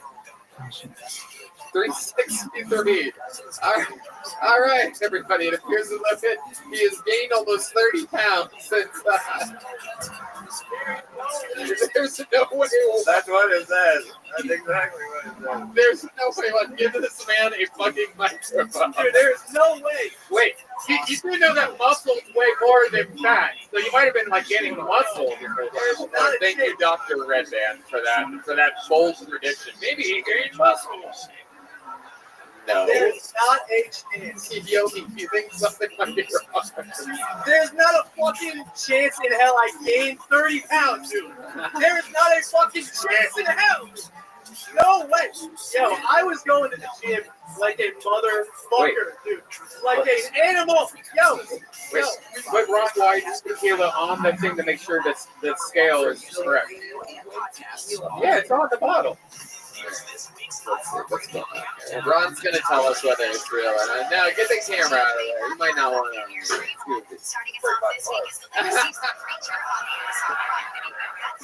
Oh, I can't talk about age, something like that, This is, I realized immediately that him trying to rationalize how the scale is wrong is my new favorite comedy show. I think that this is a whole new spin-off idea from Kill Tony, where I have people weigh in, go on a diet, and a month later, way more. Almost 30 pounds. Dude, like, I swear to God, I am so thirsty right now. Fuck you, Tony, motherfucker. Hey, thanks for helping. Thanks for helping me get healthy, you piece of shit. Fuck you, Tony. Fuck you. Jesus Christ. There is no way. Dude. This is the first ever weight loss challenge in the history of Kill Tony. We are going to see what happens here. Either way, whatever's happening with that scale, obviously Trey's about to get on the same scale. How about you hand the microphone over to Trey? We're going to meet Trey Pack right now, everybody. Now, Trey Pack, believe it or not, weighed in the first time at 396 pounds on the same scale, the same day that Sam Hunter's excuse-making ass weighed in. Trey, tell us about your plan on losing weight over the past month and how that's gone for you. You still, what's scary is that your opponent gained 30 pounds, but you don't look confident. I'm almost certain this scale fucked. I don't know. This is. I don't trust it. No, I've just been starving. I feel a lot better. I feel great. So you feel good? Yeah, the number on the scale doesn't. I'm not even gonna worry. You're not gonna be able to see it from your angle anyway. Yeah, I'm pretty sure that if you look at the number on that scale, you're rolling into the audience. Kind of Mari. Oh god, this is so much funnier than I thought it would be. I'm literally like, oh god, we have to weigh these guys in. It's gonna put a real dent in the show. Meanwhile, all the blood has gone to my head from laughing this whole time. Now, do you want to take any articles of clothing off before you get on the scale? Yeah. I don't know if you noticed, but Sam Hunter took off his shirt and gained 25 pounds. Oh shit! Woo! Oh my goodness! Oh my goodness! This guy's got a real fucking chest tattoo. Holy shit! Look at that! Wow! 11, 18, 12. What is that? Is that how many sandwiches you need today? Did I say Whataburgers? We didn't get a chance to talk about last time I was on the show. I used to be a youth minister. That was the day I accepted Jesus Christ as my Lord and Savior. Bro. Yeah. Wow. Holy shit. What are you, from the Church of Latter-day Saints?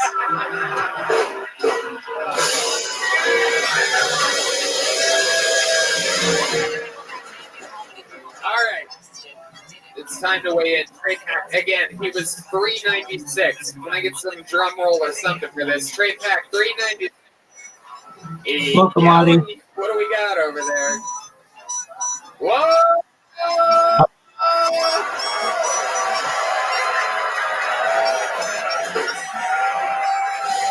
Wow. 375. Absolutely incredible. Wait, $210? That's not going to break the bank. And he has to pay him, right? Yeah, that is true. We'll figure it out. He literally said in the last one. Now, Tony has a joke. He literally said that if anybody gains weight, they have to pay the other person. There has to be something wrong. Sam, weigh in one more time. Let's weigh Sam in. This is absolutely... What do we got there? Oh, it just told the time, everybody. That's how fat he is. It's like it's bedtime on that for the scale. I wasn't built for this topic. This is fucking. This is how.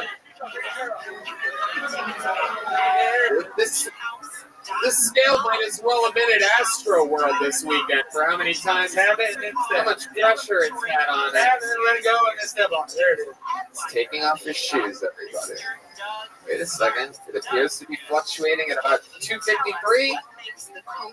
Oh, 353. Oh, wow. Yeah. Yeah, dude. That's not good.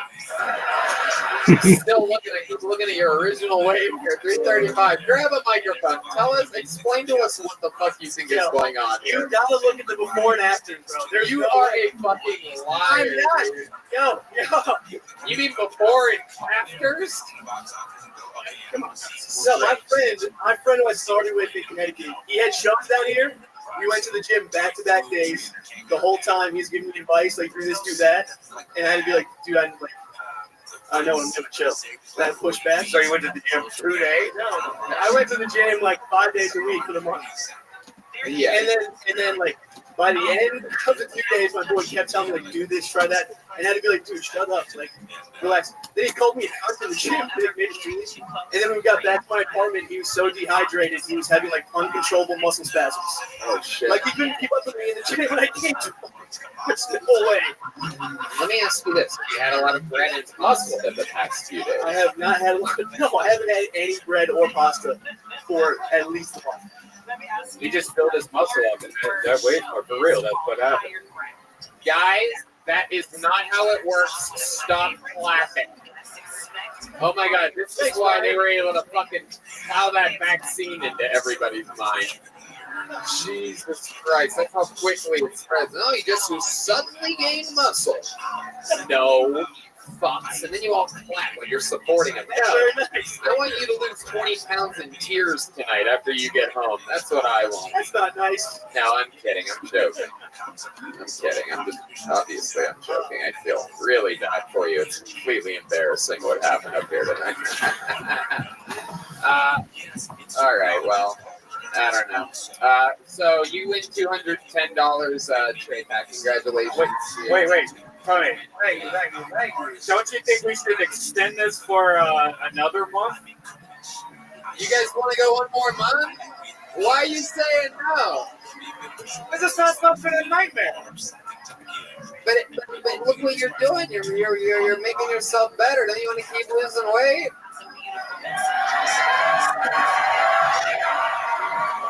All right, 4 weeks from today, the saga will continue. We will weigh these men in again. Sam Hunter, we'll see if he brings 22 pounds of excuses with him on his way in. Congratulations to Trey Pack, who's lost 21 pounds in 4 weeks. Wait a second, is that a fucking bag of Swedish fish? What the fuck? And a pack of fucking camels. I'm gonna pass out, I swear to God. I mean, Swedish fish? That's what you meant when you said you were eating nothing but fish and vegetables? This is after Swedish fish? Are you fucking kidding me, dude? This guy, what the fuck? How dare you bring a bag of Swedish fish? This is what, after weigh-ins, he's like, I just gotta... and a pack of cigarettes. Oh, yeah, those smokes Marlboro Heavies. How about I end for these guys, huh? I mean, I don't know. We're just trying to improve people's lives here. It's not always easy. Back to the bucket we go. God damn, that was fucking hilarious. Oh my god, we literally joked about them gaining weight. Oh, unbelievable. Sometimes real life, you just can't beat it. Your next comedian, John Papow Anal.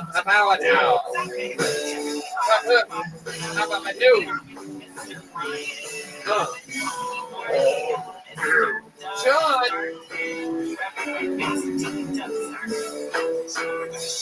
Here he is, ladies and gentlemen. John Papow.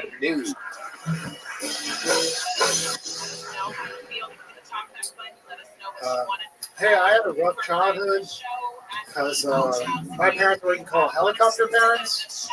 You know, in the sense that helicopters are incapable of love. I scared myself this morning by drinking red. But then I remembered that I ate beets last night. And I'm super allergic to beets, so it was just blood.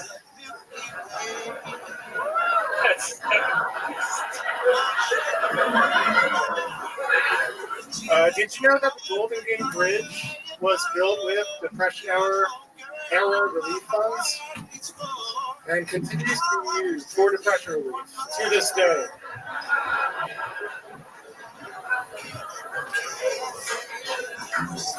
I think the worst part about having to marry your own dog would be having to have sex in only one style. Non-consensual. Absolutely hilarious.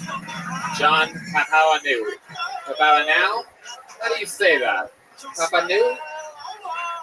Papa Ioana. Papa Ioana. Very cool. You have the last name of a big NBA player or something like that. And I'm Polynesian. Oh, okay. What are they known for? The sauce. Oh, yeah, the Wendy's sauce that Red Band loves so much. Can I get a word of that? I'm Greek. What? I'm Greek, actually. Oh, you're Greek. Okay. All right. Okay. How's it going? I love it. John, this is your first time on the show? You seem familiar to me. I'm familiar because we met my first day in Austin. Okay. 4th of July. Okay. July. Seattle Smokehouse. Absolutely. Yeah. I go back with Montgomery. Oh, I love it. Yeah, you're friends with William. I love that. You originally from Memphis? No, I'm from Long Island. Okay. How do you and William know each other? We met at acquaintance. Amazing. I fall right into that fucking trap. I love it. John, what do you do for a living? I was a physicist, and Now I'm a data scientist / machine learning engineer / unemployed. Wow. How come you're not a physicist anymore? What happened to that? I went into grad school thinking I wanted to do research, like be a professor and all that, and I got disillusioned with it during my grad school, so I started doing open mics in Colorado. And I got my PhD, but I left. And I went to data science. We get paid better and do less interesting work. Yeah, no, that's the vibe. Is that a bummer? I'm like, bummer. I'm sorry. Yeah. Why do we have to talk about real shit? Can we talk about like my parents like being a shit? Sure, let's do it. Absolutely. I was just gonna say interesting things about your life. Your parents beat the shit out of you? No, they're great. Right. Yeah. I was gonna say, I don't think most physicists come from an abusive background. Right. Really, the old. So they're good parents. Yeah, they're good parents. Okay, they're they're too good. No, it's bad. They're coercive. They're overbearing. So like they're still worried about me because I am between jobs. And I'm employed. I was like, how old are you? 35. 35. They're worried about you? Yeah. Why? I mean, you still look like a physicist. I figured. Yeah. At least you didn't lose your look. Jesus. What do you do for fun, John? I train Brazilian. Really? Holy shit, damn. I was just about to call you a fucking nerd, but now I'm not. Yeah, me and Lex Friedman. Incredible. How far are you in your jiu-jitsu training? I'm a black belt. Get the fuck out of here. Really? Fuck yeah. Oh my god. I've been training 15 years. Wow. I trained with Joe Rogan. Wow. In 2009, when he briefly lived in Boulder, Colorado. Damn. I was a blue belt, he was a brown belt. Passed my guard, then he choked me. Yeah. And I'm looking for revenge. Okay. Wow. Calling out. I'm doing a show tomorrow. I can sneak you in the back door. You guys can have it out. Yeah. Go to this steam room together. I'm unemployed. I'll do it. Teach him a fucking lesson. Teach him a lesson. I love it. Joe, what do you think about this idea of this guy getting his revenge on you in a jiu-jitsu match? That's nonsense. No, there you go. That's what Joe seems to think about it. Doesn't think you have a fucking chance. Has the training from being up there helped you because you were in Denver training jiu-jitsu, now you're in Austin, and Great question. Let me ask the sea level, Let me because you can go to like an Apple store and get weed. That's the nice part.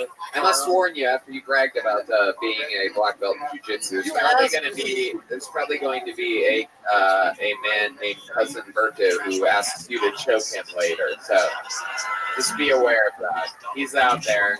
And no, I didn't mean you bragged about it. I totally asked you. I like how defensive you are of your. I love that. Wow.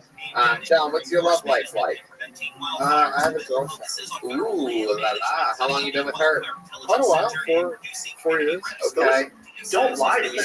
All right, Joe, She you lives can in Canada. go back to the gym, Joe.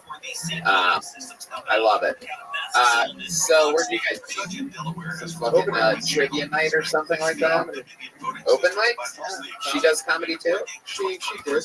Wow. She doesn't do it anymore? Oh, really? Really? Good. Really? She's good. Is she with you here tonight? She's not gonna come home. You don't think so? Is that you saying that? You guys want to see this guy's girlfriend do a minute? Bring her up.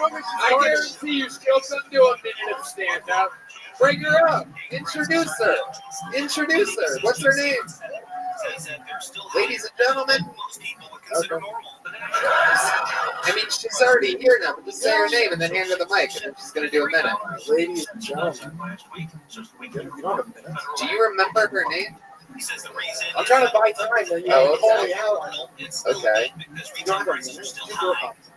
The first astronomical event of the year is Okay, girl, we still have no idea what her name is because John Tapanu is so afraid of his girlfriend bombing up here. But Here she is. What's My your name? name's Elena. How about I answer Elena, everybody? Elena, we know the sex-up position. I'm a girl. So do you guys like girl comedy? Cool. Okay, so I was talking to my friend the other day, and she was telling me she likes to pick up guys at the gym. I think that's so funny because I think you can tell like how a guy has sex by how he works out. You know, like you see a guy on the treadmill and you're like, what endurance, and then you see a guy doing squats and you're like, wow, he's really throws back into it.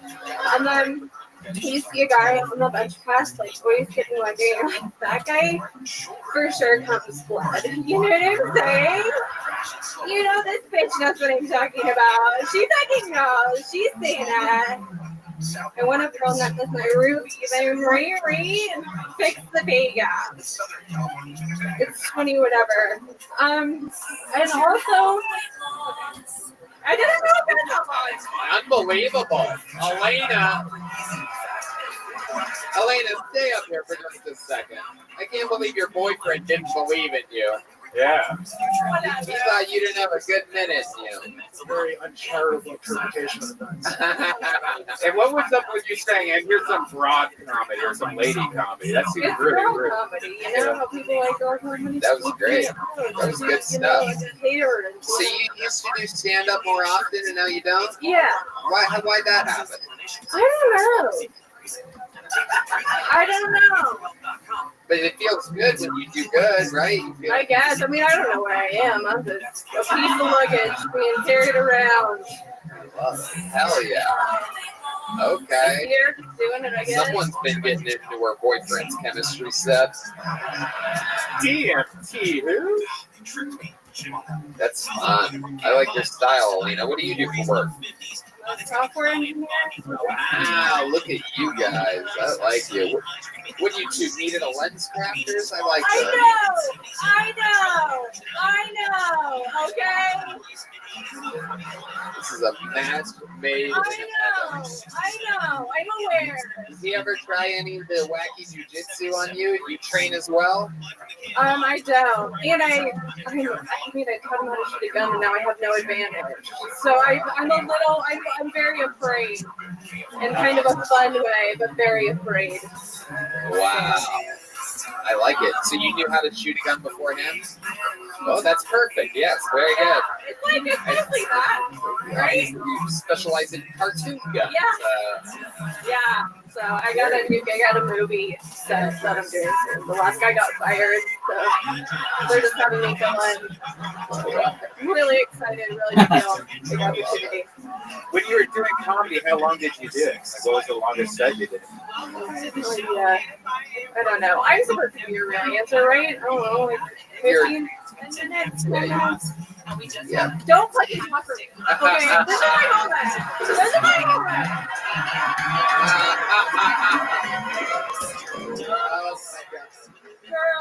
We are watching the end of a 4-year relationship right here, only until Tony, the greatest live podcast in the world. Absolutely incredible. You guys are adorable. I feel like you guys have sex like Willy Wonka's grandparents. Like you guys sleep like opposite ways. Just have another like 80-year-old couple right with us. Just have nerd sex. Like she bends over and starts reading a book while you just hit it from behind. Wait, I'm gonna fuck you like a calculator.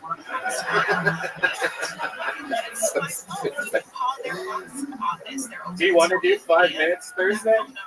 Whoa! In an unbelievable moment, you just saw a young man get pulled out of the bucket, did good, said his girlfriend used to do stand-up. She came up, did a minute, killed, and got a real comedy gig out of it here on Kill Tony. Elena's going to be in the secret show on Thursday.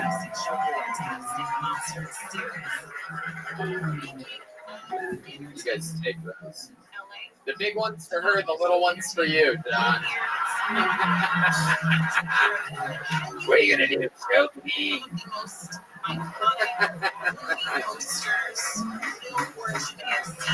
Wow. And they're friends with William. How cool is that? Yeah, I can't believe William hangs out with smart people. Well, I have to tell you, William, the molecular structure of that raisin bread is damaging to your future health.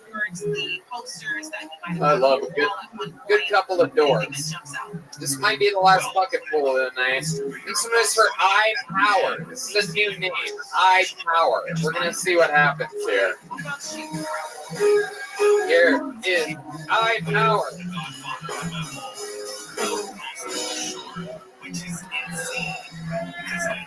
Check. Hey, what's up, guys? You know what's worse than getting fired in real life? Getting fired on Zoom because you get to see your own live reaction to your life crumbling. Oh man. I feel like Hennessy is actually the price that it is, not because of the quality of the beverage, but because of public safety. You can picture a bunch of college kids drinking that shit, man. Oh man. So I flew here from Boston on Saturday, and I don't understand why airports are so strict, because like you can totally eat fish and chips at 10:30 in the morning, and that's legal, and bring it on a plane. Stink out the whole cabin, man. I don't get it. That's what I got. Thank you. Yeah, I like your style, I Power. You're not funny at all, but I like you, dude. Thanks, bro. You have great stage presence. Thanks, bro. You're fucking up here. You have the balls to sign up. You have fucking swagger. You have confidence. You're taking it like a man. You should have seen the fucking teary-eyed fat boys I had up here, fucking. And they know how to do stand-up, too. Meanwhile, they're up here fucking making excuses for their existence. Anyway, I'm kidding. I'm trying to make these boys healthy. I love it. I Power. Let's talk about it. How long have you been in the rap game? The rap game? I actually threw a lot of rap shows back in the day, man, but I never rap myself now. No, you don't know how to rap? No, sir. Okay. What do you do exactly? What type of fucking... I sell commercial paint and renovation jobs, and I DJ. Oh, DJing is the energy that I'm getting off of you. That's what it is. It's not a rapper, it's a DJ. That makes sense. How long have you been DJing for? 3 years. Is that your DJ name, I Power? Yes, sir. Okay, what made you go with I Power?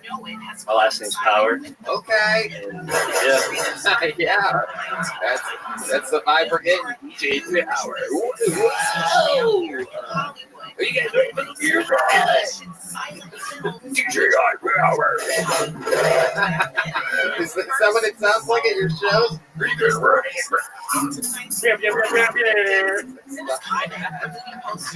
Is that the snare too? Is that what your music sounds like? I play a lot of house music, some rap music. It depends on the night, man. You look like you play apartment music, bro. House music. Can you give us an example? Like, is there a popular song that comes on that everybody goes, that goes wild on? I usually play shit that people don't know, man. Okay. I like Isaiah Rashad. He's a really dope rapper from Chattanooga. Oh, shit. All right. Well, a lot of people know the guy you just mentioned after you bragged about people not knowing the people that you play. Let's get a drink out of the You know, I like to play music a lot of people don't know about. That guy, Leonard Skinner. Son of a bitch. I Power, you from Boston? You live there? No, I'm from New Bedford, Massachusetts, about an hour south. Okay. I know what's up with that. Is that near Swansea? Yo, the Phoenix de Milo, man. That place is fucking... Absolutely. They're still open, man. I love it. Fucking lobster tails the size of this goddamn table. Yes, sir. It's an unbelievable place. The home of Kill Tony East, where we would do a big run of 1,000+. I heard they were closing though. They closed. They changed their mind there. Like we're still gonna do shows there when they figure out their fucking COVID shit up on the upper East Coast. These people are so scared. It's creepy. They're old-timey Paul Revere buildings. So like, we can't go outside anymore. It's okay. You got vaccinated. It's gonna be figured out. We're just probably months away from everybody getting their minds back. I Power. So you live in Boston, though. You have to go back there. You just flew in here on Saturday. Yes, sir. Yeah. Okay. How long you in Austin for? I'm here till Thursday. I got some family in Dripping Springs, so I figured I'd say what's up. And then, honestly, man, your show got me through the pandemic. I broke my leg real bad, and it was the only thing I had to look forward to. So I appreciate you, bro. Thank you, man. Thank you. Thank you. Damn, interesting. So you're going to Dripping Springs. What else about you, iPower? Give me something else. What else do you do for fun? You seem like a guy, other than DJing, like you know a magic trick or two. Am I right? No tricks up my sleeve, man. I like to disc golf. Fly kite. Smoke a lot of weed, man. Shit, I go to music festivals, drink beer, golf. How'd you break the leg? Playing basketball, man. I got hit midair. Been playing ball my whole life. I came down awkwardly. I Gordon Haywarded myself, so. Okay. Yeah, man. Hell yeah. Broke the leg. Goddamn. Broke my leg, but dude. That is, for those of you that don't know, that's not gay sex. That is Tom Segura after breaking his leg. That is literally Tom Segura on the ground. After, one more time, let's hear it again. It's just Tom. Again, you might be thinking, like, well, who's the other guy? Nope, it's just Tom. One more time.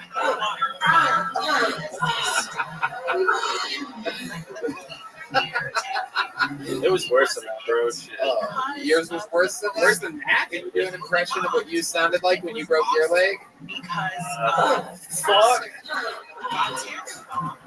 Unbelievable.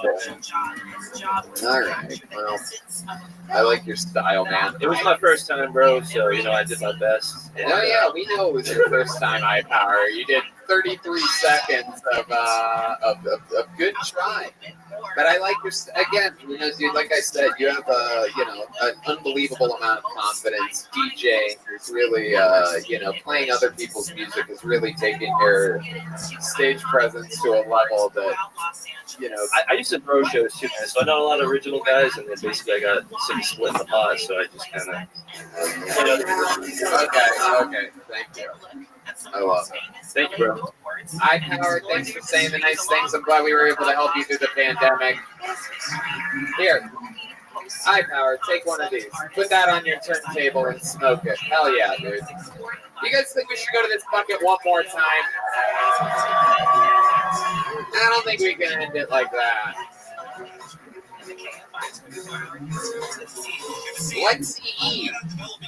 Lexi E is next on Bill Tony. Let's see what happens here. We got movement. Is anybody moving? Hey. Okay. Lexi E is coming. Let's see what happens here. Here she comes, everyone. Make some noise one more time for Lexi E.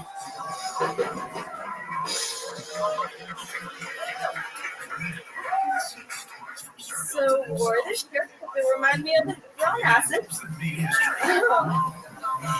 My best friend asked me that question the other day. Lexi, what's wrong? Are you okay? Girl, I have double growing on my head, and I need it. Yeah, I'm doing feeling fire. I'm really interested in bull sex. Mainly because I've worked around animals, so you really can't help but stare at them because they're just hanging out there daily, dangling. When it's not ball sex, though, guess what? It's a bunch of peni. Plural for penis. That's what I like to think.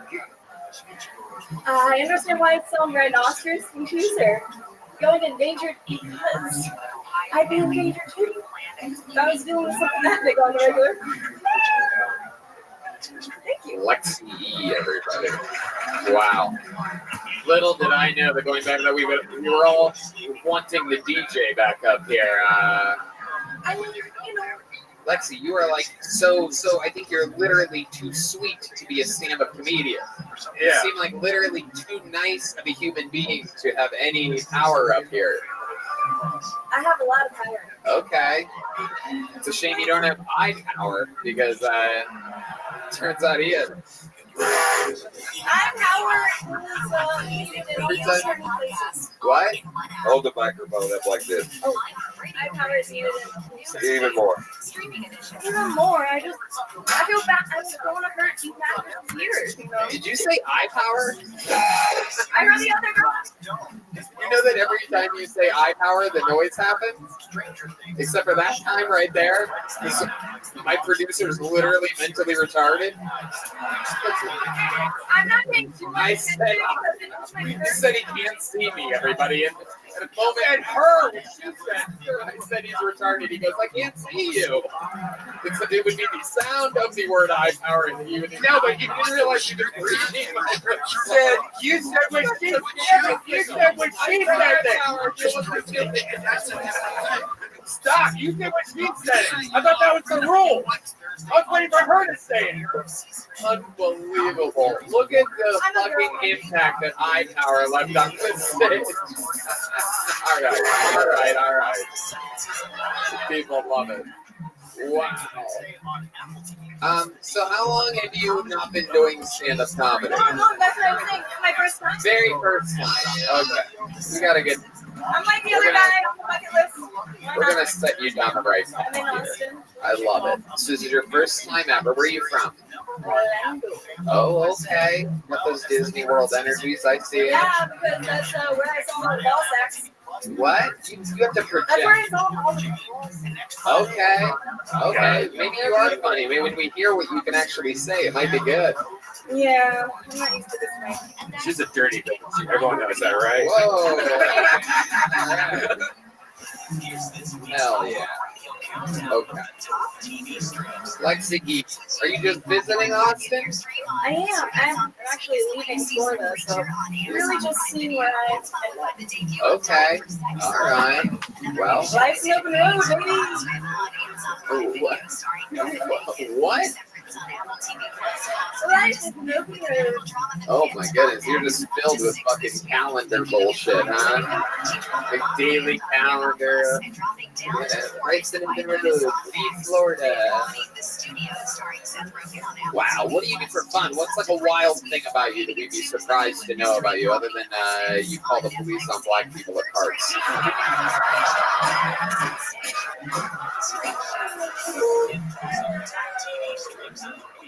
Eye power.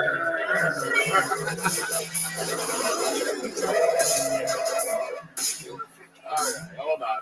Honestly, that actually depends because that's not like me at all. What's not like you? I love dancing. Really? Okay.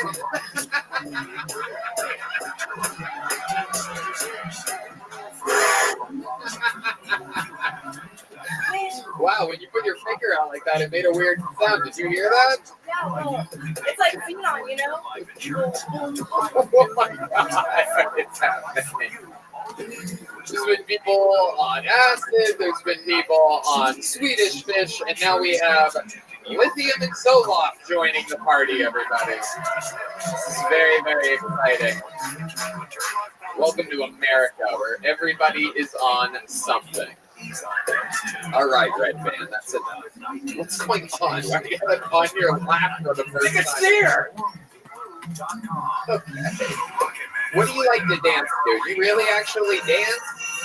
Honestly, I usually like the other guy. Well, Red Turn Band. that in air drum. That's a new thing, I guess. You know how to air drum? No, you don't have to do shit, do you? Jesus Christ. I bet you don't even vacuum. I bet you have one of those robot things that just go around your place. I prefer swimming. What? I actually prefer swimming. Oh, okay. Great workout. All right. Lexi, who told you in your life that you're funny? In the history of your life. This could be a teacher at school. It could be your mother. It could be...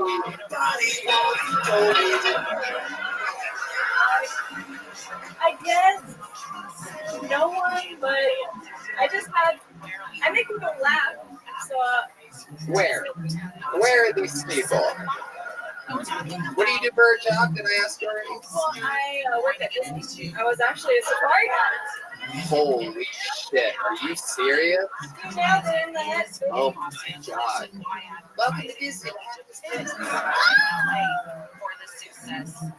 Are you No, I'm okay? sorry. I guess I should keep the mic. How many of you love me? What does that mean to work at Disney, though?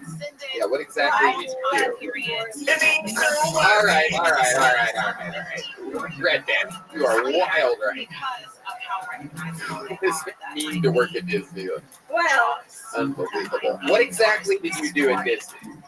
I did the safari ride. Really? Can you give us an example of what you would say on the safari? I do like Twin Day, which is one year for let's Okay. Lexi.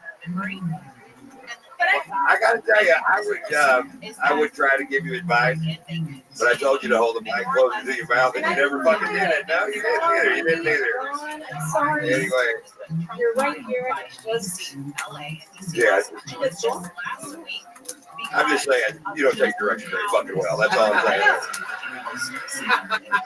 It took me 11 years to graduate, so yeah, I don't. You really did? Yeah, I just graduated. Oh my god, are you like a... Or not high school, college, obviously. Wow. 11 years? No, I just love learning. Oh, wow. Well, you can just put your hand around the back of your head and push it towards the microphone. Which is... All right, Red Band. Stop it, Red Band. Come on. Not our class.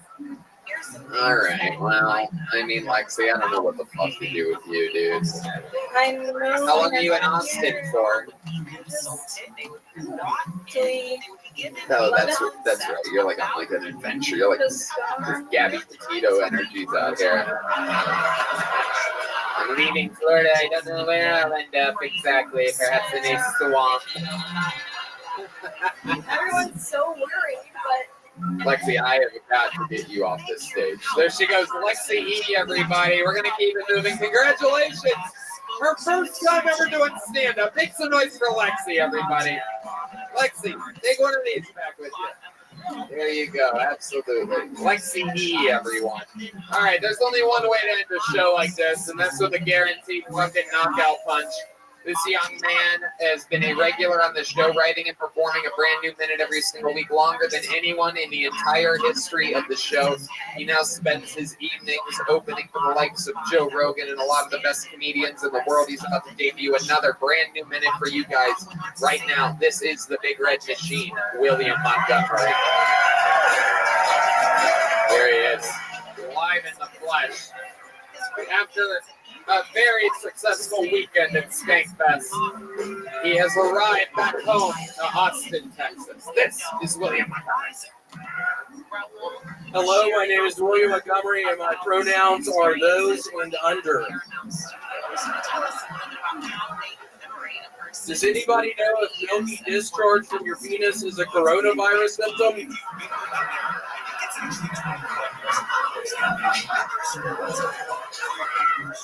ESPN is desperate for content. Last night I watched a show, the very best of the Houston Astros, and it lasted a minute and a half.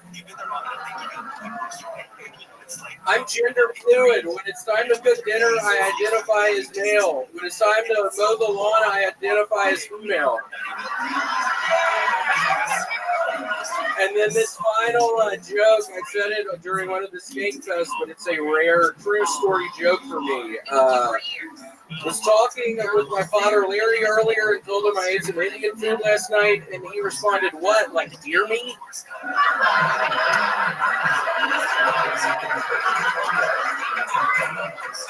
I was like, "What the fuck are you talking about, Papa?" Deer meat. I'm not talking about fucking Native American food. I've never even heard of that. The deer meat, I mean, that sounds like Native American food, but it just shocked me. William Montgomery, everybody, I do believe. One of my favorite jokes ever, maybe, Tony. Yeah, definitely. Favorite joke that I've heard in a while. The gender fluid is absolutely hilarious, William. You've done it again. You've shown everybody exactly how it's done.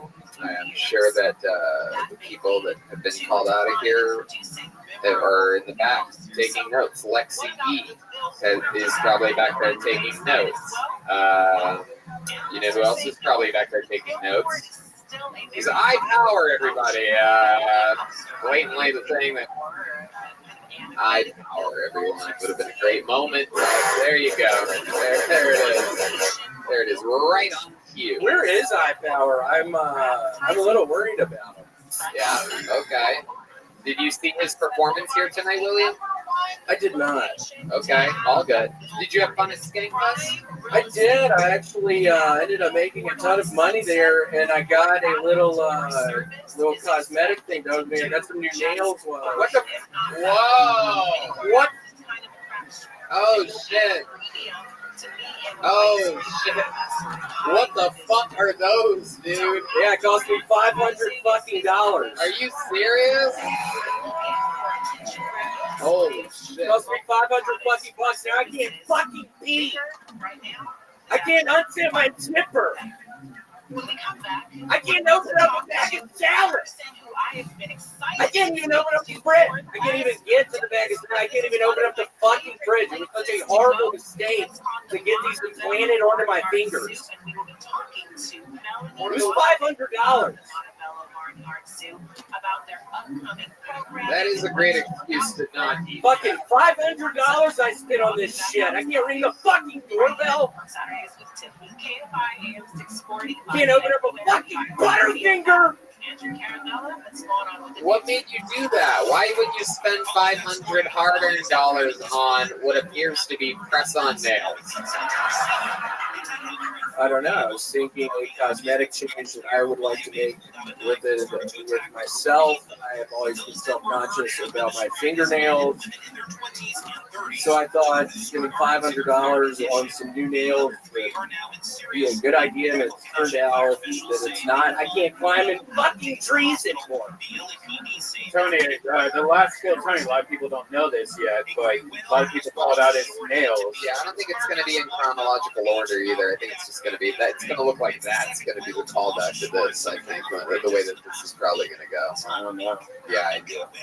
You really just fucked down on Red Man. I feel like this was going pretty good. Didn't you mention that shit? Why'd you do that? Well, because the ACTA festival, everyone started making fun of your nails. Like throughout the whole festival, people were like pointing at nails because you have really weird poke nails. And no, I don't. No, I don't. Why'd you have to bring that up, Rabbi? I thought you fucking said you weren't going to bring that shit up. You know, I'm self-conscious about my fucking nails right now. For those of you that don't know, William stopped drinking about 4 months ago and became addicted to raisin bread. William, every week we ask him, I can't get enough of it. How much raisin bread? I can't get enough of it. Give these people an example, William. How much raisin bread have you had since the last episode on Monday, last Monday? In 1 week, how many loaves do you think you've had? Since Saturday, I've had 3. Since Saturday? Yeah. That's more than I can't get enough of it.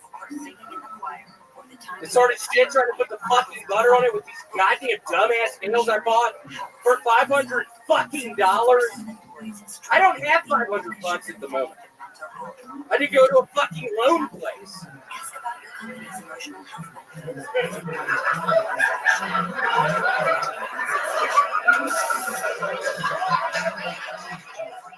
William, I don't think I've ever asked you this. What's your favorite thing about raisin bread? Why do you love it so much? What part of the raisin bread is it that you love? Why raisin? Man, what a hard question. Whoa. I've never really thought about that. I think you're going to probably nail the answer. So, thank you, Michael. Michael's the only one that got that one. I like it. Oh, my fingernails. It's good when, it's always good when only that went over my head as well. I didn't understand. Sometimes it's good to only make the drummer laugh. You know, they work hard back there. Look at those fucking shiny, big ass nails. I'm telling you, they look like $600 nails, bro. Do they really? Yeah, they really do. It's beautiful. Cool. It's really beautiful. Wise investment. How long are those? Yeah, it's on $500. What do you mean wise investment? I think it's a good. I said that. I said wise investment. How long do you think those are gonna last for? He really doesn't like. No, he's still caddy. and like with his nails, it's extra cat. He's like, who's that guy? Like, oh God. Shut up. No. Shut up. Let's go eat some raisin bread, bitch. Okay, bitch. Okay, bitch, I might. Those of you that don't know, red band is regular bread, so this is quite a less calories. What do you mean it's less fucking calories? What the fuck are you talking about? Raisins have calories, bitch. Okay, bitch. Okay. Thank you so much. Hey, bitch. You're riling William up. Everybody likes the happy William. Well, I have been real happy lately about these fingernails. I really do think it was a wise choice for me. I regret nothing. Did they say how long they're going to last for? 2 years. Wow. Damn, that's deep, dude. All of a sudden, 500 doesn't seem like that much. Yeah, not at all. $10 a month. I don't know. I didn't think about it. I didn't really do the math on that at all. So don't hold that one against me. Maybe 20? I don't know. I still can't even remember what we were talking about. So wow, 2 years. And then what, do you think you're going to do it again? I don't know. Who's fucking planning a pipe bomb up there? What the fuck was that? This place is chaos. Austin knows how to party, man. Sold out shows every single week here in Austin, Texas. Since we got here. Oh, I don't know if you guys saw my new Vulcan Gas Company jumpsuit, by the way, but hey, that looks familiar. Can we see the back of it? I mean, it looks like it said something else with a bunch of patches all over it. Yeah, no, it's the real deal. That's a real Vulcan Gas Company fucking jumpsuit right there. William, you're just unbelievable. Is there anything else you want to talk about before we end this thing? So, I don't know how weird this is going to be. Specifically Europe, and I don't know. It shouldn't be. I don't think it is going to be, but I am. I think it is going to be, actually. I'm just reading your interviews. I know what you're going to say, but it seems like it's going to be super fucking weird. I have started doing the podcast. We filmed 4 or 5 episodes.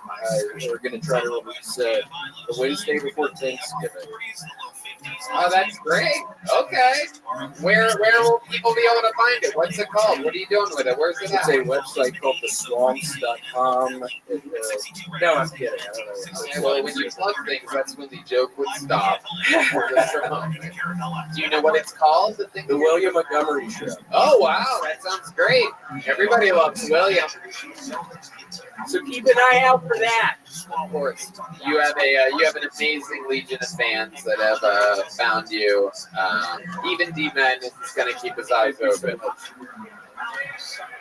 I'm sure you're going to do really good, man. I'm sure you're going to do really good. It's great that D-Man is nobody has eye power like D-Man. Eye power. It's actually, I guess you guys don't know, it's spelled E-Y-E. That's why it's all right. William, I feel like I could have plugged my new podcast in a much better way. I feel like that was a horrible downer. It's good. The William Montgomery Show coming soon everywhere podcasts are available. There's William Montgomery, everybody. Austin, Texas. How loud can this room get right now for the great Ron White, everybody? Thank you. We love you so much. I love you, Tony.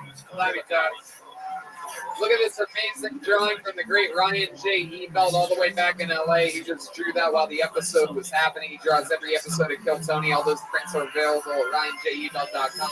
Super fucking cool painting on this one. And guys, how about one more time for the Screwball Peanut Butter Whiskey Kill Tony band, everyone? Michael Gonzalez, Matt Mueling, and D Madness. Follow them on social media. They're performing always live shows here in Austin. And Yellow Rose, Red Rose, Blue Norther, Vodka Seltzer, CM Smokehouse, Bonsai for the joke books. Austin, we love you guys. Thank you so much. We'll see you again next week. Thanks, guys.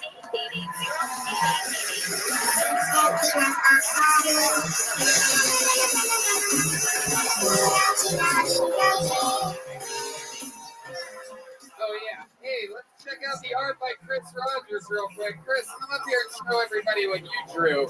Local artist Chris Rogers' art. Also drew what I believe has to be a picture of the great Hans Kim, everyone.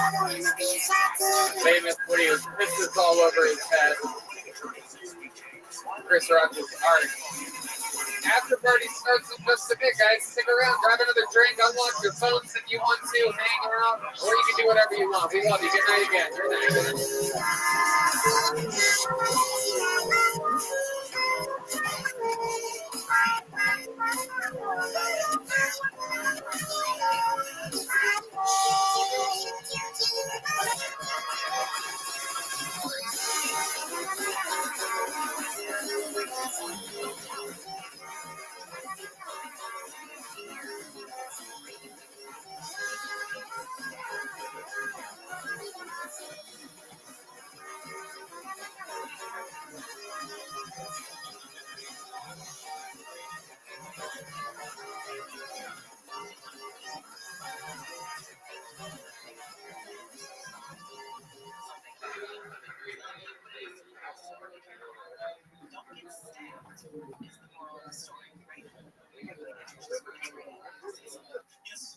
Yes, absolutely. That's great. What you said.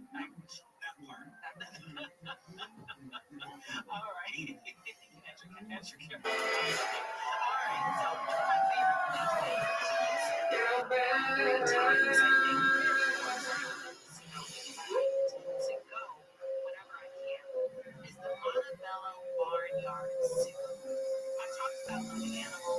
right. So, but when you say you love animals,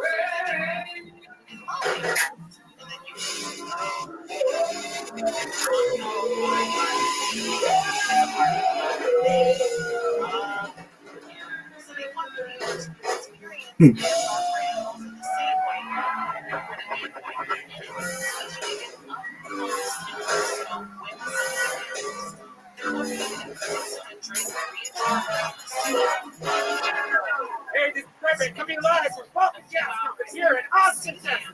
For a brand new episode of Kill Tony. Get up for Tony. Let's turn back. Austin, it's Monday night. You have to make more fucking noise than that. Let's do this shit.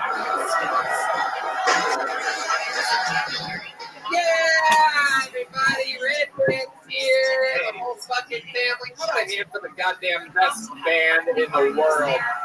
The Kill Tony Band. Screwball Peanut Butter Whiskey brings us the amazing Matt Mueling on guitar, Michael Gonzalez on the drums, and the incomparable Deep Madness on the bass guitar, everybody. A little bit of those sweet, sweet vocals from him tonight as well. Life is good. We are here at our home in Austin, Texas for another episode of the best goddamn live podcast in the world, Kill Tony. Very excited to be here. You guys are very excited to be here. Brought to you by the Yellow Rose and the Red Rose. The best strip clubs in the world happen to be here in Austin, Texas. Does that excite you guys? We got fucking... Those guys like pussy. Got fucking Jorge Masvidal right here in the front row tonight. You look like you're a strip club type of guy. This episode also brought to you by Blue Norther, amazing vodka seltzer, and the great CM Smokehouse, our favorite barbecue joint here in town. Thanks to our friend Yoni, best barbecue show. He's right over there with that camera. He's a barbecue guy, he's a videographer, a producer. He has it all, Yoni. He's a little worked up before today's show. Yeah. Why'd you go camping? Come on, do it. Anyway, we're going to have a lot of fun tonight. We have amazing handmade joke books by taxidermist turned joke book designer, the great Bonsai, everybody. This is real Texas leather.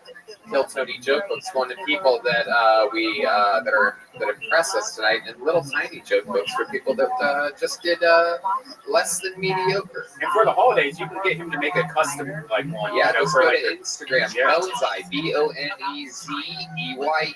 It's that easy. Get your holiday Kill Tony joke book. We're gonna have a lot of fun tonight. Before we start tonight's episode, here's a little bit more from the amazing sponsors that made tonight's episode available for you here right now.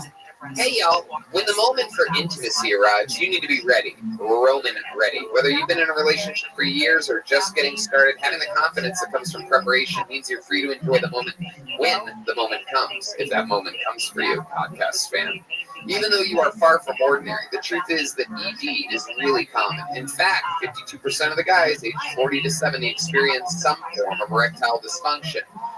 Stand-up comedy is hard, and you should be too.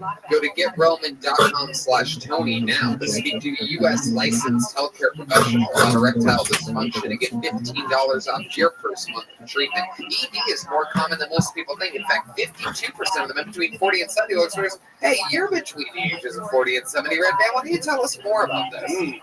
I'd love to. The benefits of ED treatment can help you reconnect with your partner and rediscover the joy of sex. Roman's system is completely confidential and totally discreet. No big logos or labels on the packages. With Roman, you can get a free online evaluation and ongoing care for erectile dysfunction. With Roman, you can get a free online evaluation and ongoing care for erectile dysfunction, all from the comfort and privacy of your home. A U.S. licensed healthcare professional will work with you to find the best treatment plan. If medication is appropriate, it ships to you. Free 2-day shipping. The whole process is straightforward and convenient and discreet. Yeah, that's right. Don't kill your bounty. Kill Tony. Getting started is simple. Just go to GetRoman.com/Tony, complete an online visit, and take care of your ED without leaving your home. Complete an online visit today to connect with a U.S. licensed healthcare professional and take care of it. Go to GetRoman.com/Tony today. And if you're prescribed, get $15 off your first month of ED treatment. Make sure you're ready to have the confidence and control this fall. Roman ready. Yeah, my pubes are looking amazing. The support for Kill Tony is brought to you by Manscaped, who is the best in men's below-the-belt grooming. Manscaped offers precision-engineered tools for your family jewels. They obsessed over their technology and developments to provide you the best tools for your grooming experience. I absolutely love this stuff. It's classy, it's made for men, and I love it. My favorite thing is the new and improved Lawnmower 3.0. Their third-generation trimmer features a cutting-edge ceramic blade to reduce manscaping accidents. Millions of balls are about to be nick-free thanks to Manscaped's advanced skin-safe technology. Red Man? Manscaping accidents are finally a thing of the past. When I tell you this is premium, I mean premium. The battery will last up to 90 minutes. You can take a longer shave. Ooh, that's a long time. The water-resistant technology allows you to groom in the shower, which is really cool. One of the coolest features is the LED light, which illuminates your grooming area for a closer and more precise trimming. Wow. Do you use that LED light? Do you look under your belly at what you're doing down there? I can't see anything. They've also upgraded the 7,000 RPM motor with quiet stroke technology. And let's not forget about the charging stand. That's right. Show your mower off loud and proud because this intelligently designed stand is a convenient charging dock powered by a USB. If you are listening to me speaking right now, I want you to experience it firsthand for yourself. Trim that junk of yours. Get 20% off plus free shipping with the code KILLTONY at manscaped.com. Your balls will thank you. Get 20% off and free shipping with the code KILLTONY at manscaped.com. That's 20% off with free shipping at manscaped.com. Use the code KILLTONY. Your balls will thank you. That's right. They will wake you up in the middle of the night and they will thank you for purchasing. Manscaped.com. Use the code KILLTONY. Don't be an idiot. Trim your junk. Do it. All right. You guys ready to start tonight's episode or what? All right. Anything can happen here. I'm really excited about tonight's guest, everybody. I met this comedian here in Austin.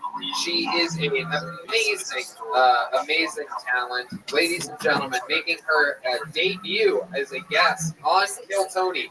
Local talent, amazing comedian. Make some noise for Ariel Isaac Norman, everybody. Here we go. We're doing this shit tonight. Absolutely. Ariel has made it.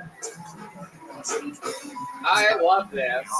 You are the first of a ton of amazing local comedians that I have chosen to sit in the panel here. Normally it's been filled historically with comedy store comics and different shapes and sizes from New York. So this is exciting. That's great. I thought you were going to say I'm the first woman you've had since you got here, but actually just a local comic at all. You know what? A feminist. You didn't even mention it. Thank you. Hello. I stand for women, Asians, everybody. For any of you that have questioned anything ever, I treat comedians like they're comedians. Ariel has the amazing podcast Wrong Questions Only. Follow her on Instagram at Ellen DeGenderless. Oh, hell yeah. I like that. I'm happy you're here. I also used to have shorter hair. I think it would have been even harder. I love it. It's good to have it's good to be joined by yet another lesbian here on Kill Tony. I'm calling myself a lesbian there. I don't know if that came across clearly. Whoa! Whoa! Whoa! I thought you were going to hit that old car horn again. There's a Jaguar. All right. We're going to have fun tonight. Over a ton of people signed up with a chance to get pulled out of this bucket. You guys know how it works. I pull a name out. They get 60 seconds of stage time to do stand-up comedy. A lot of people break into big shows. You get booked on shows. You can eventually become an opener for Joe Rogan, as we've seen some of the regulars who were all pulled out of this bucket originally. Anything can happen here. Sometimes it's a completely crazy person. Sometimes it's somebody that thinks they're going to do really, really good, and they didn't do any of the work to do that. Anything can happen here. Are you guys ready to start tonight's show or what? Awesome. But before we go to this bucket, let's start with a regular. Oh yeah, you guys know how it works. You know their time is up when you know the sound of a kitten. That's 60 seconds, and then they wrap it up. Then I'll bring in bear. Anyway, we're going to bring up a regular to start tonight's show. Not out of the bucket. This young man writes and performs a brand new minute every single week. He's taken the show over by storm. Ladies and gentlemen, make some noise for the great Hans Kim, everybody. Here we fucking go. Here we go.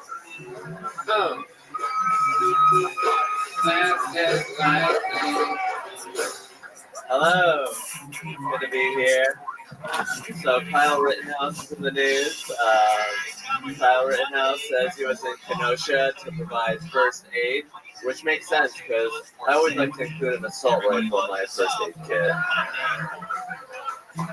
That way I can provide first aid indefinitely. Do you need first aid? Well, you do now. I can provide you first aid and your last aid. I saw during the protest last year, I saw a library get looted. I was like, why didn't you just get a library card? They're free. Could have had all the books you wanted.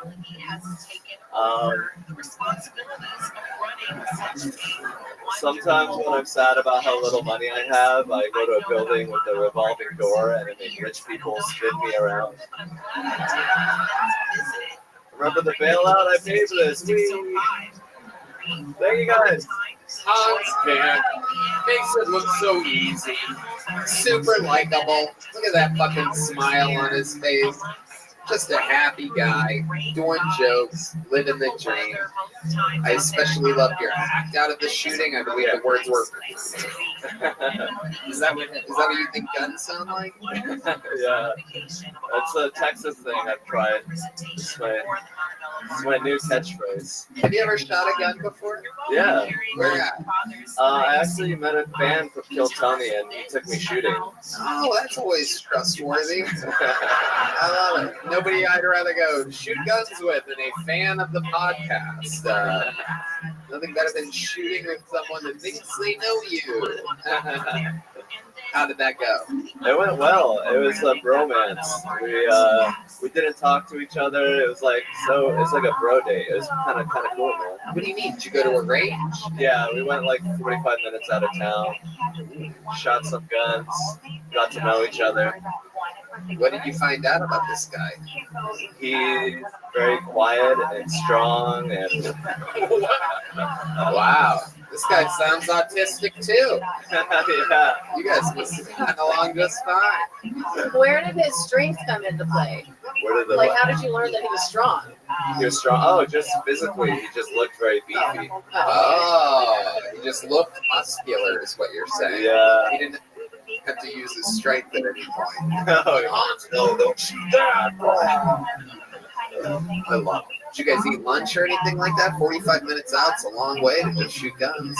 Yeah, we didn't eat lunch. We had little cups, and he poured beers in the cups, and we were drinking and driving. Oh, you were drinking while shooting guns. Great. To go shoot guns. Yeah, great stuff. Guns, nothing better than mixing those two things. Did you drive or did he drive? He drove. What kind of car? Big old pickup truck. Ooh, he picked you up in the pickup truck, took you 45 minutes out to go shooting, cracked open some beers. At any point, were you worried at all?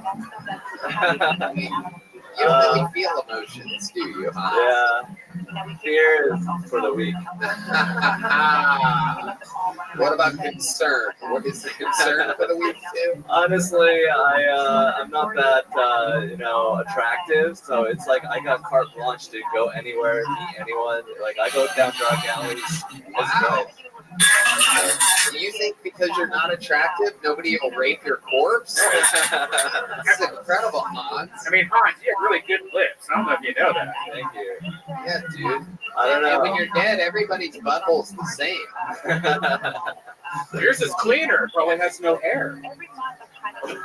Why do you assume that it doesn't have hair? I just think that he probably shaves it. No. Or that he's It's Asian. better when you said nothing and then that laugh happened. Well, then you have to. I think he shaves it. No, he doesn't fucking shave his ass. This guy lives in a van. There's no asshole shaving in van life. Yeah. Asshole. What's your wiping method? You do seem like a very clean guy. I do have a very unique wiping method. Yeah. Standing or Let's sitting? hold on, just let him answer. The first wipe, I do a little claw and get like any chunks out. Okay, like an upside down grab machine. I like that. And then the last wipe, I take some toilet paper and put it under the faucet, get it wet. Whoa, wait a second. Hold on. Time out. Flag on the play. All right.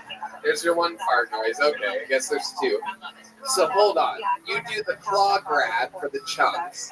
Yeah.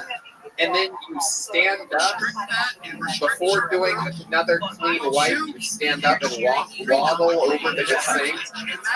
Yeah. Do you do this in public restrooms too? Yeah. You do? Hans, this is incredible. You are a comedy machine, sir. This is one of the most interesting ways of wiping that I've ever heard of.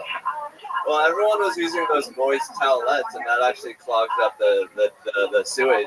So I just improvised. You make your own moist towelettes. So there's just a ton of little tiny toilet paper balls on your asshole all the time. Things decorated like a Christmas tree. Just little tiny paper balls down there. Wow. Hans, this is incredible. So you wet the toilet paper, then do you do one more coating with a dry piece of toilet paper?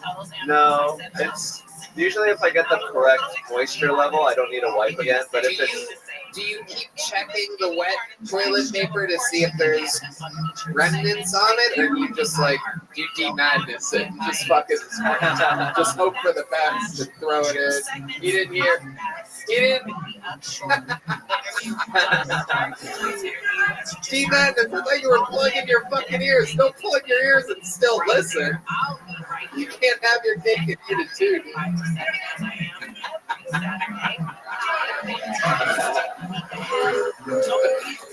That's the sound when D-Madness owns me, everybody. That's I love it.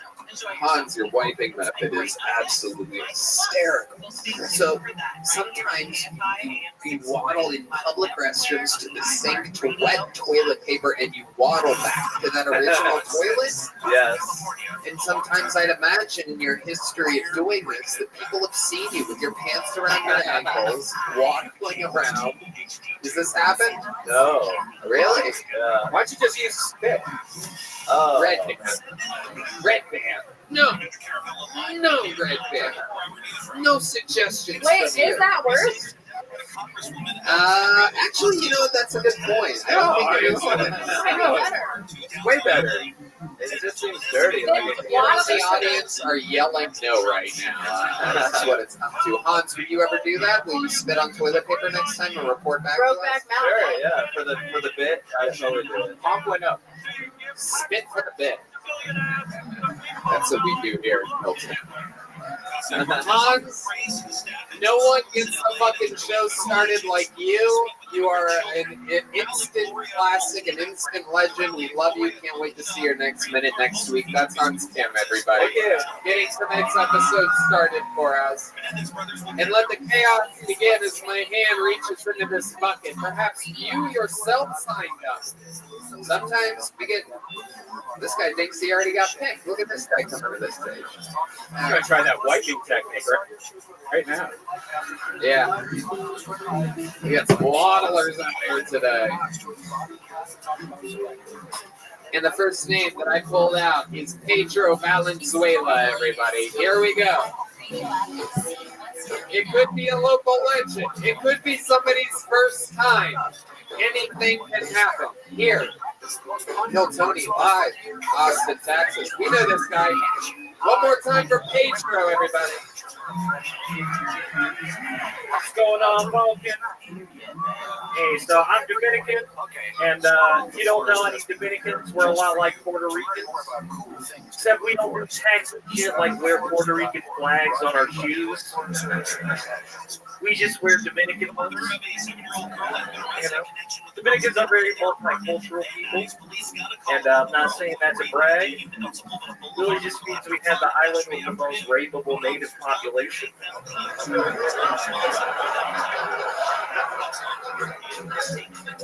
A lot of people don't like when I say that, but I just want to remind you, I didn't rape anyone. All right, my people were raped. Then again, I wasn't there, right? Maybe one indigenous lady was like, "Hey, he's got a boat." This is my impression of Matthew McConaughey getting a blowjob. Then he busts a nut, but like the girl keeps on going. All right.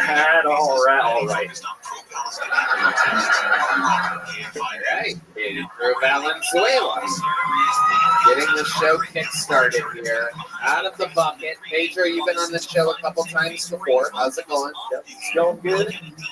Doing good. Has your life changed at all since you started getting pulled out of the bucket here on Kill Tony? No, not really. Okie doke. My interview always goes Pedro is here. well, Okay. All right. Okay, tell me. I feel like there's a weird energy between us. I don't know what it is. Okay. I'm not sure. Okay. But like, I just come up here. I try to tell jokes. I try to be myself. Do you think I'm different? Pedro. Let's just take turns talking here. Pedro, do you think that, like, are you saying that I treat you maybe differently than I treat other people? No, I just feel like you got the wrong impression of me, maybe. What do you think? What do you think my impression of you is? You literally said you beat me last time. Like, what else? What else am I supposed to say? I say that all the time. I'm starting to remember why I fucking hate you, dude. It's all coming back to me now. Oh, Tony, we have a weird energy. All right, people sport. That's it. I love it. Okay. I don't think that at all, Pedro. I like you. Well, that's good. Ariel, what do you think about this guy? You know Pedro? Well, no, I think we have met before, but I didn't recognize your name. But I listened to your episode from last week on the way over here, and your jokes were horrible last week. So it's like, these were actually good tonight. Like, mostly. The Dominican thing a little predictable, you know, but the rest of it was actually good. So it's like, what happened? Of course he hated you last week. Okay. That's why your jokes, like, I don't know what happened, if you wrote these are new, or if you just don't know which of your jokes are good. See, even the nicer version of me kind of hates you, dude. Come on. actually, listening to the episode last week, he was the one I told you about where I thought it was this other insane comic in town who was going under a pen name because he didn't want people to like hear him get roasted by his real name on the show. I thought you had made this name up because you were this other insane person. But you didn't sound insane this time. It was actually funny. It was good. Pedro, you're one of the few people that I think does better and better every time you're on the show. That's a good thing. It's a very, very good thing. Because of your performance tonight, I learned that rapeable is a word. I didn't even know that was an actual thing. Rapeable. You said that you have a rapeable population. I mean, is there an E in there? I don't. At the end? Is it rap? Is it spelled like rappable? Yeah. Okay. All right. It's like lunchable. I'm learning. It's like lunchable. Yeah. Except with rape, everybody. Your favorite. Instead of lunch meats and crackers, it's your worst nightmare. Alleyways. All right. So rapeable population, is that true? A lot of Dominicans got raped. I was trying to keep up that. Because like I was talking about like indigenous people and how like the Spanish came over, raped everyone. Those are my ancestors too. I don't blame anyone. You know. Right. I have to. Half of your ancestors were getting raped in that scenario. Yeah, but I like how you identify as right. No, I know, but you don't have to identify just with that. Pedro, remind us, what do you do for work? You're a food delivery driver? Yeah, I deliver for HEB, but for the pharmacy. So. Oh, okay. That's right. Now it's all coming back to me now. I love it. So you deal with like a lot of old people? Is that right? Yeah, pretty much. Just delivering to older people. A lot of times they're happy to see me. Sometimes they're not. Like, if I'm late, then they're kind of mad at me because they're like, I'm waiting on my sandwich or whatever. But if I'm early, they're like, someone told me they love me. Oh, well, that makes up for my ID here. Look at that. You broke even. I love that. Pedro, what's your love life like? It's dating. You have a girlfriend, a boyfriend? What's no, not right now. No, nothing? Yeah. You dating? No, not really. Last date you went on, what was that like? How did that happen? Last date was like right at the beginning of the pandemic. Okay, that's not a time that a lot of people went out, but look at you. Well, I was busy. I was busy trying to save the world, Toby. What do you mean? I have an undercover life, and I do fucking crazy shit. Like what? Tell us more about this. This is exactly what I want to know about. Okay. This sounds a lot more interesting than delivering pharmaceuticals for HEB. I started this podcast. Okay. Moved to LA beginning of the pandemic. Started this podcast. I was searching. Starting your podcast. I was trying to fight the powers that be. Okay. What powers are you talking about? Corporations? I'm not sure. Corporations could be reptiles. I'm not going to get into it. Okay. All I'm saying. I mean, obviously not seriously, but kind of. Have you guys? All right. No Alex Jones fan. Keep going. Stick with it here. So you're double trying to fight the powers that be. Okay. But you don't know what powers you're talking about. I wasn't sure. I just knew like wow. Podcast sounds terrible. Keep going. It was horrible. But so I was doing that. You know what I'm saying? And then they got mad and I got sabotaged. Wait, who's they? You don't. We all know who they are. No. We literally don't know what the fuck you're talking about. So who's they? They. Don't let D-Madness distract you, Pedro. Stick with the show. You're on a live podcast right now. All right. They is none other than the Republican Party. This is. I knew that was gonna happen. We're in Texas. Forgot we're in Texas. I love it. You are like you have those Kyle Rittenhouse energies. You know what I mean? Like I wouldn't trust you with a weapon. Jesus, Pedro. You ever shoot a gun? Yeah, I should do that. Me and my You seem like not only do you do shooting practice, you seem like you do stabbing practice every once in a while. You ever just stab a pillow with a kitchen knife just to practice? leather coats. What? I practice on leather coats. Okay. I just read that that's a thing serial killers do. Not a serial killer. Why do they always guess Andrew? It's like they think that's gonna work. I don't think it was the moving to LA and podcast even real, or are you just making all of this up? What is real? What was Okay? the podcast called? I'm in communication with psychic fairies that made Andrew, I hate you again. I officially hate you again. The worst. Congratulations. You did another minute and I hate you. There goes Pedro Valenzuela. I'm going to pull another name out of this bucket. We're going to keep it moving along here. I warned you. That was horrible. I warned you people. He gets weird during those interview parts. Rachel Lamb is your next comedian on Tell Tony. Could be her first time. Could be a local veteran. Here she is. One more time, everybody, for Rachel Lamb.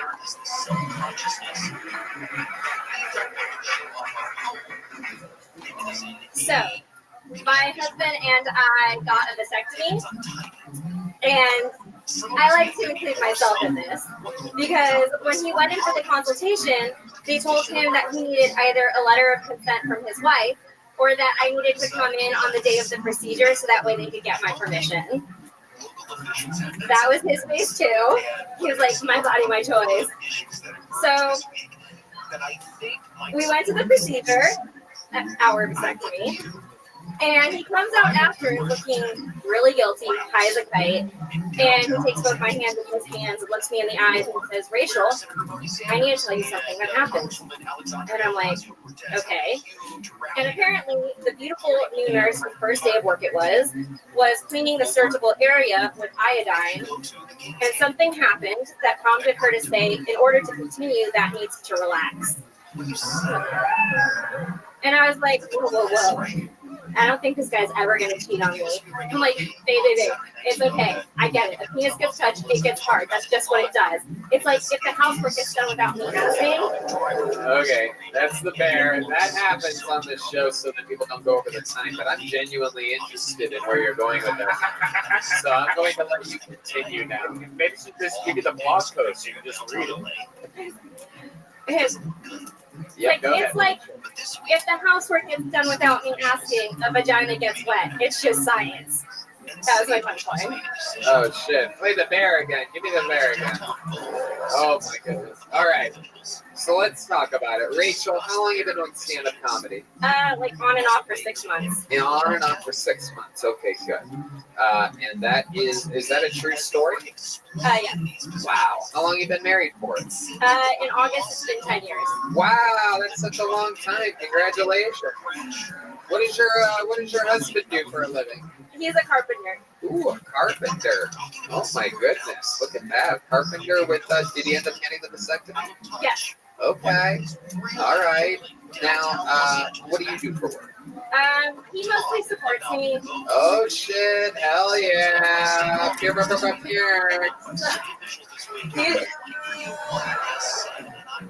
So he's supporting your ability to do comedy on and off for 6 months, or I'm also an actor.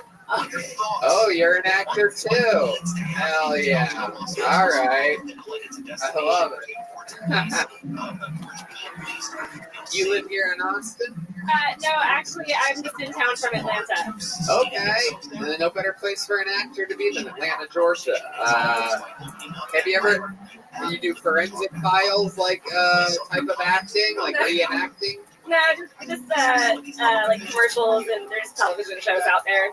That makes sense. And your husband's vasectomy, so he got erect during the iodine part of everything? Yes. Really? Apparently this is common though, because he's had friends do it, and they're like, oh yeah, we forgot to tell you that part. They like went up like a flagpole. Really? Is that just what the nurse says? Like, oh, this happens all the time with me.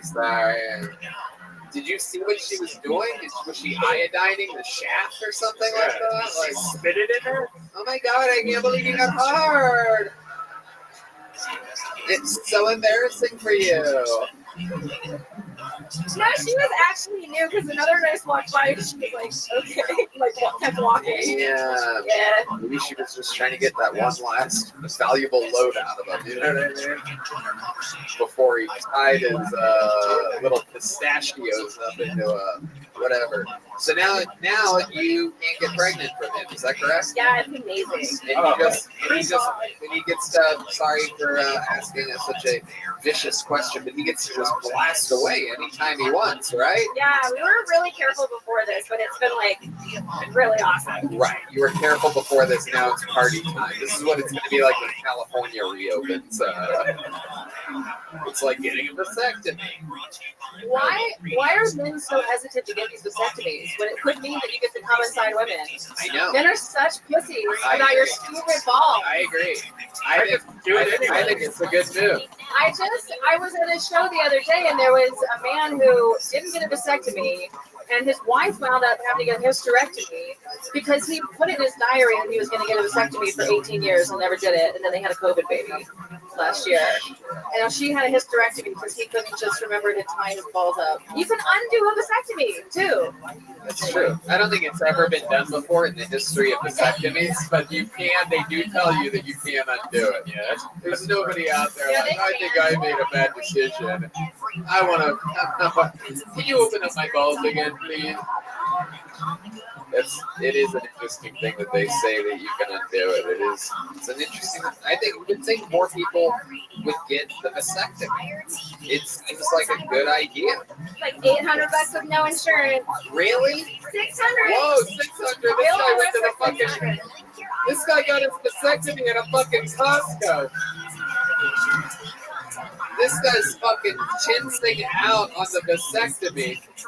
This guy's getting fucking Groupon for his fucking nuts, dude. $600. What city was that in? Here in Austin. Whoa! Damn, I didn't realize you could get a fucking vasectomy at a Buc-ee's. That's incredible. I love it.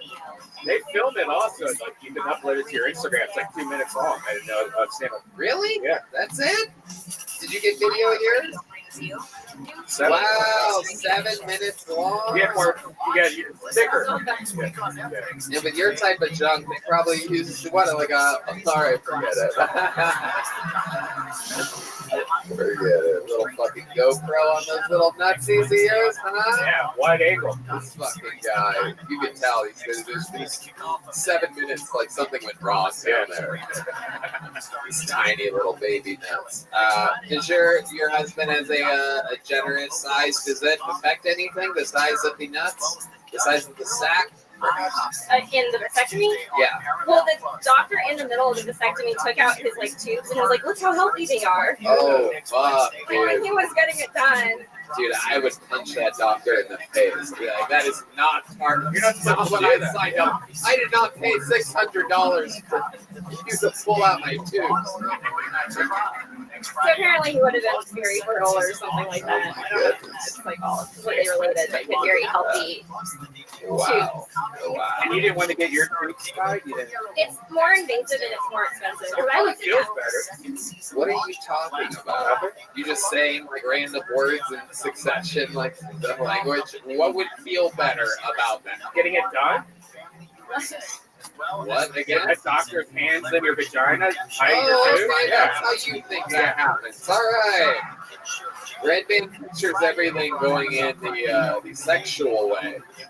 There's no chance that operation would not go through the main vaginal canal with fingers, everybody. He also thinks that he ties it like balloon animals. A good doctor can use his dick.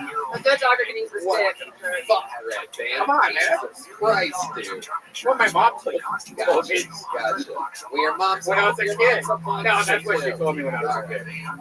I'd like to give a shout out to the woman from Rocky 4 is here, everybody.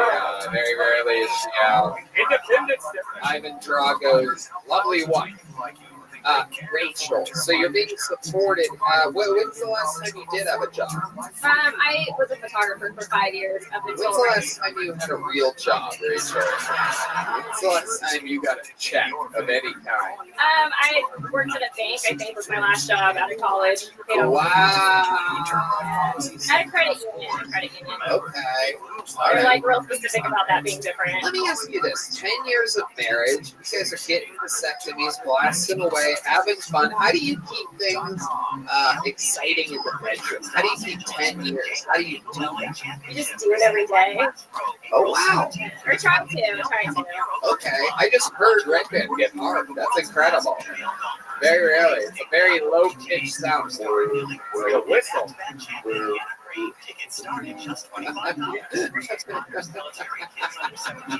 D-Madness is trying to hit that note over there.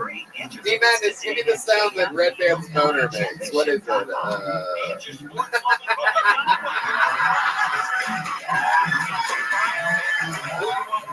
Yeah. He's got that little thickum over there. Red Band's got a little fucking thick thumb down there. Hey. All right. Have you ever had a threesome before? Red Band, that's enough. Rachel, what's something that you're good at other than comedy and acting? Like, whether you have any fun hobbies? You seem like you used to ice skate or something like that. I did do fire baton when I was in high school, and I did like overhand baseball with boys till I was 17. Oh wow, overhand baseball with the boys. Look at that. I feel like you have to say that because everyone just hears baseball or like softball. I'm like, no, everyone was a boy. Fuck it. Wow, overhand baseball with the boys. I just heard Ariel get hard. That's incredible, huh? That is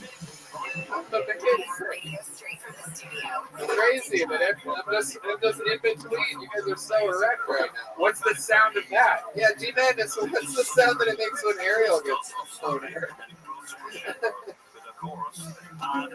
There you go. All right. That sounds like mine. Overhand baseball with the boys. I love it. You're like my kind of feminist. You're playing baseball. You got your husband to get a vasectomy, but you're also like smart enough to be like, look, if I fuck this guy every day, I don't have to get a job. Yeah, absolutely. 100%. You're doing it right. That is the life. And he probably, he's probably out there working hard as a carpenter, bringing home the big bucks, the OG job of the universe, it is crazy that he's a carpenter and fucking, that's wild. He's got his wood working for him. I love it. Rachel, very fun times. There's ways to get through that story fast. Yeah. Quick, gotta trim every little unnecessary thing, but it seems like there's something there. Sign up again sometime. We'll see more of you. Heck yeah, Rachel Lamb. Rachel, have a joke book. Rachel. A real joke book with the great Bonsai. How cool is that?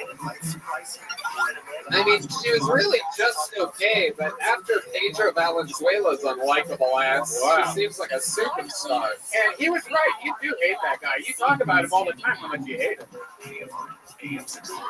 You are just off the mark tonight. I love it. What do you eat today? Chicken salad. Oh, chicken salad. Okay. Nothing better than Red Man on a diet, everybody. Really gets his sense of humor worked up to a crescendo.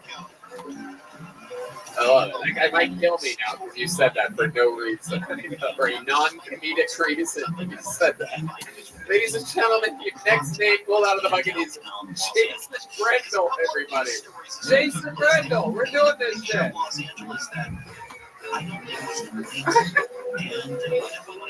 Here it comes, everybody. Jason Brendel making his way to the stage for what I do believe is his Milton-y debut, everybody. One more time for Jason. Thank you. It's good to be here. I just finished jacking off in my car to a Westlake dermatology billboard. Jesus Christ. Been feeling really good though. I actually had an hour in bed last night. Yeah, it was great. She talked for 57 minutes and then we had sex.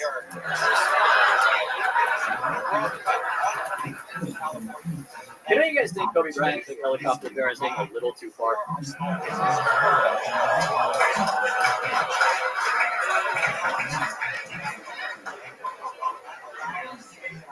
I was a hip hop artist, I would name myself The Week, and I would fucking suck. I would open for The Weeknd, but my act would be 2.5 times as long.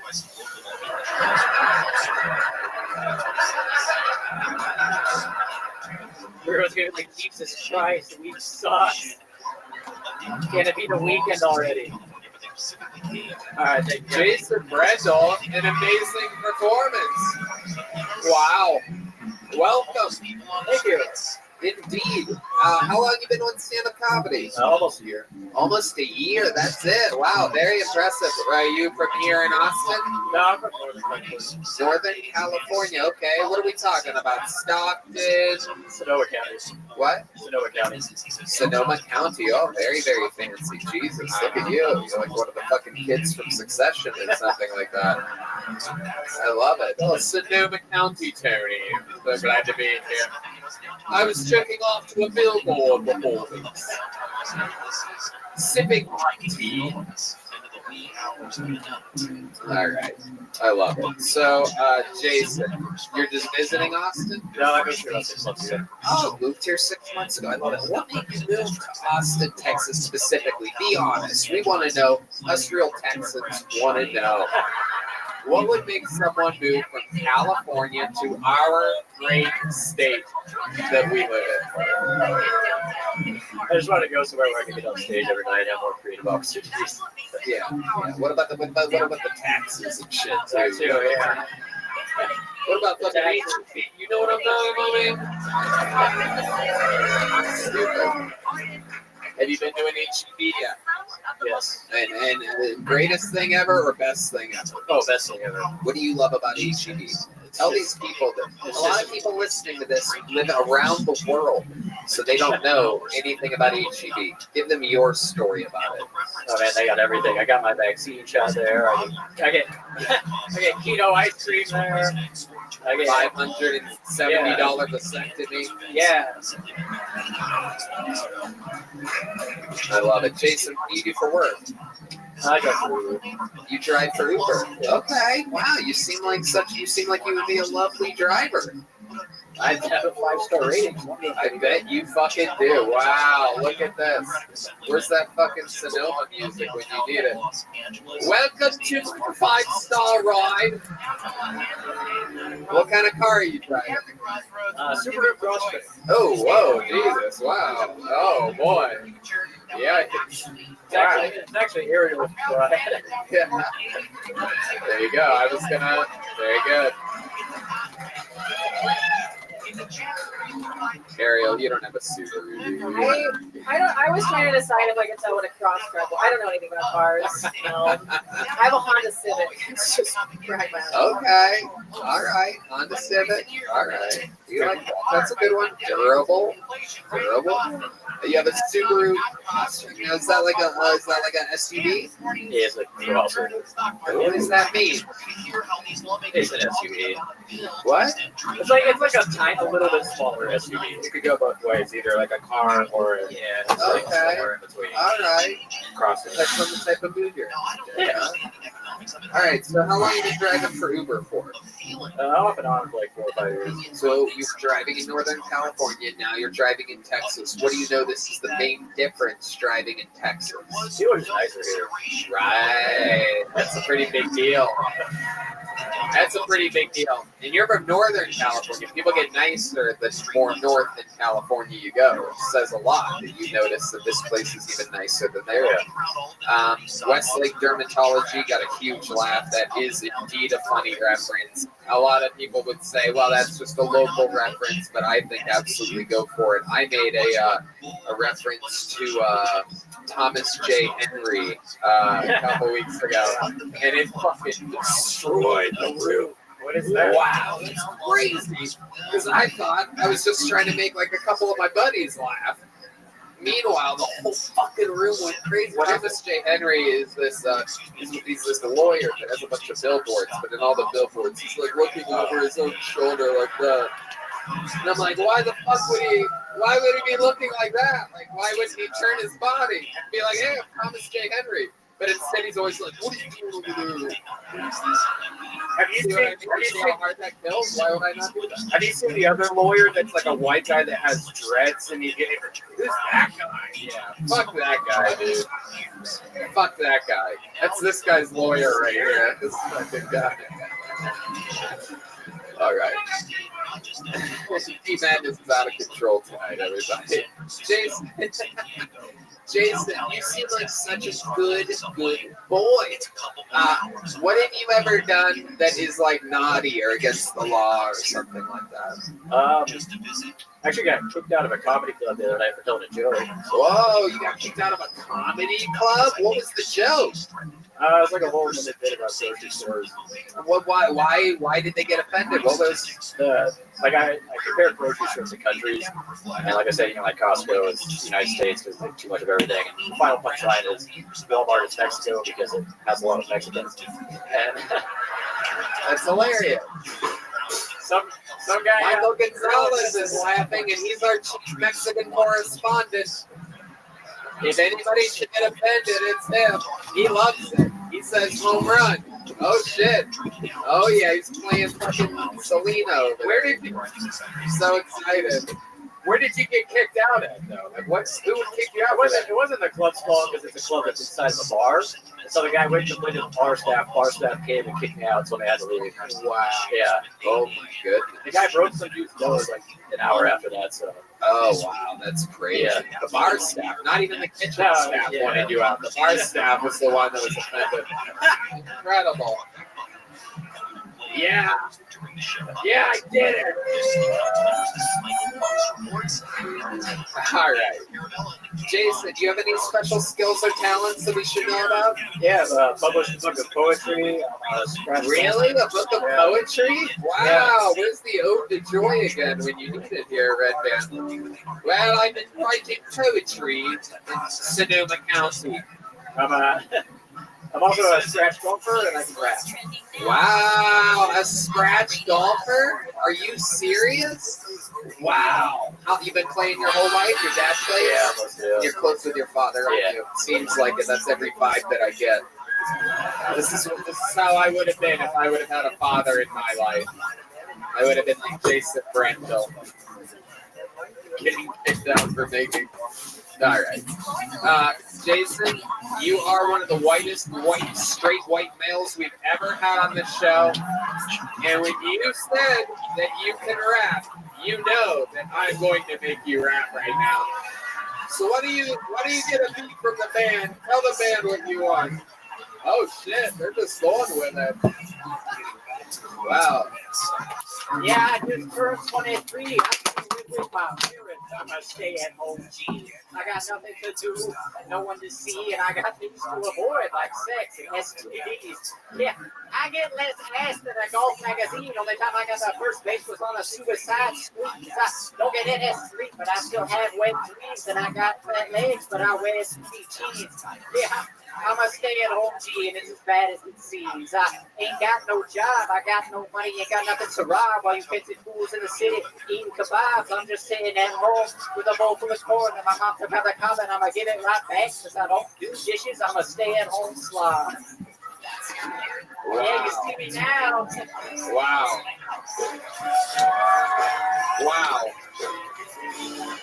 Oh my goodness. I bet you have got to be one of the best rappers in all of Sonoma County. I mean, that is incredible. Out of all the people rapping in wine country, he's got to be the best. I can't believe I made the Succession reference earlier. I don't know how many of you watched that show, but there's literally a scene in it where the character that you would play, Kendall Roy, actually raps to his father. And that's exactly what that was like.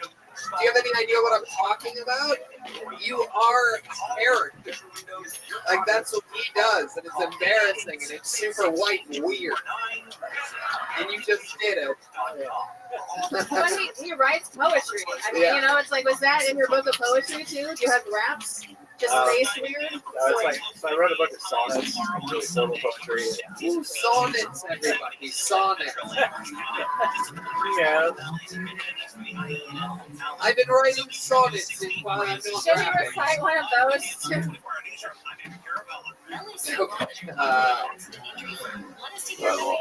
Well, I mean, Jason, I could spend all day up here just milking your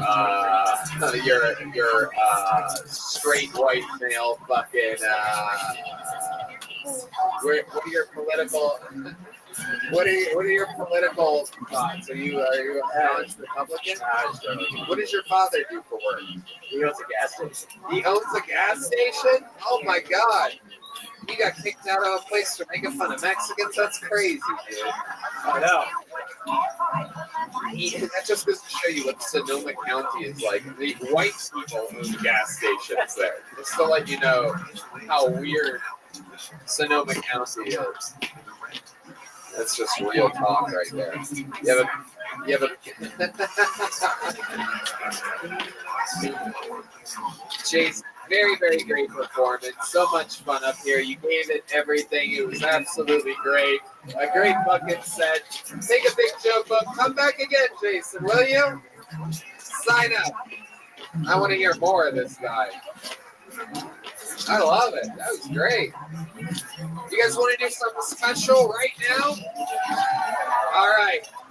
Ladies and gentlemen, it turns out that one of our regulars is in town from Los Angeles, California.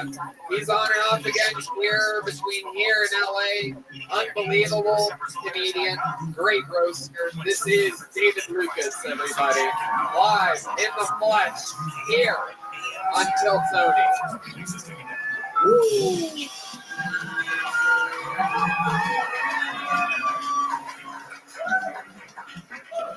Yeah. So glad to see a lot of white people here. When I say a lot of white people, I just say everything's gonna be all right. Y'all know them? Like, if y'all go to a place just full of Indians and Mexicans, hell no. Like, I wouldn't get on the airplane for the Mexicans, but I'm like, this plane ain't gonna have a lot of gas in it. Fuck that.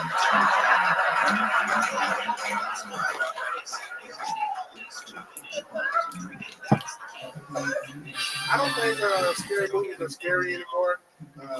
Like, we're adults, we get it. It's just fake.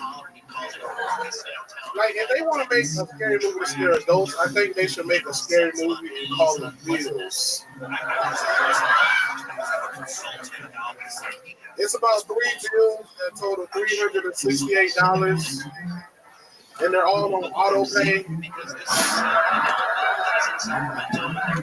And you only got $290 in your account. And you don't get paid for 9 days. Get us a scary movie. There you go. This is it. This is how it's done, people. Sorry, y'all, but that's just simply a goddamn real professional right there. So good to have you back. Yeah, man. I'm so glad you brought your brother. Oh, come on, David. She didn't even make fun of you. Why are you taking shots at my guest? She didn't even say anything. Why are you?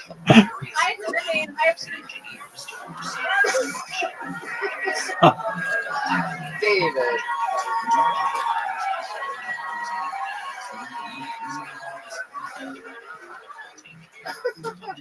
You have to know. I take that as a compliment. Yeah. I've like grown my hair out and you can still see it. I love that. Yeah, y'all wear the same ace bandage on y'all titties. Okay. David, come on. Stop making fun of my guests like that. Not all of us wrap these bandage around our diabetic feet like you do. Son of a bitch. Hey, Tony, you look like a busted banana condom. What the fuck, man? You look like if somebody put all the Wayans brothers in the microwave at the same time.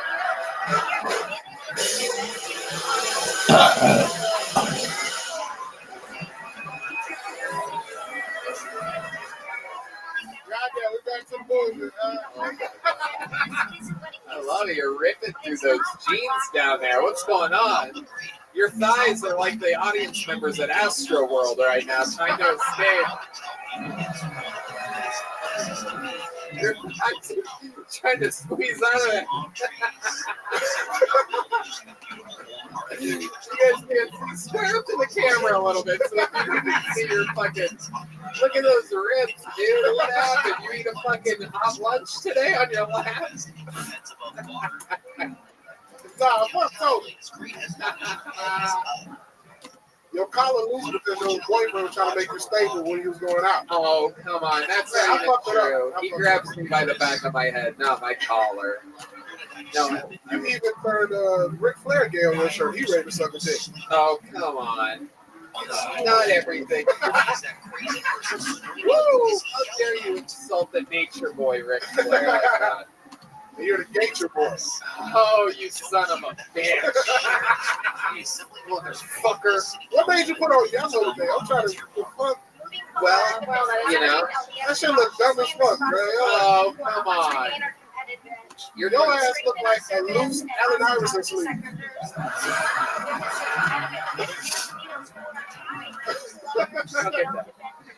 It's an urban reference. You might not get it right, man. Right. Yeah, he doesn't know who Allen Iverson is. Former point guard for the Detroit Pistons. No! The Philadelphia 76ers. Tony doesn't know who that is. I thought he didn't play in Philly? No, he played for Denver and he played for the Seven. I thought you were blacker than that. I was never an Iverson guy. Next time your boyfriend fucking tell me to turn Sports Center on. Oh, come on. Come on. Why would I? Next time you're done fucking change the Food Network. Look at those pants, David. This is a real situation here. I mean, the incredible. I don't know. I've never seen ashy thighs before, but this is incredible. You look like you just went swimming at ground zero.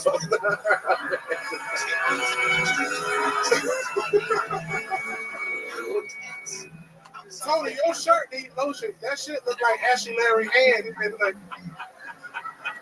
your shirt needs lotion. Oh my god. What's up, Sean? David, what? Do you tell your hairdresser to like make it look like cocktail weenies? Look how bad he gets when the guest makes fun of him. If I make fun of him, he laughs. If the guest makes fun of him, he looks like he's about to cry up there. It's like you do roast shows. You do roast shows. You It's don't alright. make fun of. It's alright. You drove here to Subaru. You weren't here. We already made a Subaru joke 20 minutes ago. Hang on another one. You got a Me Too case against Ellen DeGeneres. It's funny you mentioned that. Her Twitter Instagram handle is Ellen DeGenderless. Next thing you know, he's going to make a joke about how she looks like she wants to play overhand baseball with the boys. I missed that one. I know. There's been a whole. It's all good. You're doing good. You're doing good. And all the jokes you are making didn't kill earlier in the show. So you're right. You are right. You're doing good. You're doing good. Our tubes tied themselves. No, stop it. All right, David. I'm sorry. Normally he's not like this. Trying to make people comfortable here. Meanwhile, you get the fucking. Look at what is that hairdo exactly? It's all good. I respect the HBTV community, bro. I love it. Is your barber Tim Burton? Nah, man. I got a female that do my hair. What? I got a female that do my hair. Oh, I bet you do. Look at that. What do you ask for? Who do your comb over? I do it myself. You go to the barbershop and ask for the offended. Ask to get offended? I didn't really get that one. David, you're on. Your haircut look like it's about to ask for a manager.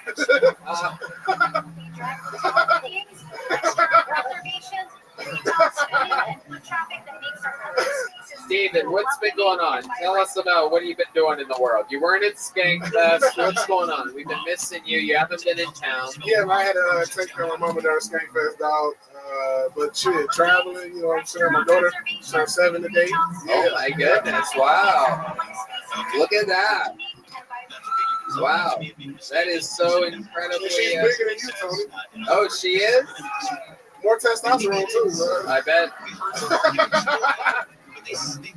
And she could actually be standing up, bro. That's great. Oh, well, next time she comes to town, I want her to teach me how to. I'm really interested in her. I love it. That is so incredibly David Lucas of you to be here during her birthday. I love it.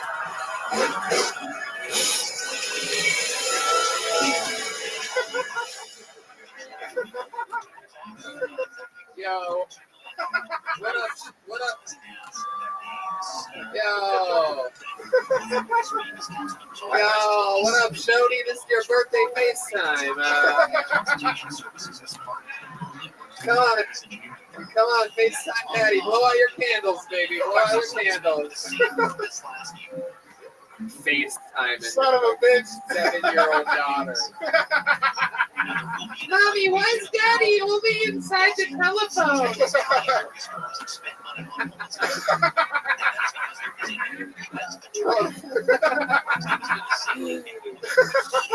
love it. Hey, you got to stand up. Oh shit. D, what's going on? Grab that microphone. Tell everybody. Hey, you walk right into the street. Hell yeah. I was thinking the same thing. Man, this is a badass motherfucker. It doesn't always have to make sense, people.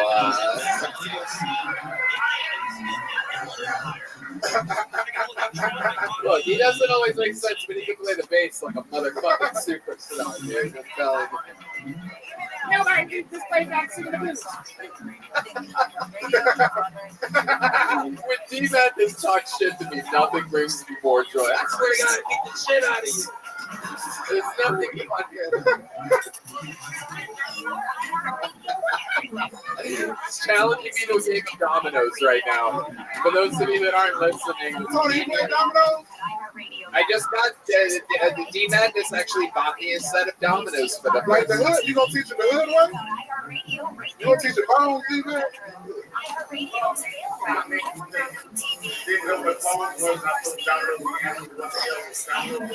Yes. And I said, how do you play dominoes? You're blind. And he goes, you can feel the dots, you motherfucker. That's legit. That's legit. You know, you got me dominoes also. The pizza. I know. Yeah, look at that. Red, man. I love you. We love you, dude. You're a fucking star. And so are you, David Lucas.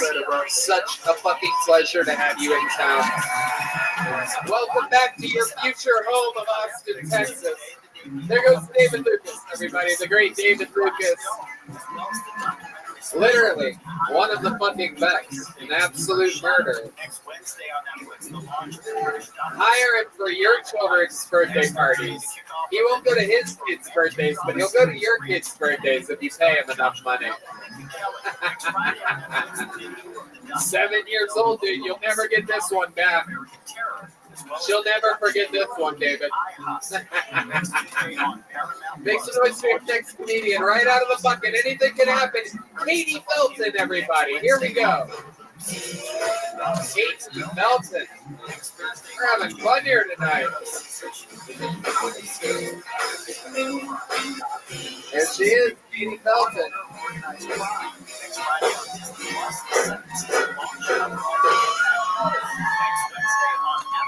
Hi. I'm 32, which means my biological clock has started to kick in. So, I'm ready to settle down and have some kids because I know I'm not going to be a baby making machine forever. So I downloaded this app that just reminds me daily that my eggs are decaying by the second. It's called TikTok.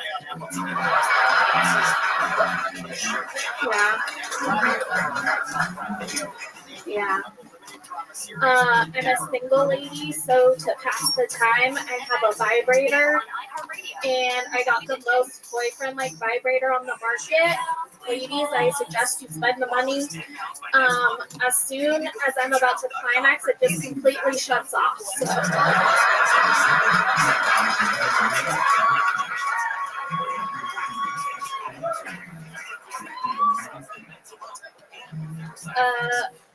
People. That's it. You want to do another one? Sure. Okay. People say I look young for my age, so to combat that, I got tattoos. But I just got a bunch of flowers and bugs, so now I just look like a Cabbage Patch Kid that grew up on the wrong side of the bunny tracks. Yep, that's good. Katie Felton. Very, very, very good. Very good. How long have you been on stand-up, Katie? Like 2.5 years, including the quarantine. Awesome. All of it here in Austin, Texas? Yeah. Where you're born and raised? No, I'm from Southern California originally, but I've been here for 7 years now. So. Oh, wow. What made you move here 7 years ago? I was living in New York, and I was not enjoying it, and I had friends that had moved out here before me, and they were like, you should come, you'll love it. Very cool. And you did, and you did. Yeah. Wow. What did you not like about New York? I was poor all the time. Yeah. Yeah. What do you do for a living here? I work for an online coupon company. Okay. Yeah. Okay. I'm their offshore manager. Offshore? Yeah, people in India that make sure the coupons are going good. Wait a second. So you specialize in Indian coupons? No, they're American coupons, but since American people cost more to make sure our coupons are going good, we pay people in India much less. Oh, okay. Okay. Do you have to talk with a lot of Indian people to do your job properly? Do it. Sorry. You have to talk to a lot of people in India? I do, but they all know English, and it's mostly like on the computer. Look, we've all been stuff talking to somebody from India. You break your new English, not the ones I get stuck on the phone with. Stupid. All right. I love it. And you're currently single? Yes, I am. And when's the last time you went on a date? How did that go for you? Last date? My last date was probably like official date where like, you know, it wasn't just like a random hangout. I went to this coffee shop / beer place, and he only brought me an iced tea. And then we chatted and parted ways. Wow. What do you think happened there? I don't know. Was it on a dating site that you met this guy? Yeah. Okay. And he's like, meet me at, what is it, Buzzmill? No, it's Radio Coffee, but I do love Buzzmill, yes. Okay. All right. And he just bought you a tea. Now that's an interesting maneuver because he could have gotten you perhaps an alcoholic beverage. Correct, yes. And do you think he did this because he was just being cheap, or? Yeah. He didn't offer I finished my tea and he didn't offer me a refill. Oh, damn, dude. Was it Red Band? Oh, no. I would have bought her alcohol. It would have helped. Stupid. Poor Katie. That's incredible. Did you at least give him like an angry hand job or anything like that? No fucking refill? What is your photo in this dating app? Was it a recent photo? Yeah, what are you trying to say? I mean, I think we've all been there. You get the dating app, you get a picture. It's like it's their prom picture or something. Yeah, normally Red Band is the catfish in the situation. I mean, no, my pictures were up to date. He had a quarantine beard, which I felt like he was the catfish in that situation. Right. Absolutely. Yes. Listen to the prostitute in the audience. Terrible. Terrible, she says. Terrible. Terrible. Meanwhile, she's with a fucking Filipino bodybuilder. Look at this guy over here. Look at fucking Manny or Pacquiao over here. I love it. Manly Pacquiao is what I should have said. Manly Pacquiao. You're Filipino, am I correct, sir? Oh, okay. Yeah, the lighting's a little different in here tonight. I'm sorry, sir. It appears as though this might be an African American. Am I correct? Okie dokie. Yeah. It's all right. It's all right. That's what editing is I don't even know for, how you everybody. shot that. That's what a good old edit point is, right there. No, I'm kidding. What? Okay, well, yeah, you listen to your African American boyfriend. He is correct. You know what they'll do to you. All right. We don't need the Migos. You're scaring this old white man in the audience right there. Look at this guy. This is the only guy that's like, iced tea? Well, what's wrong with that? Seems like a proper date to me. I love it. Katie Felton. I love it. You have you seem sexually active. Your jokes were about you got a vibrator joke. Your eggs are decaying. You have any advice for the ladies? Any special moves you do in the bedroom or anything like that? Ooh, no, just have rhythm. That helps. Okay. Yeah. I like that little advice from you and Johnny Cash. I love that. Have a rhythm. If you get the blues, right? Something like that. Am I close? I didn't even fucking know what whatever it was. I love it. What kind of vibrator is it? Hitachi or? Perhaps a touch. Not. It's just a tiny baby one. It does the trick. Oh, okay. That's good. Red Man's excited that tiny baby-sized things can do the trick. That's exactly what he was asking for. I love it. Katie, you're so funny. You get booked on a lot of shows in town? Try to. My goal was to get on at least one show a week. And then the end of October was really crazy, and now it's kind of slowed down. Yeah. Well, I'll book you on some of my shows. Yeah. There you go. Boom. Friends transform. This is what happens. 1 second, you're waiting in the corner, hoping that your name gets pulled. The next, you're getting booked. Incredible. And it's especially not easy to follow David Lucas, which, by the way, those are what his pants looked like when he put them on this morning. You son of a bitch! You son of a bitch! We're having fun here. Katie, an unbelievable performance. You get a big joke book. You're super cool, super likable. Katie Felton, everybody. Damn, this episode is just flying by. What do you guys think? Should we go to this bucket again, huh? You guys having fun out there? Yeah, I had a fucking feeling.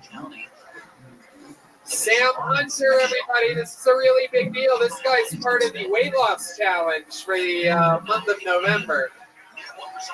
Sam Hunter, this is actually amazing. I'm so excited about this. This is a new minute from Sam Hunter. We have a lot to talk with him about. I'm going to catch you up afterwards. Everybody make some noise for Sam Hunter, everyone.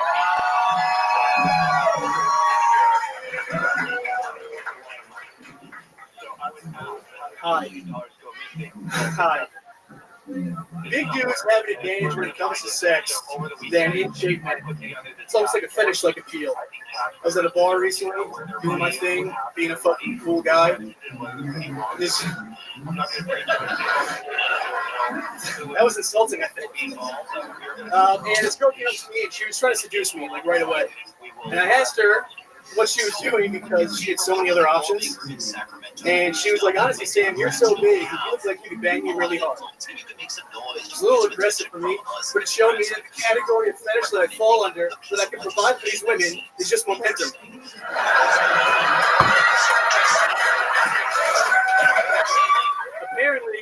Apparently, my double average mass multiplied by my velocity equals enough momentum that with a single thrust, I can send this bitch into a different dimension.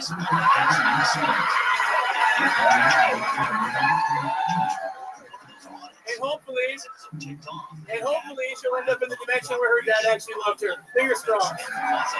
There you go. Wow. Sam Hunter getting a standing ovation from Michael Gonzalez. Everybody, this is a man that in 1 week has turned his entire stage presence around. This is incredible. Now, let me catch you guys up to the Sam Hunter situation here.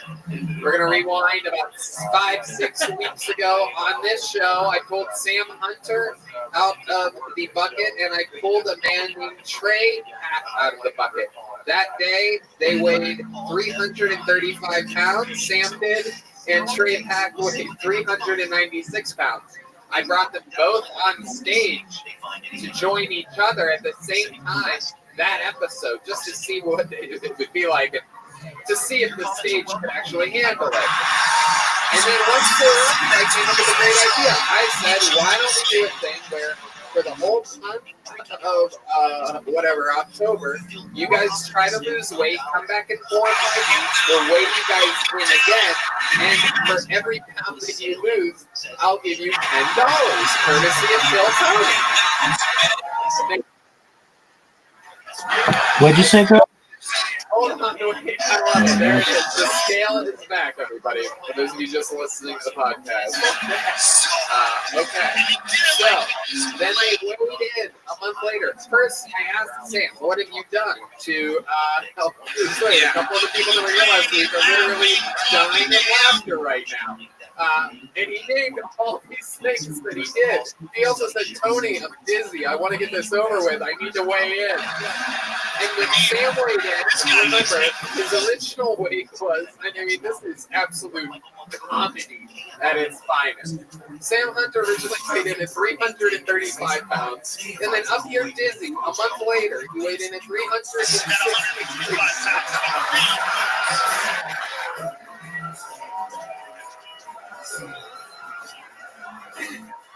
All right. And then, so he literally gained almost 30 pounds in a month. Because the month managed to lose Oh, that's funny as fuck. And again, one more time, just in case anyone missed it, he gained almost 30 pounds in a month. Oh, that's funny as fuck. I think I'm going to die, is what he said. Which I responded, you're not going to die from that. I'm going to die from dehydration. I heard you had a rebuttal. I think this rebuttal is making zero. He also tried to tell us something before the show because we were literally, just to let you know, we were literally cracking up in the green room before tonight's show talking about you last week, about how it just doesn't get any funnier than someone trying to lose weight.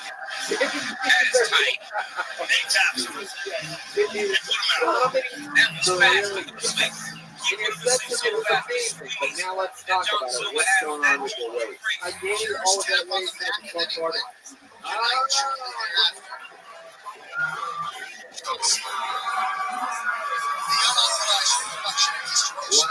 Oh, a standing ovation for the guys that butt fuck each other. Very cool. Hell yeah, these guys love it. People that love gay sex love fucking hard. We know what's going on over here. We're married. Yeah, that's beautiful. You guys are a magical couple. I love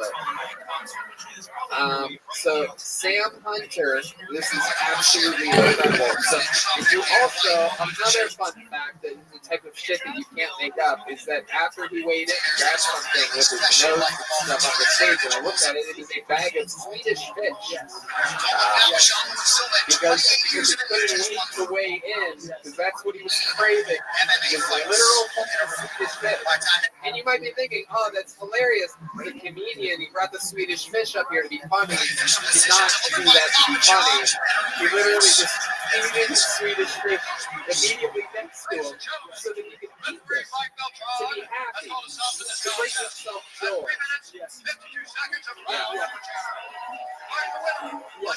It is absolutely incredible. Did you eat those Swedish fish, Sam?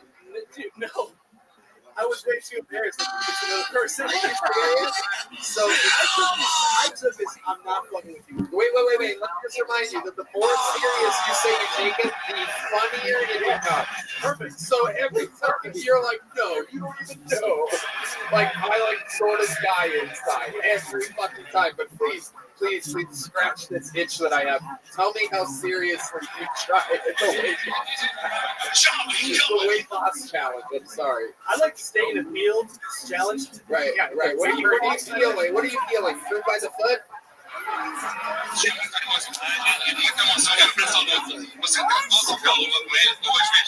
I had eyewitness sources that said this very scale in front of me is taken out of the box and then placed on stage.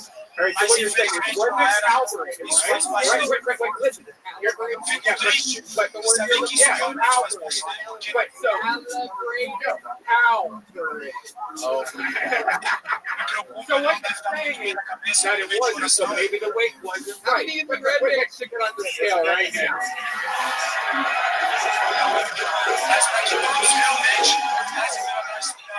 But anyway, so what you're saying is it's not the right weight, but the guy went right after you. Even if it wasn't the right weight, both of us went the wrong weight, and then he lost 30 pounds. Okay, hold on. I think he has a defense here. This guy's good.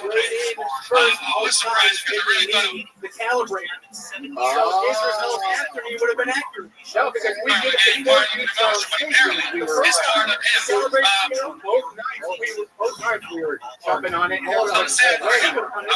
Everybody else that got on the scale, both times said that was their weight.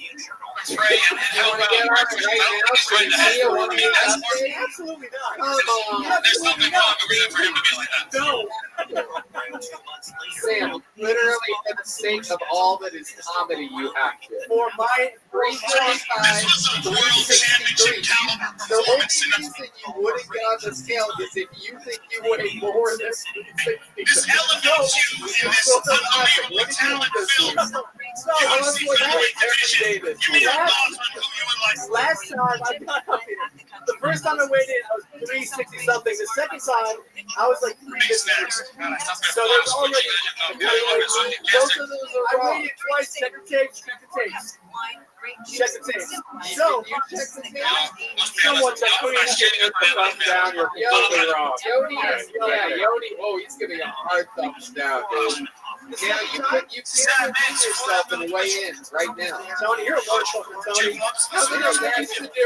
Sincerely, about the fight tonight, Diego Lopez is going to be on chip. There's no way. Look at those hot dog bites he has for middle fingers, everybody. Sir, congratulations. Come on. Come on. No, Sam, Tony, Tony, I will walk away. Dude, you have He had speed done, obviously. Come on. Get on. Tony, stop it. Come on. Tony, Get on. There it is. Come on. Tony, I'm not stepping on the scale. Come on. 160. And you're normally like 120. So this makes sense. No, I'm gaining weight. Joe Rogan has me on human growth hormone, bitch. No. Shit. Those are gang signs, and if you don't know what these mean, you're not a fucking gangster. So, Joe Rogan also has me on human growth hormone. That's why I gained weight during the month. That's why I'm fucking jacked now. You are on the human growth hormone, that's right. Dude, Sam, come on. What's the worst that can happen? What's the worst that can happen is I took the comedy beating of my life last week, while I watch this speechless Ron White look at a fat retarded guy and be like, holy shit, he gained 25 pounds in a month during I a weight swear loss to God, contest. Sam, I'm not kidding. I went into a Listen, spiral though. Sam, listen to me. I golfed with Ron White today. Okay? Listen to me. Listen to me. At a fucking baller ass country club. And you want to know what Ron and I talked about? Listen to you. Hell yeah. Yeah. You want to know what other things we talked about from that entire fucking episode? None of them. So now, with all that said, still no. Get on the scale. Get on the scale. Come on. Here he goes. Yeah. Yoda with the camera. What?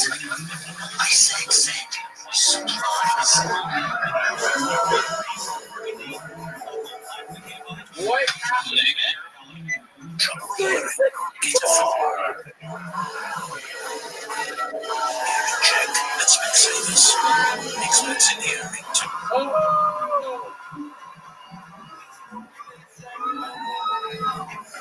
Oh my God, he gained a pound. He gained a fucking pound since last week. Dude, you drove on unbelievable. The train is off the tracks.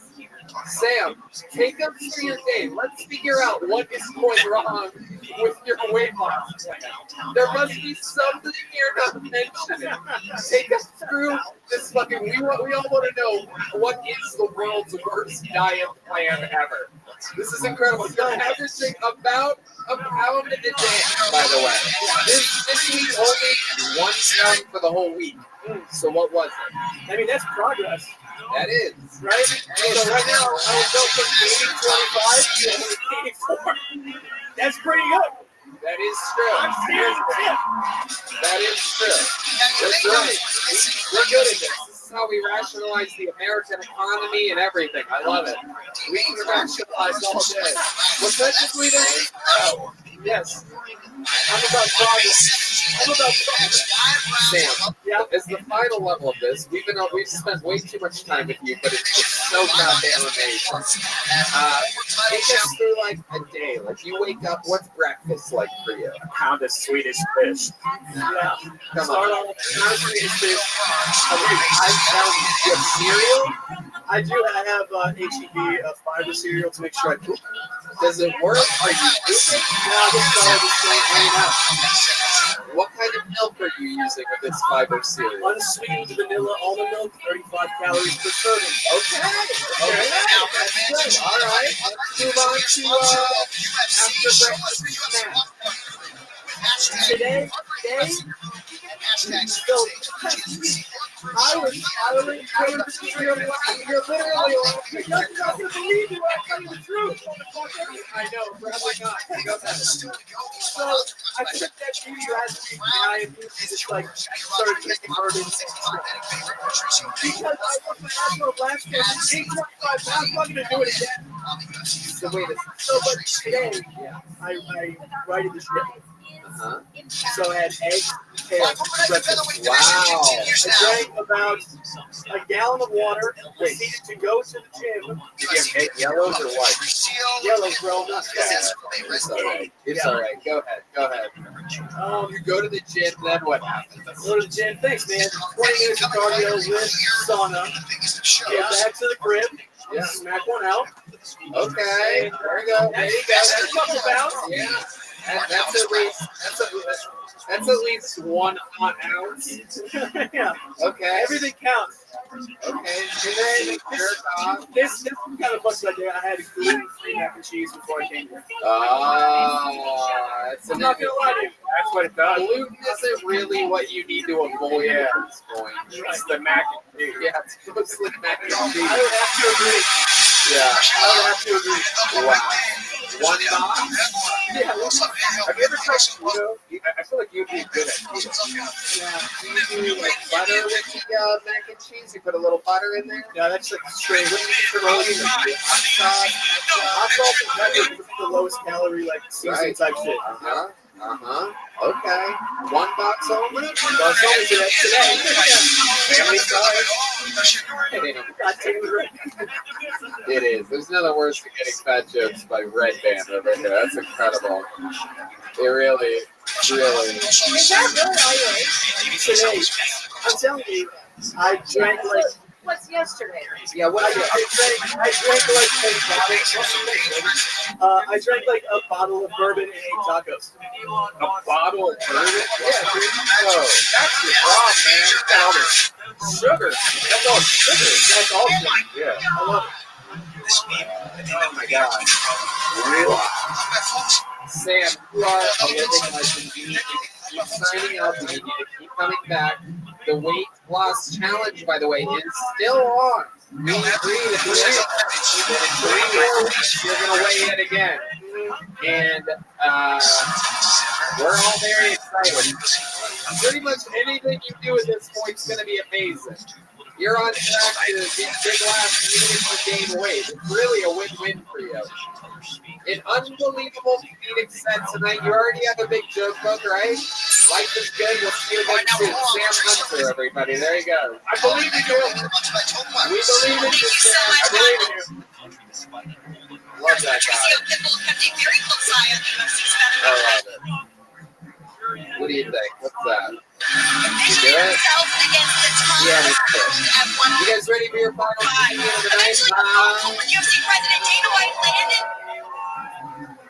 All right. That's it for the Bucket Bulls. Ladies and gentlemen, your final regular of the night is a legend in Bill Cooney folklore history. I mean, this fucking guy has set every single record. He currently opens for Joe Rogan multiple times a week, getting all these local Austin shows kickstarted. The crowd goes absolutely wild. He's coming off of a skank fest. And we got the bigger, a lot of people say he got bigger pops than Bob Saget at that festival. He is the longest standing regular in the history of Kill Tony. This is the figurative William Montgomery. Olympics, and of course, it's known for one sport in particular, beach volleyball.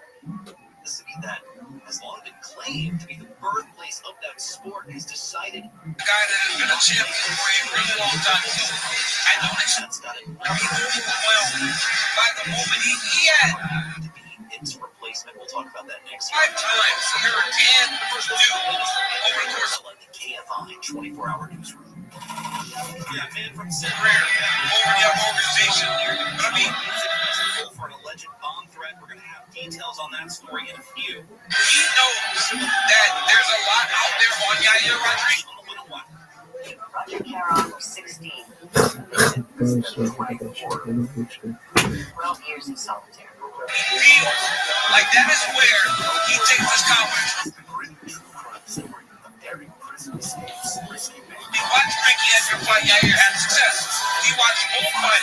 Some of the darkest places imagined to go from an ex-con to a best-selling author almost overnight. Open your free iHeartRadio app, search Go Home, and start listening today. The journey on the path to spiritual enlightenment is personal. And as you'll hear on the Astray podcast, it can also be deadly. Join filmmaker Caroline Slaughter on the podcast as she uncovers the disappearances and deaths that have befallen Westerners who have taken a spiritual pilgrimage to India. Because this is... You failed to win the medal. You got no calculator for the right? I know that. Hey, I know.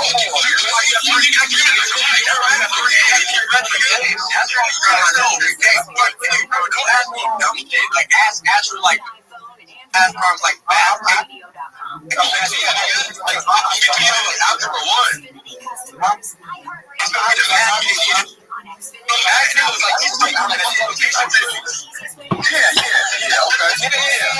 know that shit.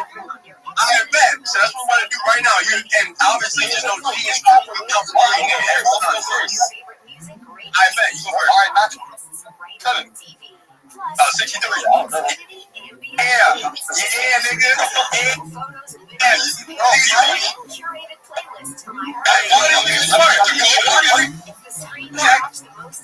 Why did you get me? There ain't no GI.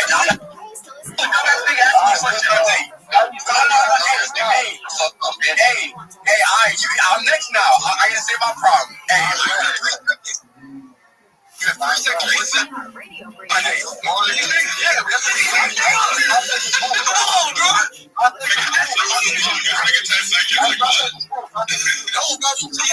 niggas are dumb. You don't have to worry.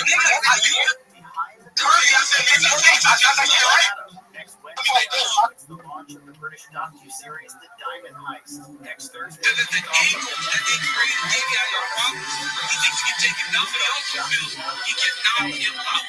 Tonight's the debut of the documentary film Oklahoma City Bombing. Next Tuesday on Paramount Plus, the launch of the 2-part docu-series The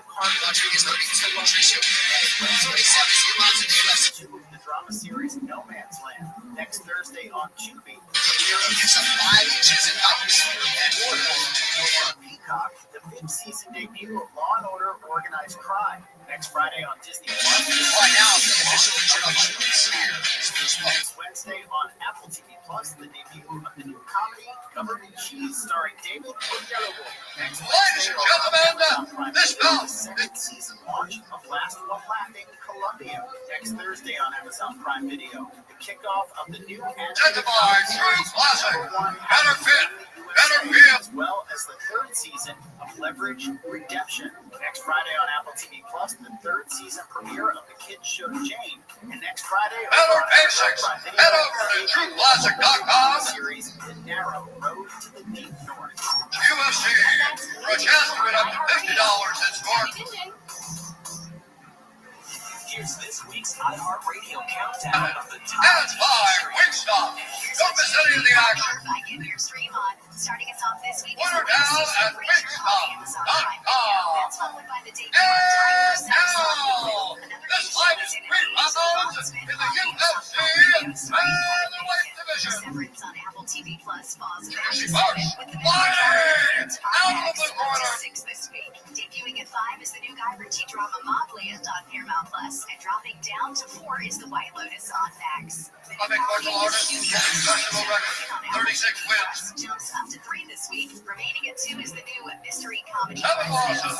He's down, climbing victory falls. British drama Adolescence is your #1 stream show. And those are top history, and that's a different iHeartRadio. You say you look. Morning, Mama. How you feeling? Great. And I'm ready for you today. I'm checking in. Weighed in at 145 pounds. Check your blood pressure yet? And check. Boom. Great job, Mom. And about those gold earrings. No, ma'am. And it's all real family. Monitor your blood pressure daily and help each other stay motivated. Brought to you by the Release the Pressure Coalition and the Ad Council. KFI KM 640, more stimulating talk. Coming up on the next Gary and Shannon show. How many people got arrested? Better questions about Coachella. That's coming up Monday morning at 10 a.m. on the Gary and Shannon show.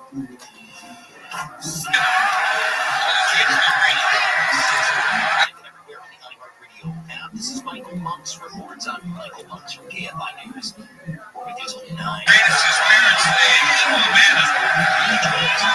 By opening up the iHeartRadio app, clicking on that talkback button, and we'll play some of your comments like this. Bernie Sanders, AOC, are the biggest jokes in the Democratic Party. Even the Democrats don't want them. If you listen to It is 3 out here. Tonight's social media post watched by Sanders. So, if you brought Trump to LA, I bet you'd turn out a bigger crowd than those losers. Look at LA. Thanks for the message, Nick. Do appreciate that. I certainly will not be taking in that. MSNBC, Fox, that's the last thing I want to do. And it becomes local news. I'm all about that.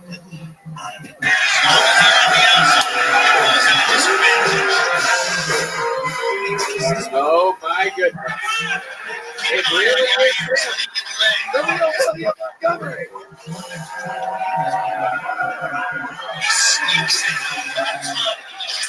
I had to pay $225 to sell that. So I swear, if you were to put another breakup song about us, I'm gonna fucking lose it.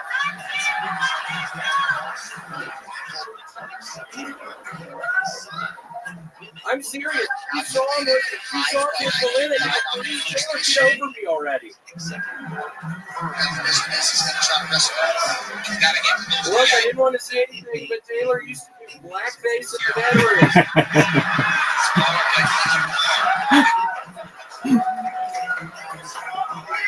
Granted, it was my fetish. She was into my dad is a hell of a lawyer. He actually successfully sued Dr. Mario for malpractice. His red house is black. He already has a girl who's in his honor.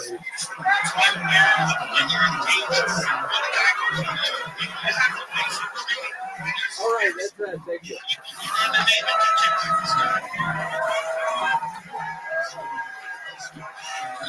The Williams Montgomery does it again. The big red 15, the Manila Gorilla, the Memphis Madman. The Memphis Madman. The Tennis Tickler. Any more nicknames you have? Am I correct? What are some more nicknames of yours?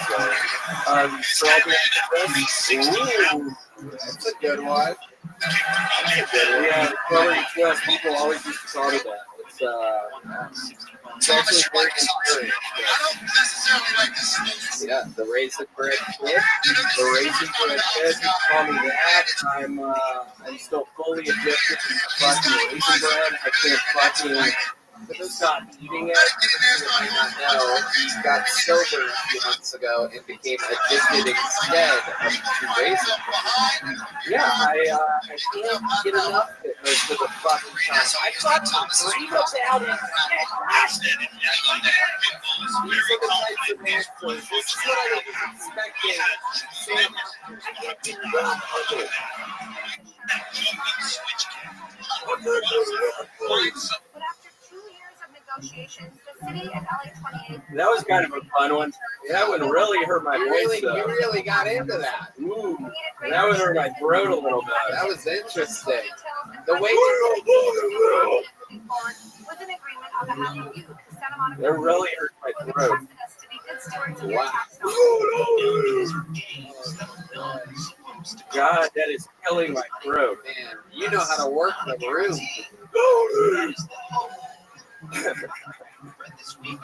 Hell yeah, dude.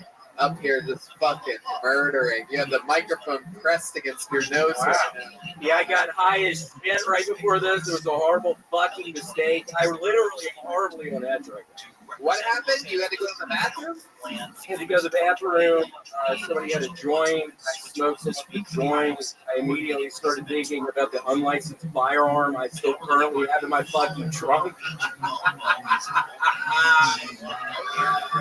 I have an unlicensed firearm in my fucking trunk and I might shoot someone. Oh shit, dude. I've had enough. I've had enough.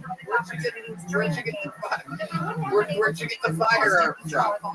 I bought it from this man under a bridge for $1,500 fucking dollars. It's very expensive. That's a lot for a gun. Yeah, $1,500 fucking dollars for a little black pistol. Wow, where'd you get $1,500 from? God, I had to fucking take it from somebody. I've been going to the goddamn CVS recently. I swear to God, I've been losing it recently. I go in the fucking CVS and steal a bunch of shit. Then I sell to some dude under a bridge. You sell another guy under the bridge? Yeah, another guy under a fucking bridge. Is it the same bridge? No, it's a different fucking bridge. What do you mean? Is it the same bridge? What the fuck are you talking about? How can it be the same bridge? It could. You think I'm going to the same fucking bridge? You think I'm going to the same fucking bridge every day? It looks like you would. I go to 2 bridges every fucking day, Red Band. What I gotta fucking do of them? I can't get enough. I hang out in them now. You ever get raisin bread under the bridge? Yes, sometimes. And how does that make you feel? Really good. Like if you put it on the hot concrete for a while and it warms it up. Very nice. Normally there's a bunch of buddies down there. It's fun. It's nice. Do you love that shit at all? Yeah, I love that shit. Alright. Okay. I fucking love being under the bridge with my friends. Stealing a bunch of shit from CVS. Eating up raisin bread on the asphalt. It's been a really bad week. It's been a really bad week. Yeah, I'm good. Tell us about your week, William. Why has it been a bad week? I can't get out of the fucking bed. Why not? I sleep till 6, 7 at night. Oh my God! Wow, are you a little bit depressed? Yeah, I mean it's really bad right now. I almost got caught at the CVS recently. I had to call my dad because William was going to be looking at jail time. What's your Venmo so that people that don't want you to steal from CVS donate money to you? Do you know what your I don't know what it is. You don't even know what your Venmo is. Wow, William, a marketing machine, William Montgomery. Jesus Christ. What's wrong with you?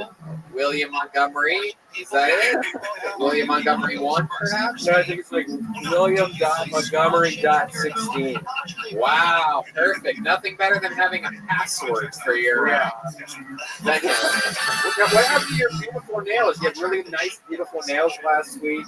You've been doing, working on your nails. Yeah, I had to get them removed. Why? They were really expensive. How much were those? They were $1,500. Wait. No.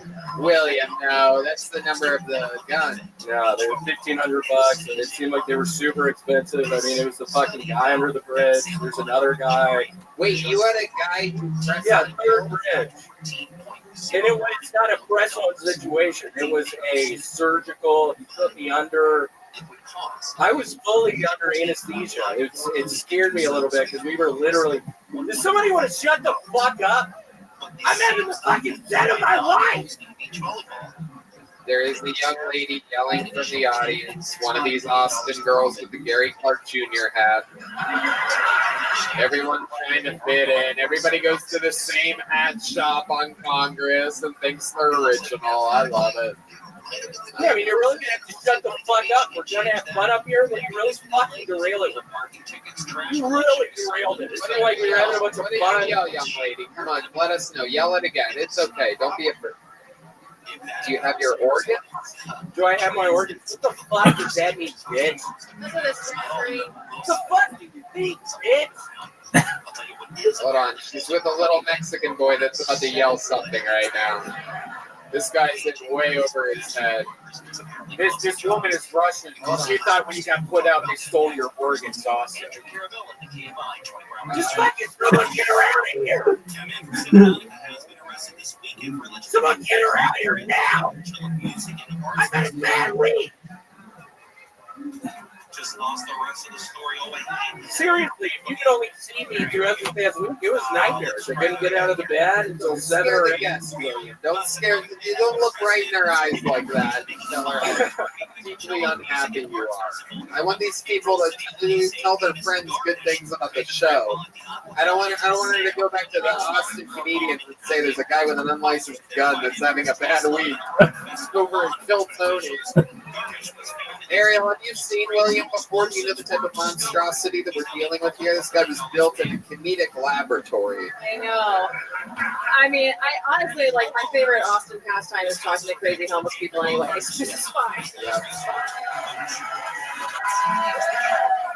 Yeah, there's a couple really good bridges here. What are your favorite bridges? Can you name some of the streets where the bridges are near? There's one on South Congress and 18th. Oh, okay. Okay, there's definitely not a bridge there. There is one on. And that would most likely, I do believe, be North Congress if my local geography doesn't. There's a really good one, Arizona and Grant. Ooh. Welcome. Anybody this one? There's a really good one on Magnolia at 32nd. Magnolia 32nd. I would lower numbers with William. William, spoiler alert, you want to really go low on your numbers here. There's one on Anderson and 3rd. There's one on Michael and Grant. You're just naming former classmates at this point. 35. How did you guess that? How did you guess that? Whoa. How did you guess that? I'm the man, dude. Yeah, I was thinking about old classmates. 35 and Philip. Yeah, good old Phillips Street, one of the busier streets here in Austin. Traffic barely moves on Phillips Street. I don't know if you've been around there. Lots of businesses and landmarks. It's Dillard and Magnolia. It's a really good one there. Magnolia, famously a street in Burbank, California. Not at all, I do believe in Austin. Yeah, It's Dillard not and Magnolia. nowhere. Literally not a street in the city. You could really almost say anything except for Magnolia. We would have been like, there's probably a bridge there. Yeah, the one at Dillard and Magnolia. Do you get blowjobs underneath any of these Shut the bridges? fuck up right now. Red band. Come on, dude. We're trying to have fun up here today. You fucking derail it with that shit. He likes blowjobs. You have to fucking stop. You have to stop doing that shit. He's never been this close before. He's trying to get you to stop doing that shit. He's been on the show for years. He's never been this close. I know. Physically assaulting Red band. I got too close. Wow. Yeah, shut the fuck up, dude. Oh! You gotta shut up. Oh, what are you gonna do? Suck my dick? Shut. Red band. It's so weird. I love speaking of Michael Gonzalez. He doesn't think you'll do it. I hope you want to watch. Wow. Make some noise if you want to watch. Yeah. Come over here, little Willie. Come on, Bill. Get over here, Bill. Shut the fuck up. Wow. Shut the fuck up, Red. He's never got the blowjob from a redhead before. However, he did once fuck a plate of spaghetti. So, Red man. William, you are a fucking guru, a genius. I mean, you're the best ever. He has a brand new podcast coming out soon called The William Montgomery Show. Follow him closely. He's a star, everybody. Guys, how loud can this place get for one of my newest comedy friends, Ariel Isaac Norman, everybody? Fuck yeah. Oh, awesome. The drawing from Ryan J. Ebelt is in. He draws every single episode, all the way from Los Angeles, California. All those prints are available at RyanJEbelt.com. Get your favorite episode today at RyanJEbelt.com. Guys, how about one more time for the Screwball Peanut Butter Whiskey Kill Tony Band, everyone? Michael Gonzalez on drums, Matt Muelling on guitar, and the great T Madness on the bass, everybody.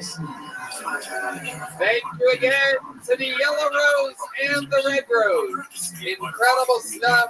Thank you to everyone. Just a reminder that there will be a ton of merch for sale right in the corner of that room. You can unlock your phones and hang out for the Kill Tony official after party with the great local band, The Nether Hour, about to play up here. Thank you, live audience, so much. Good night, everybody. Thanks, guys.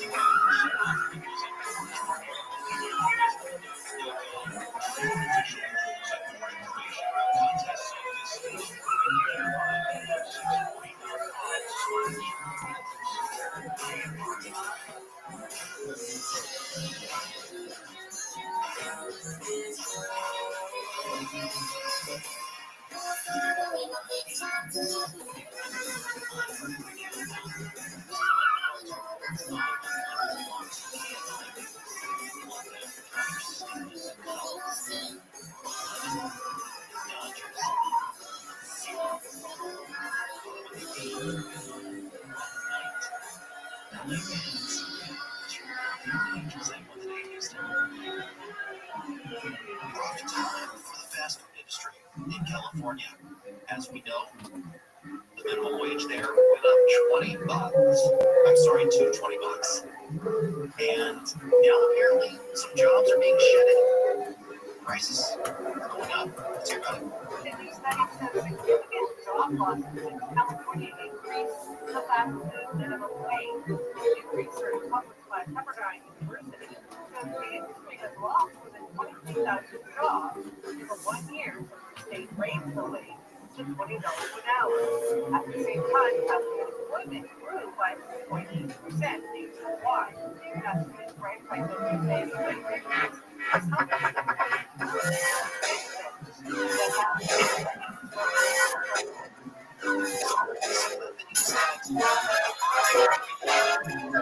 Hey, this is Rabbi coming to you live from Walking Gas Company here in Austin, Texas. For a brand new episode of Jill Tony. Give it up for Tony!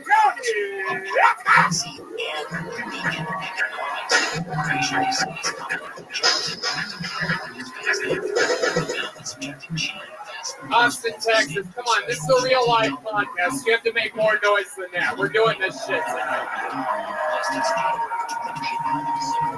Fuck yeah. We're doing this shit. It's Red Band, everybody. Another hand for the band, everyone. Come on. The great Matt Mioling on guitar. The return of John Dees on the keys, everybody.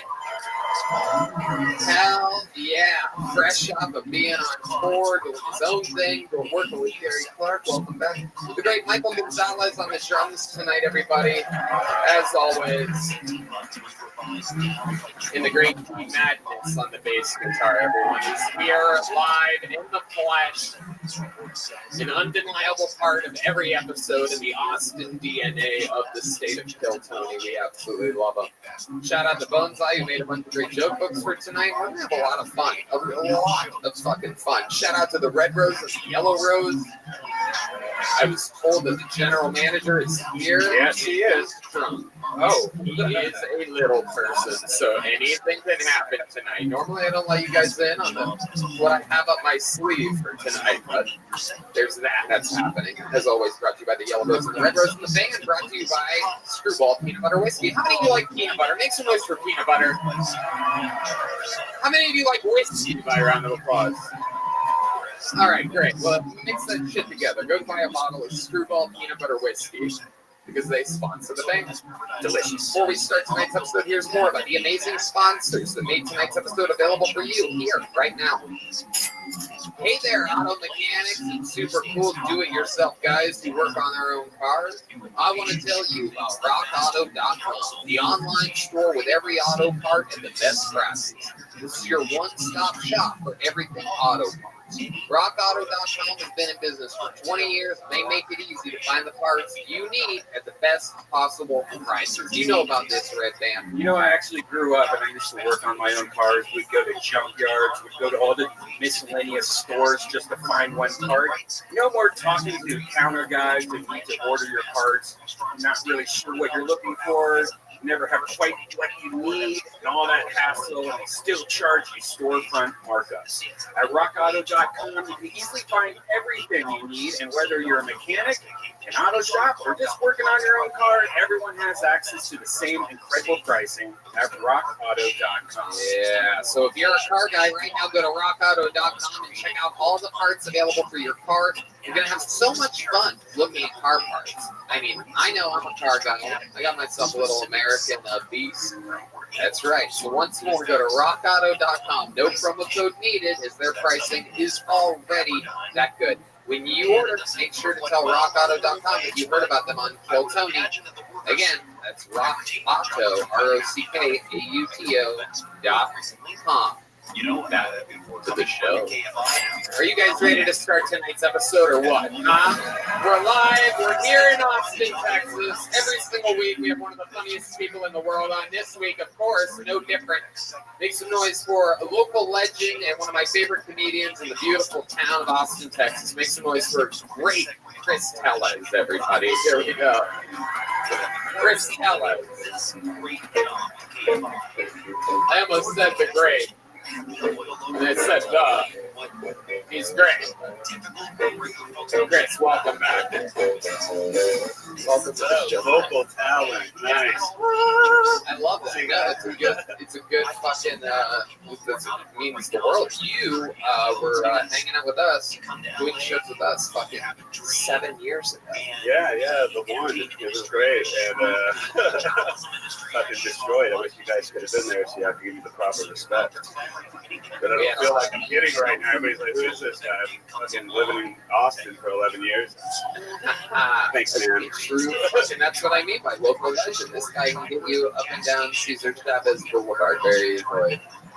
See, people around the country, they don't know what we're talking about because we have a local legend on it tonight. Local legend is what in LA called petty cabbage. That's what I love petty cabbage. Welcome. How are you? No, hell no. It's like Hello.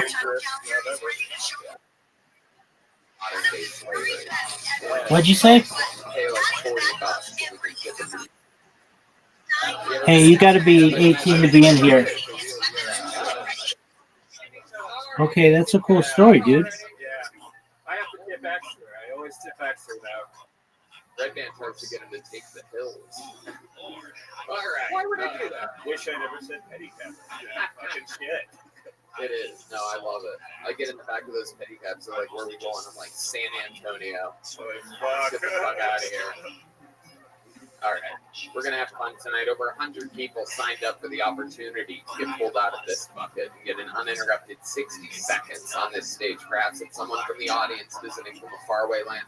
Perhaps it's one of the amazing local, but not yet legend comedians that are waiting in the corner of the room. You guys ready to start tonight's show or what?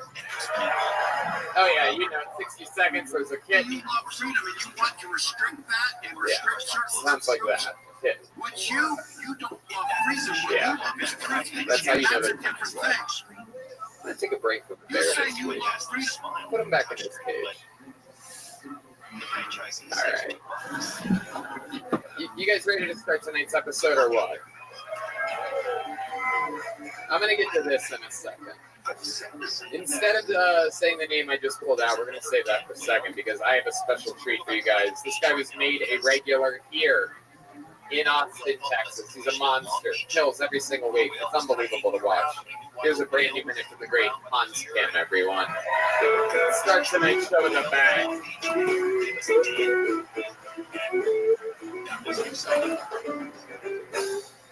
Hey, what's up, guys? Good to be here in Texas.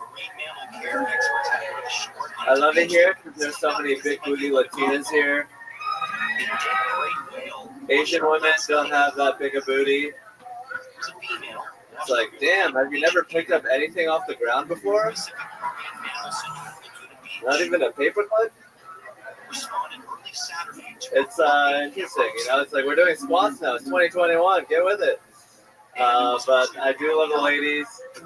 I think it's weird that I'm dating in my 30s now. Dating in my 30s is weird because I'm like, oh, hey, look at that girl. I can imagine hitting her in 5 years.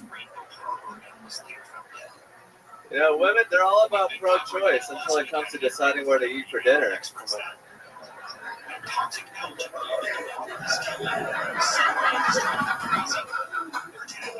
Why don't you choose a restaurant? Hey, I'm done. Thank you. Wow. Is that a fake setup there at the end? Did you even have anything you wanted to go to with that hey up? Yeah. What were you going to say? I was going to say this hilarious joke on scissoring. Okay. All right. Maybe we'll be lucky enough to see it next week. I don't want to put you in a position if you don't want to do it. You want to do it? No. All right. Perfect. That's probably a good idea. That's probably a good choice. I love it. Hans, welcome back. Another fun new minute. Yeah, I really enjoyed it. Thank you for having me. Hell yeah. I love it. Sounds like stuff Elon Musk would program into a robot. I had a lot of fun. Thank you for the enjoyment. Arigato. All right. There you go. Hans Kim is indeed Asian, for those of you that didn't notice.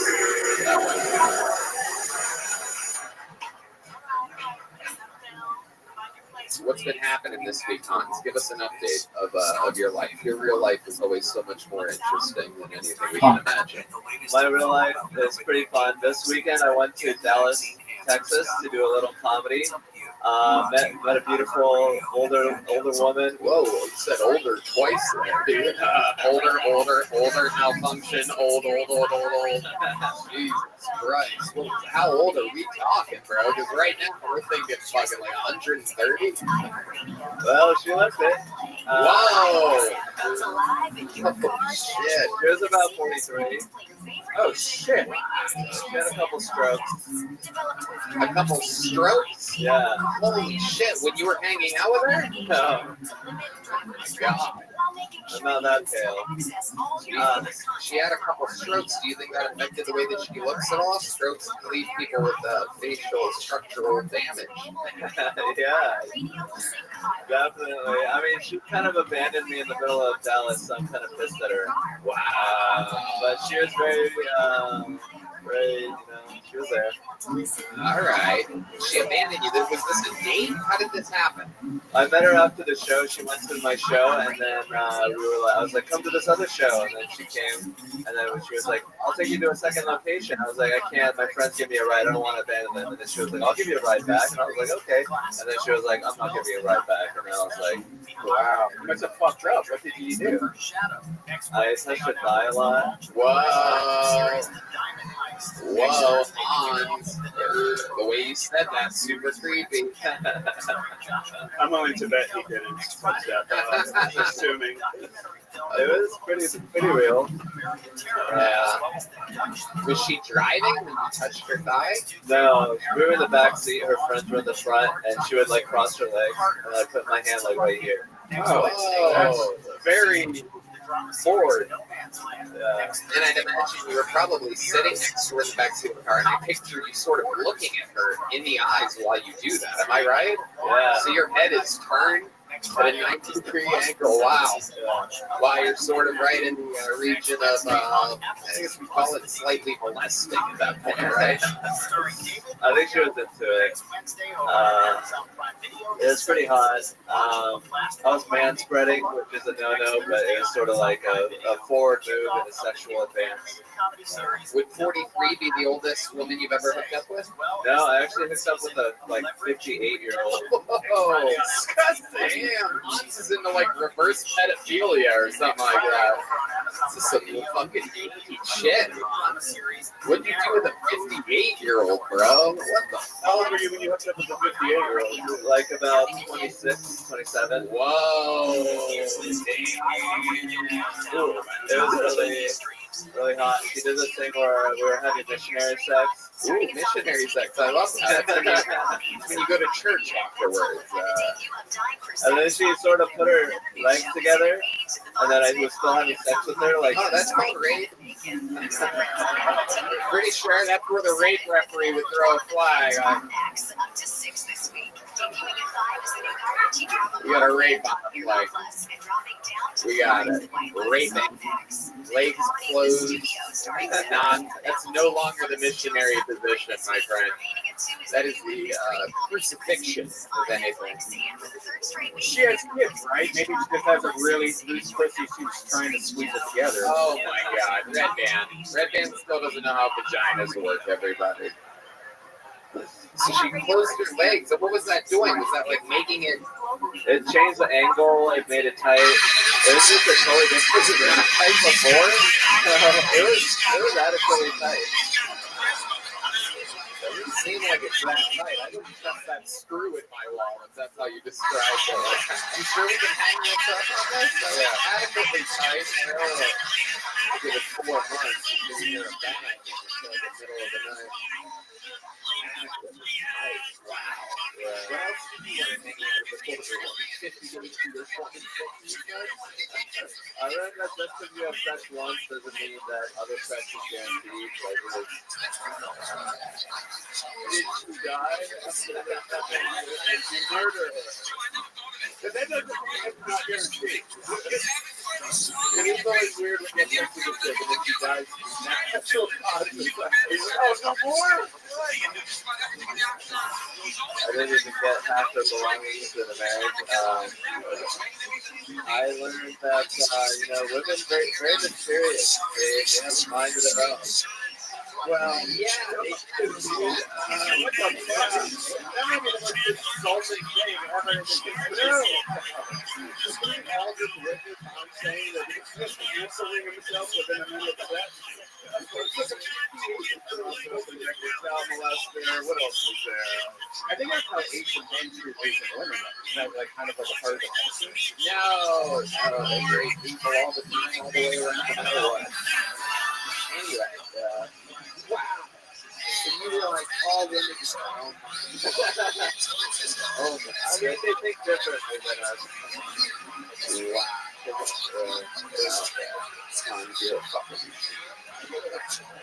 I love it. What else has been going on? What else did you do this week? I hung out with my friend Philip Garcia's house. Met his mother. She heard the title. Oh my god. The 50-year-old fucking dragon slayer over here. This fucking guy. What else? You do any shows? Any fun shows? I did some fun shows at the Dallas Comedy Club. I did this show at Elton Tap for a bunch of Latino Mexican Americans. Very interesting audience. Very fun. Very vivacious. What does that mean? Being all Mexican and shit, looking at me. It was weird.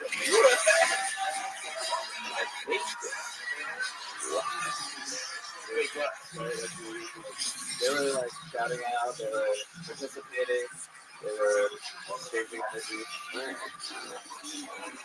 Like having a good student. Yeah. It was weird. Like they didn't get an apple or something. What the fuck? I love it. You're absolutely fantastic here. We would love to bring you having you on the show. We'll see you again next week. Thank you, everybody.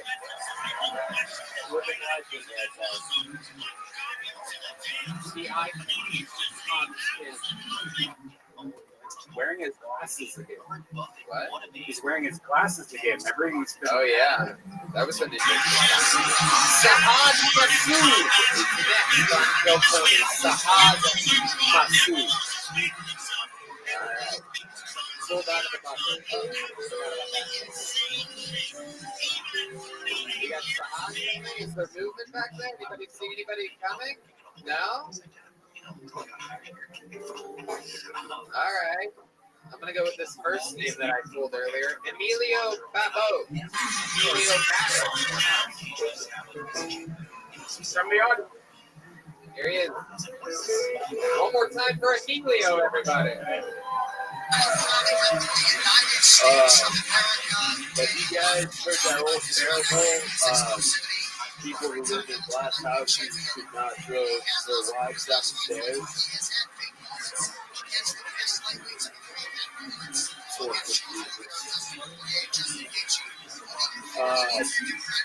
Plan B, I don't want to talk. Everybody talks about Plan B. I'm just going to say this.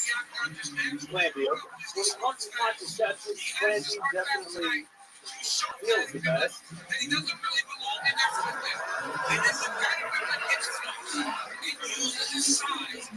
Yeah, drop that beat. What's going on, dude? Give me some. A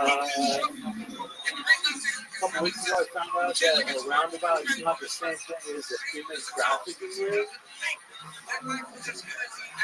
My buddy was like, my sister, she's in a human trafficking ring. I was like, what? Is she fucking stupid? Turn left. Okay. Fuck yeah.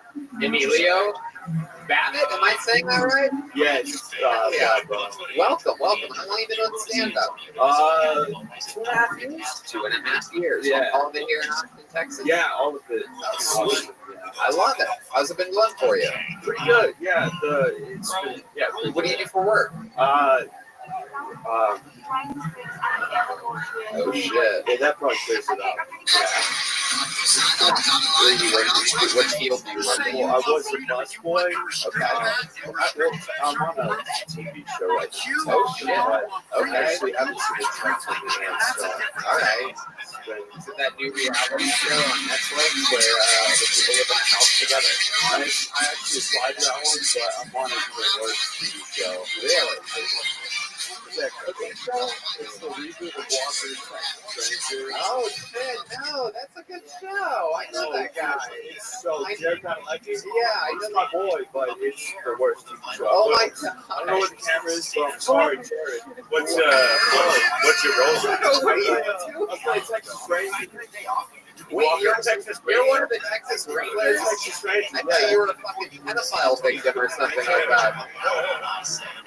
Or the pedophile. I guess you could get either role. No, Really. yeah, I play a Texas Ranger. His name's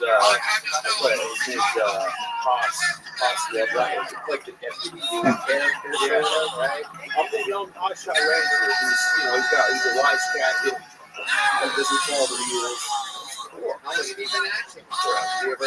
No, it's like Oh, gee, look at that. not good. It's incredible. Yeah. I'm a bad actor.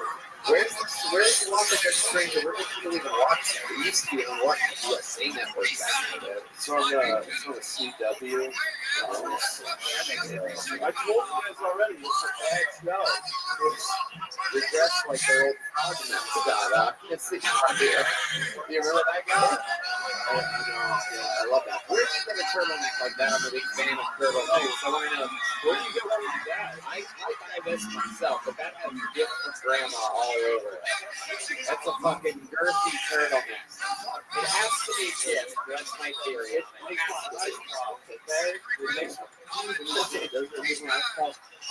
No. You're a big boy. You ever play sports or anything like that? How old are you? 25. 25. Yeah. Used to play football or something? Oh, yes. Yes, yeah. Texas guy. What sound effect is he trying to do on me right now? Nothing. No, there's nothing. Give me a good one. Yeah, relax. You're way too comfortable up there right now, Amelia.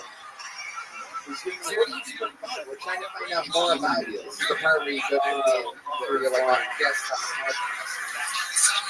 Mostly sex. Really? Is that your thing? You did mention player B. You did say drop one deep at one point. Is that something that you do? You come inside of girls? I do, yeah. I've never worn a condom. What's that? I've never worn a condom. You've never worn a condom once? Yeah. How many do you think we should put one on this guy right now? Who's got an extra condom? Somebody's got to have a condom out there, right? Wait, this is a Bill Tony crowd for you. Hell yeah. He's fucking slid it under the table. He knows about that. What can I say? How many diseases do you have? There's no way we can get this stinky over here. What? Let's do a stink off. Whoa, stink off. Everyone who is not here, that person who listens to the show right now, what the fuck is happening? They're about to be a dick smelling. I need a volunteer to get these rocks. Where do you bring the So let's do it. It's time for the stick. I love it. Amelia, tell us more. How many girls do you think you have maybe a sexual addiction? I thought about it. Do you masturbate a lot too? You don't ever masturbate? No masturbating? You're just fucking games. This is like a Jordan showed up to the arena in his jersey, just ready to go. No warming up. You get a condom. This thing, I can't believe I'm touching this. But, that's disgusting. Where did it come from? Money. The brand is skin. Oh, yeah, it is. You can probably fit your dick and your balls in that thing. Yeah. If the vibe I'm getting is correct, I think you could get full fucking dope and everything right now. Thank you. So are you on like dating sites? Where do you find most of your victims? I actually have a long-term girlfriend right now, which is the first in my life. Thank you guys. Well, that's why we don't wear. What do you mean by long time girl? 1 year. Oh wow! So thank you. Oh, yeah, what a flyer! 1 year anniversary. Yeah. What do you think she's done differently that you've been able to stay with her for 1 year? It doesn't make any sense there whatsoever. Not only is that bad, it is bad for so many reasons. Literally. She bought you baking soda? Is that Yeah. Is she a member of the Migos? No, it is baking soda. All right, great. Yeah, you can knock your way out of the question there. Bad for literally decades. Has she been with anyone else besides you? Nobody starts with this horse. You kid. Was she pure? Is what we're asking. Oh, she's so impure, just like me. All right. Real life, dude. So how much did you make enough money acting on Walker Texas Ranger to survive? No, I don't make So how do you survive, Amelia? Amelia, don't get distracted. You're being a bad guest. You're being a bad guest. How do I survive? I was a busboy. I was a busboy for a while at a high-end restaurant, and I saved. All right. There goes Emilio Babbitt, everybody. Emilio, here. Your set was good, but you're getting a little joke.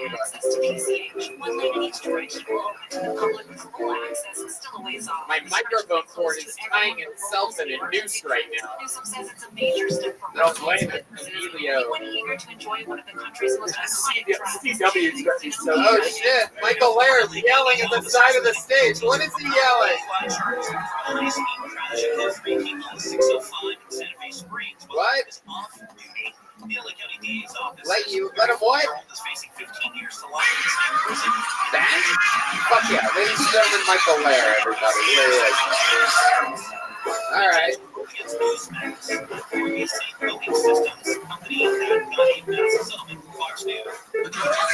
Michael Laird, You guys are retired. is coming back on stage right now with his castaway beard.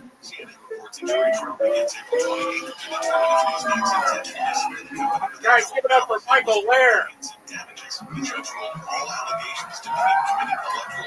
Shut up.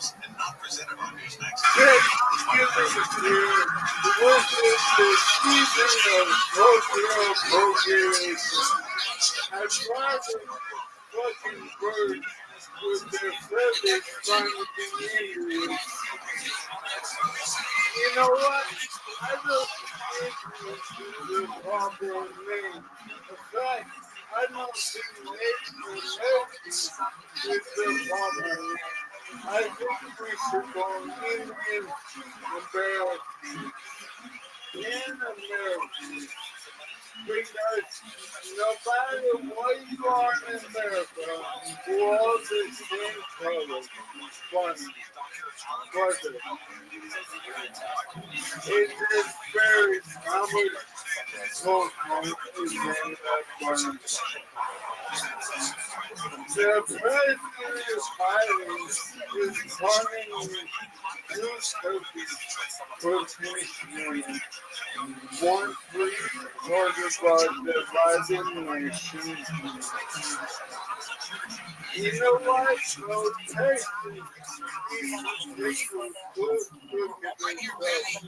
Texas has actually high turkey that live on one to be found to be stuck.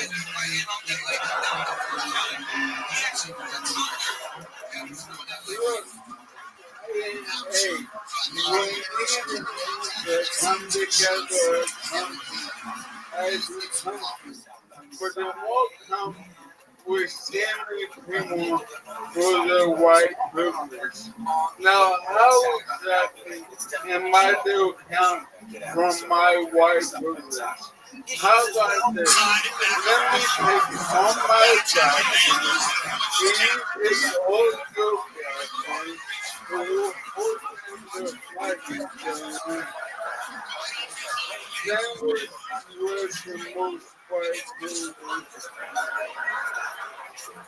Michael Laird, ladies and gentlemen, doing a literal drop in. A literal drop-in fucking coming in, demanding let me bang from the side stage, and But I'm so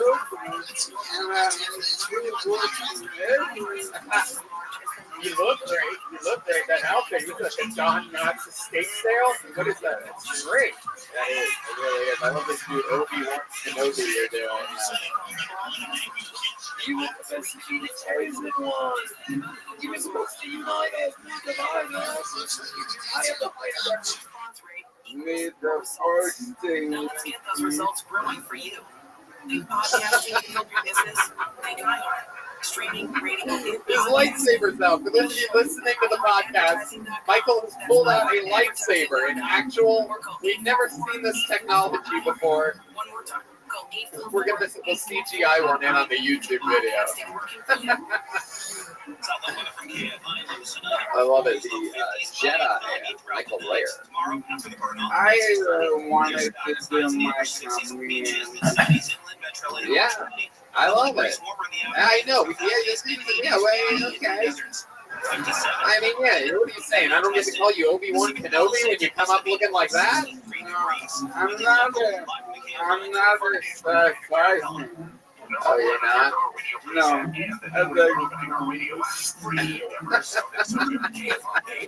All right. Okay. Michael, I love this. What I love about this show is that this is the kind of chaotic show where you're like, wow, did I just watch a dying man come in, demand a spot, go up, do whatever he wanted for any length of time, and then literally do it and then demand to leave right afterwards? Yeah, this is the show that you're at. It's a live podcast. Michael Lair has the eternal platinum. You've heard of the golden ticket. He's the only man ever to have the platinum ticket. That's the part where I kind of. Oh yeah. Oh, absolutely. You destroyed. You're always unbelievable. Yeah. Yeah, that goes without saying. Michael Lair is amazing. I love it. Your unbelievable performance. I love you swinging by. You're always more than welcome here. How loud can this place get for the great Michael Lair? Come on.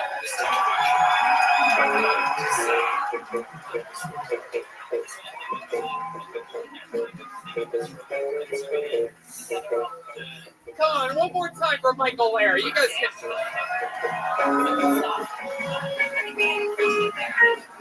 Former regular.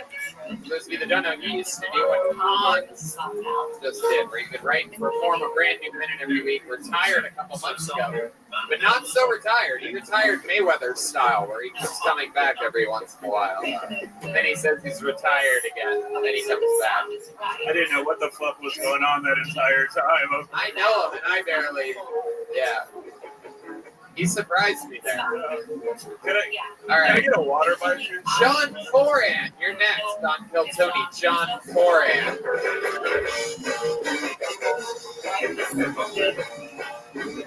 Here he is.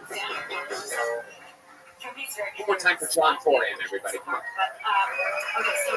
What's going on, Austin? Wisconsin is so fucking irrelevant. They're trying to start the next civil war. I don't know what's attracting these agitators, but it's just in time for the holidays. Like, oh, come on, you hateful. From Kenosha to Sheboygan, that is a coastline of lunatics. But you know who's really salty right now? That dude from Making a Murder, right? It's like, that worked out too. But I think it's just retribution because for like 30 seconds, that guy actually convinced us he didn't do that shit. So I don't know about you guys, but I was just picturing his two lawyers fucking each other the whole time. So maybe that's why. So, but yeah, do not go to Wisconsin unless you don't want to get arrested, because that's all they have there. And the Bucks. And that's all I got. Thank you. All right, John Foran. I love it. Hell yeah. You're like the opposite of Emilio from earlier. I can tell. You're just pure. This interview's going to go good. I can just fucking tell, dude. First of all, let me tell you, after that performance, I must say you're one of my favorite cisgender comedians in the world, without a doubt. I think I'm using that word right, I think. Welcome, John. How are you? I'm good. How are you? I'm good. How long have you been doing stand-up? This is my first time, everybody. And I'm guessing you're from Wisconsin. Oh, hell no. I'm from Philadelphia. Really? Yeah. You just come here, talk shit about Wisconsin, and then fucking. I got no problem with that, but I'm Travis. You born and raised in Philadelphia? What are you talking about? Right outside Villanova.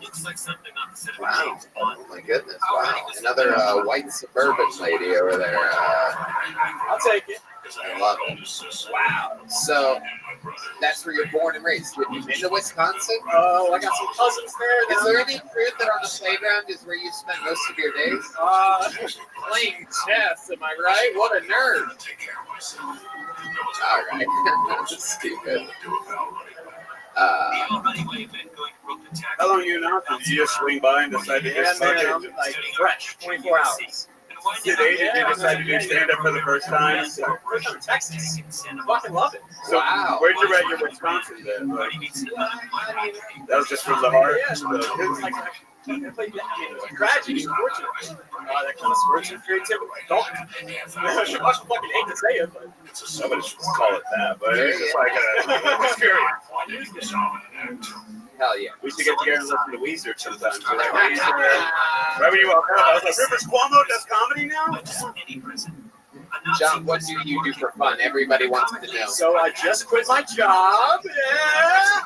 What was your job? And why did you say that like you're on a game show right now? That's like the new thing you do, right? You pick a job. Yeah, right. So higher or lower? Higher or lower? Nobody has a job. What was your job? I was working at the Aria in Vegas. Oh wow, I know the Aria. Yeah, classic joint. Interesting. What were you doing there? I worked at the pool. Whoa, look at the pool boy, everybody. Fuck yeah. Cisgender pool boy. Ladies are out there squirting when you walk by, huh? Look at this fucking. It's hard to quit. Yeah, dude. Look at that. Fucking Harry Potter, the pool boy over here. I get that a lot. That's why I never read the books as a kid. Right. Were you doing drinks or were you just like doing towels? There's a big difference. I was the receptionist. Whoa.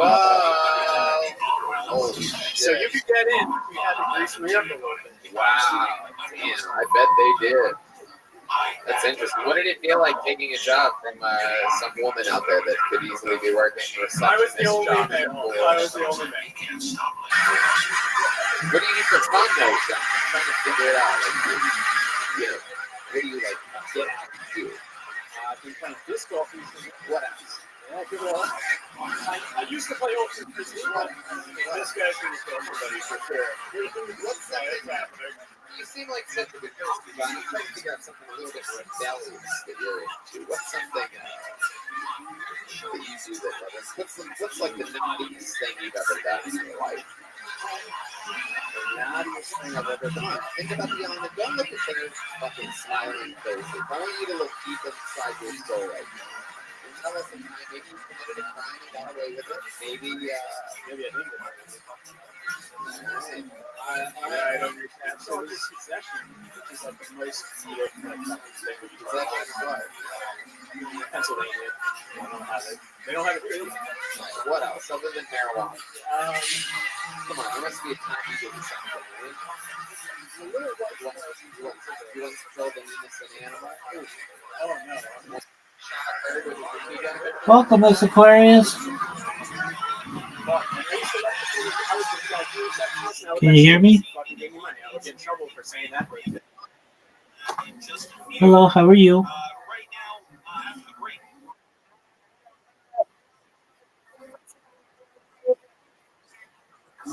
All right, you ready?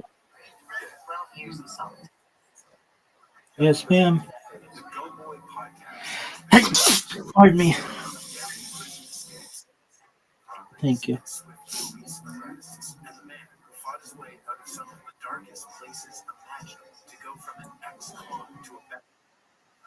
So far, so good.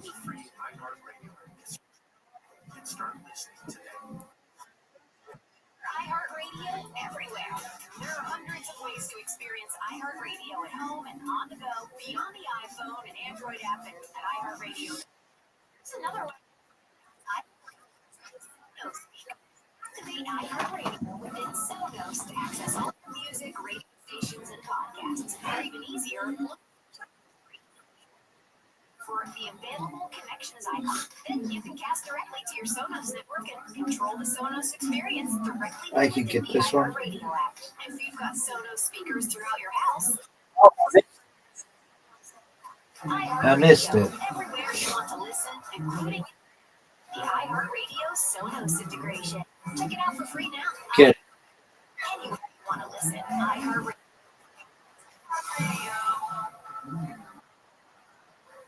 iHeartRadio brings you.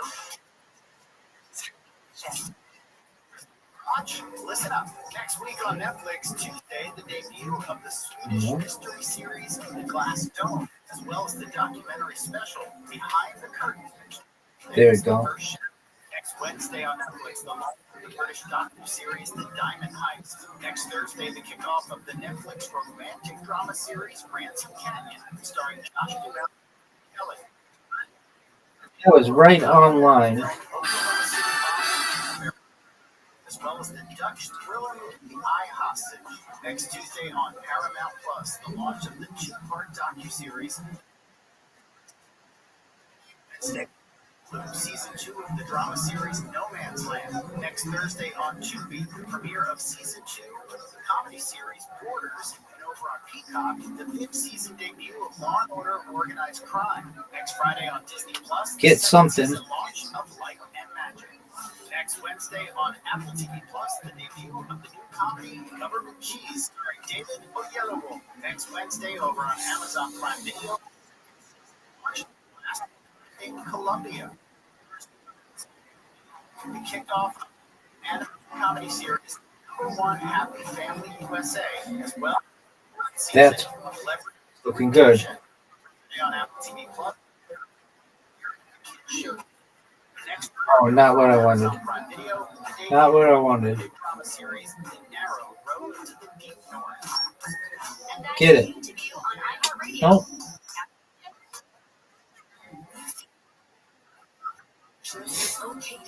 All right, last frame. Here we go, Miss Aquarius. You got it.